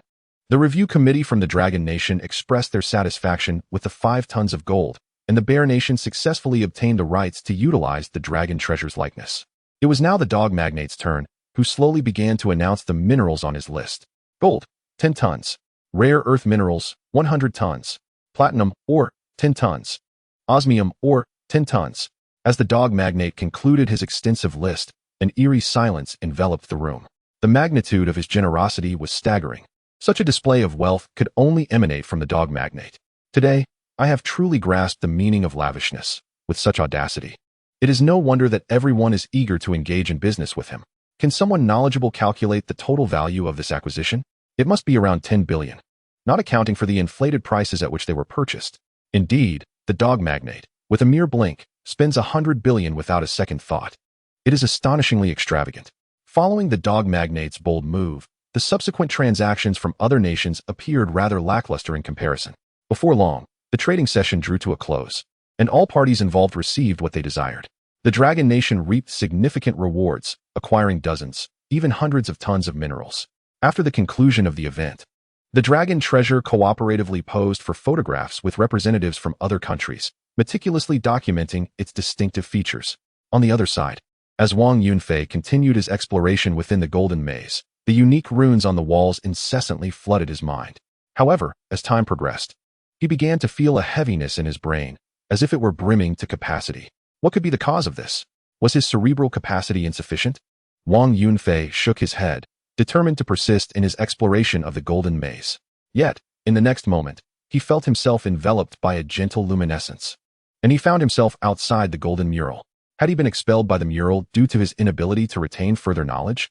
Steadying himself, Wang Yunfei gazed at the golden mural in confusion, speculating within. At that moment, the ordinary soldiers who had been guarding outside gathered around, inquiring about his condition.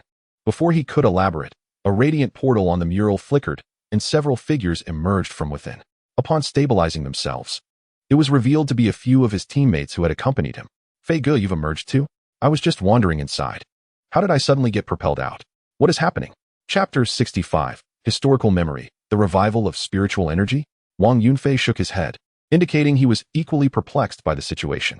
Subsequently, they returned to the camp and recounted in detail everything that had transpired inside. An encyclopedia? It seems this is a unique method of cultural transmission, Professor Sun, who was responsible for the operation, remarked. Throughout history, numerous ancient civilizations have recorded their culture and production methods on stone tablets and murals. Yet, to have such records inscribed in gold, directly imparted into the human mind, is exceedingly rare. It could even be said to transcend current technological capabilities, something beyond mere mortals. Immediately document the memories in your minds comprehensively, and then convene more scholars for further research, Professor Sun ordered.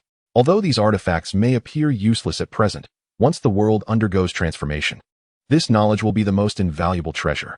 Professor Su then dialed the number for GQ Mountain. Initially, they had presumed that the interior would resemble a temple in the ocean, housing certain special instruments. However, it now appeared to be an encyclopedia of recorded civilization. To address this extraordinary power, the best course of action would be to summon Long Bao for a visit. Once the call was connected, Professor Sun thoroughly shared the situation with Professor Su, articulating his desire for Long Bao to examine the findings. Shortly thereafter, Lin Yi hovered in the air, gazing at the colossal golden mural before him, feeling a sense of astonishment. Such an immense undertaking could hardly be accomplished by humanity alone. It must have been forged by some extraordinary force. Without hesitation, Lin Yi flew directly into the golden mural, subsequently appearing above the golden maze. Under unknown circumstances, Lin Yi found himself not transported into the labyrinth, but rather suspended in midair. Almost immediately, a flood of memories awakened within his mind, recounting the history of the era of golden murals.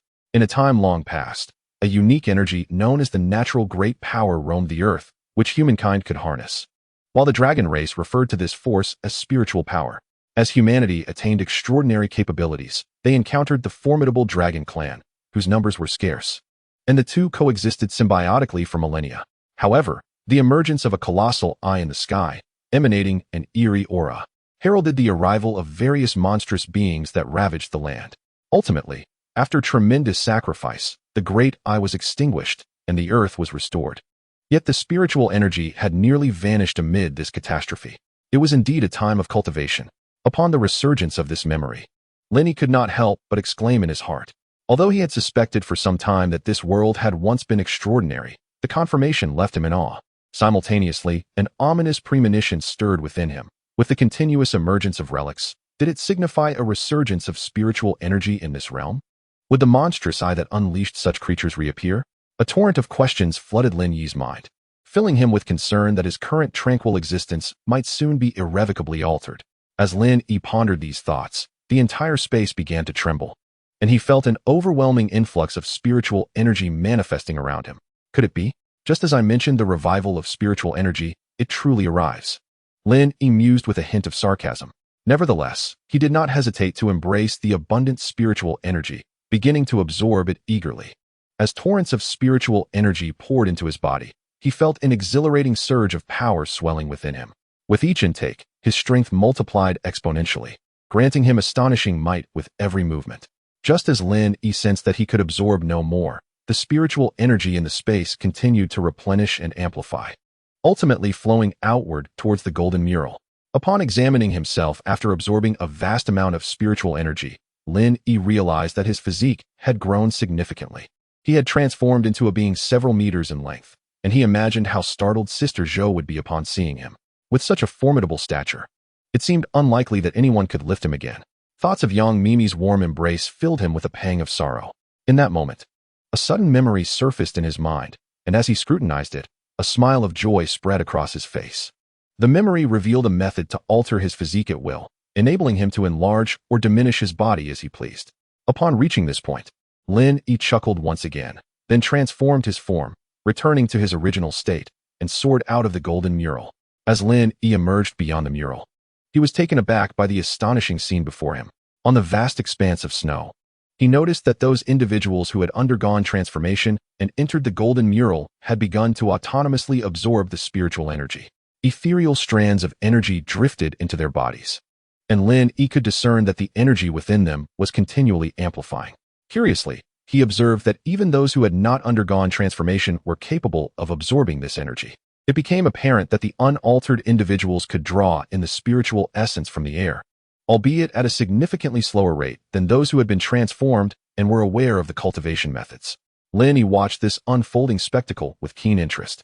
Simultaneously, in the more secluded areas of the Dragon Kingdom, a cacophony of birds and beasts erupted, reminiscent of a jubilant celebration. Upon absorbing the spiritual energy from the atmosphere, these creatures felt a surge of vigor coursing through them, heightening their excitement. They surged deeper into the jungles, determined to discover the source of this newfound power. Deep within the ocean, in the profound trenches, the runes on the ocean floor flickered, releasing wisps of spiritual energy that began to diffuse throughout the waters. As these ethereal strands escaped the trenches, they were swiftly detected by passing marine life. Like sharks catching a whiff of blood, they swam fiercely toward the depths. greedily absorbing the spiritual essence from the seawater. Gradually, a multitude of sea creatures congregated around the trenches, drawn in, as the scene turned increasingly grotesque. Simultaneously, the immense water pressure compressed their bodies, resulting in terrifying fissures, yet they remained oblivious, utterly captivated by the allure of the spiritual energy from the ocean's depths. Even as their bodies sustained grave injuries, they relentlessly propelled themselves forward.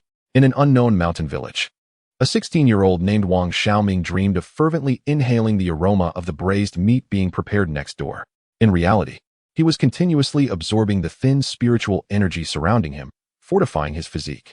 Chapter 66. The Great Outburst of Spiritual Energy.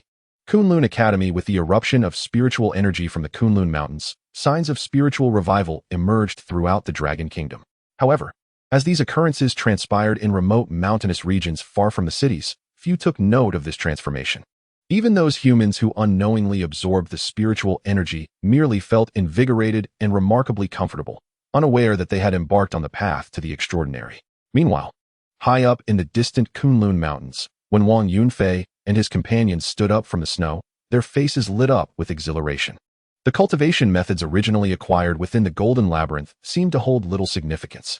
However, to their astonishment, a surge of spiritual energy suddenly emanated from Kunlun Mountain.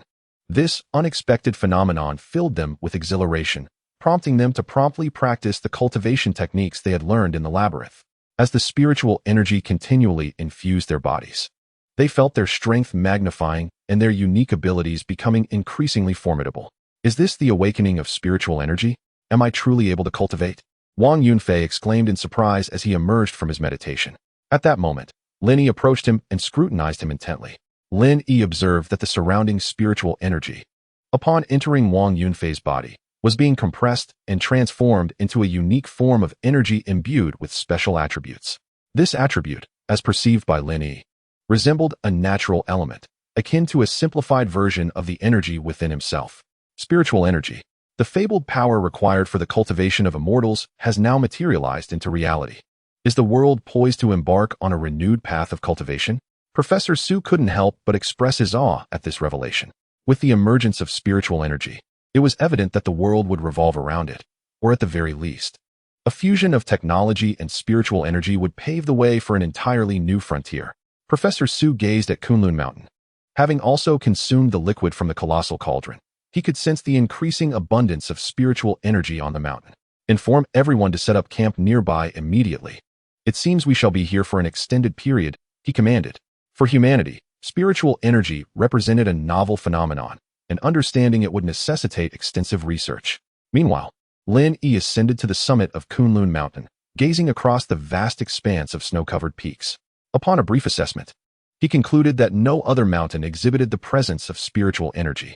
It appeared that this revival was merely in its infancy. Witnessing this, Lin Yi sighed inwardly, then commenced his cultivation, or rather, entered a state of seclusion atop the mountain. As time passed, 3 months later, the changes within the world gradually became apparent to the general populace. Enormous new creatures were discovered in the depths of the ocean, while extraordinary intelligent beasts were encountered in remote jungles. Moreover, some individuals found themselves endowed with immense strength, effortlessly breaking world records. As these reports proliferated, the public began to believe that a significant transformation had occurred in the world. Extraordinary beings had emerged. Hey guys, have you seen the recent videos? That tiger in the mountains is nearly the size of an elephant. I reckon it's not far from transforming. Transforming? What do you think? It's a female tiger that will turn into a woman and date you? Don't be absurd. Look in the mirror. With your demeanor, even if it transformed, it would be seeking me out. Recently, I stumbled upon a video featuring a young man who leapt from the 5th floor and emerged unscathed. It seems this individual is likely an extraordinary being. Alas, whenever human extraordinary beings manifest, the traces of their existence are swiftly erased, and they are promptly whisked away by official personnel. I had hoped to witness their remarkable abilities. Not only these extraordinary beings, but the figure of Long Bao has also vanished. It has been months since I last saw him. Within the Extraordinary Beings Forum, a plethora of netizens are fervently engaging in discussions. This forum, which has surged in popularity over the past month, is dedicated to cataloging various extraordinary phenomena. With the incessant emergence of such phenomena, they have come to realize that this world indeed harbors extraordinary powers, albeit currently concealed by the authorities.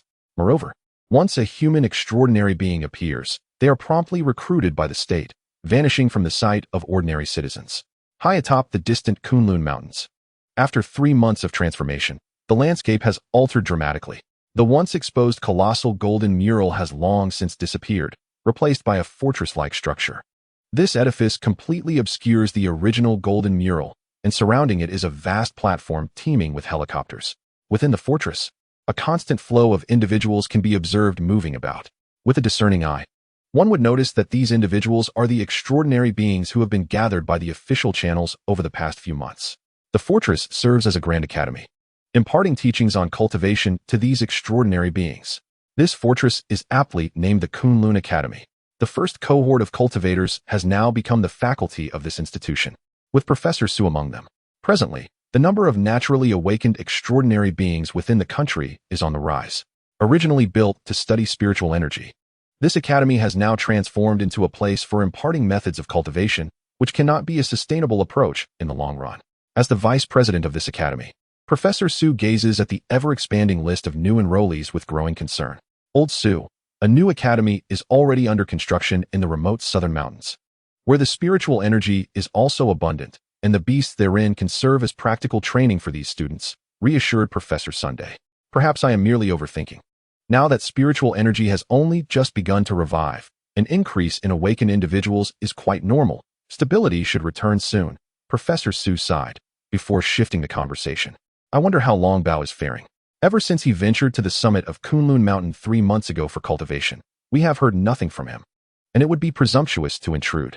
Since Lin Yi ascended to the summit of Kunlun Mountain for cultivation, he has remained there for a full 3 months.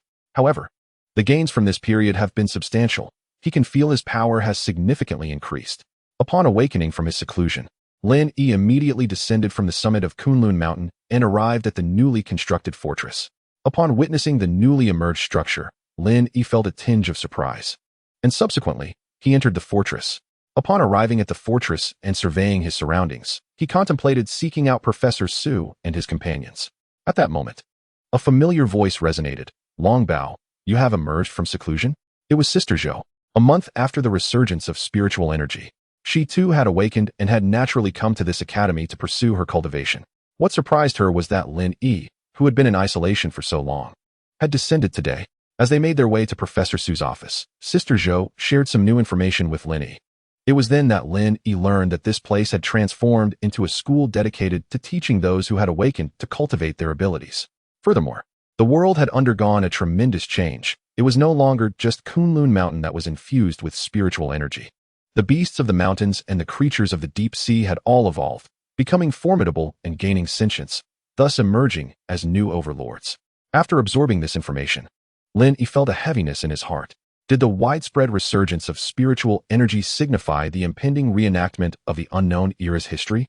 He deemed it essential to venture forth and examine the state of the world in the wake of this revival. Upon entering Professor Su's office, the professor was elated to see Long Bao and promptly inquired, Long Bao, has your cultivation atop Kunlun Mountain been proceeding smoothly? Lin Yi nodded and then asked Professor Su how many locations within the Dragon Kingdom had experienced a resurgence of spiritual energy. There are over 10 locations. And this is merely the count on land. There are likely many more beneath the sea. However, the ocean has become perilous, preventing us from conducting thorough explorations. Professor Su replied candidly. When they first noticed the emergence of spiritual energy beyond Kunlun Mountain, they formed a team to explore these areas, aiming to clarify the sites of spiritual resurgence within the Dragon Kingdom. Due to the changes brought about by spiritual energy, marine life had also undergone significant transformations, frequently resulting in shipwrecks and loss of life. Thus, they had refrained from detailed investigations.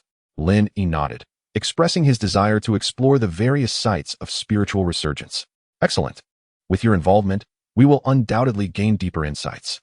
Our explorations on land have only skimmed the surface, as the depths are often occupied by formidable beasts, making it impossible for us to penetrate further. Seeing Lin Yi's eagerness to investigate the sites of spiritual resurgence, Professor Su was immensely pleased.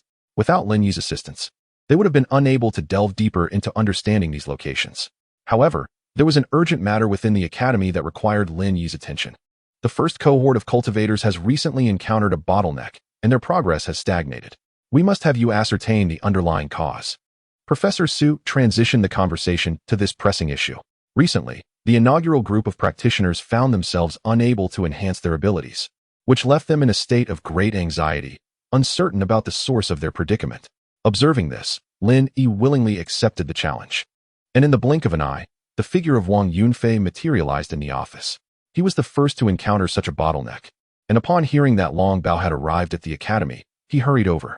Lin Yi scrutinized the power within Wang Yunfei's body and discerned that it seemed to be constrained, unable to further expand.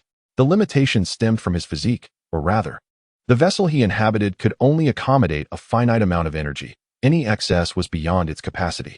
Faced with this revelation, Lin Yi found himself at a loss, as his body had always been able to contain as much energy as it possessed. Now, with the vessel's capacity insufficient, he was unsure of how to proceed. Is there any record in the memories you acquired from the Golden Mural regarding this phenomenon? Lin Yi inquired, utilizing air vibrations to simulate human speech. Despite his inability to vocalize directly, Wang Yunfei shook his head, indicating that his memories from the Golden Labyrinth made no mention of such a scenario. You might attempt to compress and refine the power within your body, or directly seek information within the Golden Labyrinth, Lin Yi suggested. Wang Yunfei left, deep in thought. At that moment, young Mimi also arrived at Professor Su's office, having awakened and come to the academy to hone her skills. Long Bao, it's been ages, she exclaimed, enveloping Lin Yi in a warm embrace. Ahem, it has indeed been a while, Lin Yi responded. Upon hearing his voice, young Mimi reacted as if a cat had its tail stepped on, letting out a startled cry and releasing her hold. Her face flushed as she gazed at Lin Yi. She had not anticipated that he would be able to speak, especially with his rich, resonant male voice, which made her feel shy. Long Bao, you're probably unaware of how the academy has evolved, right? Let us explore it together, suggested Sister Zhou, attempting to ease the awkward atmosphere. Thus, under the guidance of Sister Zhou and young Mimi, Lin Yi began to tour the entire academy. When Lin Yi's figure reappeared, he was already en route to the ocean. His journey served two purposes: to investigate the recent disturbances in the sea and to revisit the trench he had previously explored. He vividly remembered a peculiar fruit tree there, which emitted spiritual energy. With swift flight, Lin Yi finally arrived at the trench, only to find that the scenery had drastically changed from what it once was. In the present day, the ocean trench has long been inhabited by a multitude of marine creatures, which have made it their sanctuary, continuously absorbing the ethereal energy emanating from its depths. Upon Lin Yi's arrival, the myriad of marine life within the trench took notice of his presence. However, upon sensing the formidable aura radiating from Lin Yi's being, they immediately exhibited a remarkable docility, parting ways as if subjects acknowledging their sovereign. Venturing deeper into the trench, Lin Yi observed that the ocean floor, once adorned with peculiar runes, appeared to have been expanded by some unseen force. The runes pulsated with a luminous energy, releasing wisps of ethereal essence into the water. It was peculiar. Why did this energy seem to emanate from the runes? Lin Yi pondered this mystery, recalling how the ethereal energy in Kunshin seemed to originate from spatial nodes rather than saturating the entirety of the seabed as it did now. Without lingering on the enigma, he proceeded to the location where the ethereal energy had previously overflowed, only to find it considerably denser than before. In fact, it surpassed even the richness of the energy found atop Kunlun Mountain. With a gentle inhalation, he drew forth a surge of potent energy into his being. How splendid! Such abundant, ethereal energy promised a substantial enhancement to his power upon absorption. Overjoyed by this revelation, Lin Yi commenced the process of absorbing the energy. It was only when the energy in the area began to dwindle that he emerged from his meditative state, invigorated by the newfound strength coursing through his body. With a buoyant spirit, he resumed his exploration of the ocean depths. Chapter 68, Spatial Rift, Peculiar Energies. As he continued his journey, Lin Yi arrived at the lair of the octopus he had encountered during his previous visit to these depths. The peculiar fruit trees at the entrance of the lair bore several ripened fruits, each shimmering with a ghostly violet glow. Due to the resurgence of ethereal energy, these fruits appeared even more tantalizing than before. Without hesitation, Lin Yi plucked a few ripe fruits and consumed them. A wave of sweetness flooded his senses as the power within the fruit coursed through his limbs. Not bad. These fruits could sustain several days of my cultivation. Lin Yi sighed contentedly, having consumed the fruits, before departing from the area, mindful of his purpose for descending into these depths. Continuing his exploration, Lin Yi discovered that numerous areas of the ocean floor, nourished by the ethereal energy, had sprouted new flora. These plants thrived on the energy, drawing upon its strength to nurture themselves. Could these be medicinal herbs? Is the age of cultivation truly on the horizon? Observing the peculiar plants with keen interest, Lin Yi murmured to himself. Given the current pace of recovery on Blue Star, it was entirely conceivable that the era of cultivation might soon dawn. Immediately, Lin Yi completed the exploration of the entire trench. Following a particular direction, he sensed a significant fluctuation of spiritual energy and promptly soared towards it. Upon arriving at a new location where spiritual energy surged forth, he was astounded by the sight before him. A multitude of marine creatures had gathered, engaged in a fierce struggle, each vying to consume the spiritual energy contained within one another. The rapid growth achieved through such a bloody spectacle left Lin Yi utterly shocked. Wait a moment, something seems amiss with these creatures. In the blink of an eye, Lin Yi discerned that these beings exuded an aura reminiscent of something else. This essence bore a striking resemblance to that of the black dragon, and the eyes of these marine creatures were filled with a thirst for blood. Under the nurturing of spiritual energy, they showed no signs of developing intelligence. Rather, they resembled ruthless killing machines, their physical forms growing ever stronger. As Lin Yi approached, instead of exhibiting fear, these creatures charged at him with fervor, as if they had spotted a delectable morsel, attempting to devour him as well. It was noteworthy that other beings typically either submitted to Lin Yi or avoided him entirely, yet these creatures viewed him as prey. Intrigued, Lin Yi resolved to uncover the nature of their transformation. He plunged into the fray, delivering devastating blows to any marine creature that charged at him, dispatching them with lethal precision. As Lin Yi continued to eliminate the bloodthirsty marine life, he finally caught sight of the object encircled in the center. A massive stone pillar bore a fissure, from which a torrent of spiritual energy surged forth, mingled with that peculiar aura. Simultaneously, a gigantic shark suddenly emerged from beneath the colossal stone structure, its size imposing, teeth sharp and menacing. It radiated an aura identical to that of the black dragon, its body adorned with strange black markings. Upon spotting Lin Yi, the shark lunged at him, mouth agape. In response to the fierce assault, Lin Yi unleashed a torrent of dragon fire, the searing heat instantly transforming the creature into charred remains. I expected more from you, but it turns out you're nothing special. A single breath of dragon fire has rendered you mere grilled fish. Your arrogance is utterly unwarranted. Lin Yi cast a glance at the now charred shark below, then shifted his focus back to the enormous stone pillar. It was evident that the various anomalies before him were the result of the strange energy emanating from the fissure. Both the massive shark and the surrounding bloodthirsty marine creatures were manifestations of the spiritual energy infused with this peculiar essence. Could it be that the fissure from his memories has truly appeared, right here before him? Lin Yi pondered, a sense of unease creeping into his thoughts. Although the fissure atop the stone pillar was considerably smaller than the one suspended in the void from his recollections, and devoid of the terrifying aura emanating from that memory, it still caused him considerable concern. Lin Yi approached the chasm, unleashing a fierce torrent of dragon flame. As the searing heat surged against the stone pillar, only the surrounding rocks exhibited signs of melting. Yet, the fissure remained unperturbed, continuously emanating spiritual energy and that peculiar force. Was there truly no means to halt this phenomenon? Must he stand by as it gradually expanded, ultimately repeating the tragic cycle? At this moment, Lin Yi's spirits plummeted. His assaults bore no effect on the chasm. This signified that the events etched in his memory would inevitably transpire, and those bloodthirsty monsters would one day descend upon this realm. In desperation, Lin Yi scoured the sea for massive boulders, melting them with dragon flame to encase the stone pillar tightly. This was his attempt to mitigate the outpouring of spiritual energy and that force.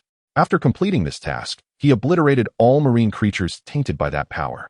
Subsequently, a chilling gust emanated from him, freezing this expanse of ocean. Having accomplished all this, Lin Yi departed, continuing his explorations across the vast sea. With each venture into the depths, including the spiritual energy from the seabed fissure, he uncovered the sources of spiritual energy. Fortunately, only the area he had frozen revealed strange energy seeping from the chasm. Once Lin Yi had thoroughly explored all sites of spiritual rejuvenation in the ocean, he systematically examined the revival sites on the mainland of Dragon Country. Armed with the map provided by Professor Su, he swiftly navigated these locations. To his astonishment, aside from the dense spiritual energy in the Qinling Mountains, the revival levels in other regions were rather uniform. Consequently, he meticulously investigated the various creatures within the Qinling, only to discover that many possessed considerable spiritual intelligence, even comprehending his words. These creatures were organized under a leader, and the beasts throughout Qinling lived in remarkable order. Upon returning to Kunlun Mountain, Lin Yi was immediately surrounded by Professor Su, who inquired about his findings. Lin Yi recounted in detail his discoveries, mentioning the fissure in the ocean and its resemblance to the portal of monster invasion from his memories. Indeed, opportunity often arrives hand in hand with peril. This was a crisis for all humankind. Professor Su sighed, his heart heavy with concern. Professor, I observe that the fissure will require a significant amount of time to fully open. I plan to travel to various nations, both to investigate whether similar fissures have emerged elsewhere and to invite awakened individuals from other countries to come to Dragon Country to enhance their strength, so we may collectively withstand the impending crisis. Chapter 69. Journeying across nations, starting with the land of the Koreans. Professor Su naturally supported Lin Yi's proposal. Given the current circumstances, it was evident that the scenes depicted in the mural would inevitably manifest in this world. All life faces imminent peril, as this world is on the brink of invasion by a horde of monsters. The only course of action available to us is to act, for we alone possess the capability to rescue the world. Upon receiving Professor Su's affirmation, Lin Yi promptly commenced preparations. This journey to seek out places of spiritual revival in other countries, as well as to find individuals from those nations capable of cultivation, clearly cannot be undertaken by him alone. Following Lin Yi's counsel, the upper echelons of the Dragon Kingdom also initiated preparations, subsequently dispatching a private aircraft to escort Long Bao, Professor Su, and Sister Zhou to foreign lands. Once all arrangements were finalized, Lin Yi and his companions set off from the airport in the imperial capital. Their first destination was naturally the neighboring nations, with South Korea being the foremost concern. Given their proximity to the Dragon Kingdom, should a spatial rift emerge within their borders, its expansion could undoubtedly pose a threat to the Dragon Kingdom. Thus, it was imperative to neutralize the danger posed by South Korea first. As the plane took flight, it wasn't long before Lin Yi and his party arrived in the capital of South Korea. Upon their emergence from the airport, they were immediately besieged by a throng of reporters and fervent fans of Long Bao, who clamored excitedly for attention. The journalists seized the opportunity to inquire about the purpose of their visit to South Korea. Professor Su was asked to divulge details regarding the academic exchange, specifically its focal points. Officially, their presence was framed as an academic collaboration, hence the reporters' inquiries. Our exchange serves a dual purpose: to share technological advancements and, on another note, to indulge in some tourism, Professor Su elucidated. A South Korean reporter then posed the most pressing question. Recently, there have been rumors of numerous extraordinary individuals emerging in the Dragon Kingdom. Is there any truth to this? Such rumors are utterly unfounded and should not be taken seriously. Professor Su categorically denied, emphasizing that, as of yet, neither the Dragon Kingdom nor South Korea had publicly acknowledged the existence of extraordinary individuals. Although they had inquired prior to their arrival and received assurances that no extraordinary individuals had surfaced in South Korea, skepticism lingered. Furthermore, South Korea expressed a warm welcome for the Dragon Kingdom's search for these extraordinary beings, albeit with the stipulation that they must inform South Korea upon their discovery. From the information at hand, it was evident that South Korea was aware of the existence of extraordinary individuals, albeit in limited numbers, and seemed reluctant to relinquish them to the Dragon Kingdom. Soon, the group managed to escape the throng at the airport and made their way to the hotel they had pre-booked. Upon arrival, Professor Su couldn't help but sigh. South Korea's attitude is perplexing. They invite us yet expect us to independently search for extraordinary individuals. Is this not akin to searching for a needle in a haystack? It appears they wish to reap the benefits without contributing. They have surely detected extraordinary individuals, but are unwilling to send them to the Dragon Kingdom. Truly short-sighted. Sister Zhou remarked, unable to contain her criticism. Do not rush, since they have instructed us to seek. We shall uncover all the extraordinary individuals within their nation. Lin Yi remarked with a faint smile, his demeanor tranquil.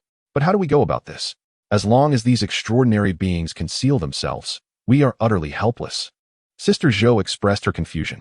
I possess a method, and moreover, I can simultaneously identify the locations of spiritual energy resurgence within the Korean territory.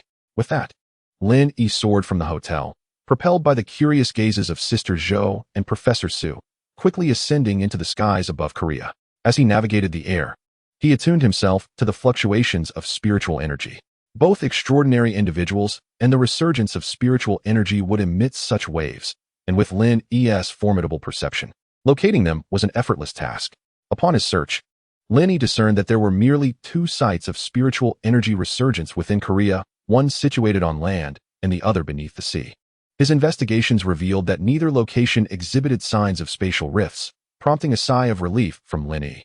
As for the extraordinary beings, he identified 23 individuals, most of whom were scattered around the two resurgent sites, with a notable congregation of 8 individuals in the capital.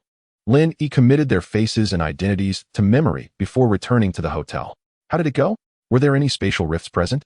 Professor Su inquired with concern. No. There are only 2 sites of spiritual energy resurgence in Korea, and no traces of spatial rifts were found. How many extraordinary individuals did you find? Professor Su continued to question. 23 in total, mostly dispersed, except for those 8 who are gathered in the capital. I knew this nation was not forthright. 8 individuals clustered together must surely have been summoned, Professor Su scoffed.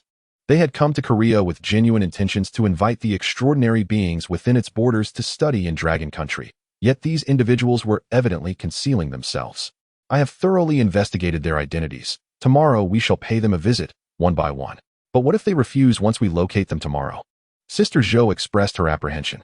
If they become shameless and summon the extraordinary beings Lin Yi has found into their national team, we may find ourselves unable to demand compliance.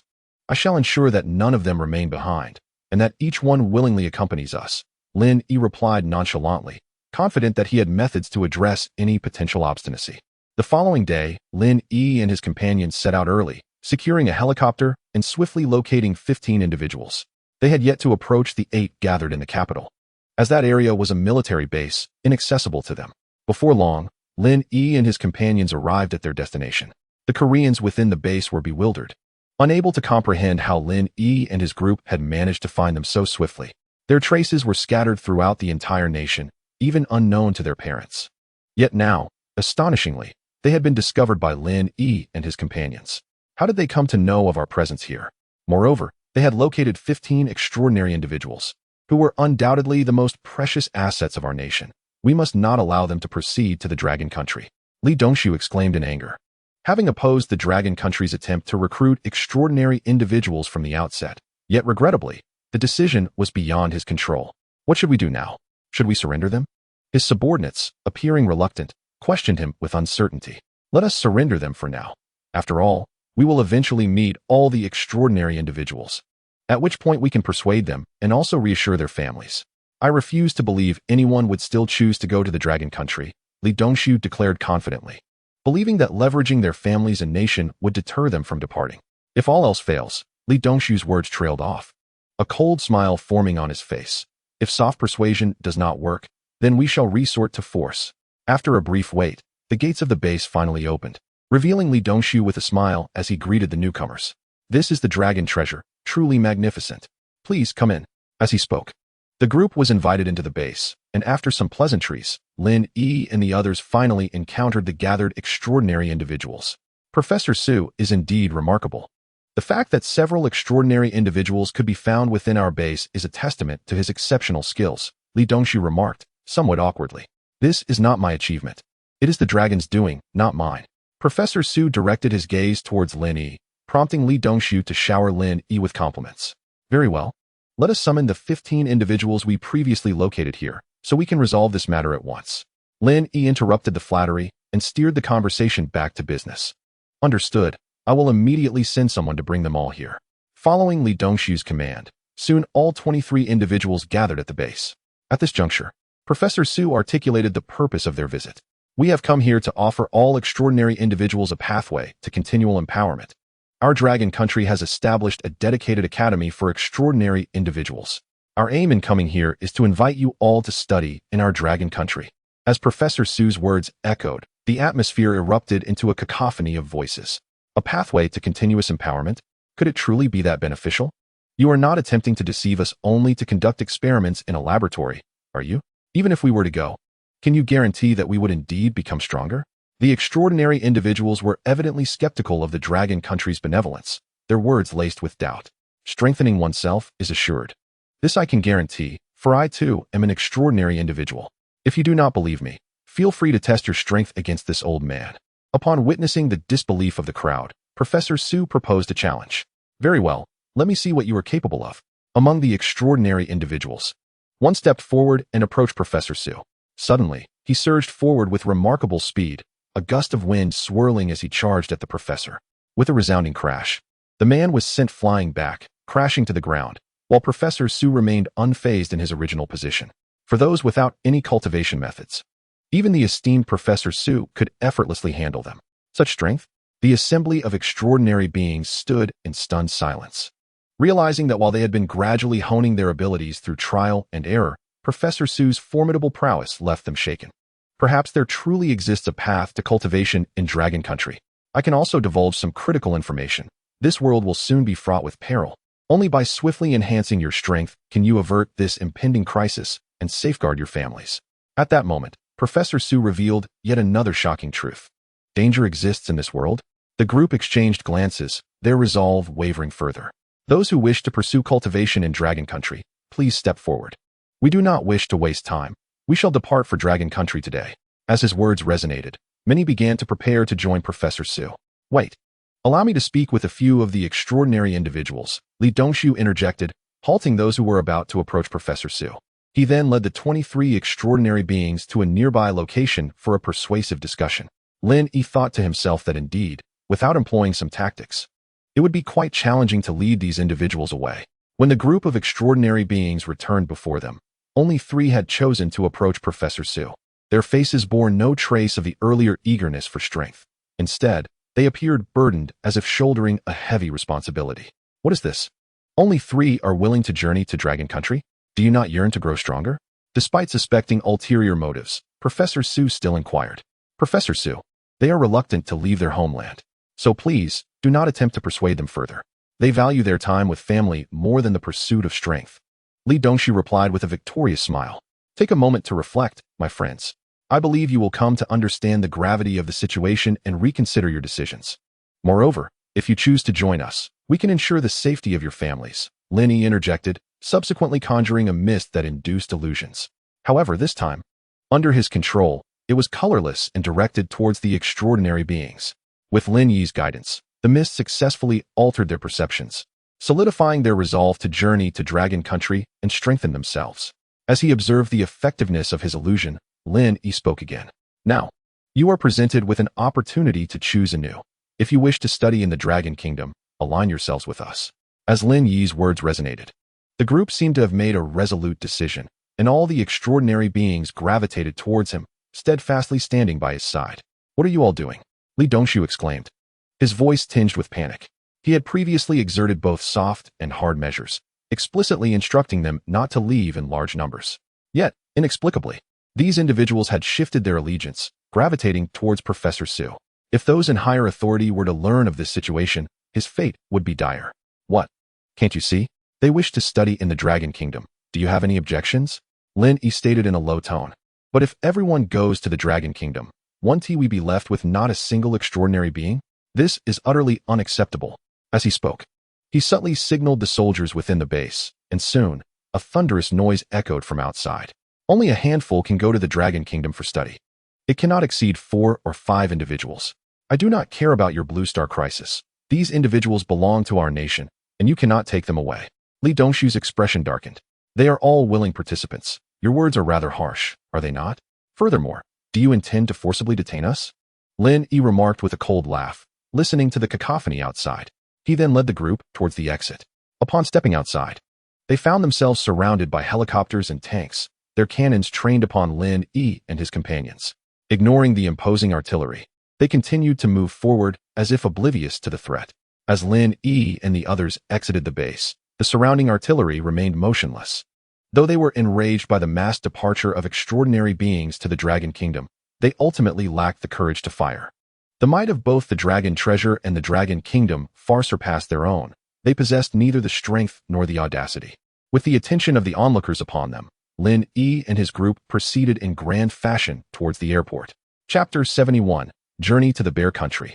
Space rift upon Lin Yi and his companions returned to the imperial airport of the Dragon Kingdom. Li Dongshu was in a state of acute anxiety. The news that all extraordinary beings from the Stick Country had gone to the Dragon Kingdom quickly reached the upper echelons. Li Dongshu, unsurprisingly, was taken away, facing inquiries from the high-ranking officials of the Stick Country. Now, explain this situation to us, demanded a figure across from Li Dongshu, their gaze piercing like that of a venomous serpent. I do not comprehend it either. Initially, it was agreed to send 4 extraordinary beings to the Dragon Kingdom, tasked with devising a method to relay the cultivation techniques of the Dragon Kingdom back home. However, once they stepped out, Li Dongshu stammered.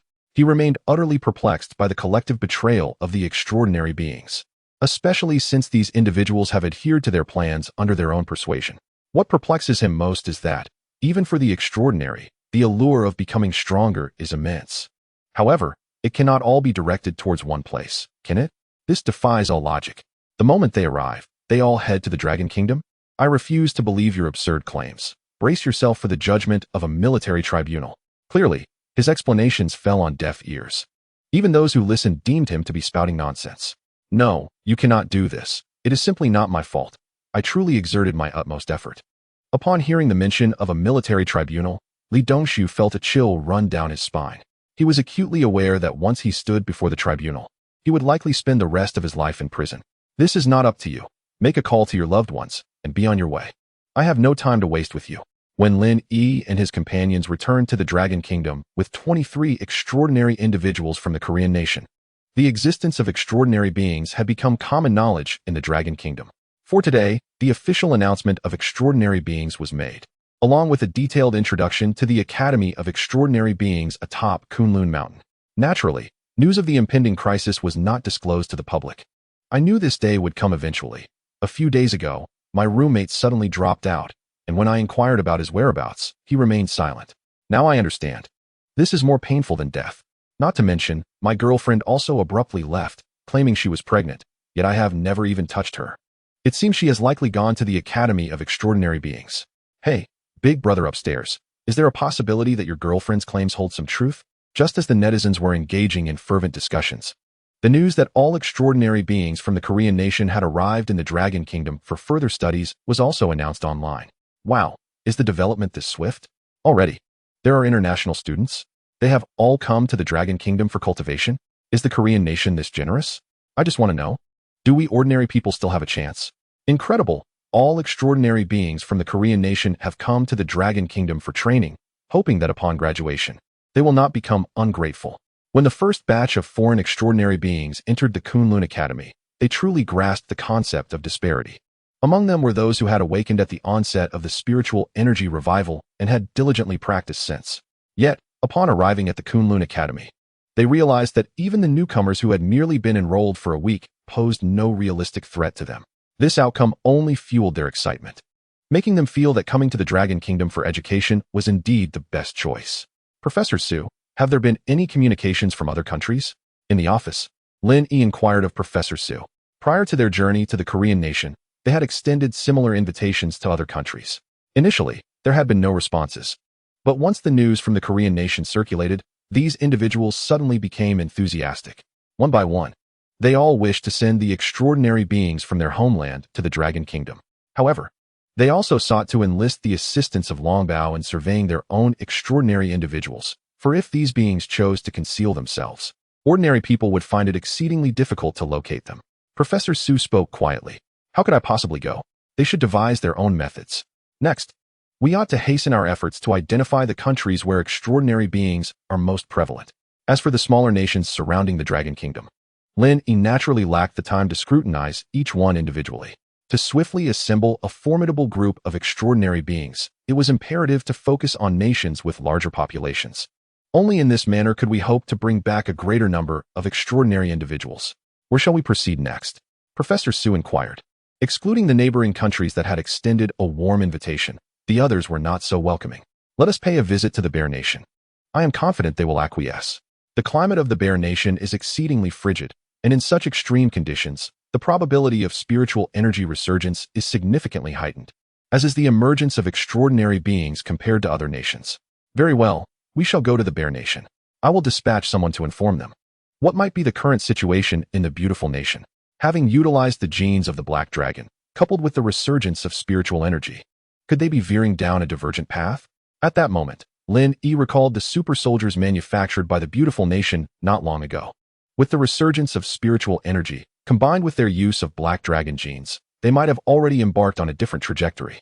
Presently, the beautiful nation had not made any significant movements, although traces of extraordinary beings had been observed.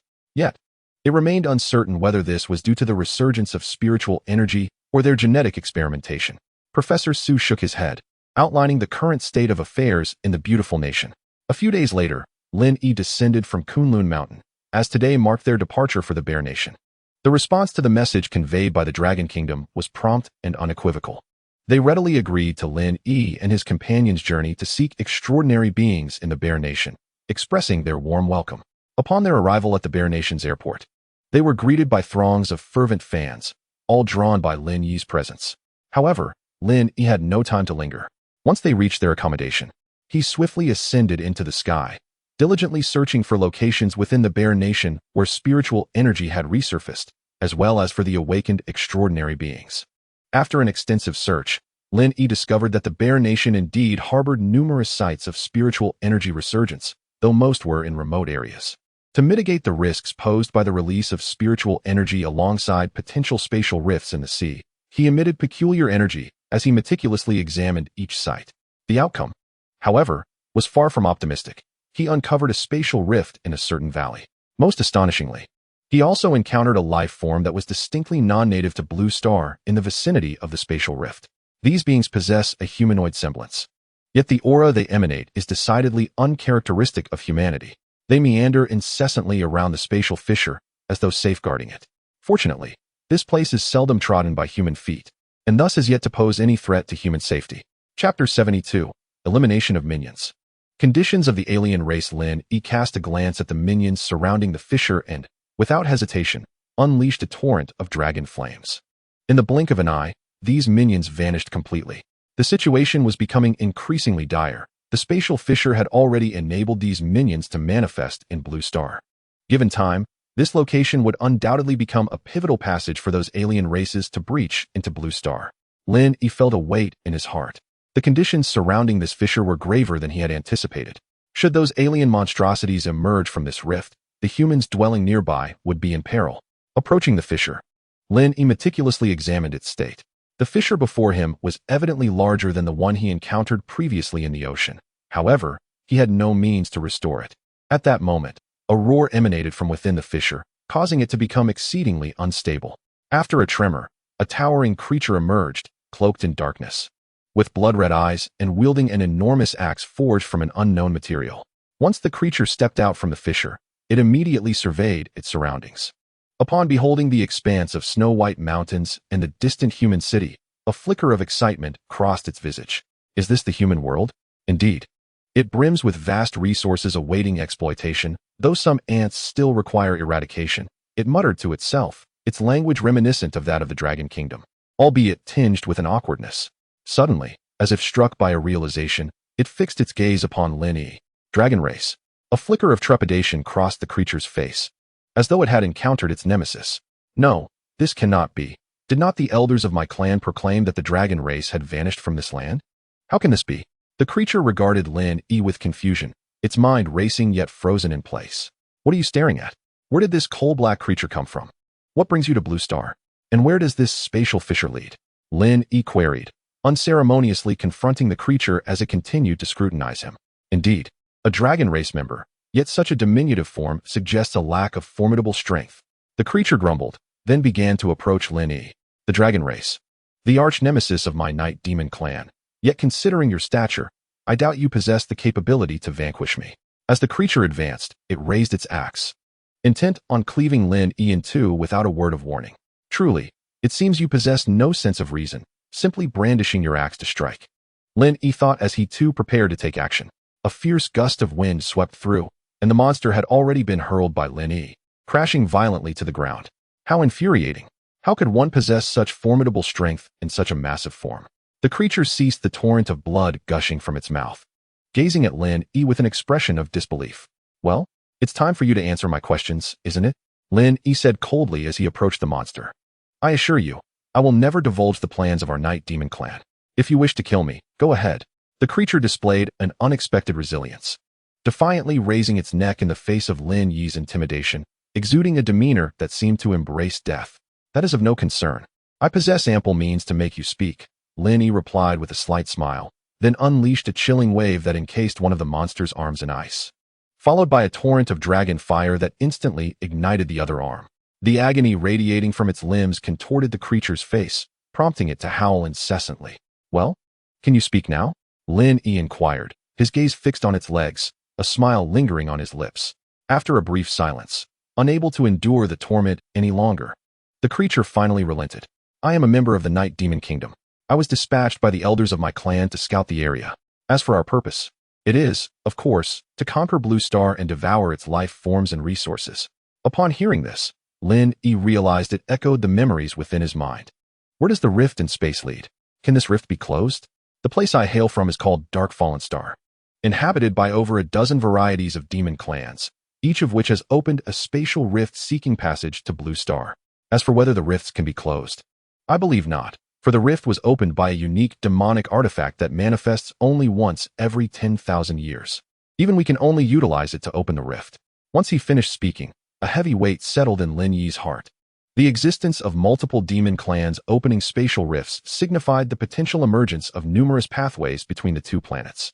If all these rifts were fully opened, humanity, with its current strength, would undoubtedly be unable to resist.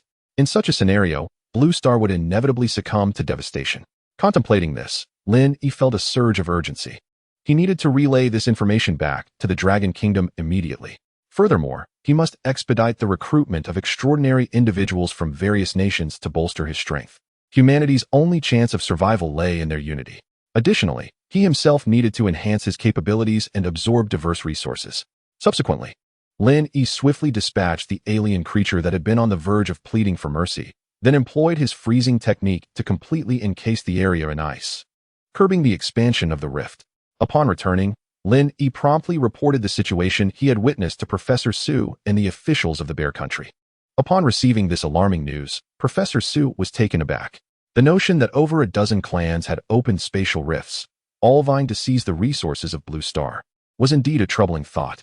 Particularly, the current strength of humanity on Blue Star is rather feeble. When faced with those alien monstrosities, the odds of victory appear exceedingly slim. It seems we must hasten our efforts to cultivate a substantial number of extraordinary warriors, for only through this can we adequately confront the impending crisis. Professor Su's visage was etched with worry, his heart heavy with concern over the alien invasion. However, the spatial rift emerging from the Bear Nation has already permitted those alien foot soldiers to traverse through with ease, necessitating vigilant oversight. Lin Yi remarked that his freezing ability could only temporarily impede the entrance of these alien minions. Given time, his ice would inevitably be shattered by more advanced entities. At that juncture, the citizens of the Bear Nation would undoubtedly suffer the consequences of the invasion. Should the Bear Nation's guardians prove insufficient, it would become imperative to dispatch their extraordinary beings to fortify the defenses. Lin Yi nodded in agreement. Currently, extraordinary beings were scarce and not particularly formidable. To deploy them directly would be somewhat wasteful, especially since those foot soldiers could be effectively dealt with using conventional firearms. Before long, the suggestions of Lin Yi and his companions reached the upper echelons of the Bear Nation, who promptly recognized the gravity of the situation. They swiftly assembled a team equipped with ample ammunition to station themselves in the area of spiritual resurgence. Chapter 73. Let us experiment with a nuclear bomb. Is it not possible to seal this spatial rift? Within the hotel where Lin Yi resided, Andre, dispatched from above, arrived at Lin Yi's lodging. It cannot be sealed. The domain of the spatial rift exceeds our capabilities, Lin Yi replied, shaking his head. Had it been feasible to close it, I would have done so long ago. There would have been no reason to wait until now. Then, is it possible to destroy it? Andre inquired further. That is also not feasible. The spatial rift cannot be destroyed, at least not by me. Upon hearing Lin Yi's rejection, Andre's countenance fell, filled with despondence. Initially, he had harbored hopes of employing some means to either close or obliterate the rift. However, Lin Yi's words undoubtedly doused those aspirations with cold reality. Suddenly, as if recalling something, he asked, since they can enter our realm through the spatial rift, can we not utilize it to venture into theirs? Upon hearing this, Lin Yi recognized his oversight. He had not considered the possibility of traversing the rift into the opposing world. His focus had solely been on closing or destroying it. If they could directly enter their realm, they could shift from a defensive to an offensive stance and launch a direct assault. The weapons that were difficult to deploy on Blue Star could be fully unleashed in the alien world. He could not believe that these world-destroying weapons would have no effect on those alien beings. Theoretically, it is indeed possible, though we have yet to attempt it. Then why not give it a try? If we could traverse the spatial rift into their realm, I could deploy nuclear weapons and catch those fiends off guard. Andre exclaimed with exhilaration. The more he pondered, the more he deemed this plan flawless. While the conventional armaments of the Bear Nation might be rather mundane, their national treasures were undoubtedly formidable.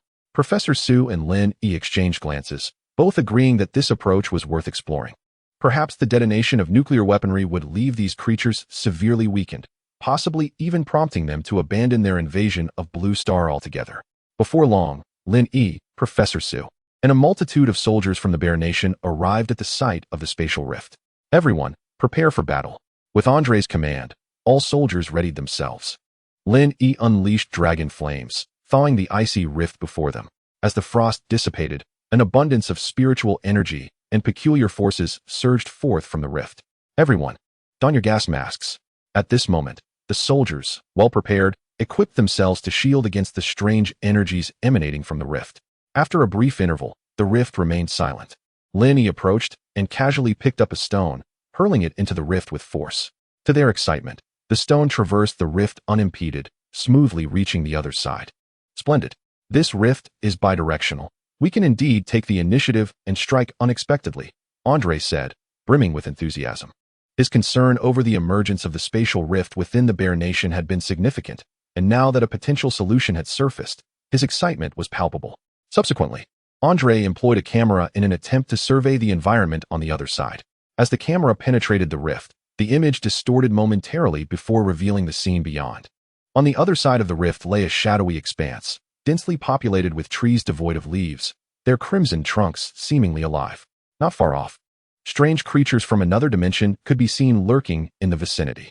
As the camera extended outward, it was swiftly detected by the alien monstrosities, who were evidently intent on invading Blue Star, an abominable act. Seizing the opportunity, Andre decided to demonstrate the power of explosives to these vile beings.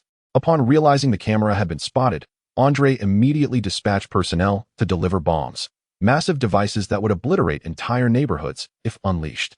Soon, these bombs arrived at the rift, and under Lin Yi's guidance, they soared into the opening. With a tumultuous shake, the bombs detonated successfully within the rift.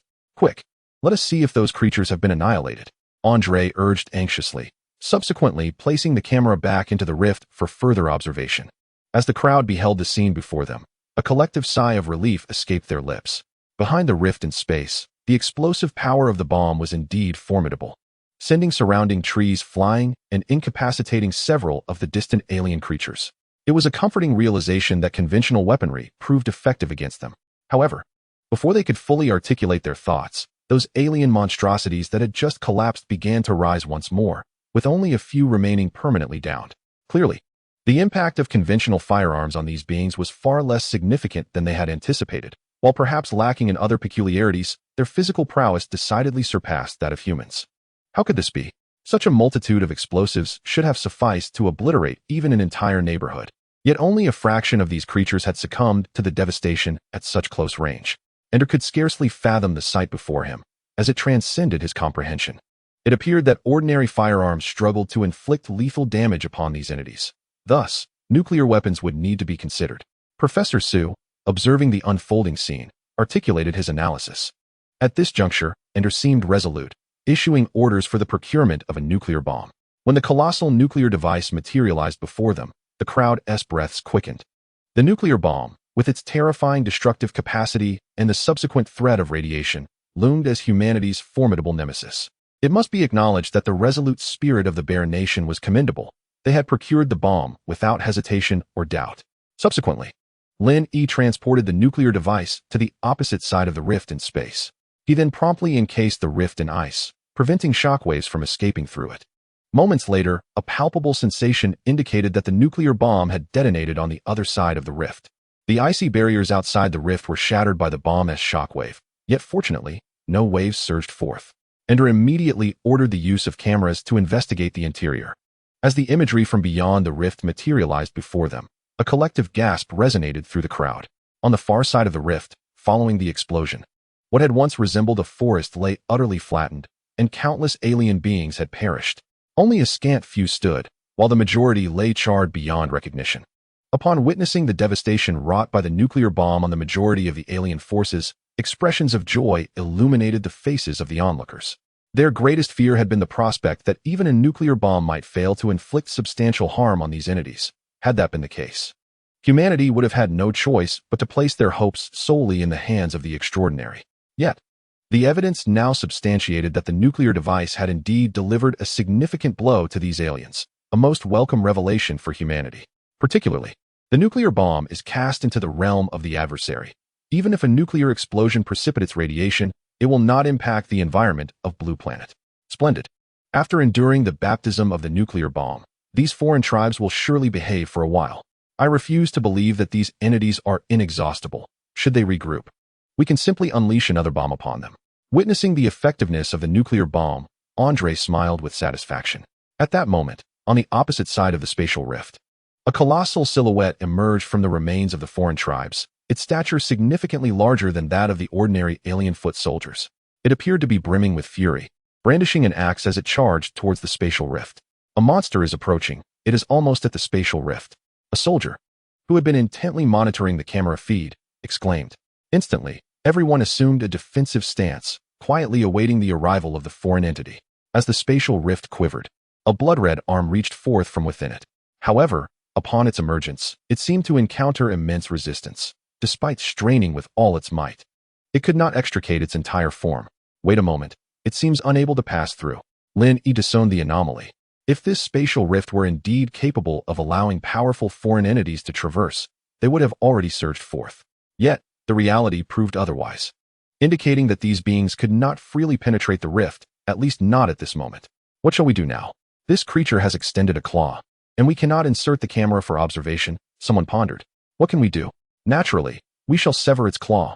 It cannot come through anyway, Andre replied resolutely. He then procured a large axe and stepped into the spatial rift, delivering a mighty blow. Regrettably, despite his exertion, he failed to sever the arm, prompting it to retreat swiftly in alarm. What a pity, Andre sighed as he witnessed his prey escape. Now, having endured the nuclear bomb's onslaught, I believe the foreign tribes will not attempt another invasion for some time. After all, assembling their forces requires time.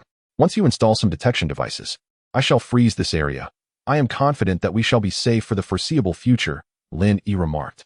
With the situation momentarily stabilized, he decided it was time to depart, entrusting the guardianship of this location to the bears.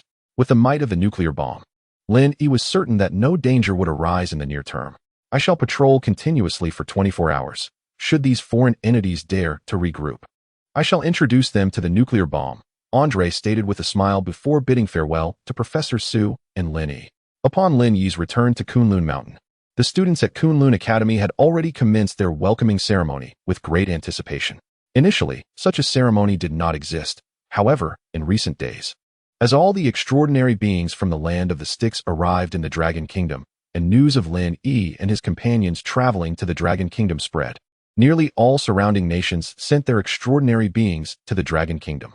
With the increasing number of extraordinary beings from other nations arriving, the so-called welcome ceremony was established to facilitate their integration. Amidst a chorus of cheers and excitement, Lin Yi, accompanied by the extraordinary beings from the Bear Country, entered the school.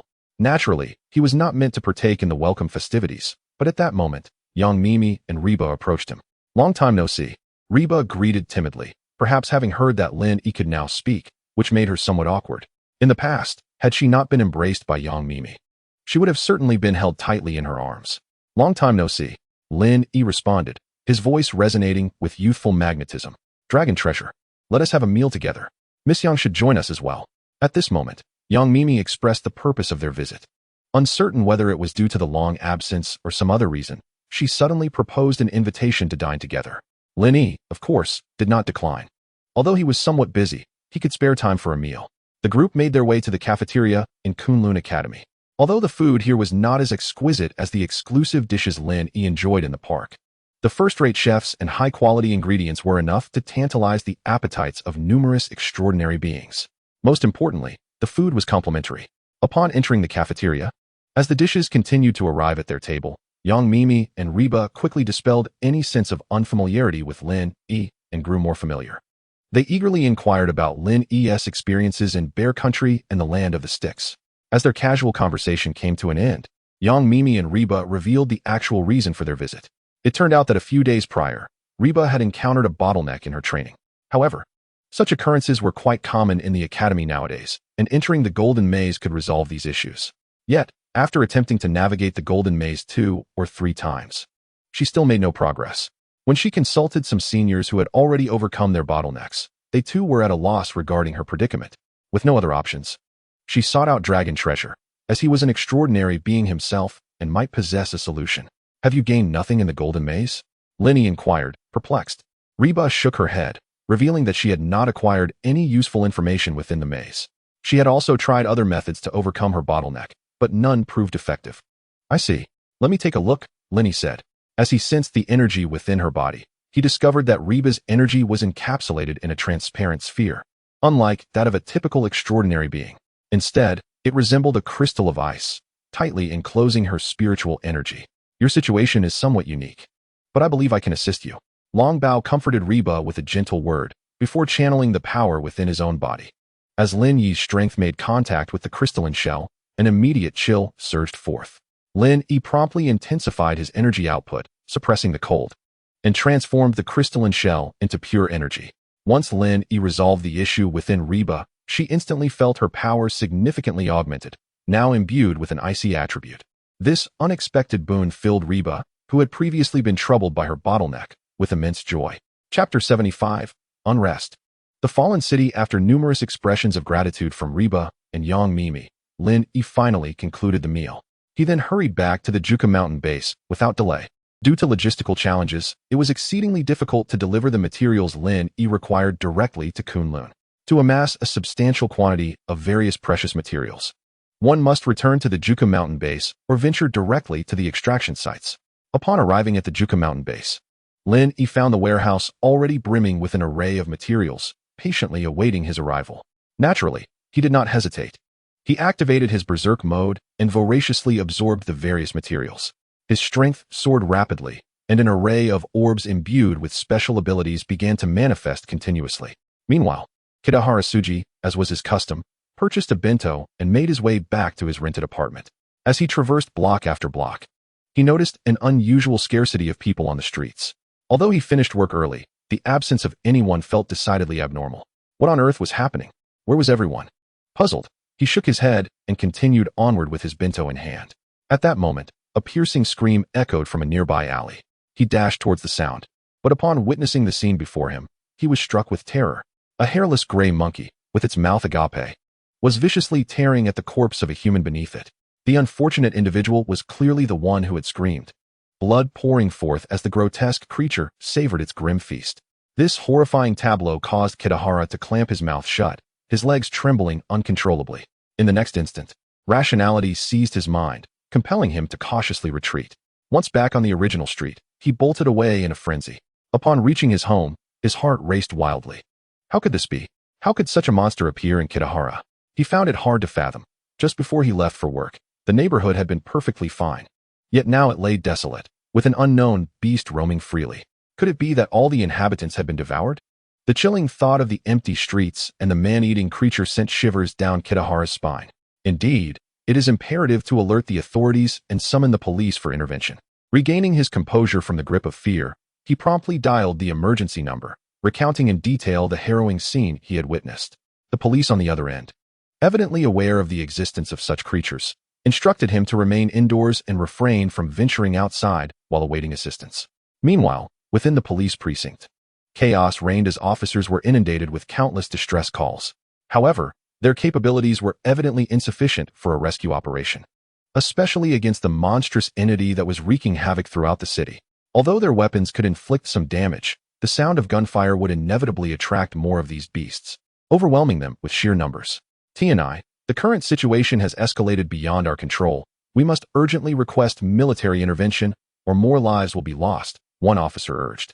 After a moment of contemplation, T&I ultimately decided to contact the military. An hour later, as a battalion of fully armed soldiers marched into the city of Dongjing, the landscape bore the marks of desolation, with human presence evident only in a few areas. In most parts, it resembled a ghost town, devoid of humanity, save for the ravenous howls of the monsters. Everyone, maintain formation. Engage any creature you encounter immediately, with the command relayed through the radio. The armed soldiers began their hesitant advance towards the remaining pockets of survivors. Soon, the commotion attracted a multitude of monsters. Their crimson eyes fixated on their prey as they charged forth. Open fire. Everyone, fire at will. Bullets rained down in a relentless barrage. And under the weight of their firepower, many of the creatures succumbed to the ground. However, with each gunshot, more monsters converged upon their position, and ultimately, the military could not withstand the onslaught, suffering significant casualties. Where on earth did these abominations emerge from? A furious voice bellowed over the radio, followed by a decisive order. Deploy heavy weaponry. We must eliminate these creatures at all costs. With a resounding explosion, the military commenced the use of heavy artillery. Tanks, armored vehicles, and rocket launchers were deployed with reckless abandon. The battle raged for several hours, until the cacophony of explosions finally began to subside. Having resolved the immediate threat, the soldiers swiftly commenced a search for survivors before initiating a hasty retreat. The radio crackled with the command to locate any remaining individuals, and pairs of soldiers navigated through the sea of fallen bodies in their quest for the living. What on earth is happening? How did these fiends suddenly manifest? Hiroshi Ito pondered in confusion, finding himself amidst the military yet receiving no prior alerts. These monsters seemed to have materialized out of thin air, invading the streets of Dongjing without a hint of forewarning. Commander, there has been a discovery. The subordinate's report crackled through the intercom, prompting Hiroki Ito to rush over immediately. As he arrived, he was rendered speechless by the sight before him. A colossal rift in space had appeared within a building, resembling a demonic eye and exuding an aura of malevolence. At that moment, monstrous creatures began to crawl out of the rift, roaring as they sprinted towards the residential area where humans dwelled. This place feels eerily familiar. Standing at a distance from the rift in another building, Hiroki Ito gazed upon the devastated ruins, a sense of recognition washing over him. This was the Muramatsu Research Institute, one of the largest research facilities in the East. Suddenly, he recalled its original appearance and name. He knew the institute well, renowned for its formidable strength and involvement in numerous government research projects. Yet now, a rift spewing forth monsters had emerged here, sending a chilling thought coursing through him. Could this all be man-made? Did they unwittingly open the gates of hell? Such thoughts stirred unrest within him, while he grasped the reason for the absence of any forewarning regarding the appearance of these creatures. Cackling ominously, a voice echoed. I didn't expect a few little bugs to be here. Just as I was feeling hungry, you shall make for my dinner. Suddenly, a spine-chilling laughter erupted, and a creature far more robust than those previously encountered materialized before the crowd. Unlike the earlier monsters, this one was formidable, adorned with wings on its back, its crimson tongue licking its lips in excitement as it gazed at the group. Chapter 76. The Demon Ape Clan. Rift of the Dragon Kingdom. What manner of beast are you, and why have you come to the east? Hiroki Ito forced himself to remain composed and inquired. A beast? I am no mere beast. I am a member of the illustrious Demon Ape Clan. How dare you, insignificant ants, label us as monsters? The creature retorted with a disdainful snort. We, the great Demon Ape Clan, have come to this world to save you. You insects should cease your resistance and willingly become our slaves. With that, the creature flapped its wings, swiftly appearing before the group, its eyes scanning them with intensity. You vile creature, you will ultimately be vanquished by us, Hiroki Ito declared, brandishing his weapon and firing relentlessly at the monster. Ants are but ants. You cannot possibly comprehend the might of our Demon Ape Clan. Were you not the ones who begged for our arrival? How is it that you now retract your plea? Alas, it is too late. The creature allowed the bullets to strike its body, seemingly impervious to pain. What? You were released by us? Hiroki Ito felt as though he had been struck by a thunderbolt, hardly able to believe his ears. In this city, the monsters that wreak havoc were, in fact, unleashed by their own hands. How pitiable you human insects are, foolishly aspiring to harness the power of our ape kin. The spatial rift was not supposed to open for at least 3 months, yet with your assistance, it has been hastened by a full 3 months. You insects are truly dim-witted. The monster sneered, a mocking smile gracing its visage as it regarded Hiroshi Ito, its gaze akin to that of a fool. How is this possible? Hiroshi Ito stammered, trembling in disbelief, unable to fathom that this was the true cause of the extensive human casualties. Haha, insects are but insects. Obediently become my servants. The monster roared with laughter, then expelled a mass of crimson slime from its mouth, forcefully inserting it into Hiroshi's body while he gazed on in terror. As the slime infiltrated his being, an inexplicable transformation ensued. His skin darkened, and his physique swelled, resembling that of an ape. Allow me to demonstrate how our ape kin conquer you insects. I shall serve my master." The monster laughed heartily then, with a powerful flap of its wings, slaughtered all those who had followed Hiroshi Ito, devouring them as sustenance. Soon, news of the eastern region's downfall spread, igniting panic across the blue planet, as people feared that a spatial rift might suddenly manifest within their own nations, unleashing all manner of monstrosities. In my vicinity, individuals vanish daily, and I now harbor doubts about the presence of monsters here as well. It seems I must flee post-haste. Does anyone know which country is the safest? I too must escape, as I feel unsafe here. Same question. Come to our beautiful nation. We possess the most advanced weaponry. Should these monsters arrive, they shall surely meet their demise. Perhaps I should head to the Dragon Kingdom instead. I've heard that such phenomena do not occur there, and they have extraordinary beings to ensure safety. I have already arrived in the Dragon Kingdom, and there are no signs of disturbance whatsoever. Come quickly. A multitude of foreign netizens began to grow suspicious, questioning the safety of their locations and yearning to immigrate to other secure nations, with the Dragon Kingdom as their common destination. While fear gripped the outside world, the people of the Dragon Kingdom remained utterly unperturbed. Their daily lives continued undisturbed, unaffected in the slightest. These creatures dare to approach the Dragon Kingdom? Dream on. Indeed, when danger arises, they wish to seek refuge in our Dragon Kingdom. Such thoughts are preposterous. Let them swiftly depart. We have no need for their kind. In Kunlun Mountain, Professor Su found Lin Yi, relaying the events transpiring in the eastern region. Lin Yi was profoundly shocked by the rapid incursion of foreign entities. In his estimation, it would take a considerable duration before a spatial rift could facilitate a large-scale invasion of the blue planet. However, now the entire eastern region has fallen, undoubtedly due to some unforeseen developments. Is the creature that has emerged in the eastern region of the same ilk as those we encountered in the realm of the Bear Kingdom? Lin Yi inquired of Professor Su. No, it is a different kind of creature. However, its combat capabilities seem somewhat inferior, yet they are overwhelming in number, making them quite troublesome. As he spoke, Professor Su handed Lin Yi the collected data. Lin Yi glanced at the documents depicting monkey-like monsters, and memories of the intelligence gathered in the Bear Kingdom surfaced in his mind. Over a dozen races have opened spatial rifts. It appears to be true. Yet, it remains uncertain which creatures have breached the spatial rift within the territory of the Dragon Kingdom. It seems that the otherworldly beings on the other side of the rift have begun to stir again. Otherwise, these creatures would not have surged forth in such numbers. Lin Yi said solemnly. Immediately, inquire whether any anomalies have appeared in the spatial rifts in the Bear Kingdom. I shall also hasten to the rift in the sea to investigate for any irregularities. Lin Yi promptly arranged for this and then departed from the Kunlun Mountains, making his way toward the rift in the sea. After consuming a plethora of materials at the Jiyuan mountain base, his strength had significantly increased, both in terms of flight speed and personal power.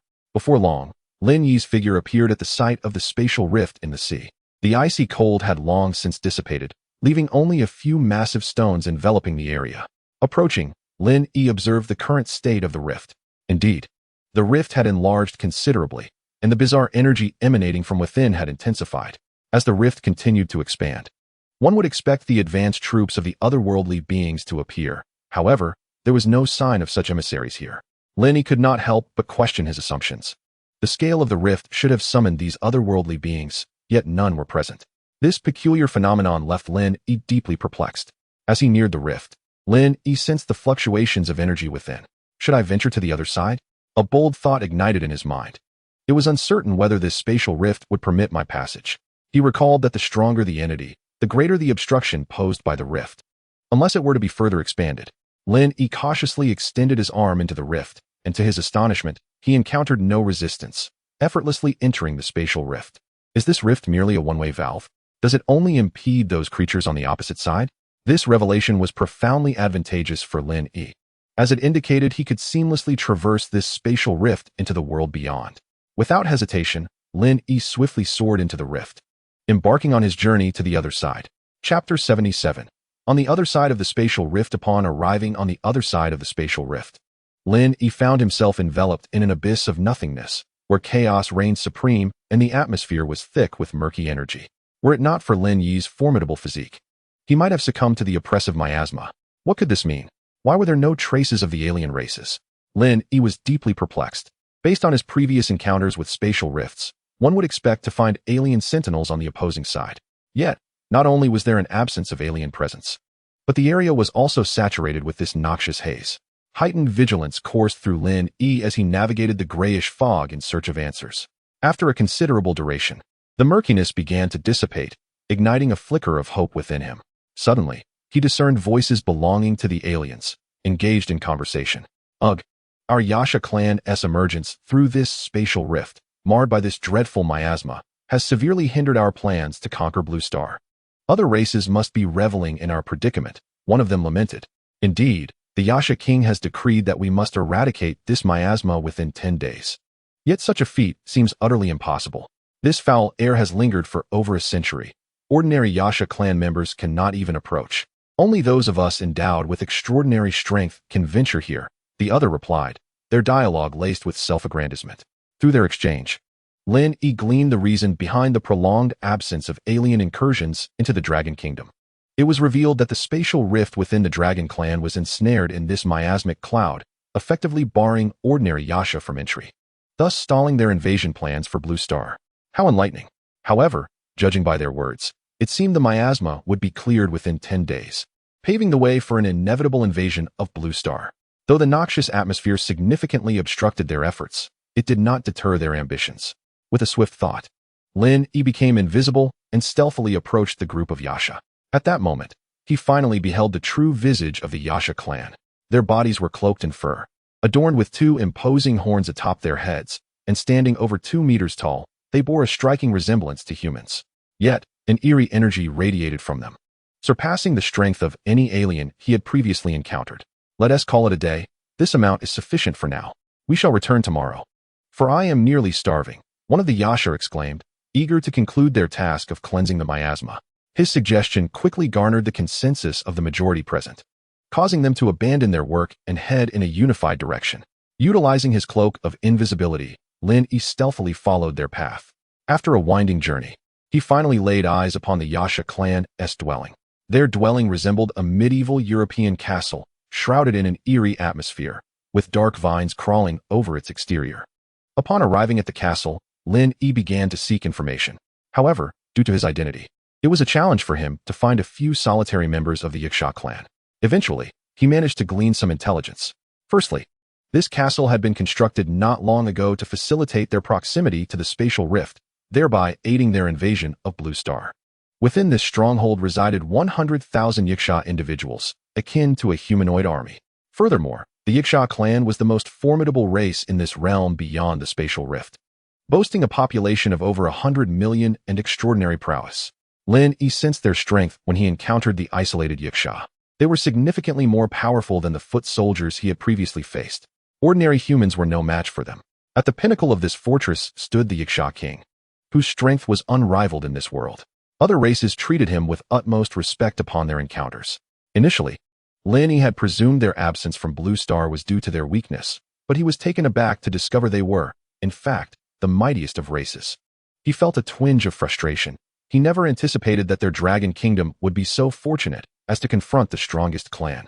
Nevertheless, with the continuous strengthening of the extraordinary beings in Kunlun Academy, Lin Yi believed that Dragon Kingdom still possessed the capability to withstand the invasion of these alien races. He turned his gaze toward the highest structure within the castle, the residence of the Yiksha king, surrounded by the elite of the Yiksha clan. Cautiously approaching the high-ranking quarters, Lin Yi observed his surroundings while inching closer to the Yiksha king's abode. Upon reaching the Yiksha king's chamber, he was taken aback by the scene before him. He had expected the Yiksha king to be anxious about the lingering impurities around the spatial rift, which hindered their invasion of Blue Star. However, the reality was starkly different. The Yiksha king was reveling in the company of several female Yikshas, engaged in merriment that left Lin Yi utterly astonished. With no intelligence to extract, he prepared to leave. Yet, at that moment, the Yiksha king seemed to sense something amiss, his piercing gaze suddenly fixing upon Lin Yi's direction. "Who goes there?" he bellowed, as a spear hurtled towards him. The wall of the castle erupted with a tremendous crash, creating a gaping hole. Not far away, Lin Yi felt a surge of trepidation. Had he not fled swiftly, he would have been impaled. Clearly, this individual possessed extraordinary power. Lin Yi could not help but exclaim in astonishment. The earlier scene had been too shocking for him to carefully scrutinize the Yiksha king. At this moment, he became acutely aware of the formidable strength possessed by the individual in question, who subtly seemed to surpass him. This revelation was far from reassuring. "My lord, why do I not see anyone else present? Could it be that you are mistaken?" inquired a strikingly attractive female Yasha, addressing the Yasha king. The Yasha king shook his head and replied in a grave tone, "I do not make errors in judgment. I can distinctly sense that someone is watching us from the shadows. Immediately summon several guardians to see me. They must seal the entire city and locate this spy." Soon, chaos erupted within the city inhabited by the Yasha, with all gates being swiftly shut. Their response is impressively rapid, Lin Yi mused as he observed the closed gates. However, such a closure would not pose a challenge for him. In a mere moment, Lin Yi's figure appeared around the space rift enveloped in murky energy. Presently, it was evident that the Yasha clan could not extensively traverse through this tainted energy to invade Blue Star. Yet, should they manage to cleanse this area of its murkiness, they would undoubtedly launch a full-scale assault on Blue Star. At that point, with the current strength of the Dragon Kingdom, they could only scarcely withstand the onslaught. The most prudent course of action would be to take the initiative and delay their efforts in clearing the murky energy, thereby granting humanity precious time to grow.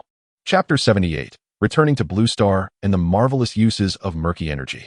Utilizing the tainted energy to hinder their progress and buy time for the Dragon Kingdom was indeed the optimal strategy. Lin Yi contemplated this as he entered the murky energy and returned to Blue Star through the space rift. Upon emerging, Lin Yi employed his freezing abilities to encase the area in ice. Though the effect was minimal, it would prevent the bizarre energies emanating from the rift from transforming the local marine life into bloodthirsty creatures. After sealing the rift in ice, Lin Yi hurried back to the summit of Kunlun Mountain, where he relayed the events that transpired after his passage through the rift to Professor Su. "I never anticipated that these foreign entities could amass such a formidable scale. Fortunately, the murky energy has held them at bay. Otherwise, our forces would indeed struggle to contend with them." Upon learning that the tainted energy had significantly delayed their invasion, Professor Su let out a sigh of relief. Their inability to cross through the rift indicated that the Dragon Kingdom still had time. "Professor Su, my plan is to dispatch several powerful transcendents to eliminate the Yasha who are cleansing the murky energy, thereby alleviating their assault's momentum. Of course, this action will undoubtedly attract their attention, prompting a large number of Yasha to respond. At that point, we can employ heavy weaponry to deliver a devastating blow. Initially, sending transcendents might resolve the issue of those purging the murky energy, but once these creatures caught wind of the situation, they would undoubtedly encircle the area surrounding the rift. When that time comes, the use of large-scale destructive weaponry will catch them off guard. It is important to note that the nuclear radiation following a nuclear explosion has little effect on the extraordinary beings. Indeed, we must secure time for ourselves. Within the borders of our Dragon Nation, the number of extraordinary individuals has surpassed 1,000, with 80% being natives of our land. It is high time for their abilities to be put to the test." Professor Su nodded, acknowledging that after a period of cultivation, the extraordinary beings of the Dragon Nation have acquired substantial strength and are ready for practical experience. Therefore, let us swiftly select candidates to enter the spatial rift and subsequently transport powerful weaponry to the site of the rift by ship. Should a situation arise that cannot be resolved by the extraordinary beings, these weapons will be deployed into the rift without delay. At that moment, Professor Su seemed to recall something and inquired of Lin Yi, upon crossing to the other side of the spatial rift. "Did you observe the air quality and soil conditions there?" Lin Yi was momentarily taken aback before grasping the professor's intention. The innate bloodline of the Dragon Nation began to awaken. Even before the battle commenced, they were already contemplating the possibility of utilizing the land for cultivation. The air was imbued with faint spiritual energy and a peculiar force that would undoubtedly be toxic to ordinary individuals. However, the soil appeared suitable for planting. Lin Yi responded candidly, though he had not conducted a meticulous study of the soil on the other side. He could distinctly sense that it supported the growth of Blue Star's flora. Yet, the air filled with strange energy posed a significant challenge. Thus, if we were to invade them in return, might we not acquire vast tracts of land? Moreover, there is a potential for discovering mineral deposits unseen on Blue Star. Professor Su mused, growing increasingly animated. "Professor, we are currently preoccupied with their invasion. Surely, we can ponder these matters once we have triumphed over them?" Lin Yi said with a hint of frustration, pulling the professor back from his reverie. "Right, it is indeed the moment to repel their incursion.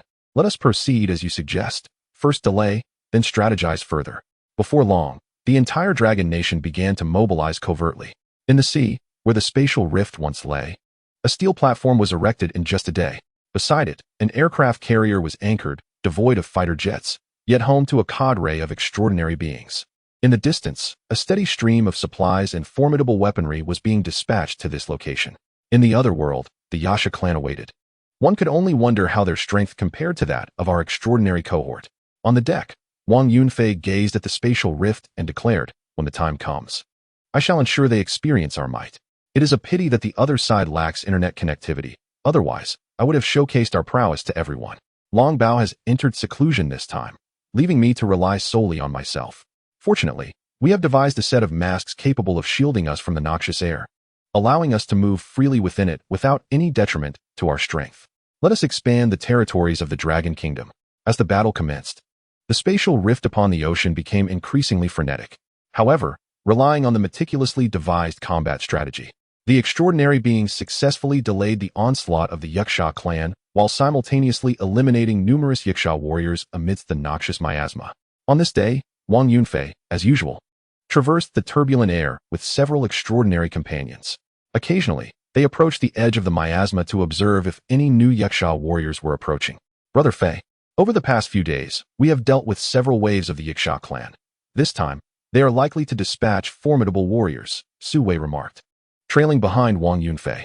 Since entering the spatial rift, they had continuously harvested the Yaksha warriors who came to cleanse the miasma, capitalizing on its advantages. After multiple purges, it was inevitable that the Yaksha clan would respond by sending out their more powerful members. Fear not, I would prefer they come. As long as they dare to approach, I shall confront them. Even if we cannot prevail, we possess large-scale destructive weapons at our disposal, Wang Yunfei responded with ease. The strength of the Yaksha warriors tasked with cleansing the miasma was adequate, yet they paled in comparison to the extraordinary beings. This was one of the reasons for Wang Yunfei's confidence. Everyone, be alert. There seems to be movement ahead, Wang Yunfei warned, his expression growing serious. At that moment, the miasma before them shifted, and a multitude of Yaksha warriors entered the fray. They appeared unscathed by the miasma, evidently possessing extraordinary prowess. What a grand display! So many elite Yaksha warriors. Let us remain vigilant, Wang Yunfei exclaimed, excitement etched upon his face. Wait, Brother Fei, something seems amiss. They appear to be working together to cleanse the miasma here, Su Wei cautioned. Upon entering the miasma, the Yaksha warriors formed a formation, simultaneously guarding against unknown enemies while clearing the noxious air. Damn it, these fiends have conspired to rid this place of the miasma, Wang Yunfei cursed, then gradually approached the Yaksha warriors engaged in cleansing. We cannot allow them to eliminate the miasma, we must thwart their efforts. Let us advance. Thus, Wang Yunfei and his companions charged towards the Yaksha warriors clearing the miasma. As they surged forward, the Yaksha warriors also took notice of them. Some remained to continue their task, while a greater number rushed toward Wang Yunfei and his team. Soon, they were embroiled in close combat, unleashing various extraordinary abilities against the Yaksha warriors, who retaliated fiercely with weapons forged from bone. After a fierce clash, neither side gained the upper hand. Instead, the surrounding miasma dissipated significantly. Dreadfully, they are merely stalling for time, attempting to cleanse this place of its noxious atmosphere. Wang Yunfei sensed an ominous turn and wore a grave expression. Brother Fei, shall we deploy those large-scale weapons? They are conveniently gathered here, and we could eliminate them in one fell swoop. Wang Yunfei nodded. Indeed, there appeared to be no alternative. Only the utilization of mass-destructive weaponry could compel them to retreat. The group promptly withdrew from the battle, moving towards the rift in space where all the large-scale weapons were stationed. After Wang Yunfei and his companions departed, the Yasha clan did not pursue them, but instead returned to their original position, immediately commencing the purification of the noxious atmosphere. Everyone joined forces, and once the weapons were prepared, they swiftly retreated to the other side of the spatial rift, for the might of these weapons was beyond their capacity to withstand. Wang Yunfei commanded, and after assembling several colossal missiles, he followed his companions back to Blue Star. Upon their return, they immediately attracted the attention of others outside the rift, who inquired about the situation within. A large-scale offensive, yet you flee without pursuit? They only wish to eradicate the noxious atmosphere? Upon receiving this news, Professor Su furrowed his brow. While the noxious atmosphere could erode the body, it posed no threat to formidable transcendence and the Yasha clan. Now, with so many Yasha warriors capable of resisting the noxious presence engaged in its eradication, they were resolutely determined to locate the rift and enter Blue Star swiftly. However, we have activated the large-scale weapons within the rift. I believe they will suffer significant losses, Wang Yunfei added to Professor Su. to delay the Yasha clan. The role of mass destructive weaponry was indispensable. You have done well, but I worry that even if we annihilate a substantial portion of the Yasha clan here, their numbers are vast, and they will undoubtedly return in short order. Moreover, the large-scale weapons will inevitably affect the noxious atmosphere surrounding the rift.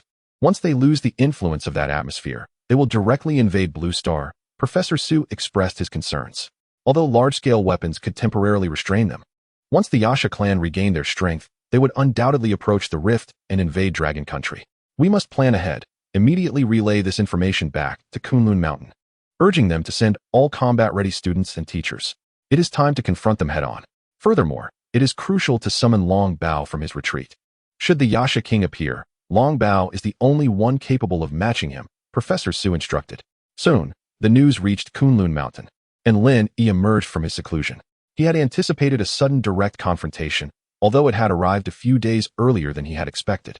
Upon arriving at the academy nestled at the foot of the mountain, a palpable sense of busyness permeated the air as numerous extraordinary beings displayed their excitement, eager to showcase their prowess. Finally, it was our turn to take the stage, and I could hardly contain my anticipation to witness the appearance of those otherworldly races. Thankfully, my recent diligent training had prepared me for this moment. Otherwise, I would have been unable to participate. I couldn't help but wonder whether slaying a few of them would count towards military merit, and if I might return home with some sort of plaque as a trophy. All the extraordinary beings were electrified by the prospect of venturing into another realm to confront the Yasha tribe. With Lin Yi emerging from his seclusion, Yang Mimi and Reba approached him, expressing their desire to accompany him to the spatial rift. Long Bao, I've heard the Yasha tribe is quite hideous. You must give it your all, and I'll be cheering for you, Yang Mimi said with a smile, as news of the Yasha's appearance had already spread. For the beauty-conscious among them, the Yasha's looks were indeed rather unsightly. You need not engage directly. You can support others in their battles against the Yasha. Lin Yi reassured them. This was indeed a viable option, yet Yang Mimi and Reba were curious about how Long Bao planned to reach the spatial rift. Will there be a private aircraft? Can we accompany you? They inquired about the purpose of their journey. There's no need for a private aircraft. I can fly on my own. Why would I require one? Lin Yi responded. However, since both expressed their wish to join him, he felt inclined to agree.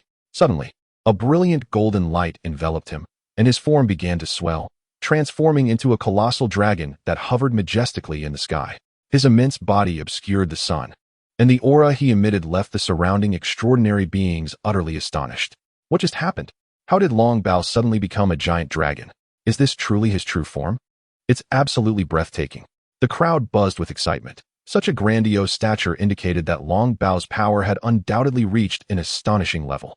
Amidst the commotion, Sister Zhou joined Yang Mimi and Reba, her mouth agape at Lin Yi's magnificent form. Long Bao, when did you acquire the ability to transform? She exclaimed in astonishment. As Lin Yi approached the group, he leaned down towards them. Long Bao, you don't intend to carry us to Professor Su, do you? Sister Zhou inquired, beginning to grasp Lin Yi's intention. What else could it be? Hurry up and hop on. I'll take you flying, Lin Yi called out, prompting the three to ascend onto his expansive body, their hearts brimming with exhilaration. Once they were securely positioned, Lin Yi launched himself skyward, soaring through the clouds. The fierce gusts of wind whipped around them, but with their extraordinary physical resilience, they were well equipped to withstand the rush. As Lin Yi navigated through the mist, Sister Zhou and the others gradually acclimated to the sensation of flying, relishing the moment in sheer delight. At the spatial rift, as the designated detonation time set by Wang Yunfei arrived, several individuals promptly set forth into the rift. Exercise caution. Should anything seem amiss, return at once. Professor Su admonished the group. Rest assured, we are not fools.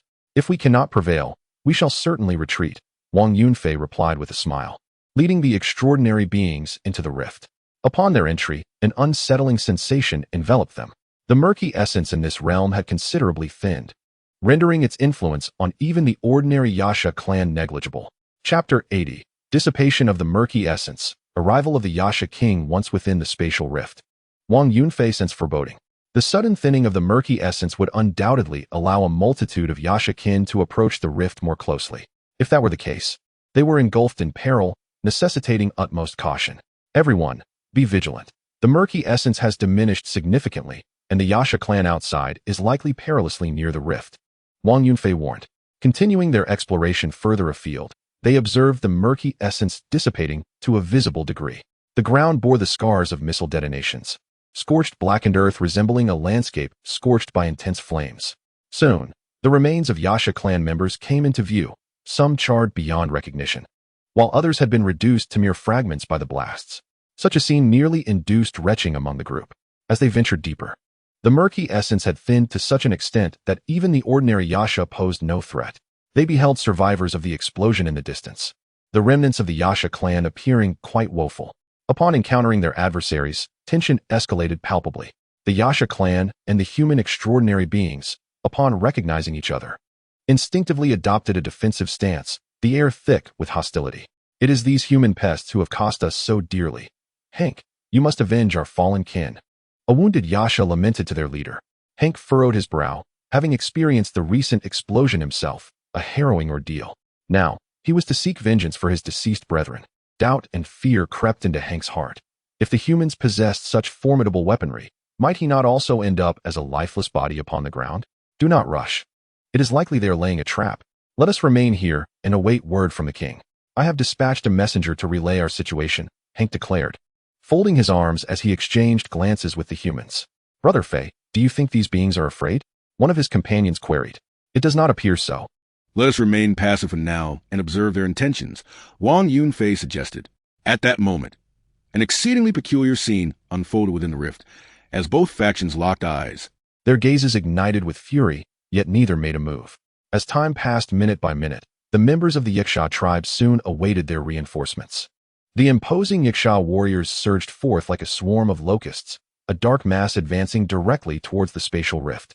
Feej, our reinforcements have arrived. I am not blind. Lead them closer so you can relay the situation back, Wang Yunfei commanded. When the dense throng of Yiksha warriors reached the remnants of their tribe, the few individuals finally discerned the leader among them. This is bad. It's the Yiksha king. Everyone, retreat at once, back to the spatial rift. Wang Yunfei exclaimed in alarm, subsequently ordering a withdrawal.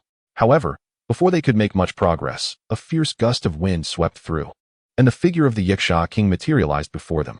Human insects, we have not sought trouble with you, yet you have ruthlessly slaughtered our kin. Do you still think you can escape? The ominous voice resonated in their ears, causing a cold sweat to break out among them. The Yiksha king, a formidable being rivaling the power of dragons, was far beyond their capabilities. Humans, mere ants. He bellowed, and with a single roar, he rendered them unconscious. Guard these humans closely. Everyone, advance towards the spatial rift immediately. Today, I shall trample the human world. At his command, the entire Yiksha tribe surged forward towards the spatial rift. Meanwhile, Lin Yi had also arrived at the spatial rift, while the extraordinary individuals from Kunlun Academy were still en route. Professor Su, what is the situation now? Lin Yi inquired. Wang Yunfei and the others have already entered the spatial rift, but we have yet to receive any news, Professor Su replied, a hint of concern creeping into his voice. In that case, I shall enter first and assess the situation. Once all the extraordinary beings arrive, we will proceed into the spatial rift together, Lin Yi declared. Striding towards the rift. Be careful. Upon reaching the spatial rift, Lin Yi quickly detected the presence of the Yiksha tribe. His gaze locked with that of the Yiksha king. It's you? The one who dared to spy on me in my palace? You are still of the dragon lineage. I thought they were long extinct. Upon seeing Lin Yi, a flicker of surprise crossed the Yiksha king's face as he recognized him. Indeed, you remember me. What? Still not retreating? Lin Yi replied with a nonchalant tone. Retreat? What a joke. You've slain so many of my kin. How could I possibly retreat? I will crush your human world and make you all slaves of the Yiksha tribe. The Yiksha king snorted coldly, his words laced with malice. Do you truly believe that you can obliterate the human realm? Such delusions. As long as I stand here, today shall mark your demise, Lin Yi retorted without hesitation. Harboring no fondness for the Yiksha tribe, do not think that just because you are of dragon descent, I am intimidated. Strike if you dare. I am eager to witness your true prowess. A resounding explosion echoed as the king of the Yiksha soared into the sky. He could sense Lin Yi's formidable strength, and their clash would undoubtedly result in casualties among the surrounding Yiksha clan members. Thus, he chose to engage in battle high above. With a thunderous sound, Lin Yi followed suit, ascending into the heavens. Upon reaching the sky, the Yiksha king produced a long spear, entirely black and inscribed with mysterious runes.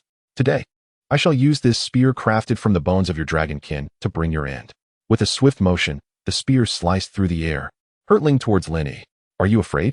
Lin Yi felt a surge of interest. He had never fought with full strength before and was eager to test the limits of his prowess. Exhaling a breath of icy air, he instantly froze the spear hurled by the Yiksha king. In mere moments, the Yiksha king exerted force, freeing the spear from the icy prison. Shards of ice scattering in all directions. A mere parlor trick, he scoffed, exhaling a plume of green smoke that enveloped the spear, imbuing it with an enchanted aura. The spear's momentum shifted dramatically, as if it had transformed into a new weapon. The Yiksha king hurled the spear with ferocious intent, accompanied by the force of a tempest. Targeting Lin Yi. With a deafening boom, the spear penetrated the murky air and struck the earth, creating a massive crater while fracturing the ground around it. Witnessing the devastation wrought by the spear filled Lin Yi with trepidation. Had he not evaded the attack, he would have undoubtedly sustained grave injuries.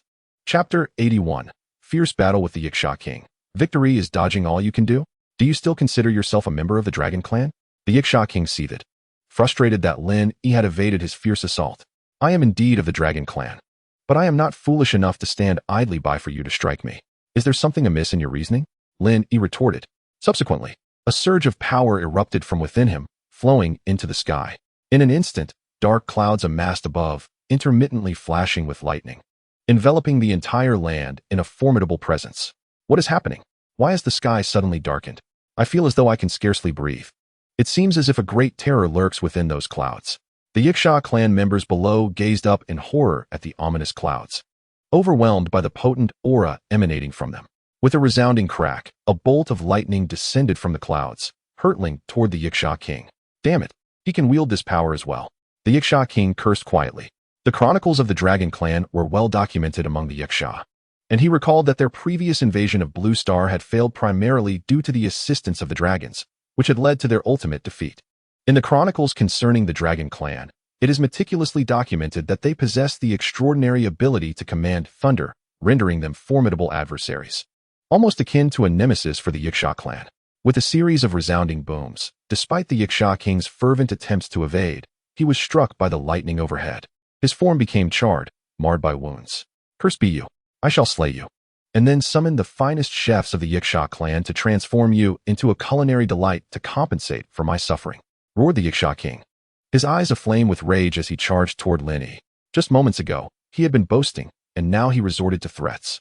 Lin Yi let out a disdainful snort and advanced to meet him. As they drew near, their confrontation devolved into a brutal melee. Being the sovereign of the Yiksha clan, the Yiksha king's physical prowess was not to be underestimated. The clash between him and Lin Yi was fierce and evenly matched, with neither side gaining the upper hand. As the struggle dragged on without a decisive victory, the Yiksha king began to feel a sense of urgency. He feared that Lin Yi might not be alone, that other members of the Dragon Clan could emerge. Having reached an impasse with Lin Yi, he dreaded the thought of facing another dragon today, which would surely seal his fate.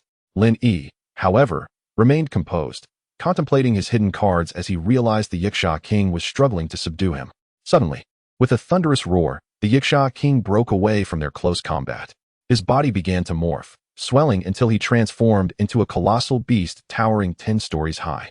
His ebony skin resembled armor, exuding a metallic sheen, and every movement possessed the power to reshape the very landscape. To Lin Yi's astonishment, he had not anticipated the Yiksha king's ability to metamorphose. In response, a radiant flash enveloped Lin Yi, and in an instant, a massive dragon spanning 100 feet appeared in the sky. He too could transform. At that moment, a group of extraordinary beings from Kunlun Academy arrived through the rift in space. Upon witnessing the titanic Yiksha king and Lin Yi, they collectively gasped in awe. The impending battle loomed, with the two colossal entities clashing fiercely in the air. On the ground, both Yiksha and human spectators felt the dread emanating from the titanic struggle above. As their ferocious combat intensified, the noxious miasma surrounding the rift dissipated into oblivion. The air was filled with explosive sounds, and the ground trembled beneath the feet of the onlookers. The sheer magnitude of their conflict was staggering. The very earth quaked with their might, and had they fought on the ground, it was certain that the terrain would suffer immense devastation. Both combatants exuded tremendous power, leaving the outcome uncertain. Among the humans, discussions erupted regarding who would claim victory in this epic confrontation. Meanwhile, the members of the Yiksha clan were equally anxious, unable to fathom the dire consequences that would follow should their king be vanquished. The aerial battle raged on without a moment's respite, the thunderous sounds reverberating throughout the skies. With a resounding crash, a colossal figure plummeted from above, descending slowly towards the earth.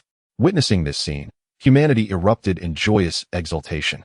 While the faces of the Yasha clan were etched with despair, the fallen giant was none other than the Yasha king, who, after a protracted and fierce struggle, had ultimately succumbed to defeat. What a triumph! Indeed, Dragon Bao has emerged victorious, with the Yasha king vanquished. I wonder how the remaining Yasha will continue to act so arrogantly. Brothers, prepare yourselves. The moment of glory has arrived. The assembly of extraordinary humans was filled with exhilaration, already envisioning the expansion of the Dragon Kingdom in this otherworldly realm. At that moment, Lin Yi diminished his stature and approached the group of extraordinary beings. Dragon Bao, you are not hurt, are you? Sister Zhou inquired with concern. Lin Yi shook his head. Though he had achieved victory in the battle, he had expended all his energy. The current situation was far from optimistic. Meanwhile, upon witnessing the defeat of their king, the Yasha clan was instantly shrouded in a pall of gloom. Everyone, rally yourselves. All warriors, seize your weapons and charge with me to avenge our king. A roar erupted from the crowd of Yasha as they found their resolve. They hastily picked up their weapons, their eyes gleaming with fury, a palpable aura of battle intent emanating from their very beings. Kill! With a fierce shout, the Yasha clan surged towards the humans. Everyone, prepare to confront the enemy. Professor Su, observing the fierce advance of the Yasha, immediately summoned the extraordinary beings to readiness. The impending clash was palpable, and the air was soon filled with the cacophony of battle. Various extraordinary abilities were unleashed, illuminating the battlefield with bursts of light. The Yasha, leveraging their formidable physiques, engaged in relentless resistance against the extraordinary beings, even managing to slay some. Yet, deprived of their greatest support, they clearly stood no chance against the human extraordinary beings. As the Yasha continued to fall, the conflict gradually neared its conclusion. We have triumphed. We have prevailed. With jubilant cheers, the remaining Yasha scattered in retreat, and every human face bore a smile of relief. Everyone, immediately search for the bodies of our fallen comrades. We must ensure they are returned intact to Blue Star for a proper burial, Professor Su announced solemnly, his expression tinged with sorrow. At his words, the previously joyous crowd felt their spirits dampen. This victory was not solely earned through their struggle. It was also a price paid with the lives of the fallen extraordinary beings. Without their sacrifices, the outcome could have been entirely different. Chapter 82, Developing Another World. The lair of the demon ape with the conclusion of the battle within the spatial rift. The members of the Yaksha clan were driven away from the vicinity of the rift. Following their departure, the Dragon Kingdom commenced its exploration of the otherworld. 3 months later, both the spatial rift and the otherworld had undergone significant transformations. First and foremost, a colossal port was constructed within the ocean, entirely supported by various steel materials. Upon the successful completion of the port, a continuous influx of supplies began to flow from within the Dragon Kingdom to this location, subsequently transported into the otherworld. The Dragon Kingdom's base in the otherworld gradually took shape around the spatial rift. As the base developed, the Dragon Kingdom immediately initiated a comprehensive exploration of the otherworld. Extensive efforts were devoted to examining the soil, flora, water quality, diverse fauna, and atmosphere. However, the air quality rendered the region unsuitable for ordinary humans. Consequently, a considerable number of extraordinary individuals were stationed at the base in the otherworld. Professor Su has made preliminary progress in the study of the soil from the otherworld. Through rigorous experimentation, we discovered that the soil is abundant in various minerals that significantly enhance the growth of plants from Blue Star. Hearing the excitement in the researcher's voice, Professor Su's expression transformed into one of delight. It is indeed advantageous to cultivate Blue Star's flora. Having acquired such a vast expanse of land, it would be a shame if it proved unproductive. However, do you have any insights into the growth conditions of Blue Star's plants in the otherworld's atmosphere? With a shift in conversation, Professor Su inquired of the researcher. Currently, the most challenging aspect of the exploration is the air quality of the otherworld. The atmosphere not only contains thin spiritual energy, but also a peculiar energy that is toxic to humans, rendering it unusable. Not yet. Professor Su's remark prompted the researcher to realize his oversight, and he promptly dashed toward the laboratory. Professor, we have discovered a method to separate the spiritual energy from that strange energy, allowing us to create an environment solely infused with spiritual energy. Good news echoed from the laboratory. Upon hearing that the separation of spiritual energy from the peculiar energy was possible, Professor Su's eyes widened in astonishment. Have the laboratory researchers prepare a report for me immediately, and we must implement this technology without delay. Professor Zhou decisively ordered. As many projects at the Otherworld base were hindered by air quality issues, and now a solution had been found. Professor, the expedition team of extraordinary individuals has uncovered a unique mineral that can contain both spiritual energy and the strange energy from the Otherworld. It is indeed remarkable. At this moment, another individual entered, reporting to Professor Zhou. Professor Zhou, we have discovered a small quantity of edible otherworldly plants, which also enhance the abilities of the extraordinary. Reports regarding the exploration of the Otherworld continued to pour in, akin to the unearthing of a treasure trove, with surprises constantly unfolding before the eyes of the collective.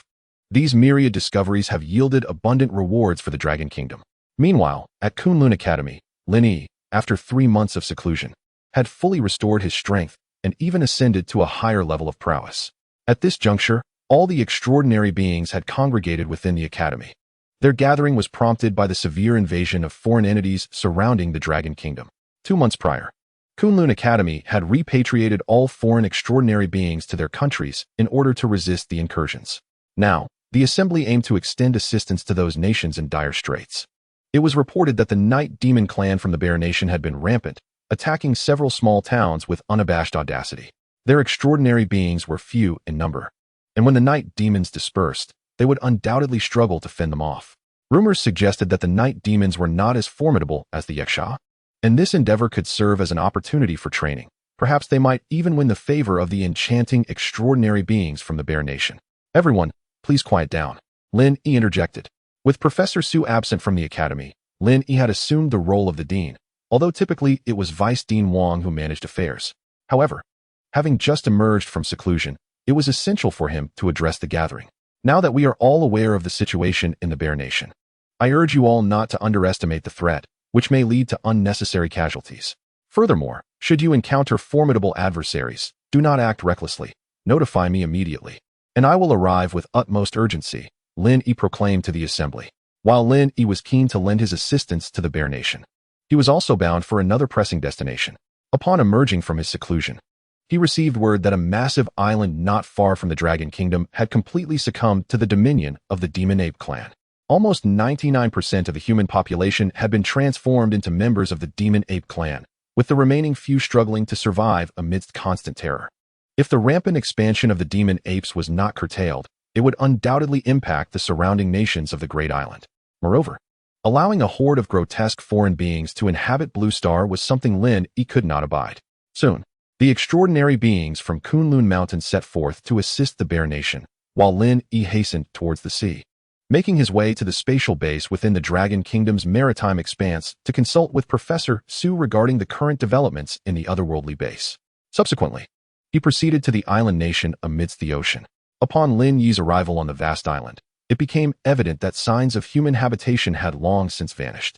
Every corner exhaled plumes of black smoke, and remnants of various structures lay strewn about, while the demonic ape tribe roamed aimlessly. Indeed, the place had entirely succumbed to desolation. After observing for a considerable time without catching sight of a single human, Lin Yi sighed and soared towards the east. The alien races had erupted from the eastern region, and it was certain that the leaders of the demonic ape tribe resided there, guarding the rift in space. To capture the thief, one must first seize the king. Thus, finding their leader was paramount. Before long, Lin Yi arrived in the eastern expanse, only to discover that this area had undergone a dramatic transformation. The remnants of the original city were nowhere to be found, replaced instead by an enormous nest woven from crimson vines. Within this colossal nest, members of the demonic ape tribe were incessantly entering and exiting, and Lin Yi could sense a formidable energy emanating from within. Undoubtedly, this energy belonged to the leader of the demonic apes. In an instant, Lin Yi's physique altered, expanding dramatically, and a torrent of searing flames erupted towards the nest below. Immediately, the vast nest ignited in a fierce blaze, throwing the members of the demonic ape tribe into a state of chaos.